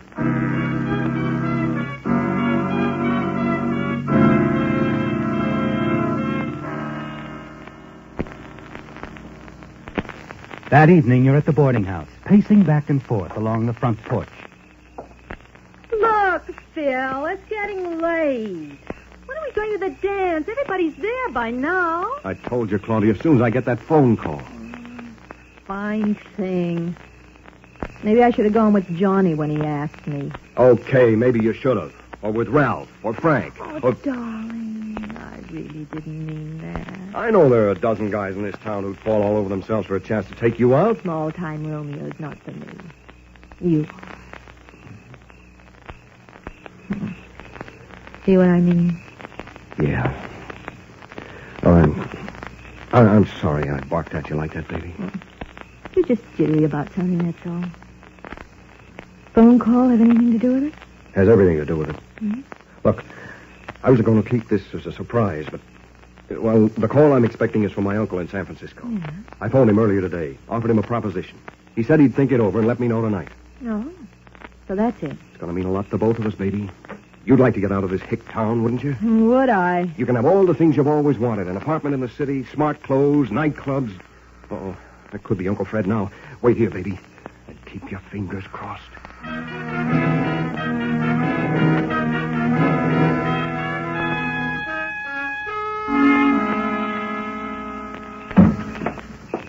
Well, darling, what did he... We're in, baby. The old boy is going to let me have the money.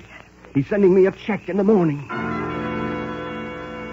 You're on your way now, aren't you, Phil? Yes, the realization of a dream. And the future looks bright for you. For 2 days, you wait eagerly for your uncle's check, but it doesn't come. And then on the morning of the third day, Jim Welch returns from his trip to the coast and stops at the boarding house. Oh, look, Phil, maybe the old gent changed his mind. No, he gave me his word, Jim. I know Uncle Fred. He'll send it. Okay, but I've got to get up to Medford and close that deal with Faraday. Look, I've been trying to get my uncle on the phone, but there's no answer.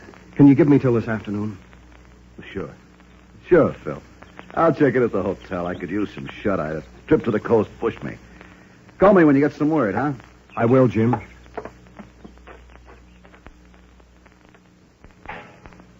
Morning, darling. Hello, baby. I thought I heard you talking to somebody. Yeah, fellow I was telling you about. Huh? Jim Welch. Oh. He asked for the money? Yeah. Mailman's been here and gone. No check.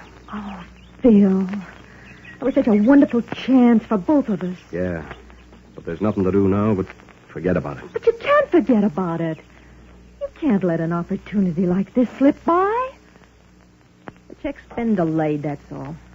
Probably over at the main post office in Twin Falls right now. Yeah, I thought of that. I got to run over there anyway. I'll ask. Well, that's right. You have to drive over to the bank there, don't you? Yeah. Pick up the company payroll. Phil, when are you leaving for Twin Falls? In a few minutes. Why? Oh, thought I'd ride over with you. Oh, sure. I just feel like going for a drive, and besides, I have an idea I'd like to talk over with you.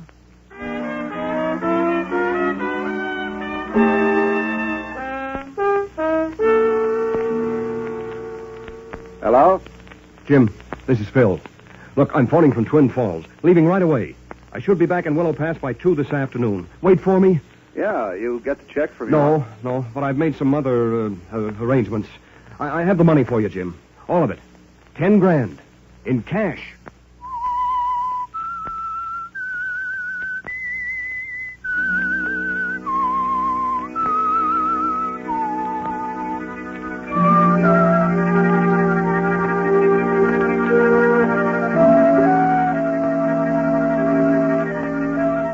It's done, isn't it, Phil? You've borrowed $10,000 of the company payroll money. Turned it over to your new partner, Jim Welch. It was a risky move, but you're certain everything will work out. As soon as your uncle's check arrives, and you're certain it will, you'll replace the money you took from the Grayson Construction Company and be in the clear. But that evening, as you're having dinner with Claudia... Look, Phil. I thought this was supposed to be a celebration. Why so glum? Oh, I'm sorry. Something on your mind? Yeah. The payroll money. That's it, isn't it? I've been thinking about it all day. I wish I hadn't used it. What? I started regretting it the moment Jim left town. I shouldn't have touched it. Well, why not? Because it's wrong, that's why. Take it easy. You want the whole world to know. Okay. Well, what are you worried about? You're going to pay it back, aren't you? When your uncle's check arrives. Yes. So you've only borrowed Grayson's $10,000 for a little while, that's all. It still isn't right. Well, maybe not, but it's done. Yeah. It's done. Oh, look, darling. Maybe if I told Grayson... What? Explained why I did it. Phil, what's wrong with you? You out of your mind? What good would that do? I could make him understand. Oh, sure. Get a great big laugh over it. So you've been dipping into the till, huh? Tut, my boy. Help yourself anytime. Feel free. Oh, come off it, Phil. Anyway, you can't tell Grayson. He's in Portland. So he'll be back in a few days. And by that time, this whole thing will be cleared up. Your uncle's check will surely arrive tomorrow. You will replace Grayson's money, and that'll be the end of it. I hope it will be. Oh, come on, Phil. Snap out of it. Things will work out. You'll see. As soon as you get your uncle's check, you'll feel different about all this.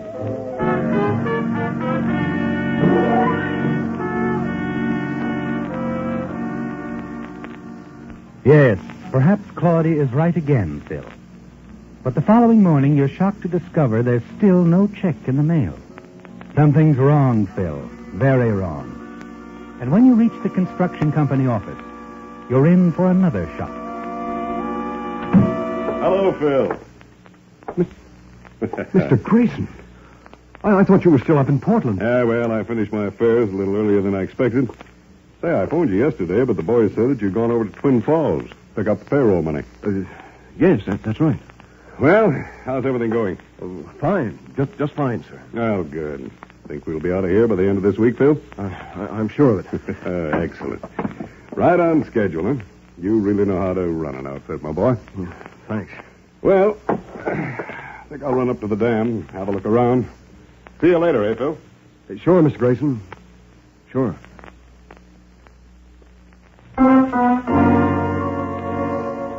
You stand there trembling, don't you, Phil? Watch Grayson as he walks out of the office, starts up toward the dam.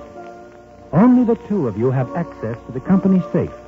And if, for some reason or other, he has occasion to look into the safe, find the $10,000 missing, you're going to be in for real trouble, aren't you? Quickly, you reach for the telephone. Put in another call to your uncle in San Francisco. You're relieved when finally you hear his housekeeper's voice at the other end of the line. Hello, Mr. Hodges' residence. Miss Kelly, this is Phil. Oh, Mr. Phillip, I'm so glad you called. Look, I've been trying to reach Uncle Fred for days. There's been no answer. I know. I've been away for a few days visiting my sister. Rushed back as soon as I heard about the accident. Accident? Your uncle, Mr. Phillip. He was in an automobile crash 3 nights ago. What? Happened the same night he talked with you on the telephone, about an hour later. Oh, no. No. Oh, now you needn't worry, Mr. Phillip. Though his condition's serious, the doctor says he'll pull through. Of course, they're not allowing visitors yet.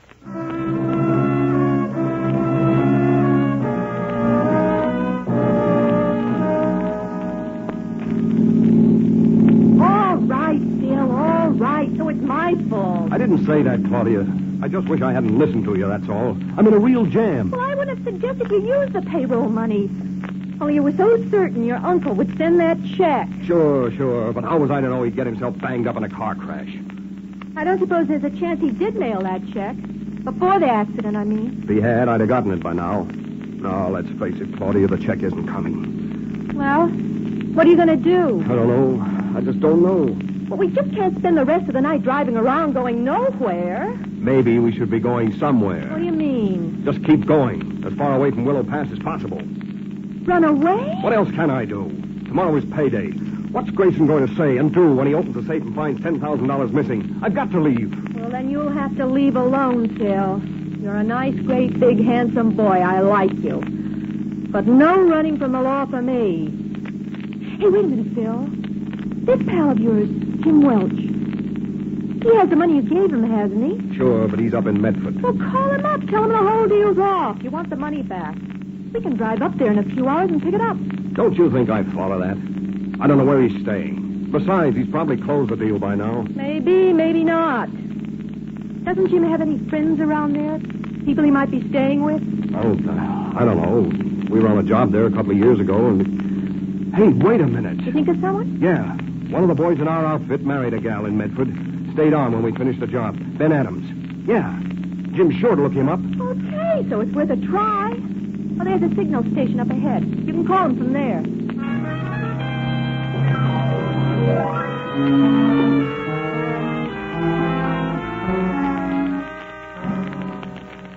Hello? Jim, this is Phil. Well, hiya, boy. Hey, how'd you know where to reach me? I just talked with Ben Adams. He told me where you were staying. Look, did you close the deal with Faraday? Yep, an hour ago. All signed and sealed. We'll get it unsealed. I want out, Jim. I've changed my mind.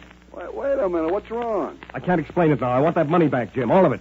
Hold on, Phil. It's too late. I told you I closed the deal with Faraday. And I told you I gotta have the money back. That's impossible. I can't do that. You got to.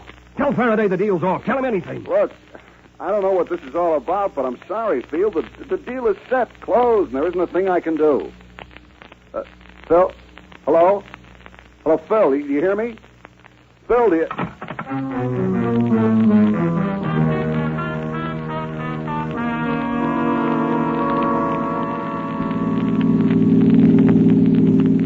What's on your mind, Phil? You've been pretty quiet since we left that gas station back there. I've been thinking things out, Claudia. I gotta find a way to gain time to get that money from my uncle. And I think I figured it out. Funny. Hadn't occurred to me before. You better tell me all about it. I'll tell you all the details later. Your mother is still up. Yeah. You run on in the house like a good girl and keep her company, huh? Aren't you coming in? No. I have an errand to do. Phil, what are you up to? Never mind. Phil, tell me. All right. It's very simple. Somebody is going to rob the safe at the office. What? I'll set the whole thing up. Make it look like a robber took that money. What about the night watchman, Pop Dunnigan? He'll be around, won't he? Probably in the office. So how do you handle him? Oh, I have to get him out of the way. Oh, now, wait a minute. Oh, don't worry. I'm not going to hurt him. I'll slip up from behind, tap him easy, just knock him out for a little while. Think you can get away with it? I got to take the chance. It'll give me the time I need to repay that money. I don't follow.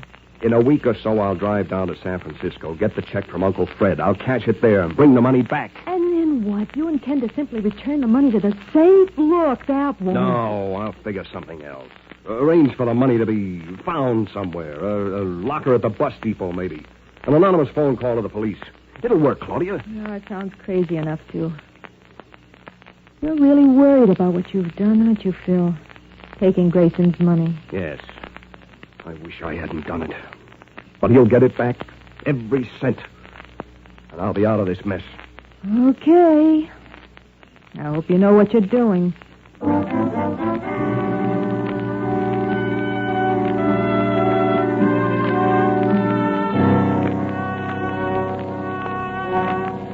Ten minutes later, you park your car in the shadows not far from the construction company office and hurry toward the small building. You press back against the wall, tip over a gas tin to attract Pop's attention. There's only one thing that worries you, Phil. Pop Dunnigan is an old man, and you must be careful not to hit him too hard. 1,000 confused thoughts race through your mind. Your knees are trembling, your heart pounds furiously as Pop comes out of the office. Who's that? Your hand tightens around the wrench. But suddenly you're unable to move, to think, to do anything but stare. And then Pop turns towards you. Hello, Pop.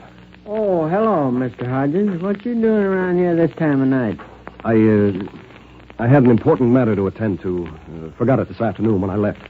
What you got in your hand? Oh, well, this? A wrench. I found it on the ground over there. Somebody's getting kind of careless. I'll take it, Mr. Hodges. Yeah. Here you are. You couldn't do it, could you, Phil? At the last split second, you discovered you couldn't bring the wrench down on the back of the old man's head. Inside the office, you sit at your desk, pretend to work, cast sidelong glances at Pop, sitting across the room reading his paper. You've still time to carry out your plan, but it would mean hitting old Pop. And you just can't do it, can you, Phil? Hey, you're really putting in some overtime, Mr. Hodges. What time is it? Almost 2:30. All through? Through? Yeah, Pop. I'm all through. Finished. Good night.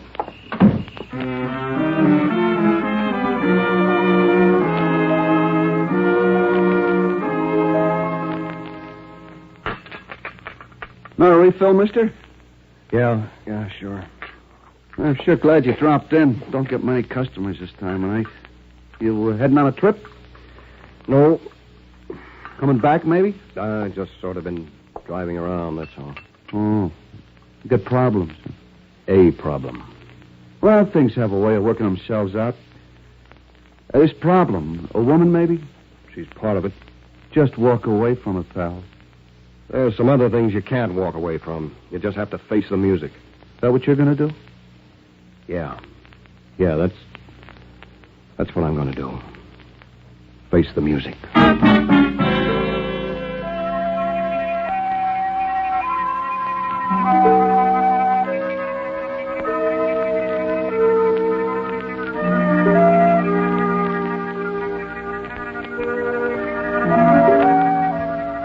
It's all over, isn't it, Phil?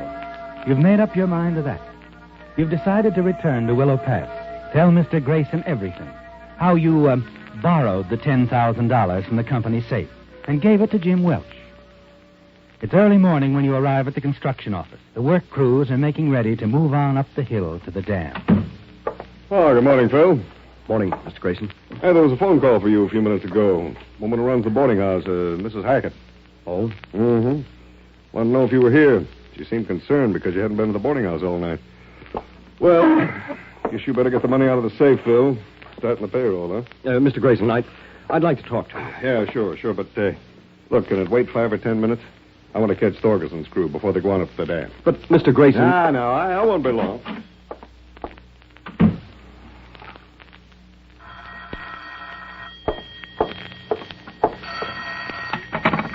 Yes?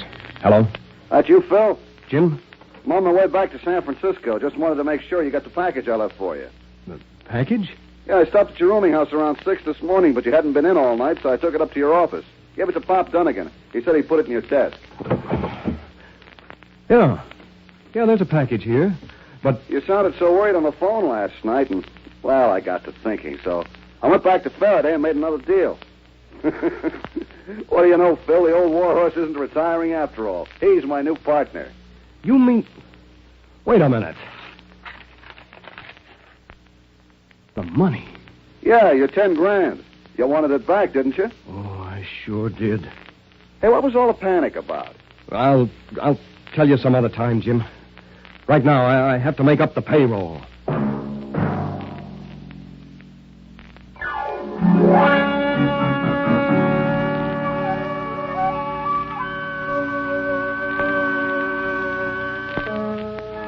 Featured in tonight's story were Bill Foreman as the Whistler, Les Tremaine, Gene Bates, Hy Averback, Bill Boucher, and Britt Wood.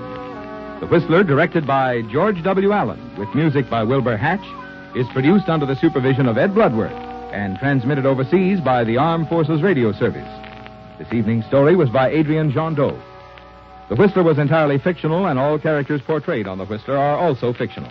Any similarity of names or resemblance to persons living or dead is purely coincidental.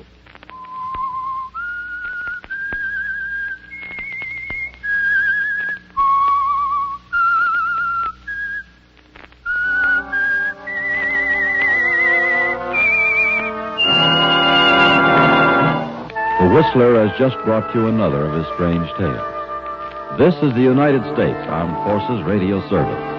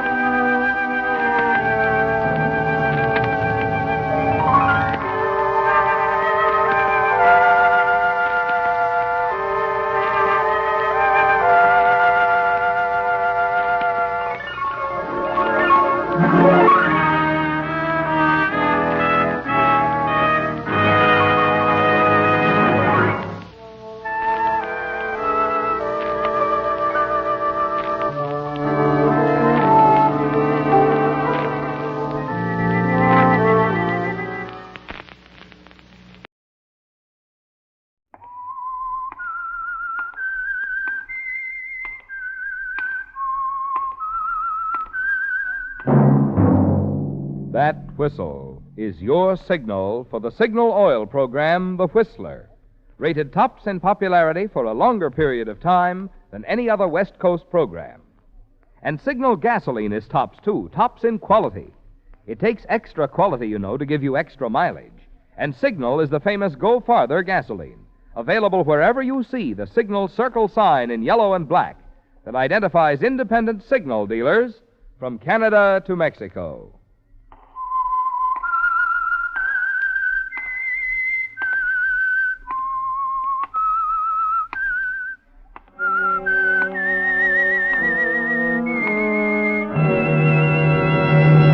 I am the Whistler, and I know many things, for I walk by night. I know many strange tales hidden in the hearts of men and women who have stepped into the shadows. Yes, I know the nameless terrors of which they dare not speak. And now the Whistler's strange story. Search for an Unknown.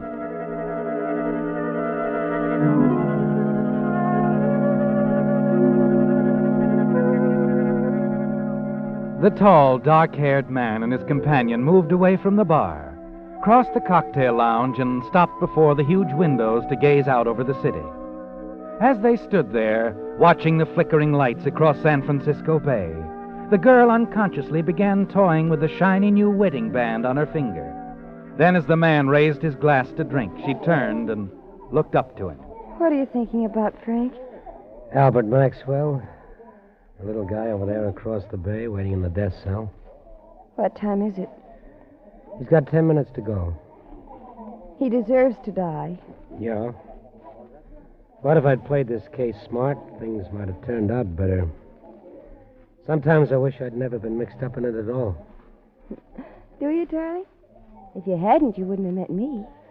I'd have found you somewhere, darling, sooner or later. You know, Julie, maybe I ought to give it up. Quit making like a private eye and take up selling shoelaces. I'd much rather you remain Frank Ferguson, private investigator. Funny, most wives would object. Would it make any difference if I did? Maybe. Maybe not. Come on, Julie, let's go home. All right. Frank, in a few minutes, when the execution's over, you're going to forget the whole thing, aren't you? Sure. Sure, I'll forget it.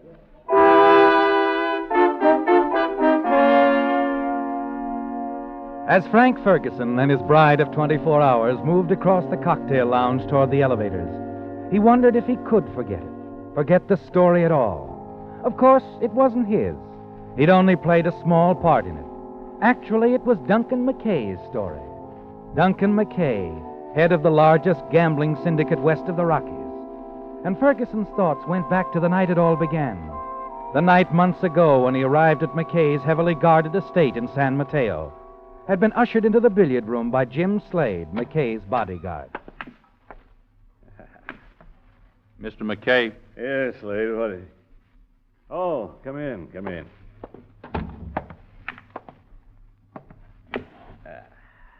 So, you're a billiard expert. So you're Ferguson, huh? Yeah, I'm Ferguson. You know, you don't look... I don't look like a private eye. That's what they keep telling me. You play? By the boys along Montgomery Street, I was voted most likely to rip up the table in 1949. Yeah, how'd you play this one? Against the cushion. Where else? 5 says I do it the hard way. 5.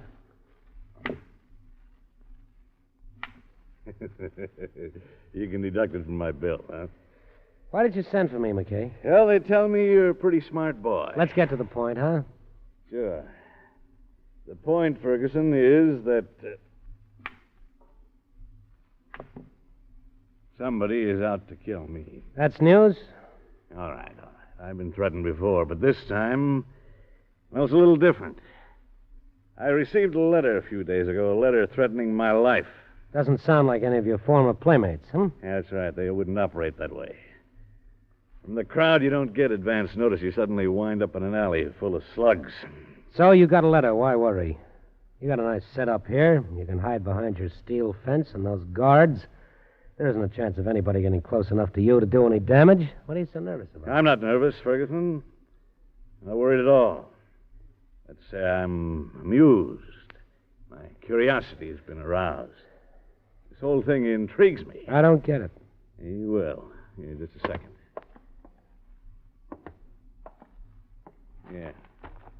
Yesterday afternoon's paper on page 2. Pictures and everything. Mm-hmm. So a couple of citizens in Frisco received threatening letters. Same as yours? Yes, the same. Julie Wilson, Albert Dobbs. A hat check girl and a hardware clerk. Friends of yours? Never saw them before in my life. She's a good-looking dame. If you like hat check girls. I don't throw rocks at anybody. According to the paper, the Wilson girl doesn't know Dobbs, and he's never heard of her. So there it is, Ferguson. 3 strangers.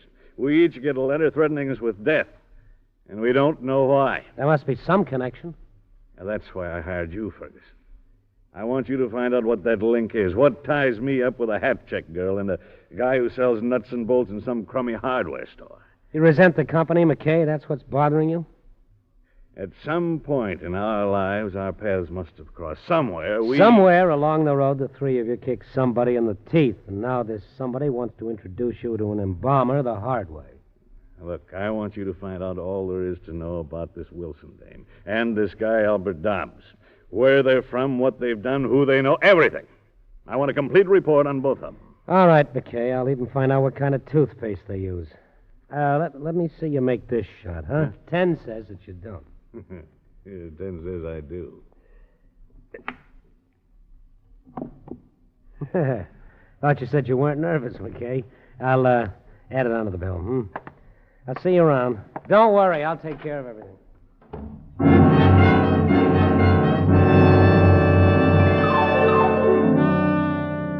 You smile as Ferguson leaves, don't you, McKay? Confident that once he finds out all there is to know about Julie Wilson and Albert Dobbs, once the link is established between the 3 of you, that you'll know who is threatening your life, and then you'll take care of everything. In the days that follow, you wait anxiously for some word from Ferguson, and then finally one evening... Yes? Hello, McKay. This is Ferguson. Well? I thought you better know, McKay. Somebody else received one of those letters. A guy named Brovelli. Gino Brovelli. You know him? Brovelli? I never heard of him. But put him on the list, along with Julie Wilson and that Dobbs guy. Talk to him. Okay, but he won't answer. Why not? He met with an accident. He's on a slab at the morgue.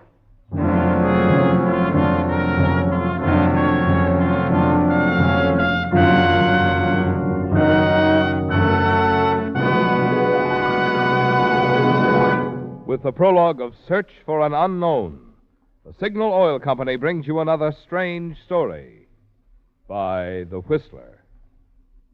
But first, a word of wisdom about a major purchase that many of you drivers will be making during the coming winter months: a new battery. When you compare the cost of different batteries, remember this: the important thing is not the first cost, but the cost per month, which, of course, depends on how long the battery lasts. Measured by that yardstick, one of today's most economical batteries is the new Extra Long Life Signal Deluxe battery. Instead of being guaranteed for only a year or 18 months like most batteries, the new Signal Deluxe batteries are guaranteed for a full 2.5 years on a service basis. The secret of this amazingly long life is their improved type all-rubber separators, the finest kind known to battery engineering.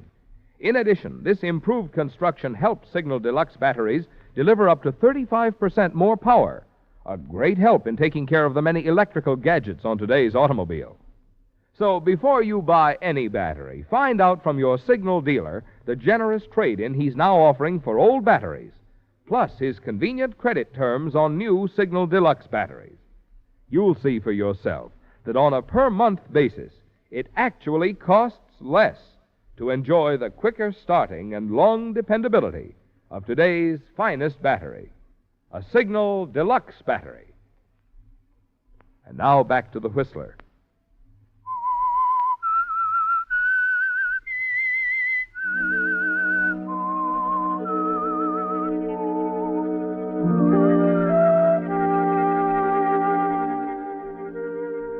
You don't like to admit it, do you, McKay? But the news is more than a little disturbing. The news that the killer has claimed his first victim. A man named Brovelli is dead. A man who, along with Julie Wilson and Albert Dobbs, received a threatening letter similar to the one that was sent to you. But the killer will never reach you, will he? Not as long as you remain within the protective walls of your estate, with Jim Slade, your bodyguard, close by your side. You're going to play it safe and wait until you find the link, the tie between you, Julie Wilson, and Albert Dobbs. And then you'll go after the killer yourself. As you pace the floor of your library, 1,000 questions flash through your mind. Questions you waste little time asking when Ferguson finally arrives. That's what I said, McKay, a window washer. Rovelli, a window washer. Yeah, he fell out of a 20-story window late yesterday afternoon. It looked like an accident, that is, until this letter came around to his boarding house this morning. The landlady spotted it the way it was addressed, you know. She called the cops. Now, wait a minute. Rovelli was already dead when the letter arrived. Yeah, the letter was postmarked yesterday at 5 p.m. Rovelli took a dive around 3. Yeah, but why mail a letter to a man after you've already killed him? Well, maybe the killer saw an opportunity to knock off Rovelli ahead of schedule and took it. That's one way of looking at it. Yeah, there's another. A couple of more, McKay.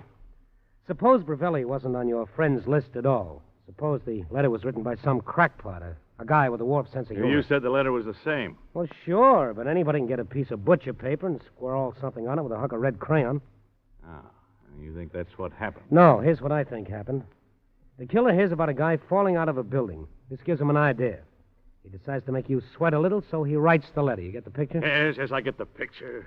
Your nerves are showing, McKay. All right. What do you find out about the others? The Wilson girl. Dobbs. Well, here's a 10-page report on Julie Wilson, or a hat-check girl faces life. She's a sweet kid, McKay. Is she, Ferguson? How'd you meet her? Barroom pickup? She throw herself at your feet when you bought her a beer? No. It was all very formal, McKay. The gent who owns the club where she works introduced us. Like I said, she's a sweet kid. I've been to the club lots of times. Somehow I never noticed her. Yeah, maybe that's because you never check your hat, huh? Touche. Now, how about this hardware clerk, this Albert Dobbs? What'd you dig up on him? I didn't. He's disappeared. Disappeared? I went around to his hotel this afternoon. The clerk told me he packed up and left. Address unknown. Fine. That's great. Well, don't get excited. I got a couple of leads I want to check on as soon as I get back to town. I'll find him, McKay. Well, see that you do. And call me the minute you line up anything. Sure. Slade? Yeah? You show Mr. Ferguson out and see I'm not disturbed for the next few hours. All right, Mr. McKay.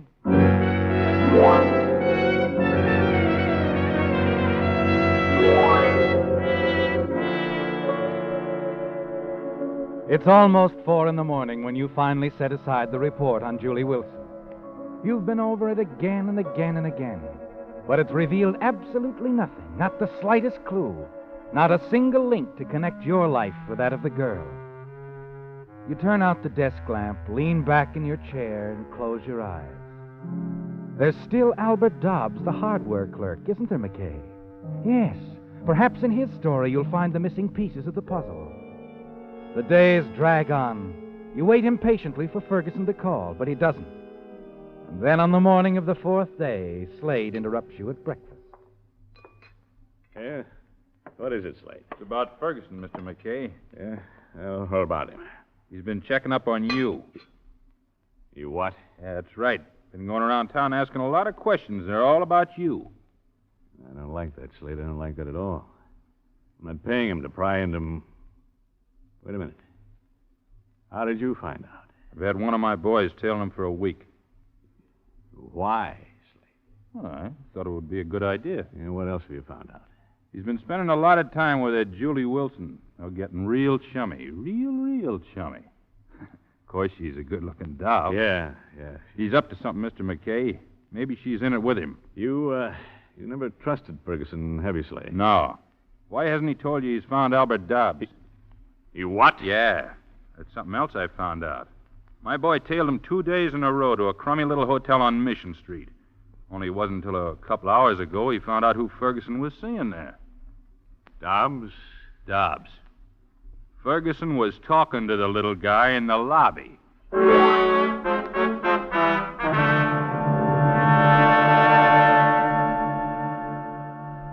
It hasn't turned out the way you planned at all, has it, McKay? Slade is right.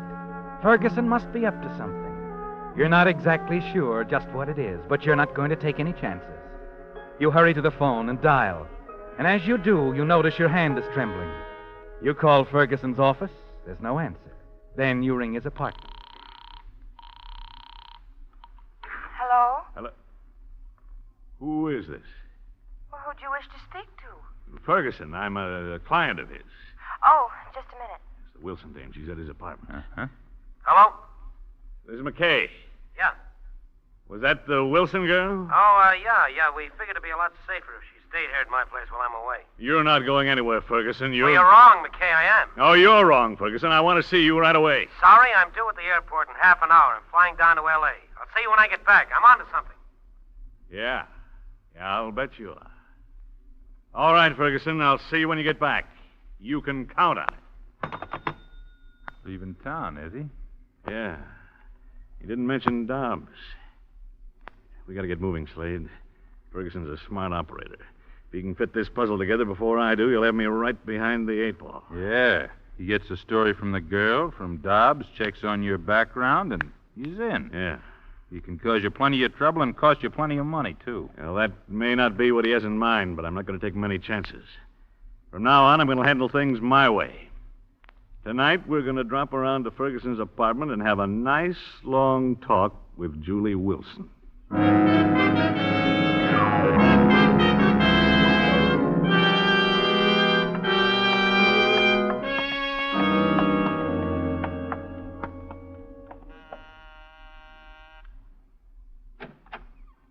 Yes? Hello, Julie. Hello? We're friends of Ferguson. Oh, well, he isn't here right now. Yeah, I know. Come on, Slade. Oh, just a minute. What do you want? Relax. Nobody's going to hurt you. We just want to talk, that's all. About what? This. A little report on you, Julie. I want to be sure you didn't leave out anything on purpose. Now, sit down.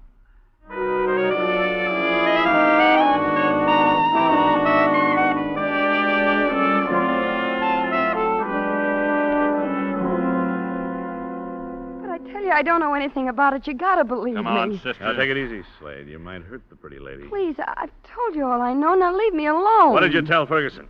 What did you tell him he forgot to include in his report? Honest, I don't know what you mean. Now, look, it's getting late and my patience is getting a little bit Oh, hello, Ferguson. You got back from L.A. in a hurry. What's the idea, McKay? Oh, we just dropped around to have a friendly chat. That's Look, all. McKay, I don't like guys to call on my girl unless she invites them. Your girl? That's what I said. Julie and I are going to get married. Please, Frank, it's all right. Married, huh? You know, I don't get you at all, Ferguson. When I showed you her picture in the paper, you didn't know it. I didn't then. This happened kind of quick between us. See? I don't think you do, McKay.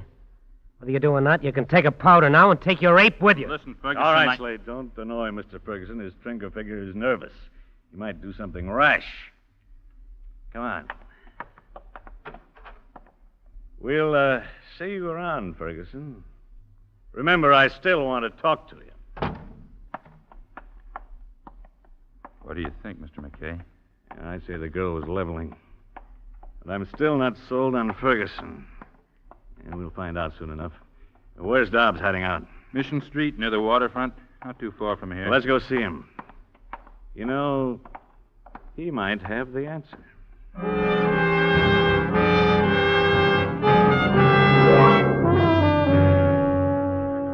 Yes. You want to believe that, don't you, McKay? That Dobbs holds the key to the mystery. That once you've heard his story, you'll know who sent the letter threatening your life. A quarter of an hour later, you park your car on Lower Mission Street, while Slade hurries into a small, dimly lit hotel. A few minutes, and he's back. He's registered under a phony name. Clerk said he hasn't come in yet. Yeah, you sure? Cost me $5. I'm sure. All right. We'll wait.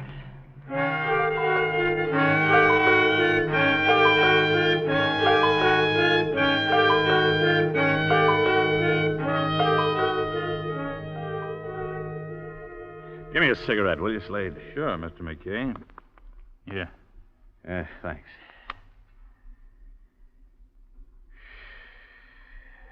What time is it? A little after 2 o'clock. 2 o'clock. What's keeping him? Think he'll show? He's got to. I never saw you like this, Mr. McKay. Jumpy. It isn't like... All right, I'm jumpy. What do you expect? Sure. I don't like this setup, Slade. Don't like it at all. I've always known who my enemies were. Always been able to take care of them when they came around looking for trouble. This time I don't know who I'm up against. Makes a lot of difference, Slade. Makes a lot... What's wrong? Up ahead. Just turned the corner. Coming this way. Could be. Wait till he walks by. Dobbs? Huh? Like to talk to you. You're police? No, we're not the police. Here, take it easy, Dobbs. We're not going to hurt you. No, wait. Now, Now, relax. Come on.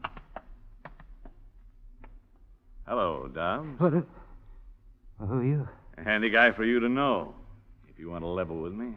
But I don't understand. Hey, we'll talk about it on the way. Where are we going? Down to my place in the peninsula. Nice, quiet, very safe place for both of us, Dobbs. Both of us? I think it'd be a good idea for us to have a little talk. Maybe we can add up a few things and find out who's trying to kill us. Us? You mean you two? Yeah, we're both in the same boat. Now get in, Dobbs. We're wasting time.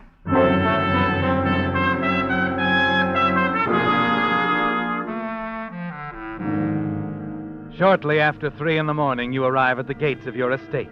Watch them swing open. You nod to the guards and drive on up the roadway to the house. And a few minutes later, you're sitting in the library, facing Albert Dobbs across the desk. Sure you won't have one, Mr. Dobbs? No, thank you. Yeah. Now go ahead, Slade. Fix yourself a drink. Thanks.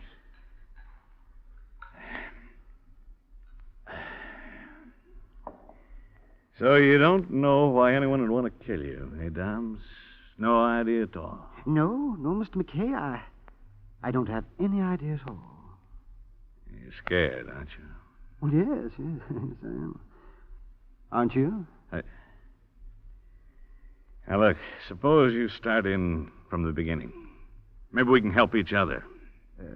Start in? Yeah, I want you to tell me all there is to know about Albert Dobbs. Where you're from, where you've been, what you've done, who you know, everything. Oh, I see. Yes. Now, go ahead. Yes, well, I was born in 1893. 1893? Yeah, might as well pull up a chair, Slade. This is going to take a long time. But I've got a hunch this is it, and it's going to be worth it.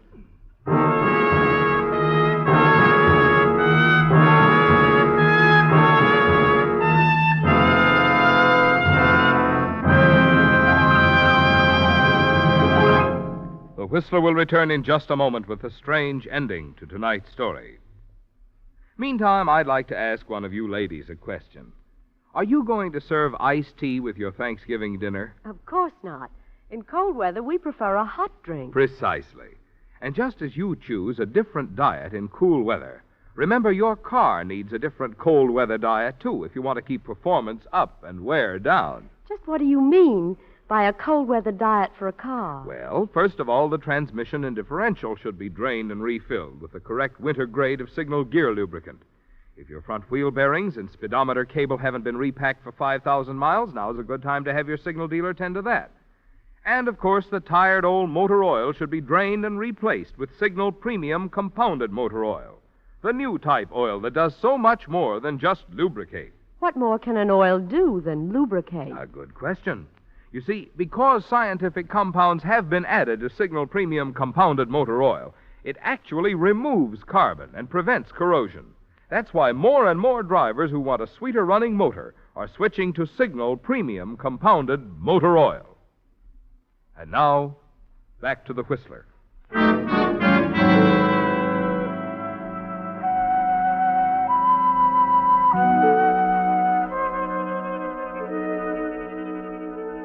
It's almost dawn now, and you're tired, aren't you, McKay?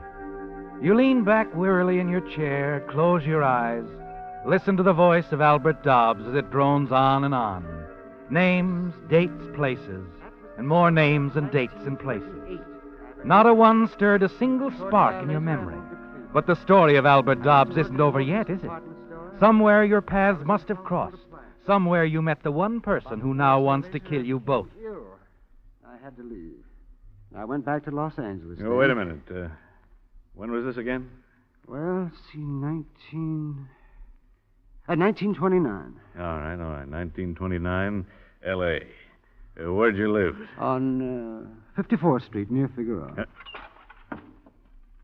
Where? 54th Street. I had a small flat near the... What's the matter, Mr. McKay? Have I said something? In an instant, your thoughts race back through the years. Back to that unfortunate little affair on 54th Street in Los Angeles. 19 years ago, wasn't it, McKay? You were just one of Galetti's strong-arm boys then, selling protection to small shopkeepers. And that night, your methods of persuasion proved fatal to a man who ran a grocery store. You're confident now that you're on the right track at last. Dobbs, the frightened little man who sits facing you across the desk, has established the link. The rest of his story will supply information you've been looking for. But you don't want your bodyguard Slade around to overhear. Slade. Yeah, Mr. McKay? Yeah, why don't you turn in and get some sleep? Oh, that's all right. I don't think... You better turn in, Slade. Sure. You're the boss.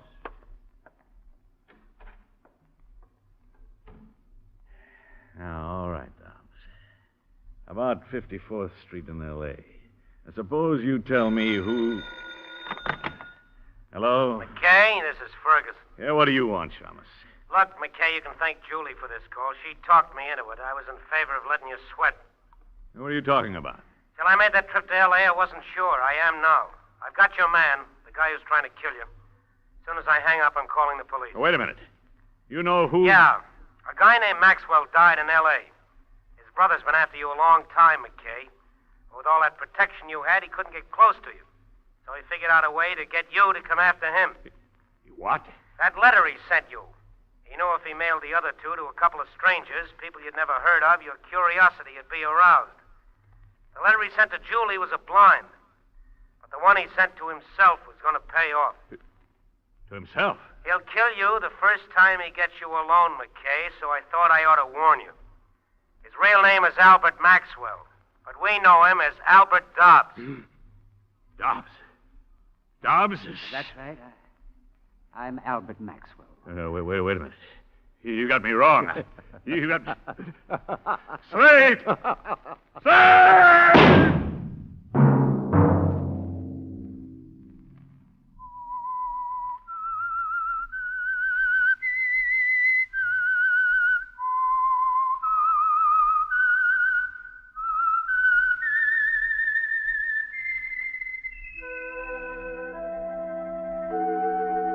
Let that whistle be your signal for the Signal Oil program, The Whistler, each Sunday night at this same time.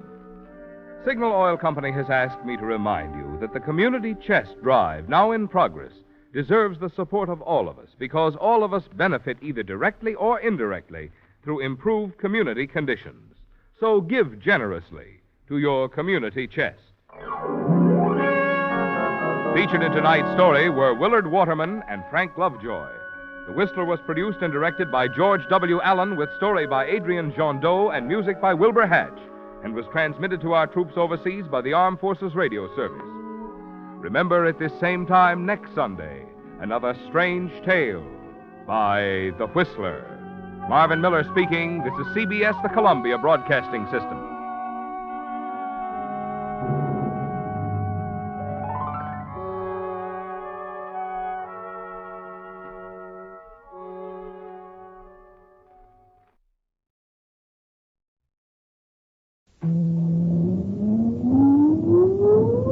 Countdown for blast off. X minus 5, 4, 3, 2, X minus 1, fire.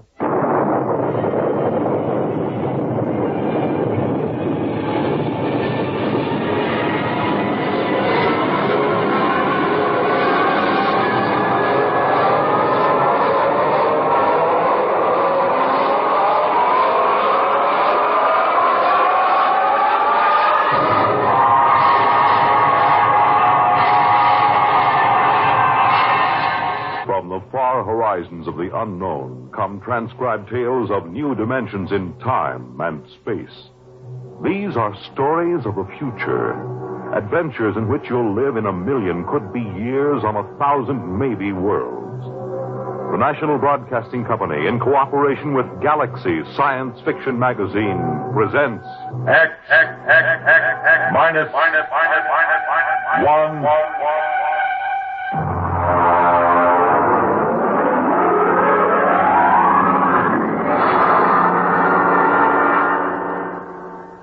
Tonight, Project Trojan by Ernest Kenoy.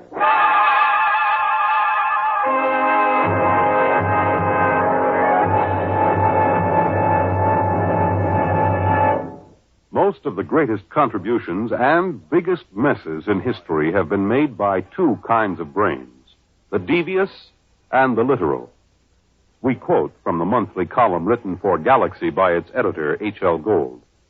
For our story tonight has been inspired by one of his recent columns, discussing the exceedingly thin line that sometimes lies between science fiction and science fact, and of the strange use that both Allied and German intelligence made of science fiction during the recent World War II. Our report, of course, is entirely fictional, but similar schemes are known to have been attempted by both sides. And now, here is Project Trojan.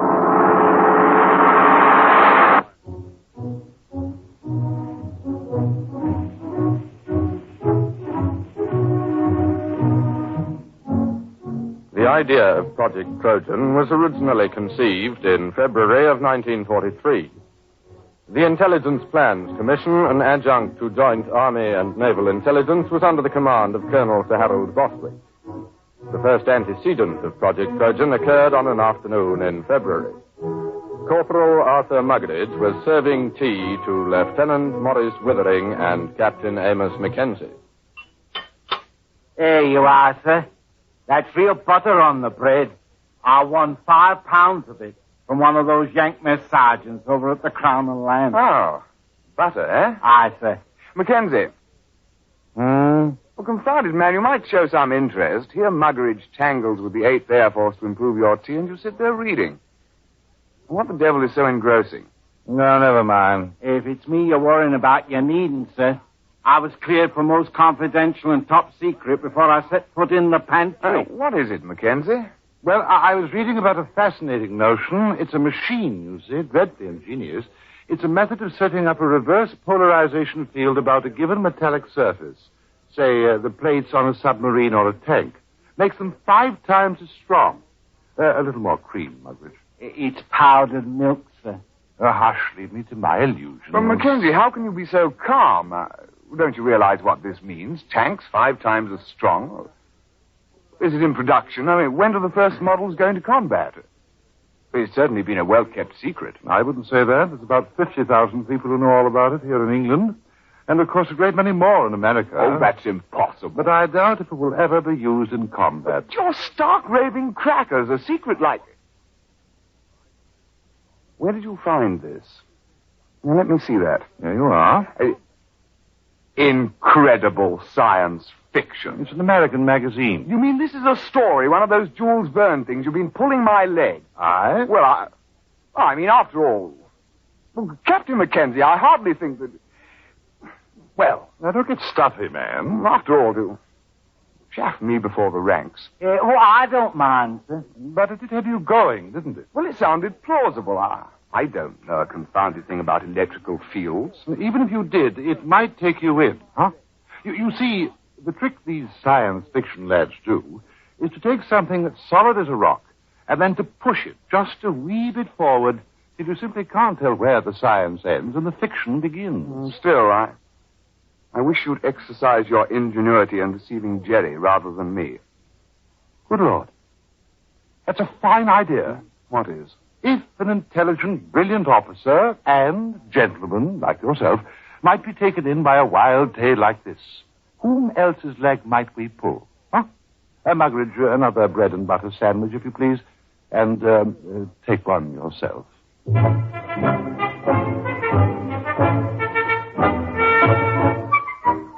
Lieutenant Withering and Captain Mackenzie worked out preliminary plans for Project Trojan and presented them at an appropriate time to Colonel Sir Harold Bostwick. Well, sit down, Withering, Mackenzie. Oh, thank you, sir. We had breakfast.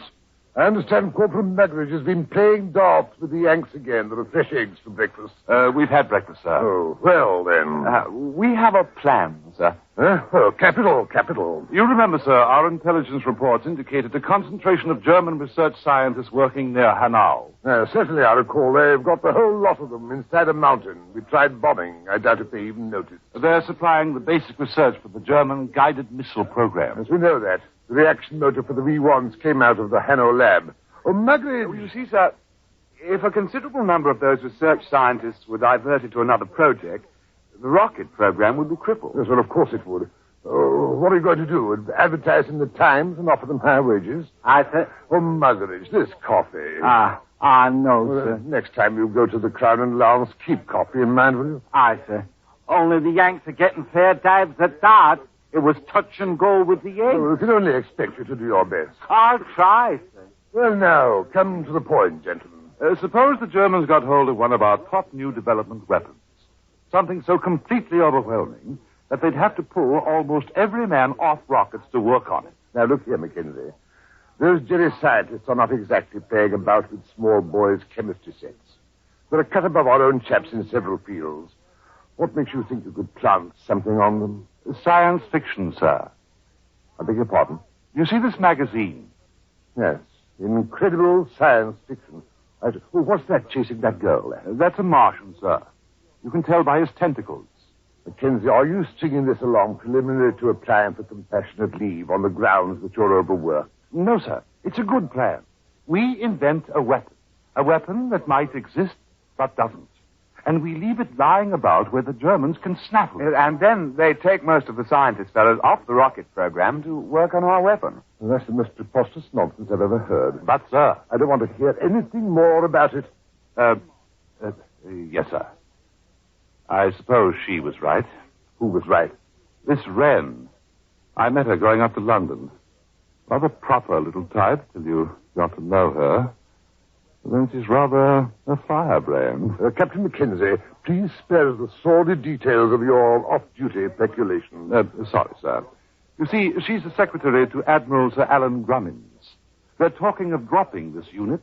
They feel that other intelligence groups are quite competent to handle the routine, unimaginative work that we've been doing. Oh, I see. Of course, they'd reassign personnel. Mm-hmm. Would you say this science fiction scheme of yours was imaginative? Oh, it's practically visionary. Well, suppose you do some preliminary work. Thank you, sir. Routine, eh? Unimaginative, eh? Bah!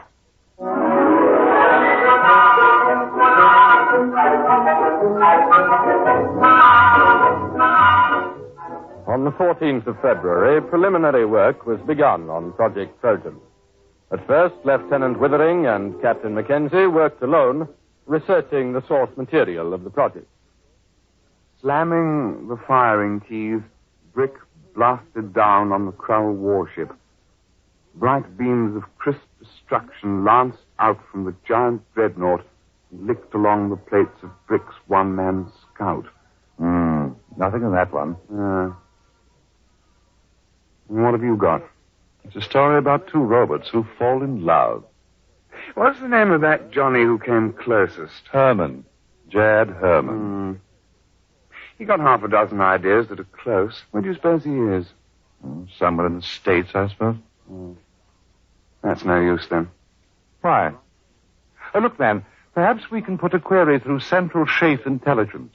The Yanks ought to be able to dig up this Herman chap for us. No. It's worth a try.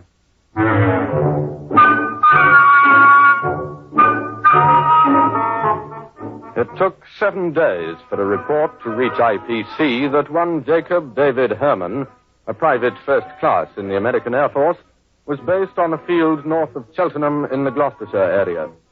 Lieutenant Withering and Captain Mackenzie requisitioned transport and visited Herman at his place of duty. You don't mind if I go ahead with my job, do you? I gotta have this place ready for inspection by 1300. Go right ahead. Hand me the cleaning powder, will you, please? Oh, yes, very well. Say, what do they put in porcelain in England? You break your arm trying to get it clean. Private Herman. You are Jad Herman, a writer? Yeah, that's a pen name, Jad. I use it for SF stuff. I used to write for the Confessions under the name of Cynthia Herman. I remember one article. I was saved by the YWCA from a life of shame. We're interested in your science fiction articles at the moment. Oh, yeah? Well, I know we had some sci-fi fans in England. But we're not exactly sci-fi fans. We're from... Anybody else here? Well, look for yourself. There's no hiding place down here. Well, we're from Intelligence Plans Commission. Uh-huh. We need your assistance, Mr. Herman. No kidding. We have a project that calls for your particular talents. You got a latrine needs cleaning? We're quite serious, Mr. Herman. Will you kindly pack your things and be ready to come with us within 1 hour? Oh, I'm sorry, gentlemen. I couldn't possibly leave until after inspection. I've got too much of myself invested in this latrine. But after that, I'm at your service.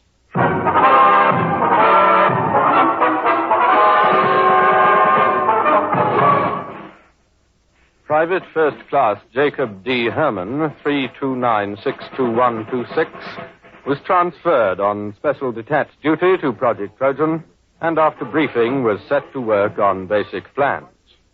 Oh, look, Mac, here's the way I see it. If you want to con a scientist, you got to be pretty straight all the way.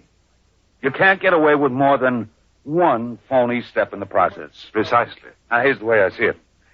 It's a focusing beam weapon. The electronics on that are square. I used it in a story about 2 years ago. Feinschreiber at MIT and Temple and Westover at the Bell Telephone Laboratories worked out the basic field formulas. What do you mean it's real? Well, up to a point. Everything's on the level till you get to the catalytic action on the grid. Now, that just won't work. It's a basic problem in physics, and it makes the whole thing impossible. But don't the Germans know that? Oh, sure. You see, you make up plans for the weapon, call it a death ray, you let the Germans steal everything but the catalyst formula. They'll think we've got it licked. They'll break their necks trying to duplicate it before we put the weapon in production. I see. But we can't call it a death ray. Well, how about projector, electronic grid deflecting, type 3? That has a broad ring to it, my lad. I've got the basic idea of the thing, but you'll have to get some of your science boys to work it out. Oh, we'll put a requisition into the Manpower Commission in the morning.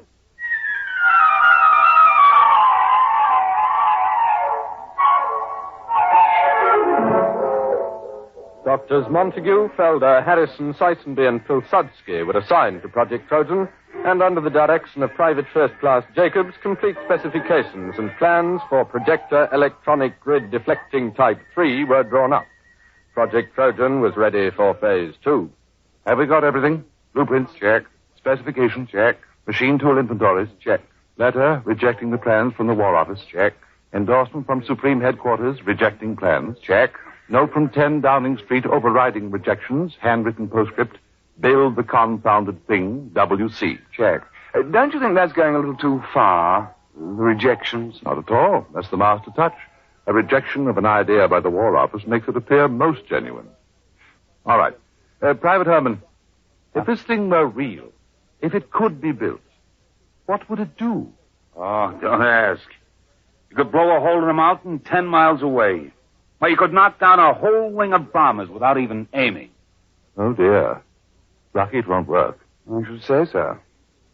Oh, well. Now to get this lovely thing into Jerry's hands.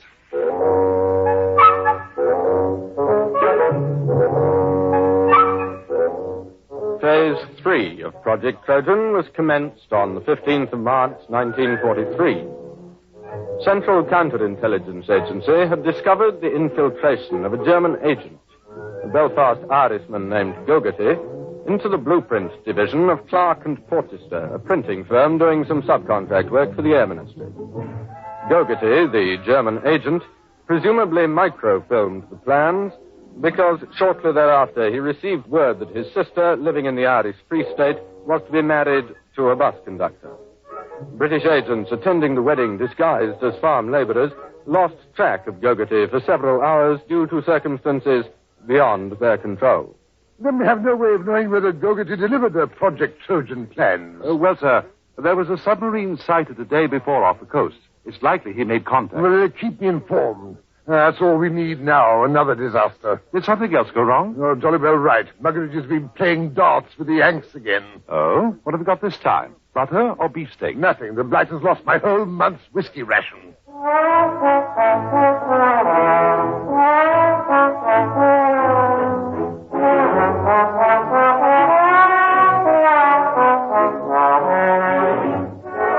Now the cover operation supporting Project Trojan was undertaken. A battalion of the Royal Engineers was detailed to practice at secret installations with wooden mock-ups of the projector. A lance corporal in this detachment, a volunteer afterwards awarded the George Medal, was court-martialed and sentenced to 7 years hard labor for revealing information about the project while drunk on a 3-day leave to Tynecastle. This particular aspect of Project Trojan has been in the news recently, inasmuch as several backbench Labour members of Parliament have asked questions in the House, as it came out that the corporal served the full 7 years and wasn't released until 1951. The Home Secretary explained that this was an unfortunate oversight, and there were jeers from the opposition, with Mr. Honorin Bevan taking the occasion to call for the resignation of the government. At the time, March and April 1943, the Intelligence Plans Commission awaited reports from British operatives. Sir, there's been a shift in assignment at the research laboratories at Hanau. Professor Schlickmann and Doctors Hirsch, Van Zulau, and Grishman have been transferred from rocket research to another project. Trojan? We must assume so. But that's only 4 names. But they're the top experts in electronics, chemistry, and metallurgy. If they're really working on Trojan, we've set the German rocket program back a year, while their scientists go yelping off after a red herring. Well, let's hope so. Bring me any further reports as soon as received.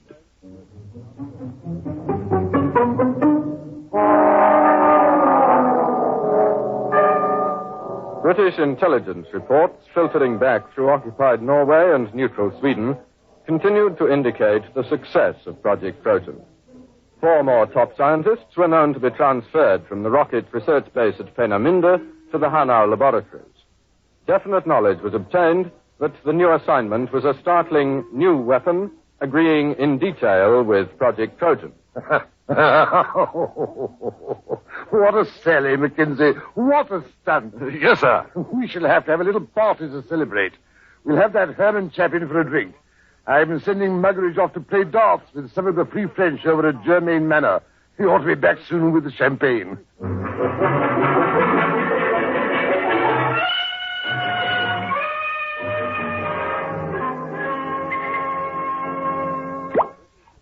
Pour all round. Private Herman? Thank you. All right now, to the projector, electronic grid deflecting type 3. The biggest fraud is the South Sea bubble. Colonel Bostwick. Oh, Withering, take a glass. We're just thinking to Trojan. Well, I think I'd rather not, sir. Well, what do you mean? There's a dispatch from Germany. What about it? A section of the mountain overlooking Hanau has disappeared. What? It's true. It was on the reconnaissance maps yesterday, and it was gone this morning. A 10-mile slice of mountain. That's impossible. Oh, it isn't. It works. Trojan works. But it can't. There's no catalyst. It's impossible. All our scientists said so. Well, I guess they were wrong. It works. They must have found the catalyst. I suppose we should have foreseen that. All those scientists working on it. They must have built the model and tried it out. It won't take them more than 3 months to put it into production. Well, here goes the war. Muggeridge. Aye, sir. Fill the glasses up again.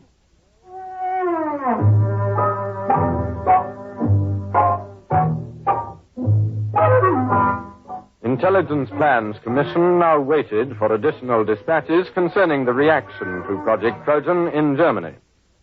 It was decided as a matter of policy to confine knowledge of these latest developments to the personnel of the project. Anything new, Mackenzie? No, sir, except that aerial reconnaissance confirms the damage to the mountain at Hanau. It's not quite as extensive as the first dispatch, but it is a bit of a hole. Oh, what do they think caused it? The Air Ministry seems to feel that an ammunition dump must have blown up. Couldn't that be it? I'm afraid not, sir. We have an intelligence report about several captured British and American tanks being brought to Hanau for testing. They were spotted the next day, completely destroyed. Trojan? Trojan. There's been an alert at factories producing parts for V-1 and V-2 rockets to prepare for retooling. They're going to make the projector? It would seem so, sir. Well, I suppose I'd better go up to London tomorrow and make a clean breast of it. I'm afraid so, sir. Well, that's the end. Seems rather unsporting, doesn't it? Just handing the war over to them. I hate to think what the War Office will say. Not to mention the Prime Minister.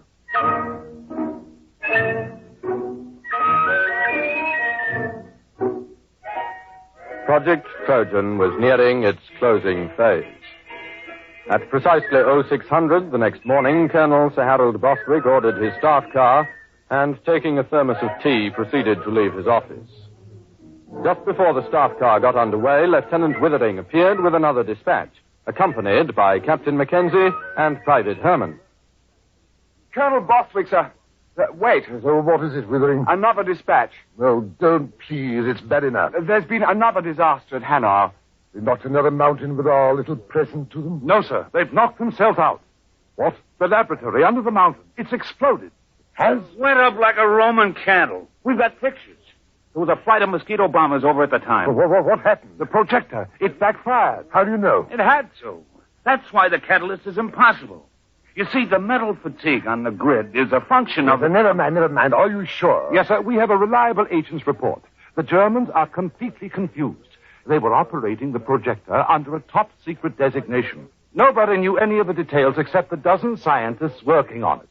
And they were inside the laboratory when it blew. Our man was in the rescue squad. There isn't a thing left, sir. Plans, models, or scientists. Sir, do you realize that Project Trojan was a success?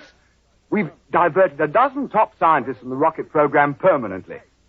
Well, do you think we'll be decorated? Lieutenant Withering, inasmuch as we came particularly close to handing the whole war to the Germans on a silver platter, I suggest we forget Project Trojan. Oh, yes. Yes, I see. Of course. You're very canny, sir. I think we had all better return to precisely what we were doing before the whole nasty mess started.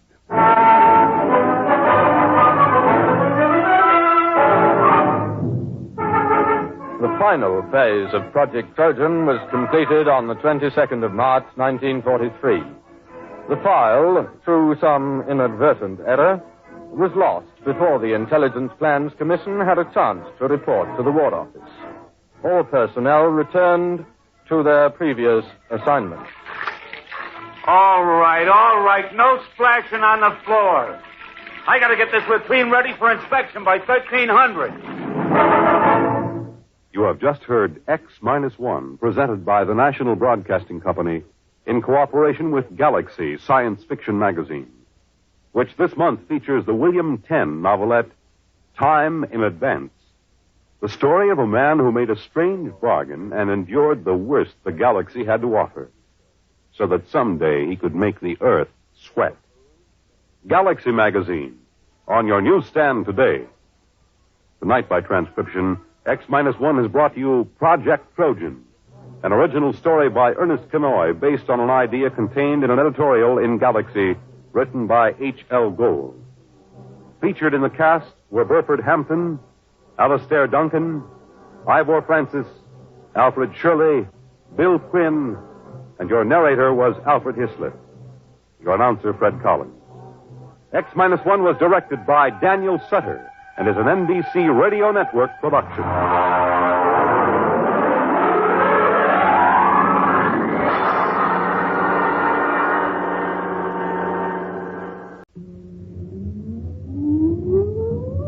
Countdown for blast off.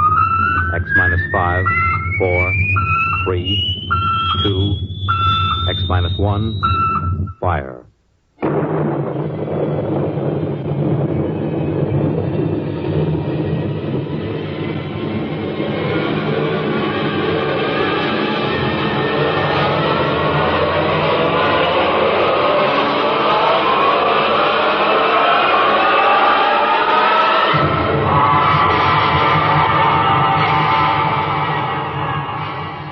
From the far horizons of the unknown come tales of new dimensions in time and space.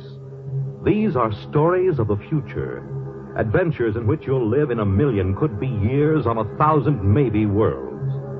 The National Broadcasting Company, in cooperation with Galaxy Science Fiction Magazine, presents X minus 1.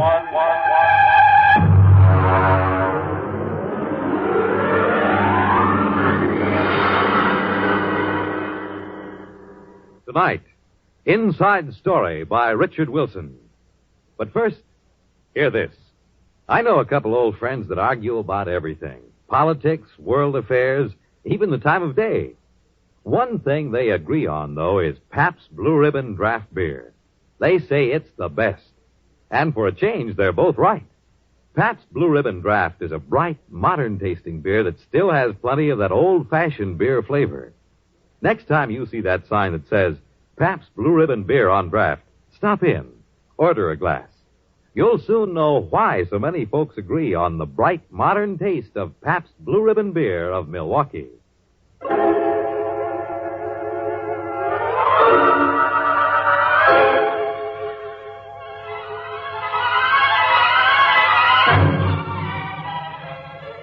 Now, X-1 and Inside Story.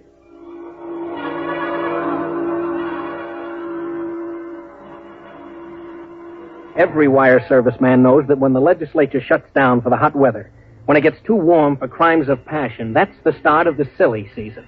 It's the time when the teletype chatters about the largest pumpkin grown in Sauk County and the dog that found its way home from Luna Base to the Cocoa Island rocket port. Well, it was the silly season when I reported to headquarters Martian sector of the Galactic News Service at IOPA. I found the bureau chief, Scott Warren, looking sourly at a strip of copy. GNS Sonala add lizards. Lizards? Lizards. New light on the longevity span of the Martian sand lizard was shed today by the Sonala Zoological Society. Now, that is what I call hot news. Flash copy. Dull day? Following a dull night. Was it like this in New York when you left? They had me covering a kitten in a tree in Gramercy Park. I would sell my soul for a nice, juicy cabinet crisis. Or else a little honest graft on a spaceport contract. Well, have you got any leads? No. The Garrison Administration of Martian Colonial Affairs is depressingly honest. When nothing's doing, you can stir it up a little. You know, rattle the local skeleton in the closet. Fan the fires a little. Have you read the Publications Responsibility Act of 1997? You can get 20 years for what you were thinking. Look, what's the local canker sore? What would you like most to get an inside story on? Something everybody covers up. Well, there's Druro. Oh, but that's Simon Pure. What's Druro? Nully Sanctuary. Oh, religious institution? No. It's a quarantine set up for null gravity neurocatinosis. Nully fever. It's completely segregated. Nobody's ever gotten a report out of there. Well, it sounds like a natural. Look, George, you're new. You don't fool around with Nully fever here on Mars. Be like lighting a cigarette in a powder magazine. Chief, how would you like an inside story out of Druro? You can't get in. I will give 8 to 5. Now, look, who's in charge? The Ministry of Health, but you can't... Okay. Don't let the sand lizard take up all the space. I will get in.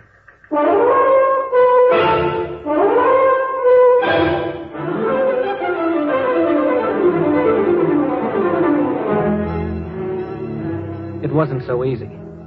I did fine over at the Health Ministry until I mentioned Druro. And then I might just as well have had a galloping case of Nully fever myself. I was referred to the press officer, to the assistant administrator, to the legal department, the protocol division, and then back to the press officer. Finally, I got in to see the commissioner, Dr. Marks. Just what caused you to raise the question of Druro, Mr. Gordon? Look, Dr. Marks, what I want is your permission to visit Druro and get the inside story. Visit Druro? You mean inside the camp? Yes, that's right. Mr. Gordon, I am quoting Administrative Code, Section 65. Any person found within the perimeter at Druro is considered to be a Nully fever victim. Contagion is something like 99% certain at a range of 100 yards. What's the treatment? Druro. You mean they're just shoved there to rot? A Nully, Mr. Gordon, will rot wherever he is. He deteriorates to the point of total sterility. Take my advice. Forget it.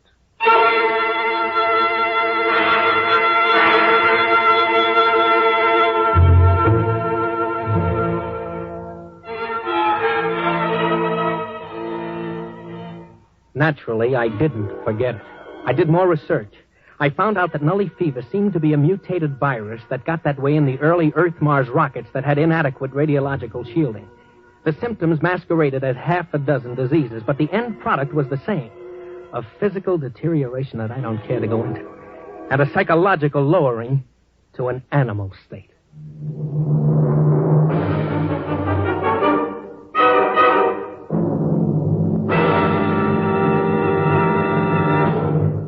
You're listening to Inside Story, tonight's attraction on X-1.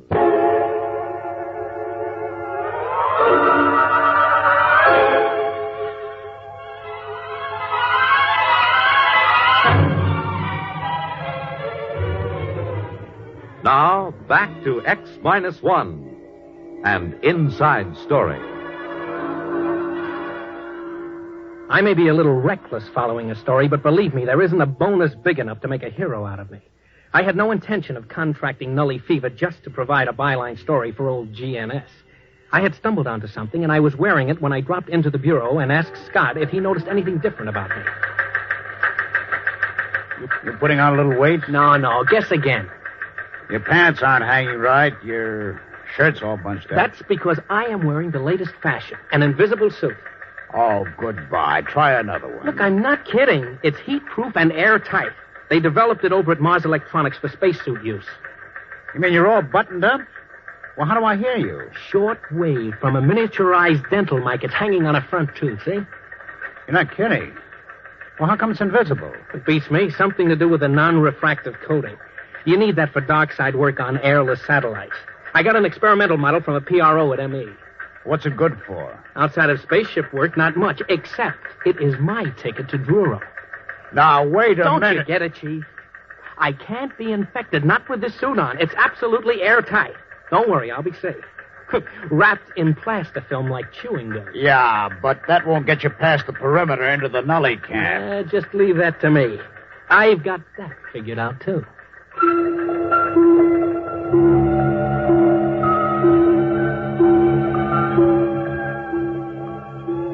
I picked up a sandcat out to the town of Druro and waited for 2 days. There was a shipment of nullies, the last of the Sinala roundup, due at the camp. Out of respect to public opinion, they dumped nullies at night, which suited me fine.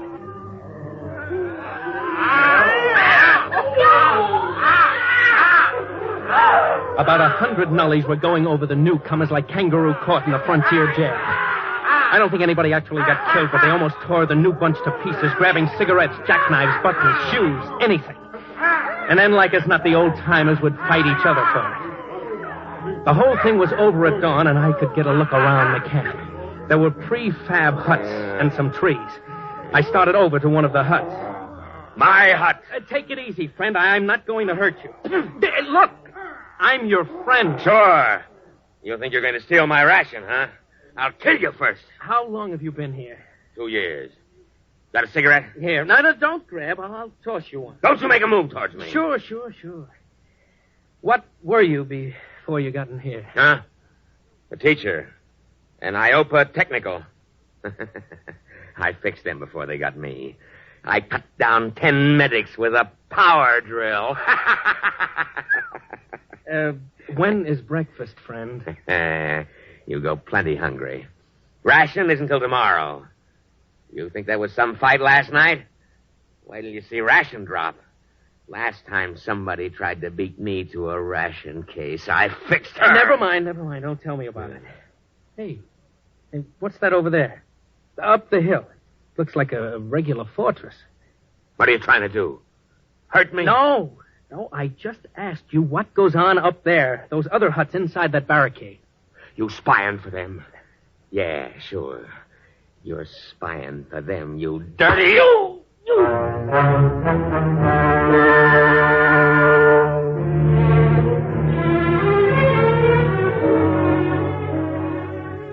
It isn't easy to get used to dodging nasty backhand punches that came out of the blue and were meant to kill, if possible. I got my arm up in time to catch about half the force, and the man ran off with my pack of cigarettes. But there was something up that hill worth looking into. A barricaded section set apart from the rest. So I started up. When I hit the woods, I stopped just 3 feet short of a 10-foot spear. All right, you. Get back down the hill. Now, take it easy, will you? What's going on up here? Go on, get moving. I've got orders to kill if I have to. You don't understand. I just want to find out... Yeah, sure you do. They always do. Every time there's a new batch, there's a few still smart enough to plan together, and they come up here spying. Spying on what? Look, I'm a count newspaper... 3, and then you get it in the belly.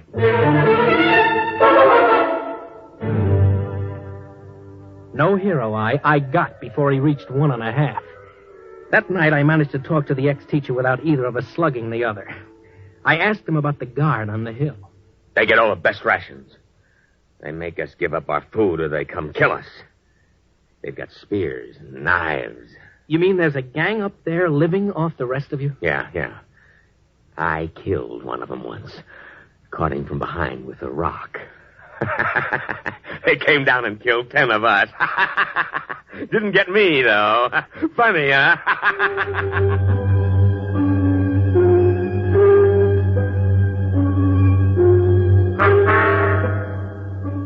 I got the picture.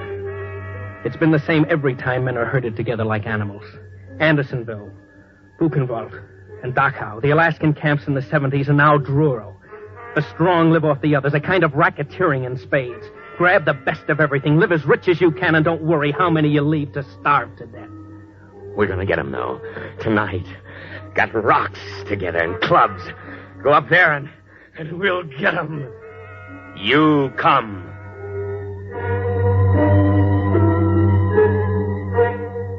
I didn't have much choice. They would have torn me apart. About 10 o'clock at night, the mob gathered at the foot of the hill. Every once in a while, they'd swipe at each other with a club or a rock, but mostly they shouted up at the hill. And then suddenly, without any signal, they charged.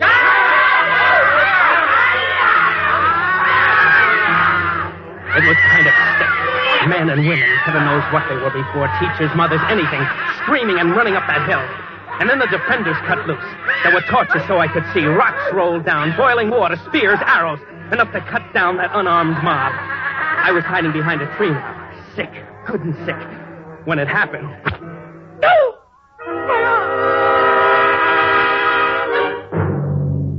Hold on, Bud. I'm going to pull this arrow out. No. Here it goes now. No. Oh. No. Where am I? Up the hill. That's where you wanted to go, isn't it? Herb, get some bandages up here. You're one of them, aren't you? One of who? The big shots, the kingpins, gangsters. You didn't get hit in the head, did you? Oh, it's too bad they didn't wipe you out up here. It's tough enough living in a place like this, but to prey on the weak ones. Look, fella, I think maybe you got the wrong idea. Oh, thank heaven I'm safe from this kind of... Yeah, I wondered when you'd notice. That fancy suit of yours got torn when the arrow hit. Oh, no. No. Nully fever. That's why we hauled you up here. We spotted something funny about you. A kettle of boiling water splashed on you, and you didn't even notice. Who are you?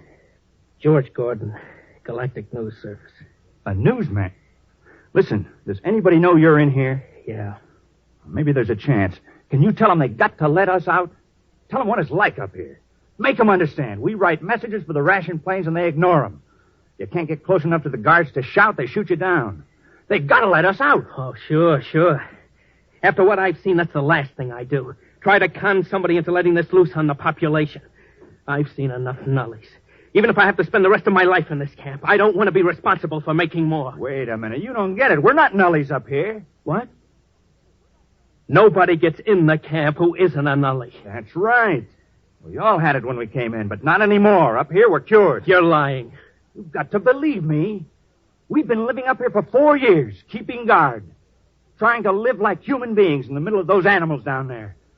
Losing maybe 3 or 4 a week, fighting them off. You know, you're more dangerous than they are down there because somehow you've kept some intelligence, enough to want revenge on the rest of the world by infecting. No, you've got to believe me. We're cured. Nully fever can be cured somehow because we've done it. About 100 of us. More now with the babies. The what? Babies. Normal, healthy babies.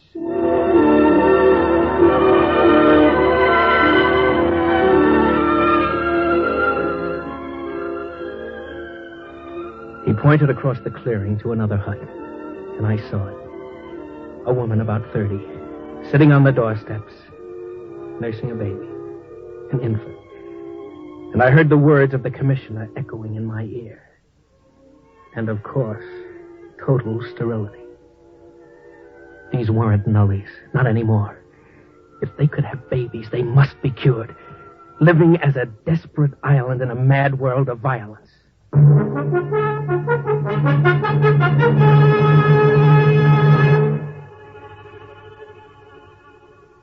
Well, you know the rest of it. You ought to. It was carried under my byline in every fact sheet on 3 planets. They had a micro-technician up the hill who gimmicked my miniature microphone with a hairpin and a piece of quartz crystal, so I cut in on the main traffic beam between Sinala and Iopa. I had Scott Warren at Government House in 15 minutes, threatening to blow the lid off the whole colonial government. The babies did it. Aerial photographs with micro-enlargements. They had pictures of those babies on the wire the next day. Red tape held it up a week. But finally, 100 cured ex-nullies and 1 reporter were out of Druro at Iopa General Hospital for checks. They found it.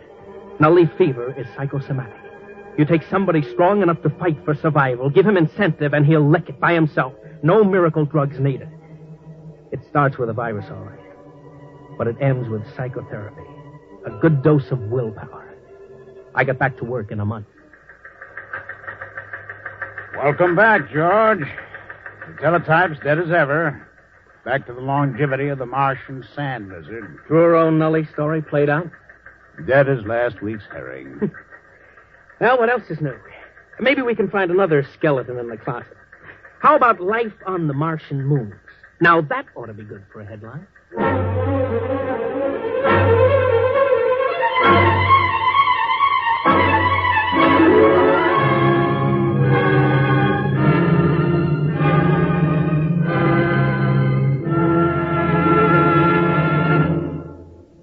Fred Collins again, and I'll have a word for you about next week's X-1 in a moment.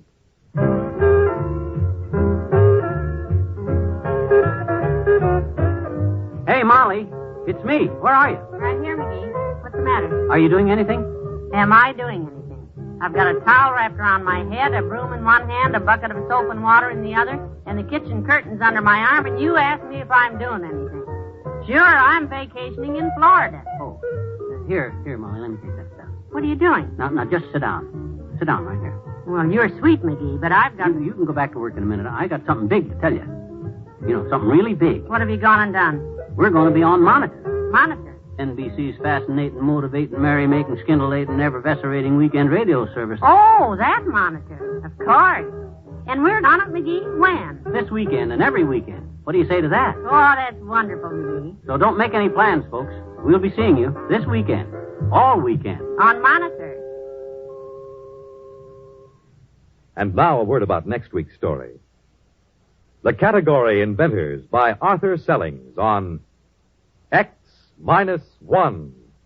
You have just heard X-1, presented by the National Broadcasting Company in cooperation with Galaxy Science Fiction Magazine, which this month features Time Waits for Winthrop by William Tenn. Winthrop was literally the most stubborn and selfish man in 500 years. How could they convince him not to strand them in this society of shriek fields and panic stadiums? Galaxy Magazine, on your newsstand today. Tonight, X-1 has brought you Inside Story, a story from the pages of Galaxy written by Richard Wilson and adapted for radio by Ernest Kenoy. Featured in our cast were Bob Hastings, Leon Janney, Ralph Bell, Richard Hamilton, Edwin Cooper, and Pat Hosley. This is Fred Collins. X-1 was directed by Daniel Sutter and is an NBC Radio Network production.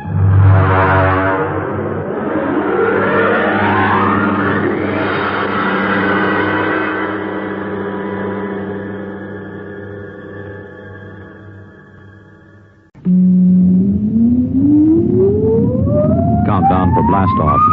X-5, 4, 3, 2, X-1, fire.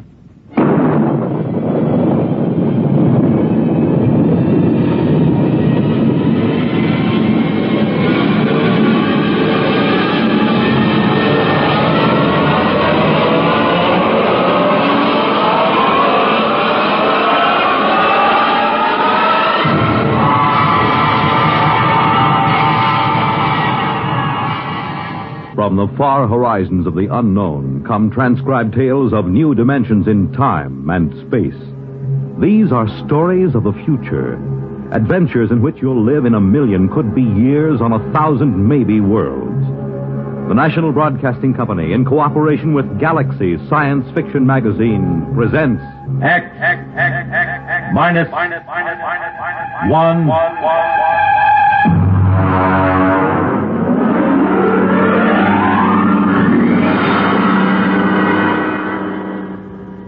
Tonight's story, Jaywalker, by Ross Rocklin.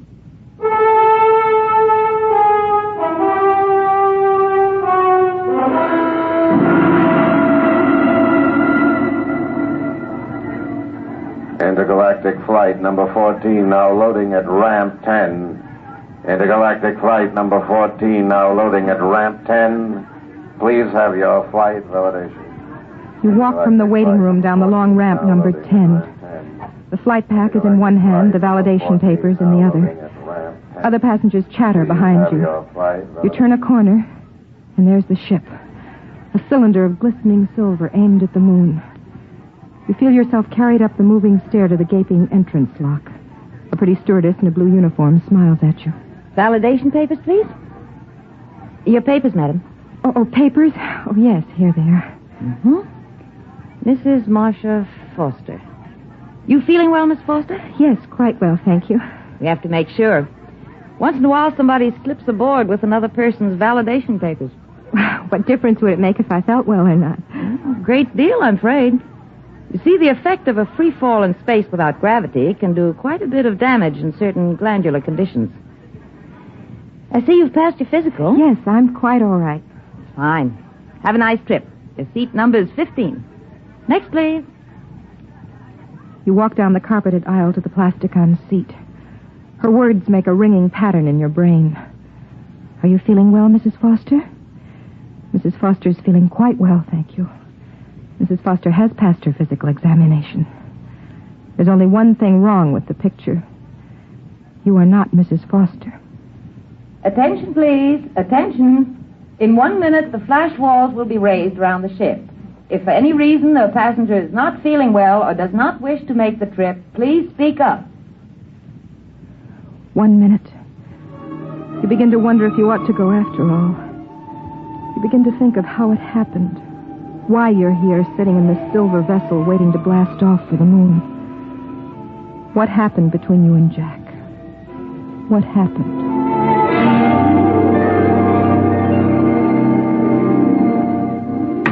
Honey, I'm back. Jack, oh, darling. Oh, You miss me? did I miss you? Oh, I brought you a little present from the moon. what is it? Open it and see. All right, I will. Try it on. Oh, it's beautiful. Took us 2 hours to pick it out. Us? Oh, me and Sue. Sue Egan. Well, who's she? Well, the stewardess on the ship. Oh? Well, how long has she been on the Earth-Moon run? Oh, I guess it's about a year now. Funny you never mentioned her. Oh, haven't I? Well, what's the difference? It just seems odd. Hey. What? Well, you're not jealous, are you? Is she pretty? Oh, monstrous. 4 feet high and 3 feet around. And she has a big blue eye right in the middle of her forehead. Oh, you're insane. Come on, how about a kiss? No. Oh, lady, I've been away for 4 months. Sorry. I guess I'll just have to go back to Sue Egan and her 3 blue eyes. Oh, in that case. Here. Oh. I have been away a long time. Jack, I want to talk to you about that. Okay. But could it wait till tonight? I am taking you to dinner, Mrs. McLean. I'd rather talk about it now. Okay. Jack, we've been married for 6 years now. Is it that long? 7 in July. For the last 2, you've been skippering that rocket to the moon. I know. 3 weeks at a time, with only a week in between. Well, I do get a month vacation Jack, besides. that is no kind of life. Oh, Marcia, I don't know what I can do about You it. haven't tried to do anything about it. I guess you're right. Do you intend to try? Marcia... But I need to know. Marcia, flying is my whole life. But it isn't mine. I'm not going to spend 3 weeks out of 4 sitting here wondering if you'll come back alive. Oh, now that's ridiculous. Is it? What about my father who died on the Elsinore when it missed Mars? Your father died as the result of a space maneuver that no pilot in his right mind would try. They missed the planet. That could happen to anybody. They missed it because they tried to warp the ship around. I'm afraid I don't understand. Well, it isn't very hard to understand. A spaceship takes off with everything calculated to the last decimal point. It has exactly enough fuel to take it to a planet if it follows an exact course, an ironclad mathematical orbit. Well? Well, there was a jaywalker aboard the Elsinore. A jaywalker? Well, that's what we call somebody who boards a ship knowing that he has no business doing so. In this particular case, it was a senator going to a convention on the moon. He had been taking endocrine treatments and kept it secret on his validation papers. He felt he had to attend this convention to muster some votes for his campaign.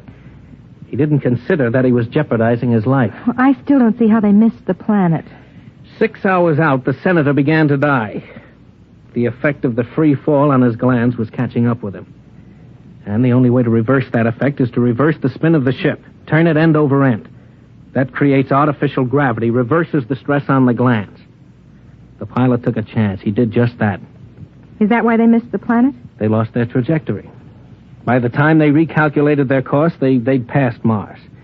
They ran out of fuel and kept going until they fell into the gravity of the sun. And that couldn't happen today? A pilot would have to be out of his mind to try a maneuver like that. You wouldn't try it. Risk an entire ship to save the life of one fool? You wouldn't. Well, Marcia, I can't say I definitely wouldn't. Right now, it's inconceivable to me. Just as inconceivable for you to give up space flight for my sake. Isn't it equally inconceivable for you to put up with it for my sake? I've put up with it for 2 years. Jack, this is the end of it. Now, what exactly do you mean by that? I mean you have to decide whether you want a marriage and a family or a career as a space jockey. Well, why do I have to decide? Why can't I have both? Because I won't live this way. Nobody else does except a handful of wives whose husbands are crazy enough to have picked a profession like this. Well, you knew this was my profession when you married me. I didn't know it was like this. Marcia, what you're asking me to do, I simply can't do. It wouldn't make you happy if I did. I'd just be walking around resenting you. Now, come on. Let's have dinner and forget this for a while. No. We're not having dinner. You'd rather stay home tonight? No. I'm going to Los Angeles to my mother's house. What? I have tickets on the 6:00 flight. Tonight? Yes. Jack, I'm quite determined. I've made up my mind that I'd put it to you squarely, and if you refused, I was leaving. Just like that? Yes. I've had all I can take. Marsh, for heaven's sake, can't we talk this over and make some kind of a compromise? There is no compromise, Jack. It's all very exciting for you, tearing back and forth to the moon with glamorous stewardesses and all sorts of celebrities, but sitting here waiting isn't much fun for me. Well, you could get a job, you could develop some interest. That isn't why I married you. I want a home and a family and a man who comes home every night and talks to me about little, unimportant things. And I'm not that man. No. No, you're not. Okay. What are you doing? I don't like people walking out on me, so I'm leaving first. Would you mind telling me where you'll be? I don't know. You can reach me through Intergalactic if you change your mind. Marcia, maybe we'll both be better off. We didn't have much of a home life anyway, just the two of us. Oh, I'm sorry. I didn't mean that. I know how you feel about not having children. Goodbye, Marsh.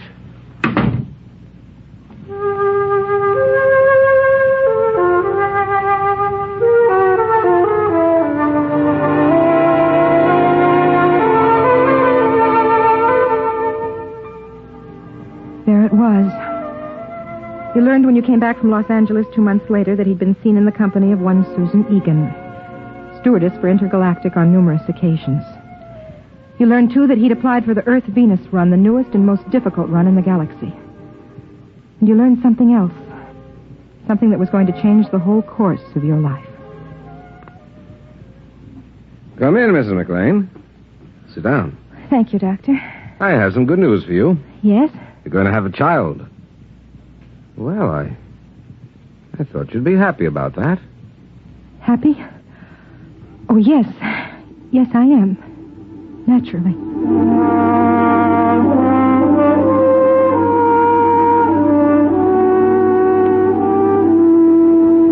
You debated for a long time, and then you called the Intergalactic office. Mr. McLean was out on the Earth-Moon run. He'd be back on the 12th, but only for an afternoon. He was taking off again immediately. They were so sorry. You were sorry yourself. It seemed as if life would not be worth living without Jack, especially now with a child on the way. You had to talk to him, to be with him.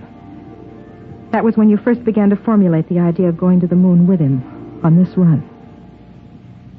Attention, please. Attention. We're about to count down for blast-off. Fasten your seatbelts and recline back as far as possible. The next sound will be that of the first stage rockets heating up. Do not be alarmed by the vibration of the ship. From the bulkheads overhead everywhere comes the deep rumbling sound.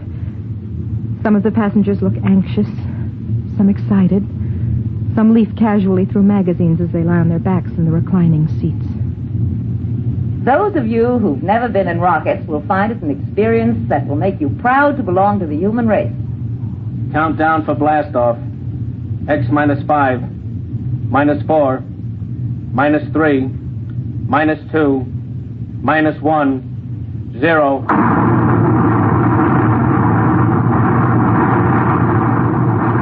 The rumble heightens. All emotion leaves you. Cold, ravening fear takes over. You try to close your eyes, your ears against it, but your mind won't respond. You look out the port, and the scene is suddenly splashed with a rushing sheet of flame that darkens the sky and is torn from your vision. It's snatched away. The buildings, the trees, the roads vanish.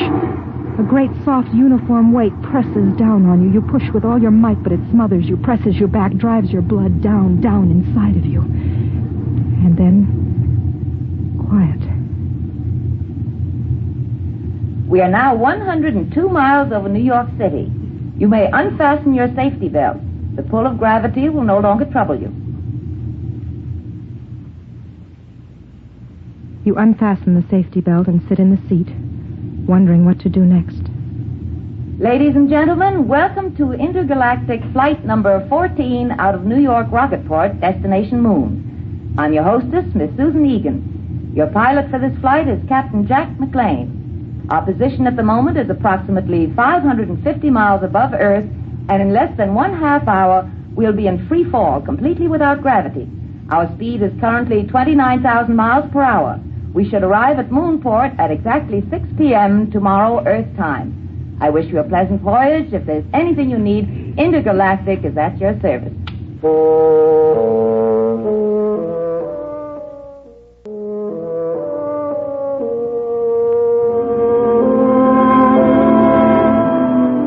Well, you think to yourself, everybody's here. Your husband, his loved one, and his wife. You watch her as she walks back along the rows of seats with an armful of the latest magazine recordings. A tall girl, about 29 or 30, dark brown hair, dark eyes. Not very pretty. The sort who would be able to talk to him about steam tubes and beautiful landings and solar storms. Mrs. Foster, would you like something to read? Oh, thank you, no. First time in a rocket ship? Yes, could you tell? You look a little green. You feeling well? Yes, I'm quite all right. There's just a touch of space sickness. Come along to the ship's hospital and we'll fix you up in a jiffy. No, I'd rather just sit here a minute. Of course. Oh. Come on. Let me help you into the ship's hospital. That's... Come on, take it easy. Now, come on.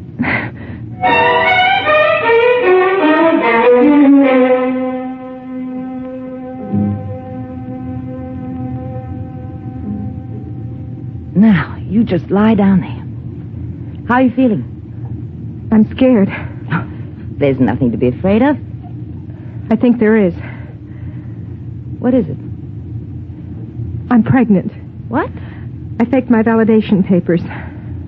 Do you know what you've done to yourself? I hoped it wouldn't affect me. Isn't much I can say, Mrs. Foster. I'll have to tell the captain naturally. But would it be... could I tell him myself? If you'd rather, I'll call him. Stewardess to captain. McLean, what is it, doll? Jack, there's a passenger in the ship's hospital. Well, what's up? You'd better come down here. Well, look, Susie, I've got my course correction I think you'd better come right down. Okay. Charlie, take it, will you? I'll be right back. He'll be here in a minute or two. Here, let me put this pillow under your head. Thank you. Now, what made you do it? You wouldn't understand. You loved him, and he's stationed on the moon, and you wanted to be near him. Is that it? Could you understand that? You mean not being able to have the man you love? Yes. I think I could understand it.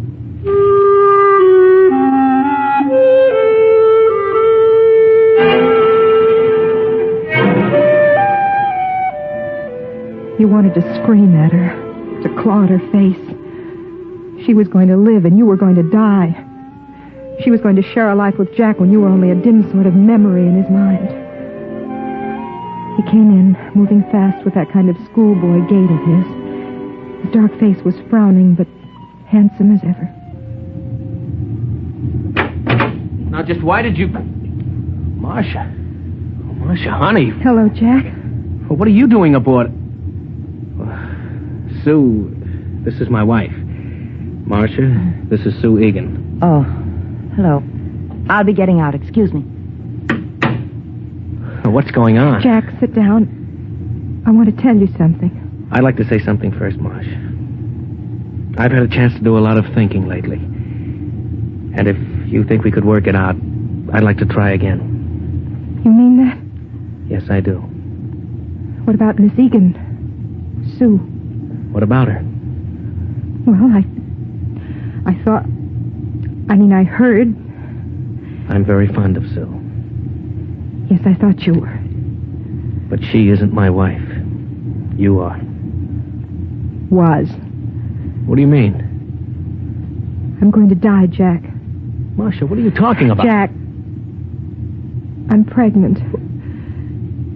You see, we're a little too late. Did you know this when you came aboard? Yes? But weren't you aware that... What about the physical? I used another woman's validation papers. I paid her for them. Why, Marcia? How could you do a thing like that? I don't know. All I knew was that I had to see you. I had to be with you. If you'd only told me. I couldn't reach you. Didn't you know what would happen if you took a rocket flight? I know. I thought somehow it wouldn't happen to me. I didn't know that pregnancy was affected. And if you had? I would have come along anyway. I suppose in a way I'm to blame. I'm the one who walked out. Don't take the blame on yourself. I'm over 21. Marcia, what did you hope to accomplish by this? I'm not sure. There's only one possibility. Possibility? Yes, excuse me. Miss Egan. Yes. Come into the ship's hospital, please. Bring Petrocelli from maintenance. Tell him to come up here with a crescent wrench. Yes, Captain. What are you going to do? Do? Nothing much. I'm going to warp the ship around, that's all.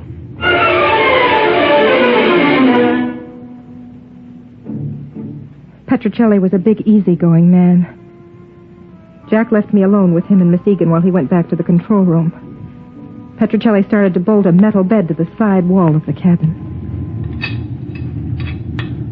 Why are you putting the bed on the wall? Because, lady, when he starts to spin the ship, that outside bulk is going to be down, not sideways. Centrifugal force, see? I'm afraid I don't. Well, that's too bad, because I got other things to do besides explain. Okay, Susie, it's all yours. Oh, is he always that rude? Doesn't it occur to you that maybe he's under a slight strain? Strain? Look, Mrs. McLean, your husband's going to warp the ship around. The chances of his pulling off a maneuver like that without piling us up in the sun or in deep space are about 1,000 to 1. I appreciate that you wanted to see him and show him that he ought to be ashamed of himself for leaving you, but does it occur to you that all of us may lose our lives because of it? Including Petrocelli? No, I hadn't thought about it. Let's go. I've got to strap you into that bed. No, wait. What will happen to me if the ship isn't warped? Sudden floods of the adrenal glands, convulsions, panics, spastic secretions, and eventually death. What causes it? Lack of gravity. We aren't sure just how. The purpose of spinning the ship is to press you up against the outer wall and create the effect of gravity through centrifugal force. Do you think he can do it? I think he's the best skipper in the intergalactic fleet. That isn't the answer to my question. Can he spin the ship without killing everyone? I have faith in him.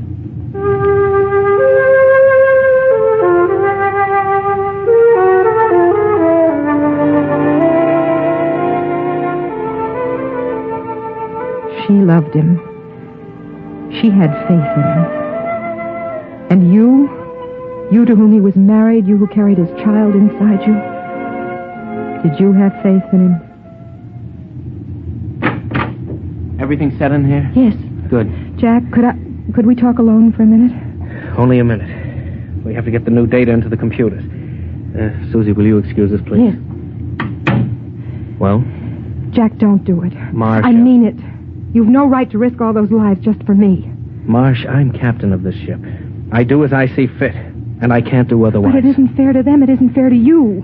When we're born into this life, we don't make any agreement that says everything is going to be fair and equitable. I refuse to let you do it. You can't stop me. I'll take my life.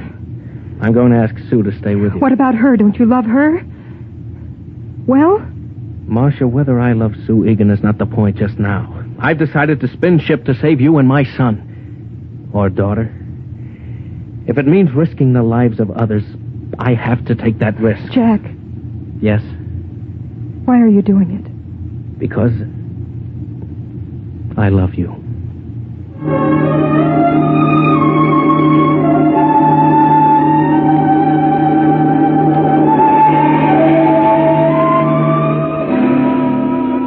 It seemed to me during the next hour through the haze of the drug they gave me that I could see him.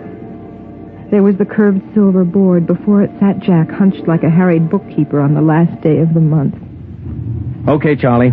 We'll come to the moon obliquely at 0.307. We pass it, stop, spin the ship over once to check speed. Then put the tail down when we feel gravity at 7.035. And if we can do it with the fuel we've got, it'll be a miracle. All right, start the calculators. Engine room, reverse tubes. Reverse tubes. Wait for new course vector 7073. Ready for new course vector. Set firing formula 2635726. Firing formula ready. Coming into course vector. Counting down. 7077. 76. 76. 75. 75. 74. 74. 73. Fire.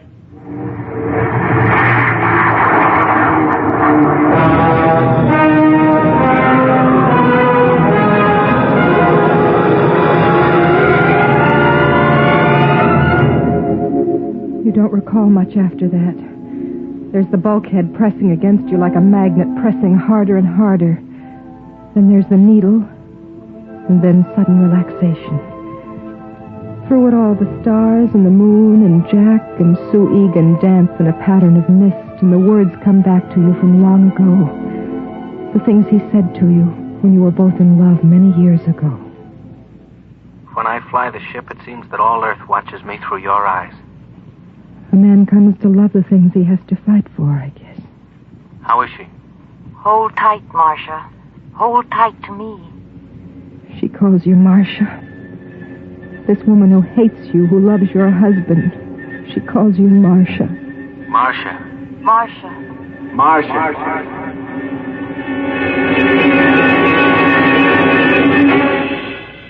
Marcia. Oh.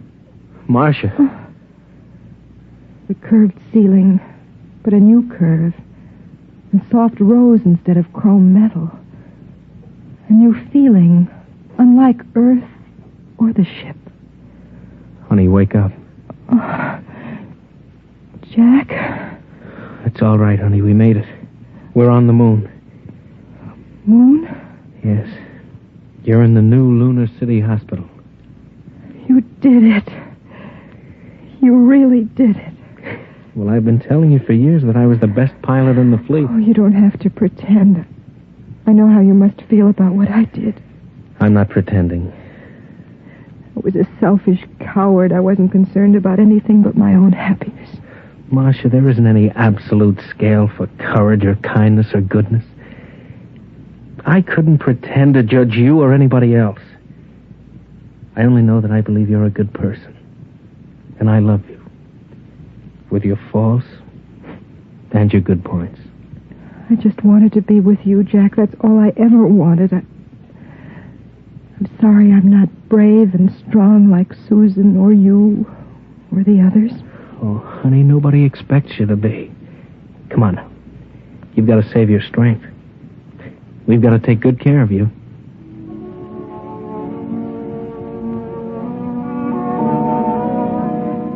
He reaches down and touches your lips with his fingers.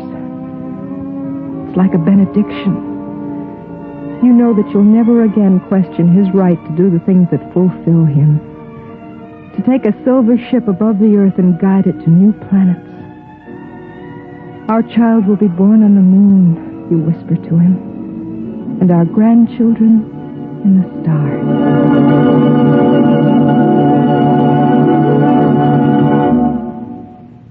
You have just heard X-1, presented by the National Broadcasting Company in cooperation with Galaxy Science Fiction Magazine, which this month features the Arthur Sellings tale entitled One Across, the story of a man who thought that doing puzzles was an escape, until he suddenly found himself completely boxed in. Galaxy Magazine on your newsstand today. Tonight, by transcription, X-1 has brought you Jaywalker, a story from the pages of Galaxy written by Ross Rocklin and adapted for radio by George Lefferts. Featured in the cast were Bob Hastings, Terry Keane, Raymond Edward Johnson, Connie Lemke, and Eugene Francis. Your announcer, Fred Collins.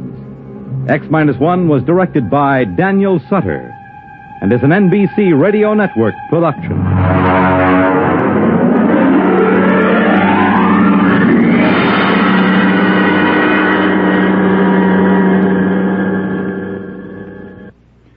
Next week, the story of the journey that had no end, of a ship that had traveled so long through space that none aboard her could remember their destination or even wonder where they were going. Listen for the sense of wonder next week on X-1. The big news tomorrow centers around the tiny principality of Monaco, where one of the century's most fabulous weddings will take place. And NBC Radio is on the spot to cover it for you. In the daytime, NBC's Weekday reports the civil wedding ceremony as it happens with simultaneous English translation. Weekday reporter Hazel Markell describes Miss Kelly's wedding gown and jewels and the extensive preparations for the gala wedding receptions. In the afternoon, there's a garden party, and you'll hear the young couple being toasted by the citizens of Monaco. Then daytime coverage is supplemented by a special NBC News broadcast in the evening. Yes, be sure to attend the fabulous wedding in Monaco tomorrow via NBC Radio. Hear Dateline, Pennsylvania and New Jersey on politics and primaries tonight on NBC Radio. Countdown for blast-off. X-5, 4, 3, 2, X-1, fire.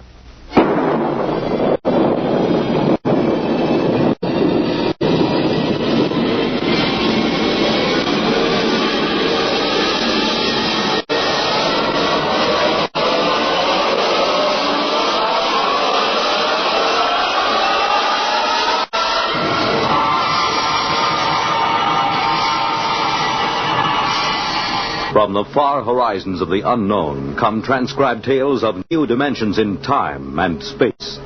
These are stories of the future, adventures in which you'll live in a million, could be years, on 1,000 maybe worlds.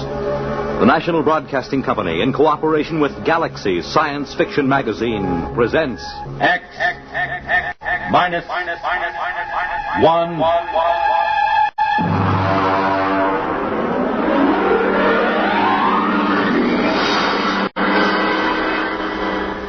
Tonight's story, The Sea Chute, by Isaac Asimov.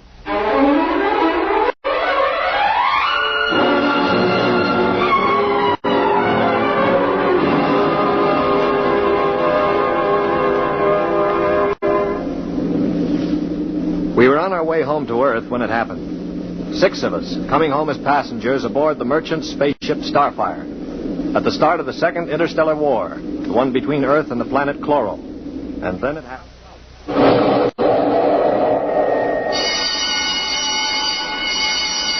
Now hear this. Condition red. Condition red. We are under attack from a Chloran battlecruiser. All hands forward to battle stations. Confined to the after cabin. Condition red. We are being attacked. The interception by the Chloran cruiser, the murderous running jewel of energy blasts and force field defenses.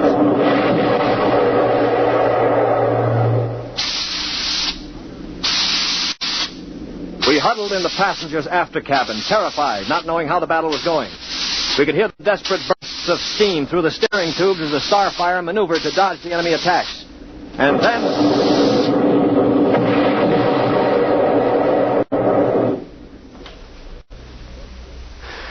Now what? The beginning of the end, you might call it. Well, what does it mean, Stuart? You were a space pilot? It means our generators have been drained of energy. We can't fight back. But, All right, don't worry. They won't destroy us. They need our ship too badly.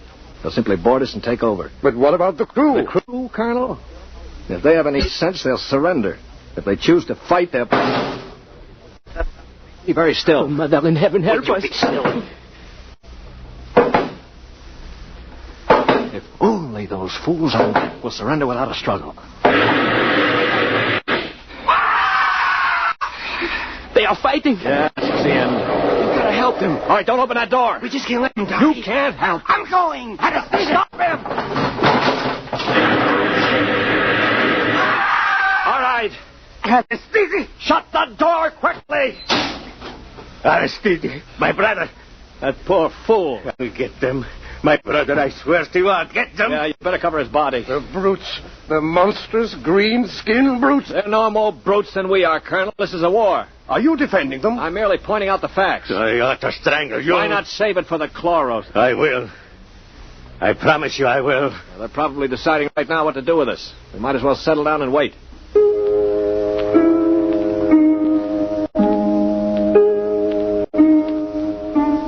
We sat there, the five of us, and listened while the Chloran invaders killed off the members of the Starfire's crew.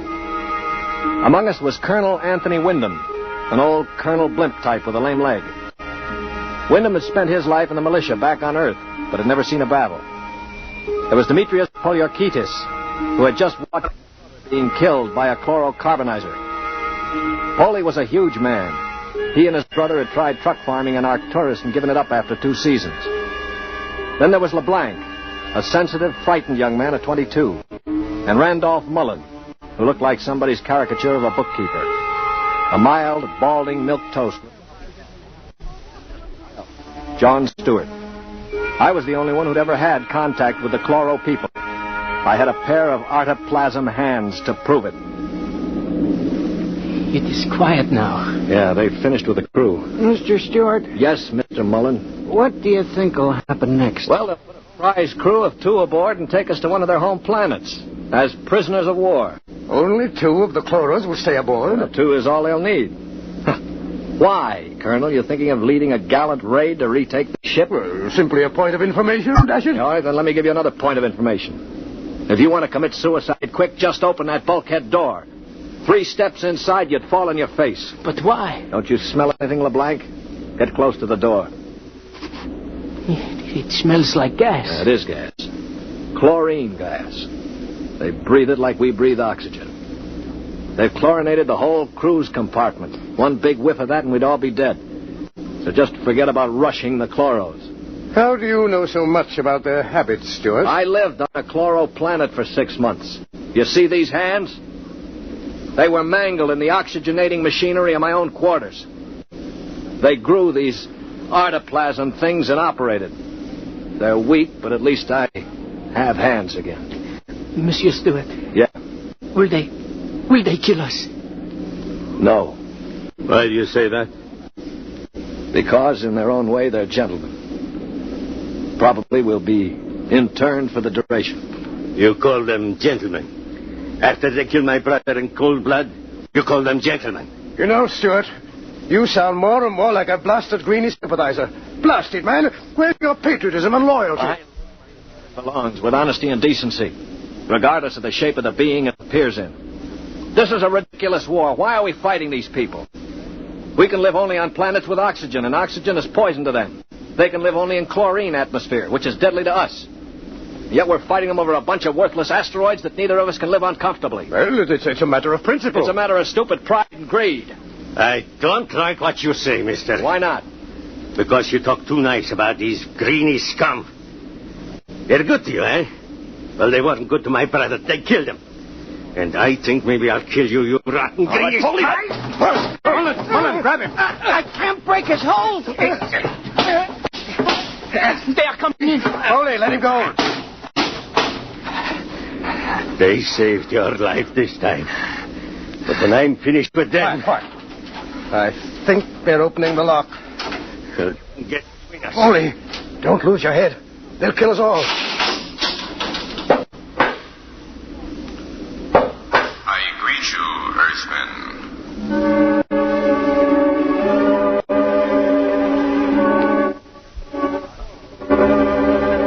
The chloro was not a pleasant sight to anyone unused to it. He was about the height of an Earthman, but the top of him was just a green stalk with eyes. He was still wearing a spacesuit to protect him from the oxygen in our compartment. In one of his tendrils, he carried a chloran gun. As he stood in the doorway, I could see Poliorkitis' eyes begin to glisten with rage. Then, with a bellow like a huge bull, he threw himself at the chloro.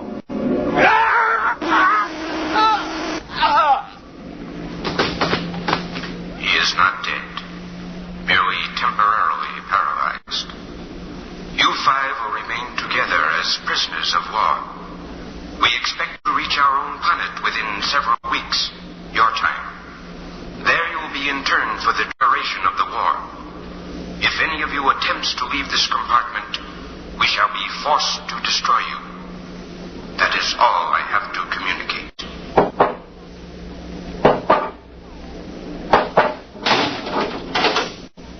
Hadn't we better do something for Mr. Poliorkides? Oh, he'll be all right. Just hoist him up in the cot. Yes. Hi, Polly. Can you hear me, you stupid brute? His voice is coming back. Yeah. Now, I know what's going on in that thick skull of yours, Polly. You think that when the paralysis wears off, you'll ease your feelings by slamming me around some more. Well, if you do, it'll be curtains for all of us. How do you mean, sir? None of you know the chloros the way I do. Unlike us, they assume automatically that any group of Earthmen they find together comprises a biological grouping, like an ant colony. The result is that they consider the group as something holy. Now, they'd never break us up. And if one of us did any harm to another, they'd have us all executed as a bunch of chloro-type perverts, a non-functioning group. So call all the names you want, but keep your hands to yourself or we're finished.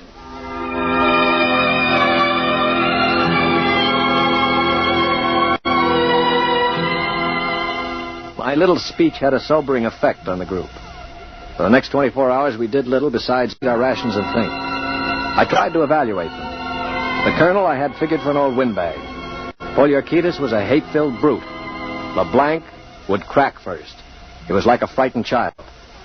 Mullen was a nonentity. A mouse instead of a man. Everything he did seemed prissyish. His voice had the quality of furtively rustling underbrush. How long did you say the trip would take, Mr. Stewart? Well, the chloro said about 2 weeks. Gentlemen, if I may interrupt. Colonel? Now, it has occurred to me that perhaps you know of some weakness that might enable us to overcome these chloros. The only weakness they've got is that they can't stand oxygen. Oh, but there must be some way to get the best of them, man. After all, there are only two. Before I answer, Colonel, I have to know your motive. Is it to save your own skin or help Earth win the war? Oh, dash it, man, to help our side, of course. What we're looking for is a way to save the ship for Earth without losing our lives, yes? Well, all right, let's take a vote then. LeBlanc? I have a wife waiting on Earth, Mr. Stewart. I do not want to die. Uh-huh. Hero number 1. What about you, Mullen? I don't see how we could accomplish it without... Hero number 2. Well, Poliorkides? When I kill Chloros, it will be with my bare hands. On their planet, I will kill dozens, I promise you. 3 down. Well, Colonel, don't you want to march to glory, an old militiaman like you? Your attitude is very cynical and unbecoming, Stuart. I see. Well, then I'll have to blow the ship up myself. Stuart! Don't worry, Colonel. I don't intend to be a dead hero. Of course, there is a way we might do it. What did you say, Mr. Mullen? There's a spacesuit and magnetic boots stored in that locker over there. We might be able to reach the control room from the outside of the ship. The outside? But how would we get outside? Well, this compartment has a sea chute. It must. What is a sea chute? A sea chute, my boy, is a casualty chute. It doesn't get talked about much, but all the main compartments have them. They're just little airlocks down which you slide a corpse. Burial in space. Oh, blast it, Mullen. Suppose you did get outside. How could you re-enter the ship? Through the steam tubes, the ones they use to guide the ship. Wait a minute, Mullen. What do you know about steam tubes? I thought you were a bookkeeper. Well, on Arcturus, I got interested in spaceship models. I studied all about them. On my own time, of course. Yeah, naturally. At any rate, I learned that the steam tubes have an access vent directly to the control room for repairs and so forth. And the chloros, they are in the control room. What do you think, Stuart? Well, it's a video sort of idea, but it might just work. We could get permission from the chloros to open the sea chute and bury Polly's brother. And one of us could slip into it, work forward, and climb up through the steam tube. The question being, which one? What about you? You with your loud talk and your sneers. I'm no hero, Polly. I've already said that. My object is to stay alive. The steam tube let go while you were in it, you'd be broiled like a lobster. Now, how about the colonel here? If I were younger, blasted, I'd trounce you. You know very well with my injured leg. Yeah, of course. Not to mention my artificial hands. Well, now, what unfortunate deformities do the rest of us have? Paulie? You just keep talking, Mr. Big Mouth, and pretty soon we'll kick your teeth in. Of course, that's your standard reply to everything, isn't it? LeBlanc, will you do it? I cannot. Not even to get back to Denise? Please, I cannot. LeBlanc needn't go. I'll do it. What? After all, it is my idea. Wait a minute. Are you serious, Mullen? Yes. Well, how? I don't understand. Why? Why you? Well, it seems no one else will do it. But that's no reason, man. I can't think of any other. Look here. Do you really intend to go through with it, sir? Yes, I suppose I do. Well, dash it, man. Let me shake your hand. You're an Earthman, by heaven. You do this thing and win or die. I'll bear witness for you.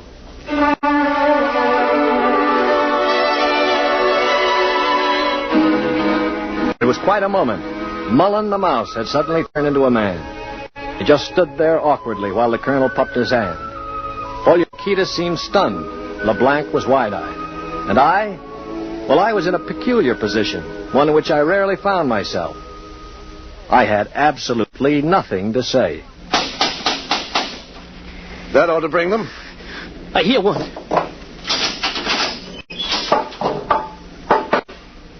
What is it, Earthman? One member of our unit is dead, as you know. We request permission to jettison his body out of the casualty chute. You may do so. You'll have to open the chute lock from the control room. I will do so. Is there anything else? No. Nothing else, thank you.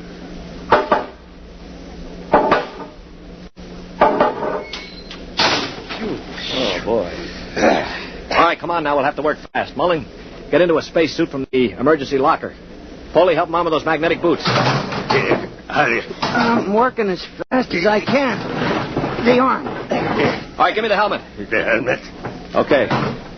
Now, Mullen, you better scratch your nose if you have to. It's your last chance for a while. What about radio contact? You can talk to us. We'll listen in on the helmet set in one of the other suits. The chloros won't have their set on the interphone frequency. Wait a moment. What for? Dash it, what's he going to use for a weapon? He isn't big enough to fight them barehanded. No, that's true. Well, how about one of those oxygen cylinders? Good idea. Use it to bash them over the head. Give him one of the cylinders equipped with a reducing valve. Now, look, Mullen, if your magnetic boots fail and you start drifting away into space, open this valve. See that? Now, you can use it like a miniature jet and try to blow yourself back to the ship. Understand?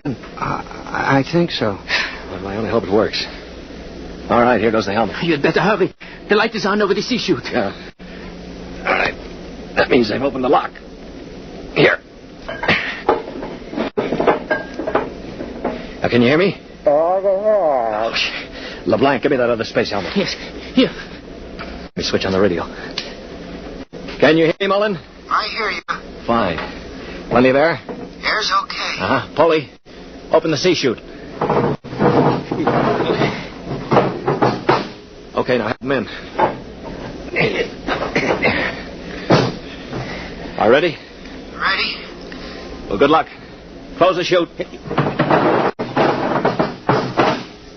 Pull the ejector valve. Now. He's out. Oh, God help him. The light is out. Yeah. The chloros have closed the chute lock. I don't suppose he has much of a chance. No. Do you think he knew it? I don't know. I just don't know. Should I try to contact him on the radio? Yes, I think... Wait a minute. What is it? Listen, the chloros coming. Good Lord. He's sure to miss Mullen. Yeah, wait. Paulie, get your brother's body on the cot. Put a blanket over it. Pretend it's Mullen asleep. Paulie, for heaven's sake. My brother. What you've got to do it, man. It's our only chance. Listen, if Mullen could go out there and... Very well. I will do it. Earthman, Yes. you have jettisoned the body. Yes. Good. Is there something further we can do? No, We are very tired. Our grief is very great at losing one of our unit. We would like to rest alone. I will respect your wishes. I see that one of your units sleeps already. Yes, Mr. Mullen was overcome with grief. I leave you. Oh, brother. Polly, I thought sure you were going to rush him. With that brave little guy out there. What do you think I am, anyway? And to think I laughed at him makes me ashamed. Yeah, I guess I've been saying some things that maybe weren't too funny. I owe all of you an apology. Do you think it's safe to try the radio? Yeah, we better. Hello? Hello, Mullen. Can you hear me? Yes, I hear you. Where are you? I'm standing on the outside of the ship. All right, now take care. One misstep and you'll be marooned in space. Now, can you find the steam tubes? I think I've found one of them already. I can feel the rim. I just hope it doesn't let go when I get inside. Be careful. I'm going into the tube now. I can feel the ladder rungs they use to repair the inside. Yeah, well, keep in contact. I'm in the tube now. Good Lord. They've let go with a blast. Oh, well, it may be the starboard tubes. Mullen! Still here. They use the other tubes, fortunately. Now, if they don't try to correct for over-deflection... Yeah, keep moving. I seem to be... Wait. Yes, I'm at the end of the tube now, where it opens into the control room. Good. Now, look, there's a small metal door there. Can you feel it? Yes, I'm afraid it's locked from the other side. Oh. I can't budge it. Mullen, listen to me. Stuart, I'm scared. I'm terribly scared. Yeah, all right. Now, hang on. Don't blow up. Listen to me. Are you listening? Yes. Take the spare oxygen tank. Bang on the metal door that leads to the control room. The chloros are bound to hear you. When one of them comes to investigate, try to hit him with a cylinder. Now, aim for the stalk on top of his body. Try to blind him. Will you do that? I'll try. Well, now, go on. Only one can come. The other will stay at the controls. Now, start banging.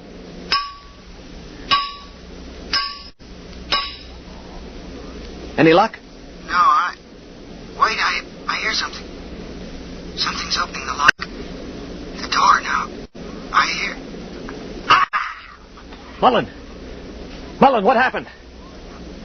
Mullen, can you hear me? Mullen!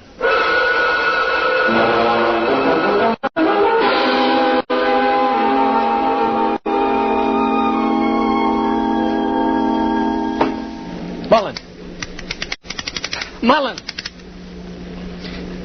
Oh, it's no use. They must have gotten him. Yeah, he was one brave little guy, that one. But suppose they have just got him in the control room. I mean, maybe he's not dead. Well, then maybe one of us could rush there. We could bang on the door and jump the chloro. Well, the first guy would be a cinch to die. But I would be willing to take the chance. You? Why not? I could try. Not you. I'm the strongest. I do it. Now, listen, you chaps. I'm an old man. I've got nothing to live for anyway. Suppose I throw myself at the ray gun. Wait a minute. What's going on here? 20 minutes ago, there wasn't one of you who'd risk his little finger to get us out of here. Now you're falling all over each other. Maybe Mr. Mullen teaches us a lesson, huh? Yeah. Okay, Polly, give me the wrench. I'll start banging on the door.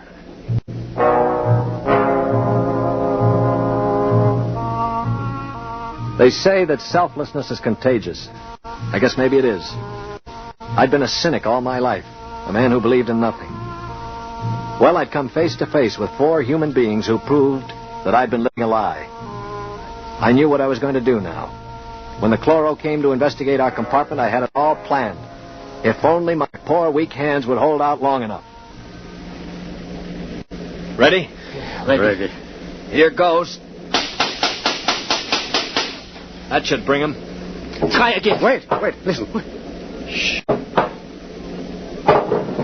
It's at the door. Get ready. It's opening the lock. For poor old Mullen now. Steady. No! Let him have it! Wait! Let him have it! It's got the chloro! Wait! Good Lord. It's Mullen. Mullen. Get the helmet off. That's it. All right, now lift. Mullen, are you all right? I seem to be quite all right. Well, the chloros. Both dead. At least I hope so. Well, what happened? Well, I banged on the steam tube hatch and a chloro opened it. Yeah? I hit him with a cylinder. It blinded him, I guess, but didn't kill him. He grabbed me and pulled me into the cabin. In the struggle, he broke my transmitter. That's why I couldn't talk to you. Finally, I managed to club him down. Well, what about the other one? The other one almost got me. It must have heard the scuffle and came into the cabin with a ray gun. What I did, I guess, was pure reflex. The cabin atmosphere was chlorine, of course, and the greenie didn't have a spacesuit on. Uh-huh. So I just turned on the oxygen valve in that spare tube. It was like spraying an insect with poison. Well, you're a brave man, Mullen. I'd have been scared to death. Mullen, what is it? Mullen.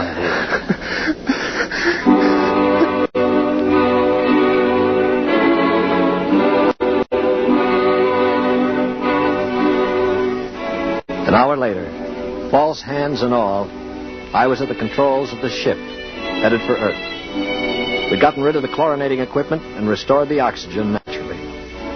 Mullen was asleep in the cabin under a sedative. Or so I thought until the cabin door opened. Mullen, for Pete's sake, get back to bed. No, I'm quite all right now, really. Do you mind if I watch how you operate the ship? No, not at all. Sit down. You know, I guess I owe you an apology. I didn't think too much of you. That's your privilege.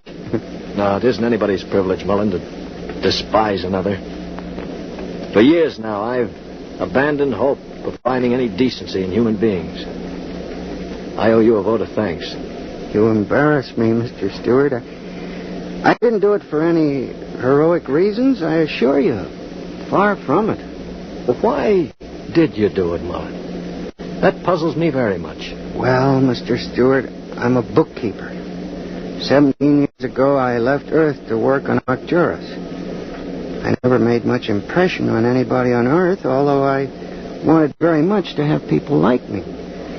Well, about a year ago, I started to write to my family again. Don't ask me why. And then I asked for a leave of absence to go home after 17 years. Well, I still don't understand. It wasn't patriotism or love of a woman or money or any of those things. What was it? Mr. Stewart, haven't you ever been homesick?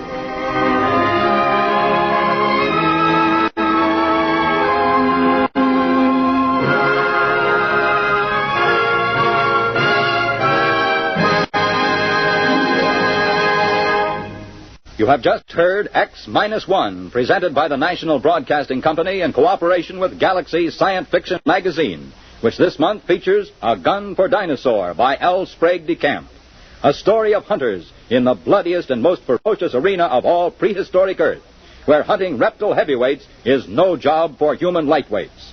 Galaxy Magazine on your newsstand today.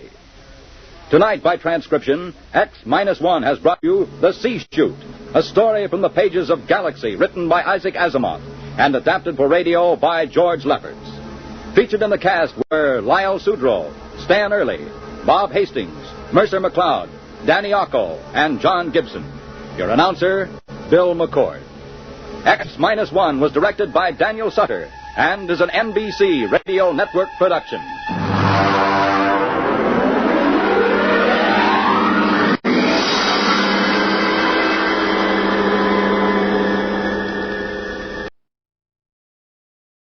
Signal gasoline, the gasoline that does go farther.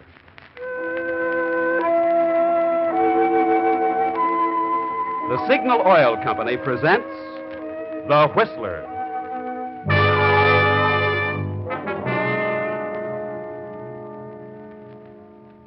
The Signal Oil Company and your neighborhood signal dealer bring you another curious story by The Whistler. Tonight, Murder on Paper.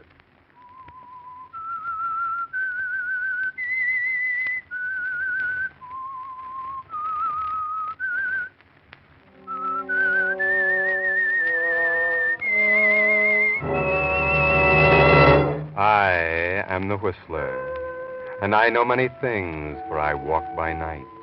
I know many strange tales hidden in the hearts of men and women who stepped into the shadows. Yes, I know the nameless terrors of which they dare not speak.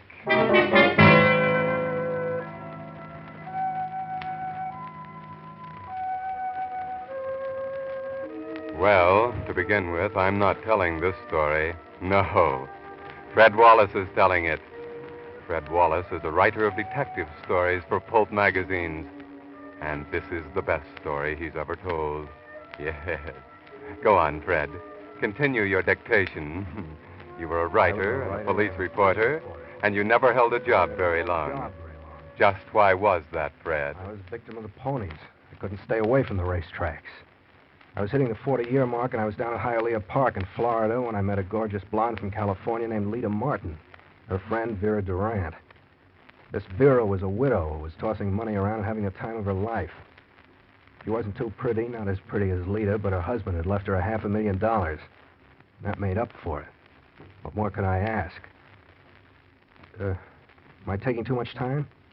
All the time you want, Wallace. Well, by the time the Hialeah meet was over, Vera and I were married and on our way to her place in Los Angeles. Santa Anita was closed, but Hollywood Park was about to open, and I'd figured on running a stable and a string of ponies. I didn't mention the subject until we'd pulled out of San Bernardino.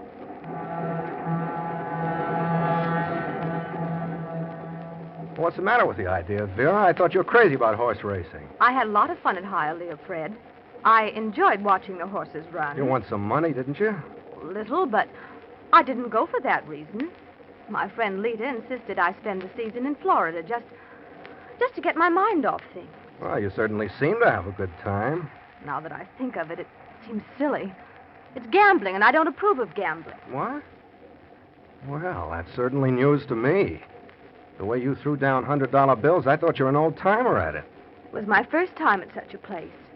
Oh, Fred, darling, there's no reason why we can't go to the races once or twice. Once or twice? I know you've been able to get by on your gambling, but you're 40 years old. It's time you settle down and accomplish something in a bona fide business. Business? What do I know about business? But I know horses, and with a good string, I can clean up. Fred, darling, there's no need for you to clean up. All you need to do is learn the business my husband left me, and to be able to take care of that. Oh, a chemical plant. Are you kidding, Vera? I'll speak to Mr. Adamson tomorrow as to the right job to start you on. And you'll find it most exciting when you get into it. Okay, honey, I'll try.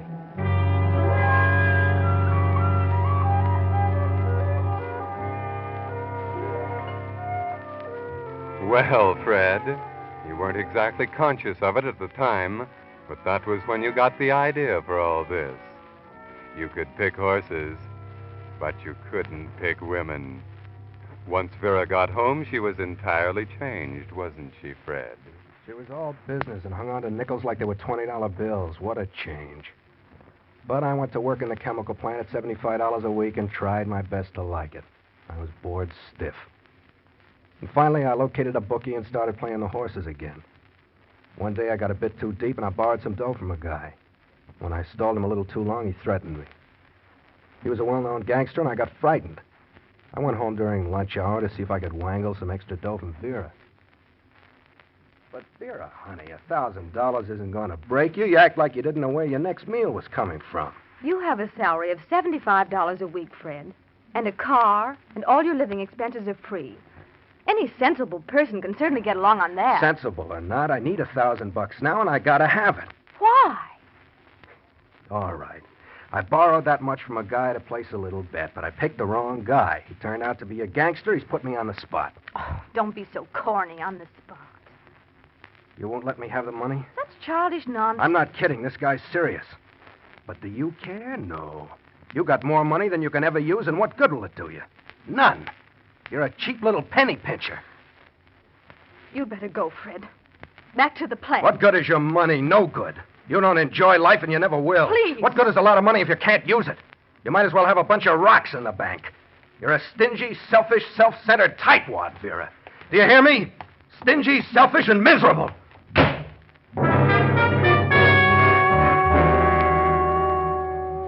I gave her the works.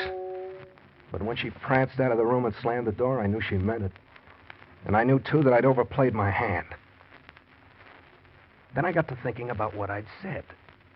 That her money was no good to her and that she didn't enjoy life. All kinds of dough, and she didn't enjoy life. That's what I was thinking that day on the train. If she didn't enjoy life, why should she go on living?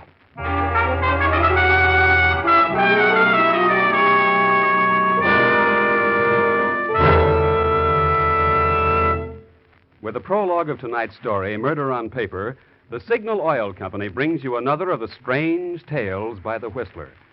But before we go on with the story, let's consider carbon, that word you hear so often in connection with automobile motors. Well, just what is carbon and what does it do? Well, coal is carbon. So is soot.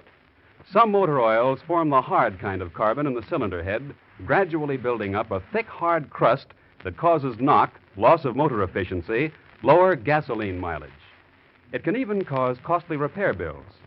That's why the solvent refining of Signal 4-Star Motor Oil is doubly important to you at this time when you want your motor to last out the duration and you want all the miles you can get from ration gasoline. You see, because of solvent refining, which is the latest, most costly process known to oil engineers, Signal 4-Star Motor Oil actually forms less carbon, and it's soft soot-like carbon that tends to blow out with the exhaust gases. Thus, by keeping your motor cleaner, more efficient, solvent-refined Signal 4-Star Motor Oil does two important things. One, aids longer motor life, and two, helps your gasoline go farther. So for your motor's next refill, ask your neighborhood Signal gasoline dealer for your best buy today. Signal 4-Star Motor Oil. And now, back to the Whistler.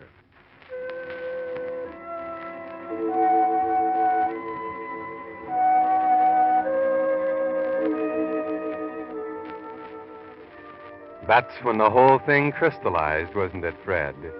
It was as clear as a bell. As a writer, you'd plotted 100 murders where the killer was always caught. This time, you'd shuffle them all together and plot one where the killer would never even be suspected. You didn't have the plot yet, did you? But I knew I was going to kill my wife, Vera. I grabbed my hat and left the house, got into Vera's convertible coupe and started driving. I headed out Sunset toward the beach. I don't know why, except maybe I didn't want to go back to the plant. And Vera had a beach house at Malibu. I pulled up in front of it, got out, walked down the side of the house toward the beach, sort of aimlessly. Started to flop down on the sand. I didn't see Vera's friend, Lita, stretched out on the beach next door. Fred! Fred, hey! What? Oh, hi, Lita. What are you doing down here at this time of day? I don't know, just monkeying around. Oh, yeah? Well, come on over here and sit down, Fred. I won't bite you. Yeah? Okay.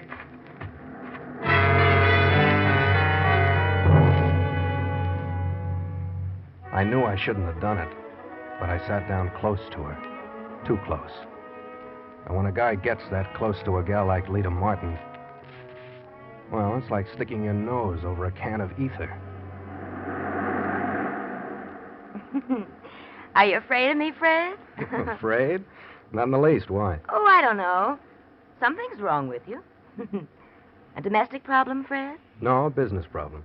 Business? Oh, you're worried as much about the business as you are about the North Pole.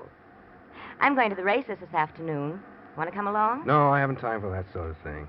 Besides, Vera doesn't approve of it.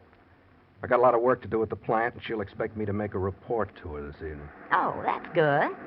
I'm glad to hear that you're making such an effort to learn the chemical business. But it's certainly a mystery to me. What is? How you ever took up with a girl like Vera in the first place. Vera and I are very happy. You really love Vera, and not just her money? What a thing to say. Of course I love her. What's wrong with Vera? Nothing's wrong with her. She's one of my best friends. But you and Vera are as much alike as night and day. At least you were. You get a kick out of everything, Fred. Vera is such a tightwad that she never enjoys anything, except making money. She's never really enjoyed life. How could she? What? Well, she has everything to make life livable, but she'll never enjoy a minute of it. Yeah. When you going back to town? What? Oh, I'm going back now. Oh, good. You can take me in. I'll tell the maid I'll go in with you. I'll change in just 3 minutes. You don't mind taking me in, do you, Fred? Why, no. It's a pleasure, Lita. Glad to.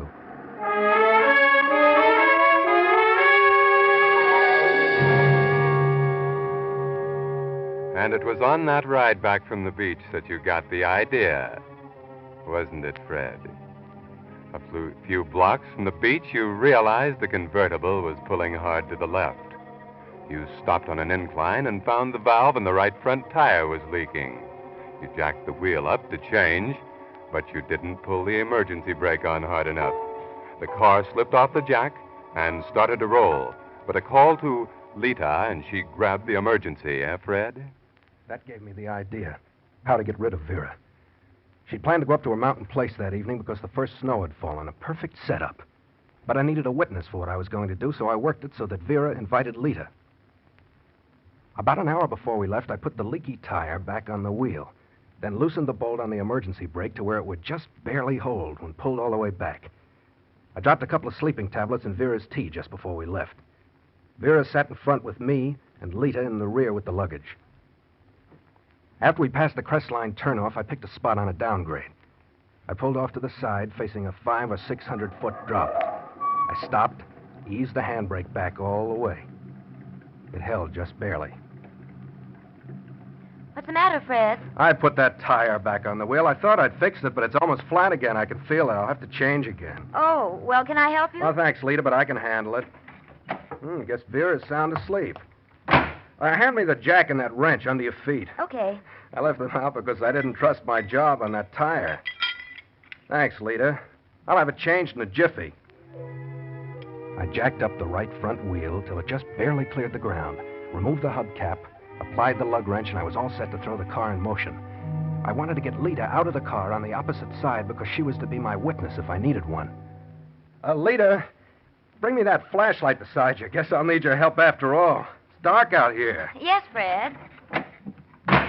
As Lita slammed the door, I gave a terrific pull on the lug wrench. The car rolled off the jack and went into motion. I yelled just for effect, but it was only a few feet to the edge. The car shot over, hit a ledge about 20 feet below, and then crashed on down to the bottom.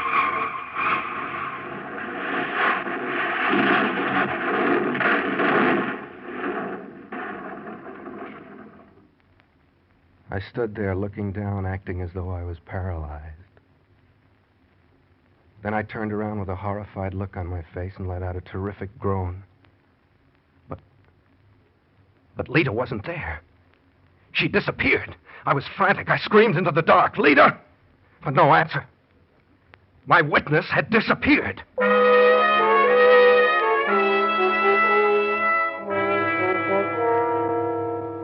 You were terrified, Fred. You stood there trembling in the dark, screaming for Lita, as though she were a mile away. Then it came to you. You grabbed the flashlight and shot it around and down on the ledge below. And there was Lita, on the rocks of the ledge and blood on her face. I knew then how she'd got there. She'd jumped on the left running board to grab the emergency brake and gone over with the car. That's what I hadn't counted on. Lita wasn't supposed to have touched the brake. Only this afternoon she'd pulled it on. Now, when it didn't work, she'd know for sure that it had been tampered with. She could tell them that the accident was no accident. I picked up a rock, started down to the ledge to give her a good bash on the head. But a car pulled up, Fred. Vera, your wife, was dead. But they rushed Lita to San Bernardino. You never left Lita's side for 3 days because your witness was now a good prospect for state's witness when she came to. But I thanked my lucky stars when she regained consciousness. She knew me, but she couldn't seem to remember just what had happened. I was awful sweet to her. I told her my own private version of the accident. Fred, what happened? Don't you remember, Lita? No. All I can recall is a terrible crash. Nothing more. The tire went flat, and I stopped to change it. I jacked the wheel up and started to remove the lug nuts, and it slipped off the jack and rolled over the cliff. Well, where was I? Vera was asleep in the front seat, and you were sitting in the back seat. You must have been thrown clear when the car hit the ledge. Or maybe when you saw the car rolling, you tried to jump out. Perhaps that's what saved you. Poor Vera. She didn't have a chance, did she? No. What do you mean? Well, didn't you say she was asleep? Did I say that? Well, yes. That's right, she was. Well, at least she didn't suffer. She probably never knew what happened. Lita, you can't remember a thing about what happened? No, I can't seem to remember just what it was all about. It's all very hazy. But did the doctor tell you? Tell me what? Well, he said my loss of memory was only temporary. At least he hoped so, and maybe in time, he didn't say how long, but that in time everything will clear up. In a way, I hope that won't happen. Why? I'd rather not know any more about it than I do. For your own sake, I hope. I hope you never remember about it. It was too gruesome. Lita? Yes, Fred? Look, it was all my fault, darling. It was pure negligence on my part. I should have put a rock under one of the wheels. There's nothing that can be done about poor Vera now. But you're going to be all right. And I want you to know that I'll do all in my power to make up for it. It's my duty. It's the least I can do. What are you getting at, Fred? It'll be my duty from now on to take care of you, Lita. Vera would want it that way, I'm sure. Fred, I don't understand. Later on, we can be married, and I'll always stay right by your side. After all, you and I always thought a great deal of each other, didn't we? Are you trying to say that I'm paralyzed or something? No, darling, not that, but haven't you looked in a mirror? My face. Lita, as soon as you're out of here, I'll spend every dollar Vera left me. I'll have the best plastic surgeons in the country, and you'll be just as beautiful as ever. Fred,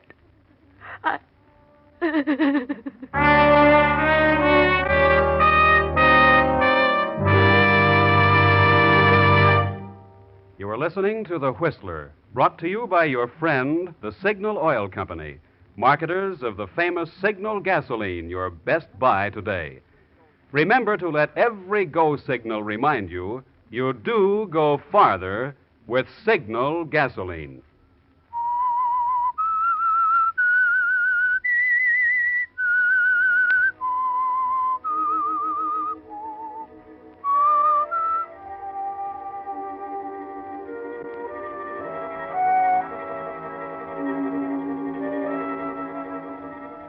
Well, everything Vera had was left to you, wasn't it, Fred?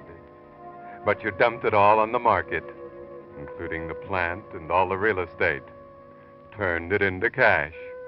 Married Lita, had her face fixed up, and bought another beautiful place up at Big Bear Lake. And took Lita up there.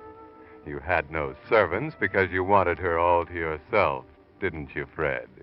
I watched her like a hawk because I wanted to be around if she should regain her memory. But after a while, she got to acting kind of strange. She began to ask funny questions. About what happened that night, I mean. The cloud was beginning to clear up, is what I figured. It was getting on my nerves. And I knew for sure that if it cleared up and she remembered about grabbing for that brake, the whole thing would come out. She'd know that I'd killed Vera. Then one afternoon... Fred, I've just had another one of those terrible dreams. Nightmares. Nightmares? Since when have you been having nightmares in the afternoon? I've had several of them. It's terrifying, Fred. I can't understand why I always dream the same thing. I seem to be driving a car at fast speed. There's a high wall in front of me. I grab the handbrake and pull, but the car won't stop.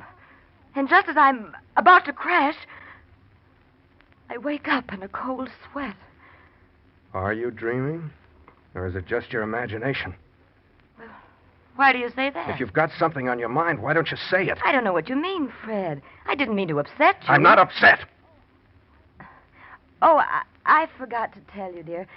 There was a man here to see you this afternoon. Said he'd drop by later. Yeah, what man? He said his name was Jenkins. He owns the garage in the village. Jenkins? What about him? Well, it was something about your brakes. I think he said your brakes were loose. He said he'd come by later. Brakes? I don't know what he's talking about. I've never had my car in his garage. The only connection I had with him was when he hauled that wrecked convertible up the... What's the matter, Fred? There's nothing. Maybe I better run down to the village and see Jenkins. Why? How do I know until I get there?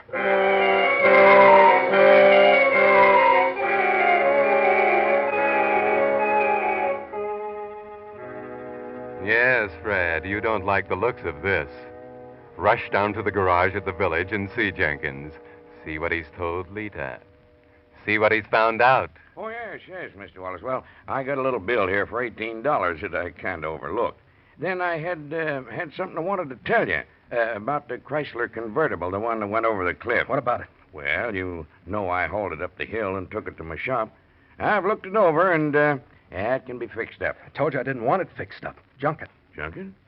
Well, then you'll have to sign this pink slip over to me. I'll sign it, give it here. But I want it junked. Yes, sir, but I can only get $100 for it as junk. All right, junk it, and you keep what you get for your trouble. I don't want anything. There you are. Oh. But what I wanted to tell you was... Yes? I know why it rolled over the cliff. Why? The emergency brake wouldn't hold. I know that. And that's something I can't understand. Handle pulls all the way back to the last notch, and the brake lining barely touches the brake drum. I can't understand that. I can. The brake lining was worn. It was loose. The brake was loose, but the lining wasn't worn. What? Well, it couldn't have been. I relined all the brakes for your dead wife last summer. And I cinched up the emergency to where it had worked when pulled only halfway back. That's what this $18 bill's for. Well, then the bolt on the brake must have worked loose. No. I checked on that. The nut was screwed clear to the end of the bolt. But it still had a cotter key in it. I've never made a mistake like that in my life. Well, then how would it get loose? I don't know. Unless somebody loosened it on purpose. Maybe somebody had it in for you. It's the only thing I could think of. As I was telling your wife on the phone... What? I said as I was telling your wife. Talk to my wife about this? Well, yes. Didn't she tell you I called? How much did you tell her? Well, I tried to explain about the You brake. had no right to talk to my wife about such things. But I just thought you ought to know. Yes, of course. I just meant that you shouldn't have bothered my wife about it. She's been very nervous since the accident. I try not to mention it to her. Oh. Well, I'm sorry. It's all right, only we're both trying to forget the whole thing. Sure, Mr. Wallace. So just send me a bill and I'll mail a check and just forget about this. Sure. I'll get the bill for you in just a minute. Never mind, I have to hurry. I have to get home right away.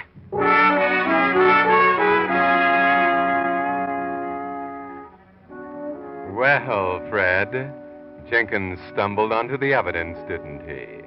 He doesn't seem to suspect anything, but he talked to Lita. Lita, whose memory is returning. Now she knows what happened. All the way back, my mind was going a mile a minute. Lita knew, and I had to make my plans quickly. Plans to get rid of her. I drove in the back directly into the garage. I guess that's why I didn't see the car parked in front. When I rushed into the house, Lita was standing in the hall waiting for me. Oh, darling, I was hoping you'd get back. So you knew all the time. I don't know what you're talking about. But whatever it is, it'll keep.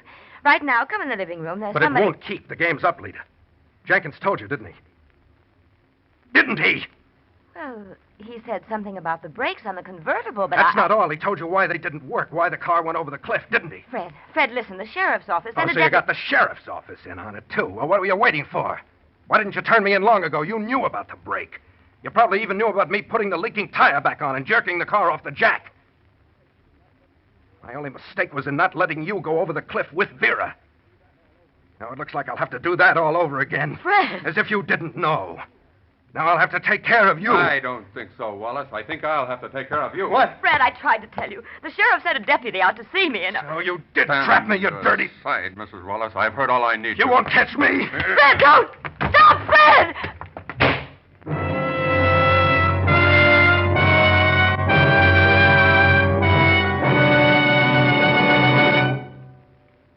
The Whistler will bring you the rest of the strange story in just a moment. Meantime, Signal Oil Company wants to pass along this important War Production Board warning about the shortage of auto batteries. Due to increased military requirements, WPB announces 40% fewer new batteries will be produced for civilian cars during January, February, March. You know what that means. More and more cars that need new batteries will have to make the old one do. So play safe. Keep your present battery working for you as long as you can by seeing that it gets the regular attention it needs. That means stopping at your neighborhood Signal gasoline dealer every 2 weeks for his complete battery checkup. He'll add distilled water to restore the safe level and remove destructive corrosion from the terminals. If your battery seems run down, his hydrometer test shows whether it needs recharging. And your signal dealer is equipped to give you a quick, thorough recharge job. All this is part of your Signal Complete Go Farther service. Every car needs it more than ever today. See that your car gets it by stopping at least every 2 weeks at your neighborhood Signal gasoline dealer. And now, back to the Whistler.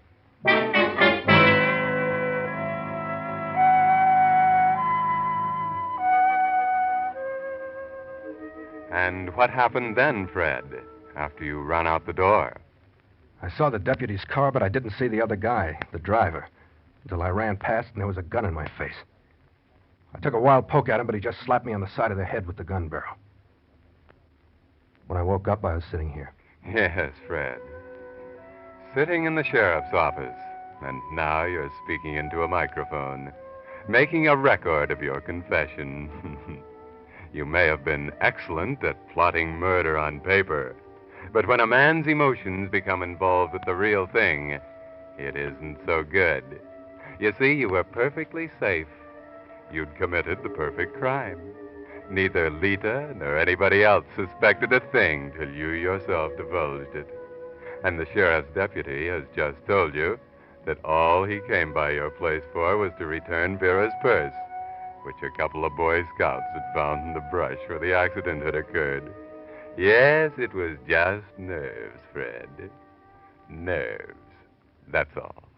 Well, I guess that'll be my last murder plot for a long while. Yes, Fred.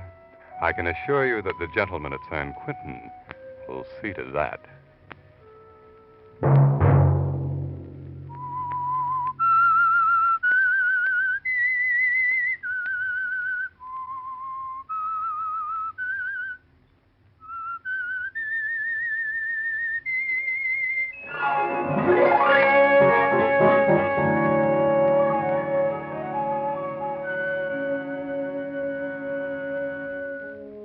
Next Monday at 9 o'clock, the Whistler will bring you another strange tale, the curious story of Murder is Legal. The Whistler is broadcast for your entertainment by the marketers of Signal gasoline and oil and fine quality auto accessories, and by your neighborhood Signal dealer. This program, directed by George W. Allen, story by J. Donald Wilson, music by Wilbur Hatch, is transmitted to our troops overseas by the Armed Forces Radio Service. Bob Anderson speaking and inviting you to listen next Monday night at 9 when the Signal Oil Company presents The Whistler.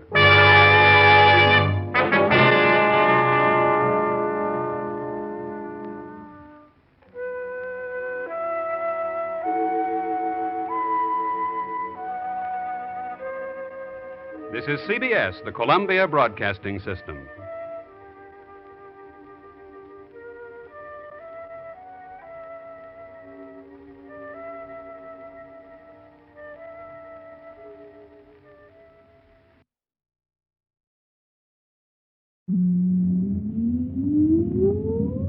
Countdown for blast off. X-5, 4, 3, 2, X-1. Fire.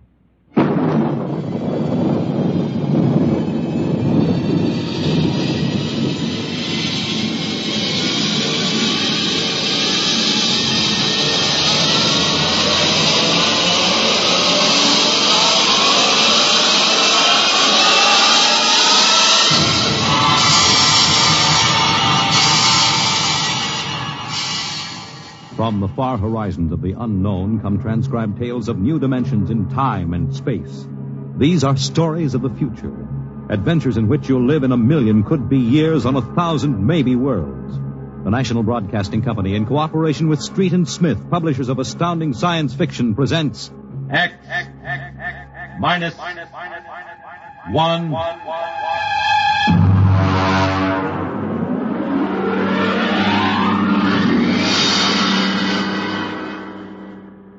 Tonight's story, Child's Play by William Tenn.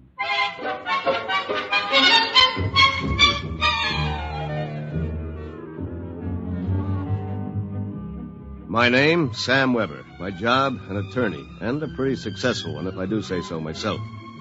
Maybe you won't believe it. My best friends find it hard to believe, but I used to be a completely different guy. Frightened, sickly, nearsighted, a real Mortimer Meek. No kidding. But that was 10 years ago. The big change in me began to take place on a cold December morning in 1955.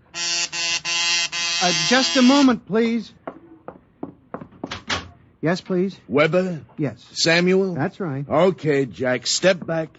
All right, fellas, bring it in. Just a moment. You must have the wrong... Watch it, Jack. Sign here. Is that for me? Weber, Garden Apartments. It looks like a coffin. I don't design them, Jack. I just deliver them. Sign here.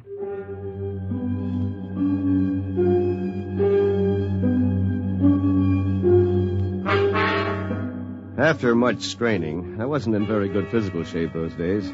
I managed to push the box under my single light bulb. There was a card in a small envelope. Let's see.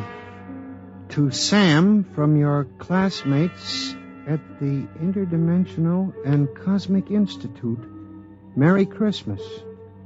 2155. Holy jumping catfish. Hey, mister, there must be some mistake. Hey, holy jumping catfish. They were gone. And I didn't even know which delivery company it was. I sat down to think, and it was just beginning to seep into my sleepy brain that maybe this was one of Lou White's practical jokes when I noticed there was something funny about that box. For one thing, it was dated 2155, 200 years from now. And for another thing, it was solid gold. Pop had been in the jewelry business long enough for me to verify that. At that point, I decided to open it up and see what was in it. After about a half hour of fumbling, I gave up. All right. If you won't open, you won't open.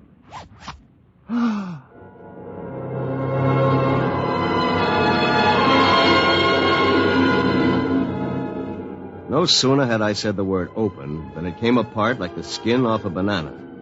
There inside was something resembling a high-powered kid's chemical set. Vials, jars, tubes, wires. You never saw so much scientific-looking junk in your life. And on top of it all was a book of instructions printed in mad green streaks. I opened the cover and read page 1.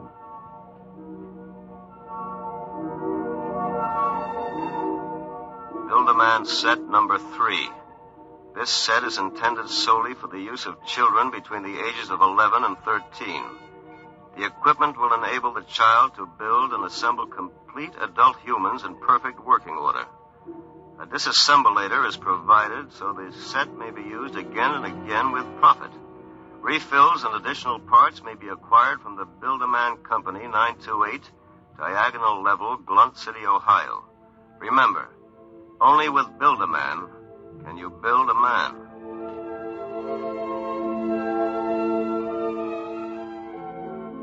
When I arrived at work that morning, an hour late, my brain was still reeling with the stuff I'd read in the instruction book.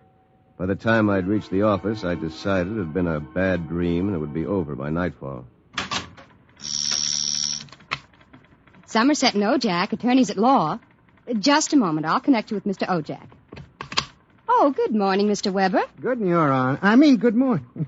I've got to get my mind off that book. Only with Build-A-Man can you build a man. It must have been a dream. Probably go home tonight and find the place empty. Well, if it isn't a poor man's Clarence Darrow. Hiya, Sam! Sam? Oh, hello, Lou.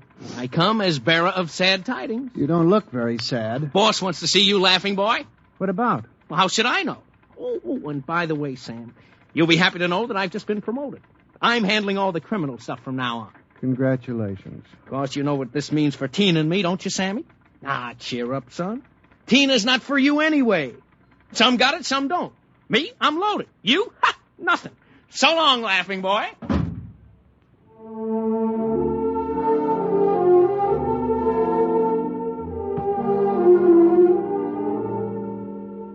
That was my good friend, Lou White. Lou was one of those guys who always lands with his feet firmly planted in the back of somebody else's neck. In the year I had known him, he'd already managed to steal the job I wanted, and he was now working on the girl I wanted. Her name was Tina. Tina Velvet. She was...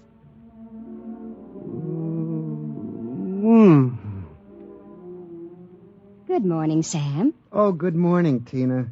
My, you look Yes? good enough to take to lunch. Oh, I'm sorry, Sam, but I promised Lou. Sure. I hope you're not too disappointed. Me? Oh, no. Some got it, some don't. I don't. Theoretically, Tina was employed by Somerset and Ojak as combination secretary and switchboard operator for Lou and me. I guess she wasn't what you'd call really smart, but she always managed to look like a pin-up girl caught with her clothes on, if you know what I mean. Well, that was Tina. I tried to steady my blood pressure as I walked into the boss's office. You sent for me, Mr. Ojak? Oh, yes. Sit down, Weber. Sit down. Thank you, Mr. Ojak. My boy, in this business, you've got to be aggressive. You've got to go out and create new clients. I don't mean ambulance chasing or anything like that, but you've got to show some zip. Yes, sir. Well, get in there and punch, Weber. I want to see a change in you in the next few months. As a matter of fact, you'd better. I went back to my office, resolved to show some zip. I bit savagely into a copy of Hackleworth's On Torts. Then I called Tina for a memo. But by the time she came in, my mind was wandering again. Rosenthal versus Rosenthal. On August 4th, the party, the first part. What comes next? Sam, what comes next? Listen, forget the memo for a while. I want you to take a letter. All right, Sam. Today's date, usual heading. To the Chamber of Commerce, Glunt City, Ohio. Gentlemen, would you inform me if you have registered a street or avenue known as Diagonal Level or Avenue? I write on behalf of a new client of mine. Oh, Sam, he was a new client. I wondered about it, but he looked so strange and sinister. What did he look like? Well, he was a terribly tall old man in a black overcoat. He asked if you were in, and then he tried to get your home address. But he looked and acted so strange I didn't give it to him. He went away positively furious. That's great. Did he leave his name? Well, that's the funny part of it. He just said he was the censor or the census taker or something from the 24th Oblong.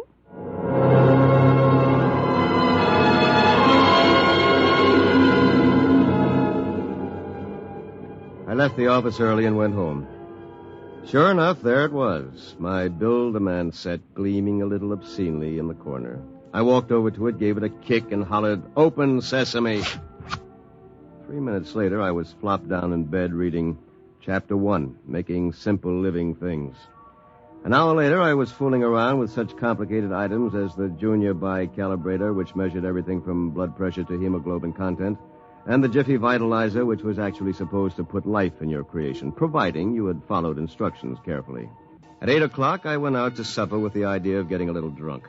I did. At 9:45, I came back and made my first simple living thing. Here, boy. Here, boy. Maybe you aren't a boy. Let's see. According to the book, you are a rubicular oyster hog. Not much to look at, but I made you. Me, Sam Weber, attorney at law. I have created life. Hey, come back here. Come back. Here, boy. Here, boy. Here, boy. Hey.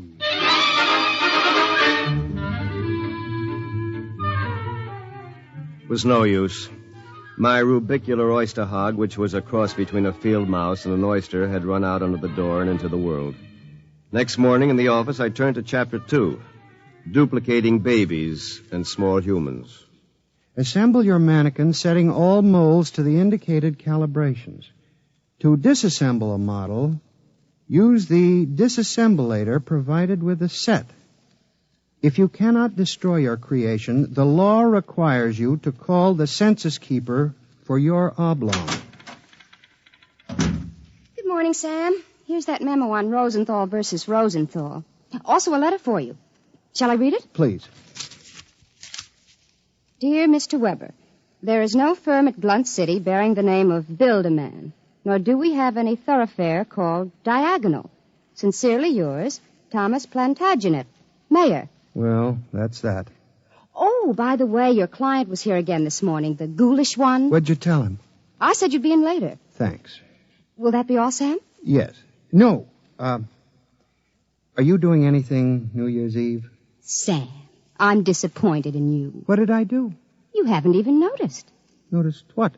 The ring, silly. Third finger, left hand. What? Lou gave it to me. Well, Lou has plenty of zip. I'm sure you'll be very happy zipping around with each other. Oh, Sam. What's the matter? I don't know. I'm so confused. Hey, listen, what's going on in here? Tina just told me the good news about your engagement. She's crying with happiness. Is that right, honey? Well, no hard feelings, Sam. It's just that the best man got the girl. You understand how it is. Oh, by the way, we're having a little celebration at Sigali's tonight. Drop around and we'll live it up a little, huh?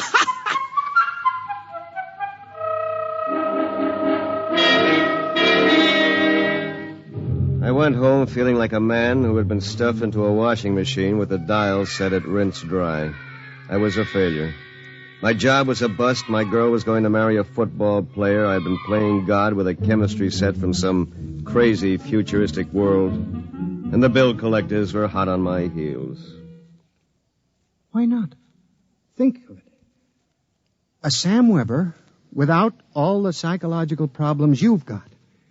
A dynamic, uninhibited Sam who could win a girl like Tina by sheer magnetism. Then when it was all over, we just take the old disassemblator and presto. And I can do it, too.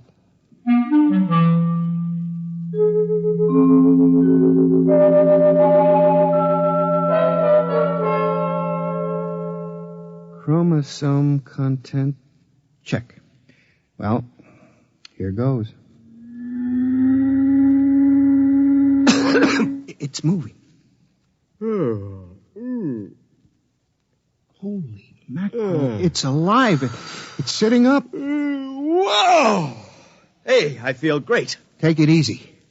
Do you know who you are? Don't give me that take it easy routine. Of course I know who I am. I have all the thoughts you ever had up until the point I was vitalized. My brain is an exact duplicate of yours, except that I'm not all blocked up psychologically. Oh, by the way, since we both have the same name, it'll simplify things if I call you Weber.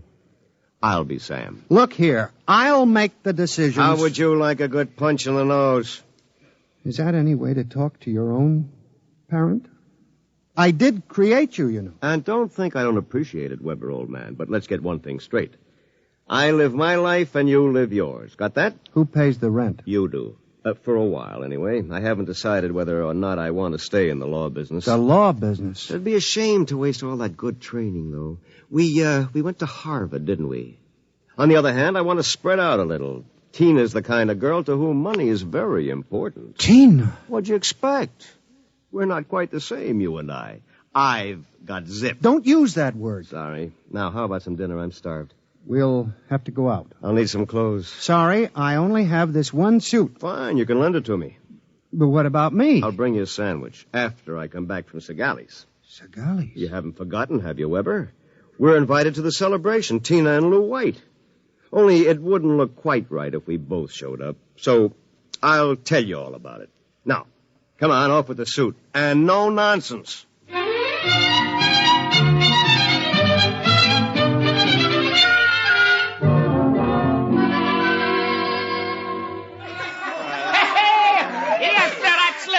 Folks. Yahoo! Hey, have another drink, Mr. Ojak. Come on. Thank you, Lou. Is everybody happy? Oh, Tina, honey, you having yourself a little old time? Well. The happy couple. Sam. Good evening, cats. Everybody's lit up like a Christmas tree, huh? Well, I'll be... Sam, are you in the bag? Never touch the stuff, Lou, my boy. Never touch it. Hey, what's gotten into you, Weber? You seem different somehow. Well, I'll tell you. Ever since I had that talk with Mr. Ojak about myself... Oh, you remember, don't you, Mr. Ojak? Why, yes. You made me realize, Mr. Ojak, that I had a whole reservoir of untapped zip. And that's all it took, just like that. I'm a changed man. I don't believe it. It's an act. Why, you're nothing but a cream puff, and you always will be. Mr. Ojak, I think he owes me an apology for that. I should think so. All right, all-American boy, make with the apologies. apologize. Why, for 2 cents I belched you. Folks, would you excuse Mr. White and myself for a few minutes? Coming, Mr. White. I'll be right back, honey.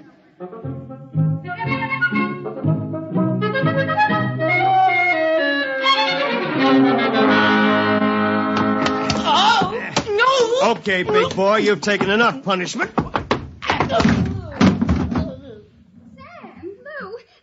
Kill him, he did... Oh, dear. He'll be all right in a little while, baby. Did you? I mean... Oh, Sam. Tina. We really shouldn't be... kissing like this. Well, it's what you've always wanted, isn't it? Well, isn't it? Oh, Sam.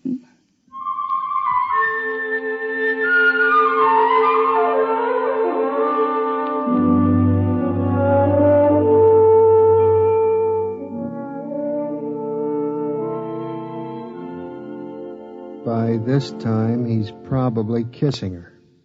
And there's nothing you can do about it, Weber, old man. Nothing. Hey, wait a minute. Where's that book of instructions?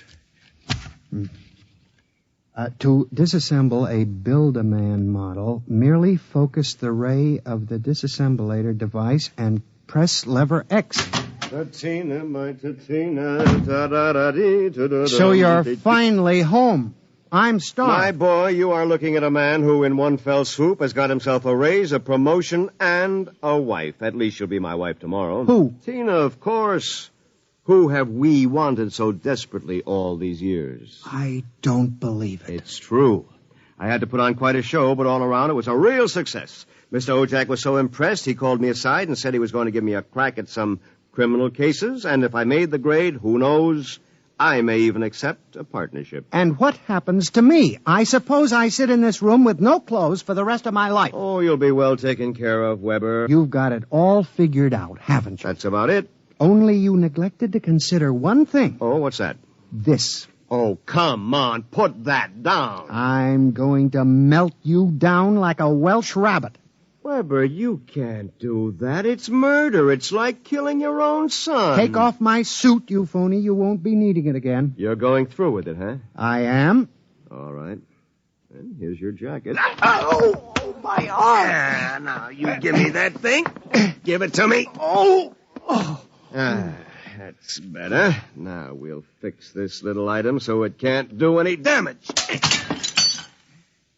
You see, Weber, you don't have the guts to stand up against the man you might have been. What's that sound? Somebody's coming up the stairs. Listen. Take a peek through the keyhole, Weber. Holy jumping. It's him. Whom? He's burning it. He's burning a hole right through the door. Good evening, gentlemen. Who are you? I'm the census keeper for the 24th Oblong. You see, your Build-A-Man set was intended for one of the Weber children, who's on a field trip in this Oblong 200 years from now. Because of an unfortunate time warp, the set was delivered here accidentally. You mean this set came here from 200 years from now? Precisely. Time, as with all things, is relative. We shall have to recover the set, of course, and adjust any discrepancies it has caused. Meanwhile, the problem is, which of you gentlemen is the original Sam Weber? I am. Listen. Liar. Difficulties. Why can't I ever have a simple case like the doublet conduplication? Now look here, Mr. Census Keeper. The duplicate will obviously be less stable and more emotionally unbalanced. Certainly a man of your qualifications can decide which of us is the more valid member of society, which of us will conform more readily to the standards. Naturally. I observe that one of you is naked. That, of course... Wait a minute. And you seem to be trembling, whereas this gentleman seems quite calm. Hold it. You're making a mistake. I hardly think so. Stay away from me. Do not struggle. Help, please, you're... Mr. Weber. Yes? It would be better if you didn't watch.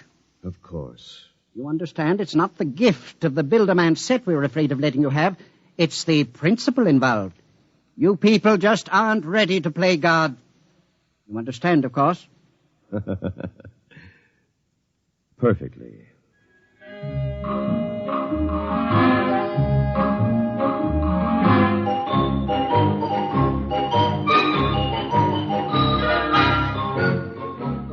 Well, that's my story. Within 10 seconds, the old Sam Weber had been completely dismantled and packed into the box.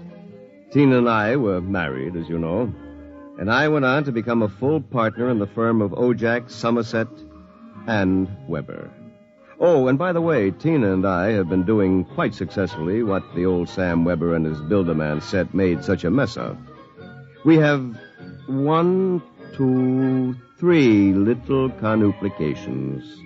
Sam Jr., age 4, Sameta, age 3, and Samina, age 2 months. Good night. You have just heard X-1, presented by the National Broadcasting Company in cooperation with Street and Smith, publishers of astounding science fiction. Tonight, by transcription, X-1 has brought you Child's Play by William Tenn, adapted for radio by George Lefferts. Featured in the cast were Bill Zuckert as the truck driver, John Gibson as Sam, Grant Richards as his alter ego, Peggy Lobbin was Tina, Ted Osborne played Mr. Ojak, Bob Hastings played Lou, and Guy Rep was the man from the Census Bureau. Your announcer, Fred Collins.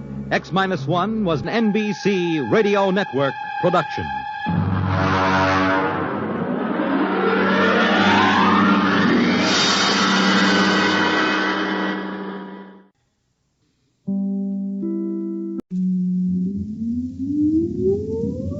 Countdown for blast off. X-5, 4, 3, 2, X-1, fire.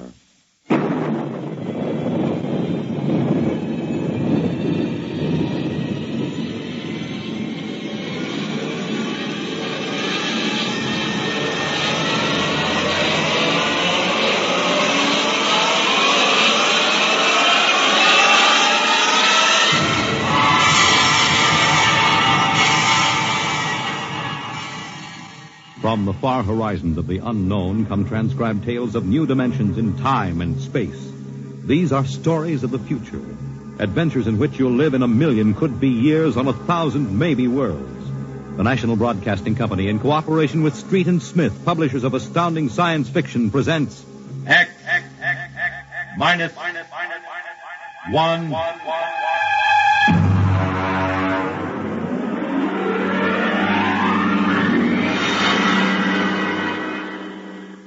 Tonight's story, Ray Bradbury's Dwellers in Silence.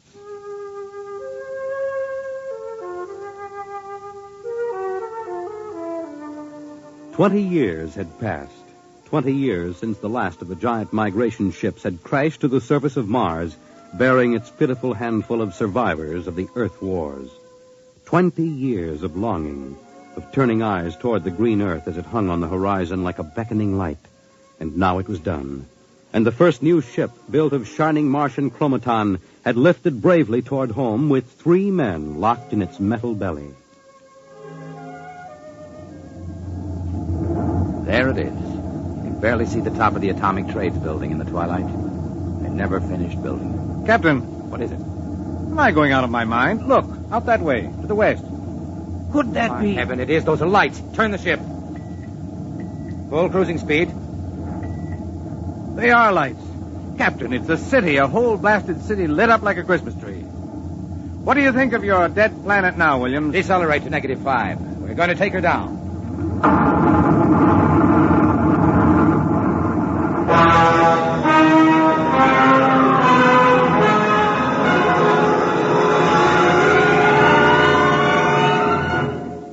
Unbelievable. We've been walking for hours now and not a soul to be seen. There must be someone. How do you explain the light? Unless they've been burning like this for 20 years. Impossible. I don't know. Municipal building. Do we have a look here, sir? Possibly the records might contain some. That's a good idea. Keep your weapons ready.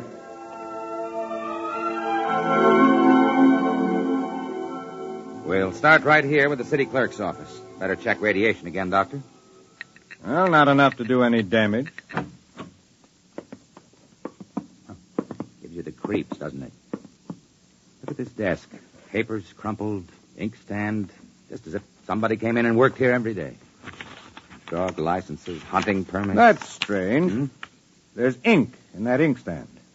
What of it? Well, you'd think standing open for 20 years it would have dried up. Good heavens. If I hadn't heard it with my own ears.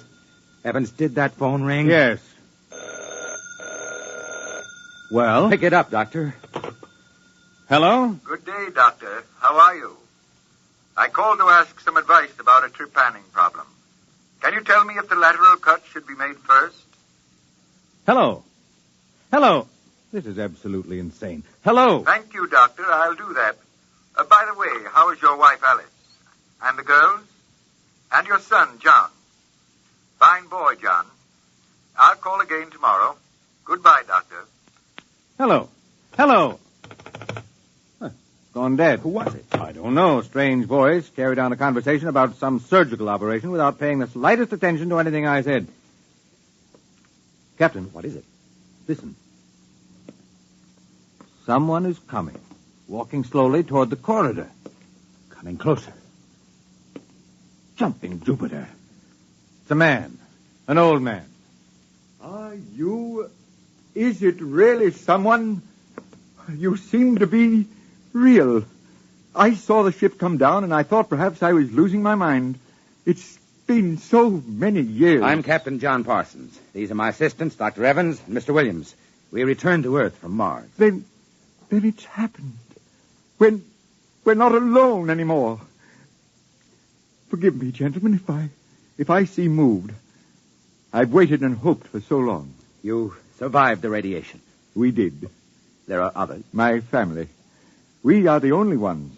I answered the phone a moment ago. Who was it? You heard my voice, Doctor. Yours? Yes. To break the loneliness. I've recorded my voice and rigged up an automatic telephone. It's pleasant to hear the phone ring. I come here to work. I take it you are a medical man. My name is Cornelius Hathaway. Hathaway? Hathaway, the brain surgeon? You know my name? Who doesn't? I watched you on television at college.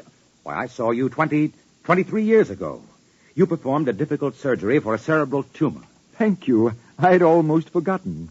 My mind, you see, I'm almost 80 now. Well, you look fine, sir. We've had the best of everything. An entire city to choose from. Cold storage, the best equipment.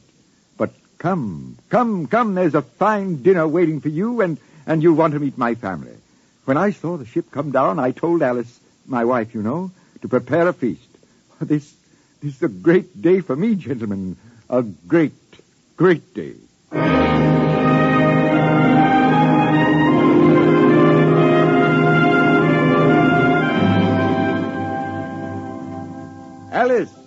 Alice, come out to the porch and see who we have here. Alice, you here? Come out. My wife, gentlemen. Alice, Captain Parsons, Dr. Evans, Mr. Williams. How do you do, Hathaway? How do you do? And now, if you will follow me in, gentlemen, we'll meet my children. Lord, what a beautiful woman. She looks no more than 35. Do you suppose the radiation could have done that to her? I don't know. And these are my daughters, Susan and Marguerite, and my son, John. How do you do? How do you do, sir? Sit down, gentlemen, sit down. We'll have a feast in honor of this occasion. Susan, Marguerite, get the best silverware and the damask napkins. And John, fetch the champagne. Yes, Father. Excuse me a moment, John. Sir? How old are you? 23, sir. Thank you. What is it, Captain? Something wrong? Nothing. Except that it's impossible. You see, Dr. Hathaway's son was already in college when I started. That would make him at least 45.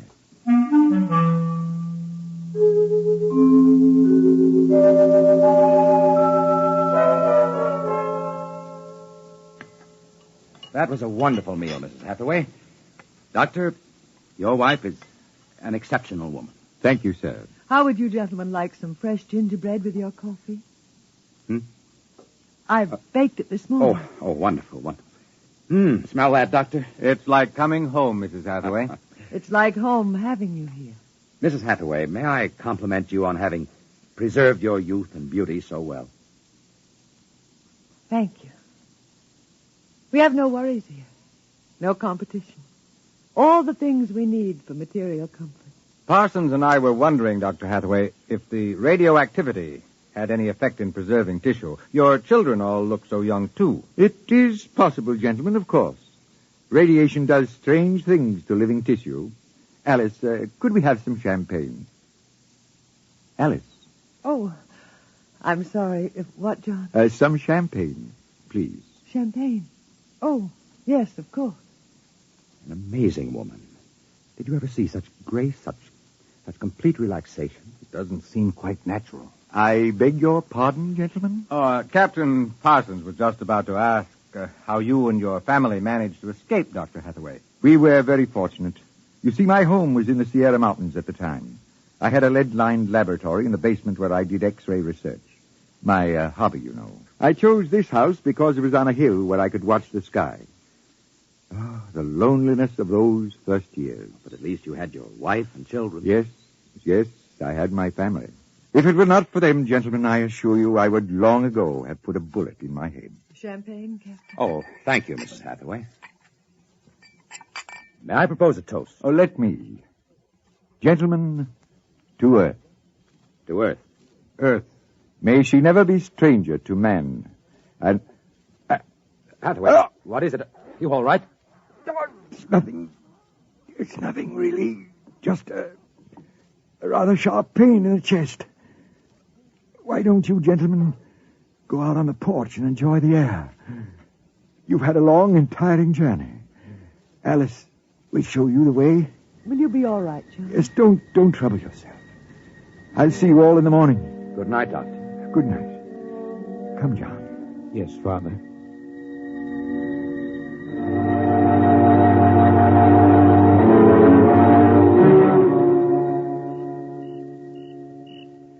Well, what do you think of old Mother Earth now, Williams? Smell that summer breeze. And look at that view of the city, lighted up against the sky.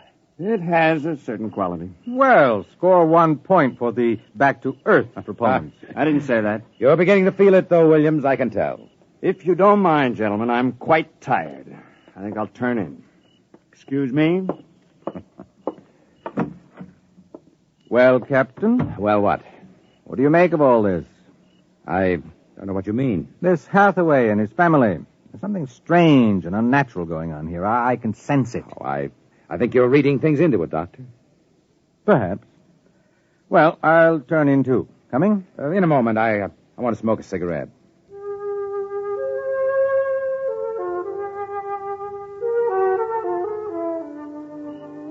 It's a very beautiful view, is it not? Oh, I didn't hear you come out.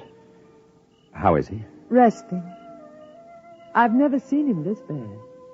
Yes, he's an old man. I'm sorry, but the difference in your ages is so apparent. You must have been married very young. You don't know about us, then? No. Perhaps it is better that way. I don't follow you. Is it something about your husband? He acts very strangely. My husband is a very great man, Captain. It is too bad there was no one to appreciate him. Once he wired the whole city with sound speakers. And when he pressed a button, the whole town lit up and made noises as if 10,000 people were living in it. He must have been very lonesome. Although, with a woman such as you, I don't understand. Perhaps one day you will understand. I hope you will come to trust me as a friend. I can trust no one but him. Good night, Captain. Good night, Mrs. Hathaway.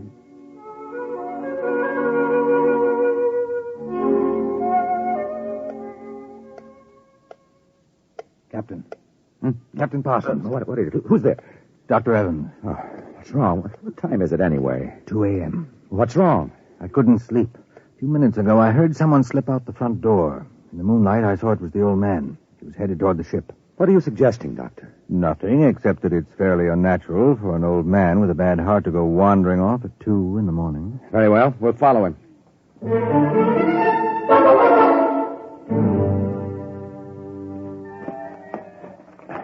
This is far enough. What do you suppose he's doing? What are those on the ground? Good Lord, those are grave markers. 4 of them. You're right. He seems to be praying over them. Listen. Do you forgive me for what I had done? I had to do it. I was so lonely. So terribly lonely. You don't mind too much? You do forgive me, don't you? Yes. Yes, I feel you do. Well, I'm glad. I think perhaps I can rest now. I think He's having another attack. Come on. Hathaway. Dr. Hathaway, can you hear me? Raise his head, Evans. Dr. Hathaway. His lips are moving. What is it, Doctor? Closer. Lean closer. I'm sorry I had to spoil all of this. I've expected it for some time. We'll fix you up. No, I'm an excellent diagnostician. It really doesn't matter. Except for them. What about them, Hathaway? You suspected, didn't you? Yes, I suspected. But I couldn't believe it until now. Do they know? No, they wouldn't understand. I wouldn't want them to know. Ever. Doctor? He's dead, Captain. What was it he meant about your suspecting? Light a match, Dr. Evans. Look on those 4 grave markers and tell me what you see. Good heavens. Well? Alice Hathaway, Marguerite Hathaway, Susan Hathaway, John Hathaway. Died July 1987. But that's 20 years ago. It's impossible. If these markers are correct, then who are those others? Can't you guess, Doctor? Can't you guess?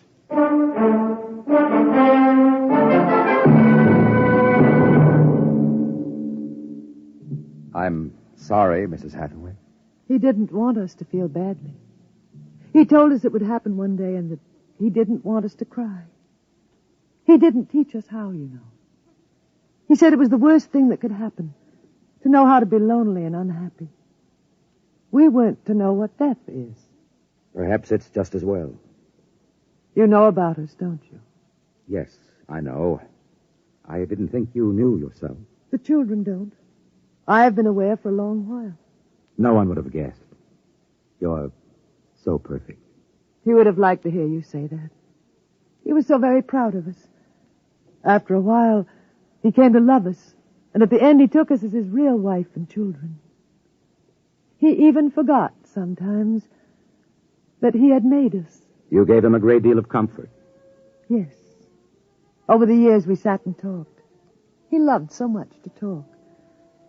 I was first, you know. Then he became lonesome for the children, and so he made them.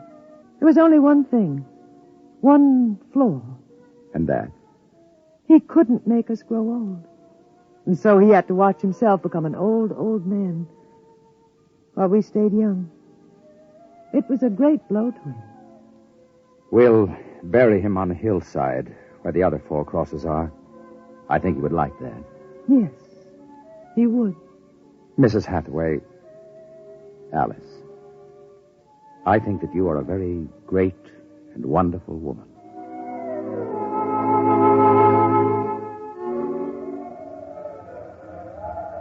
And so we commend the body of this man, John Hathaway, to his Maker.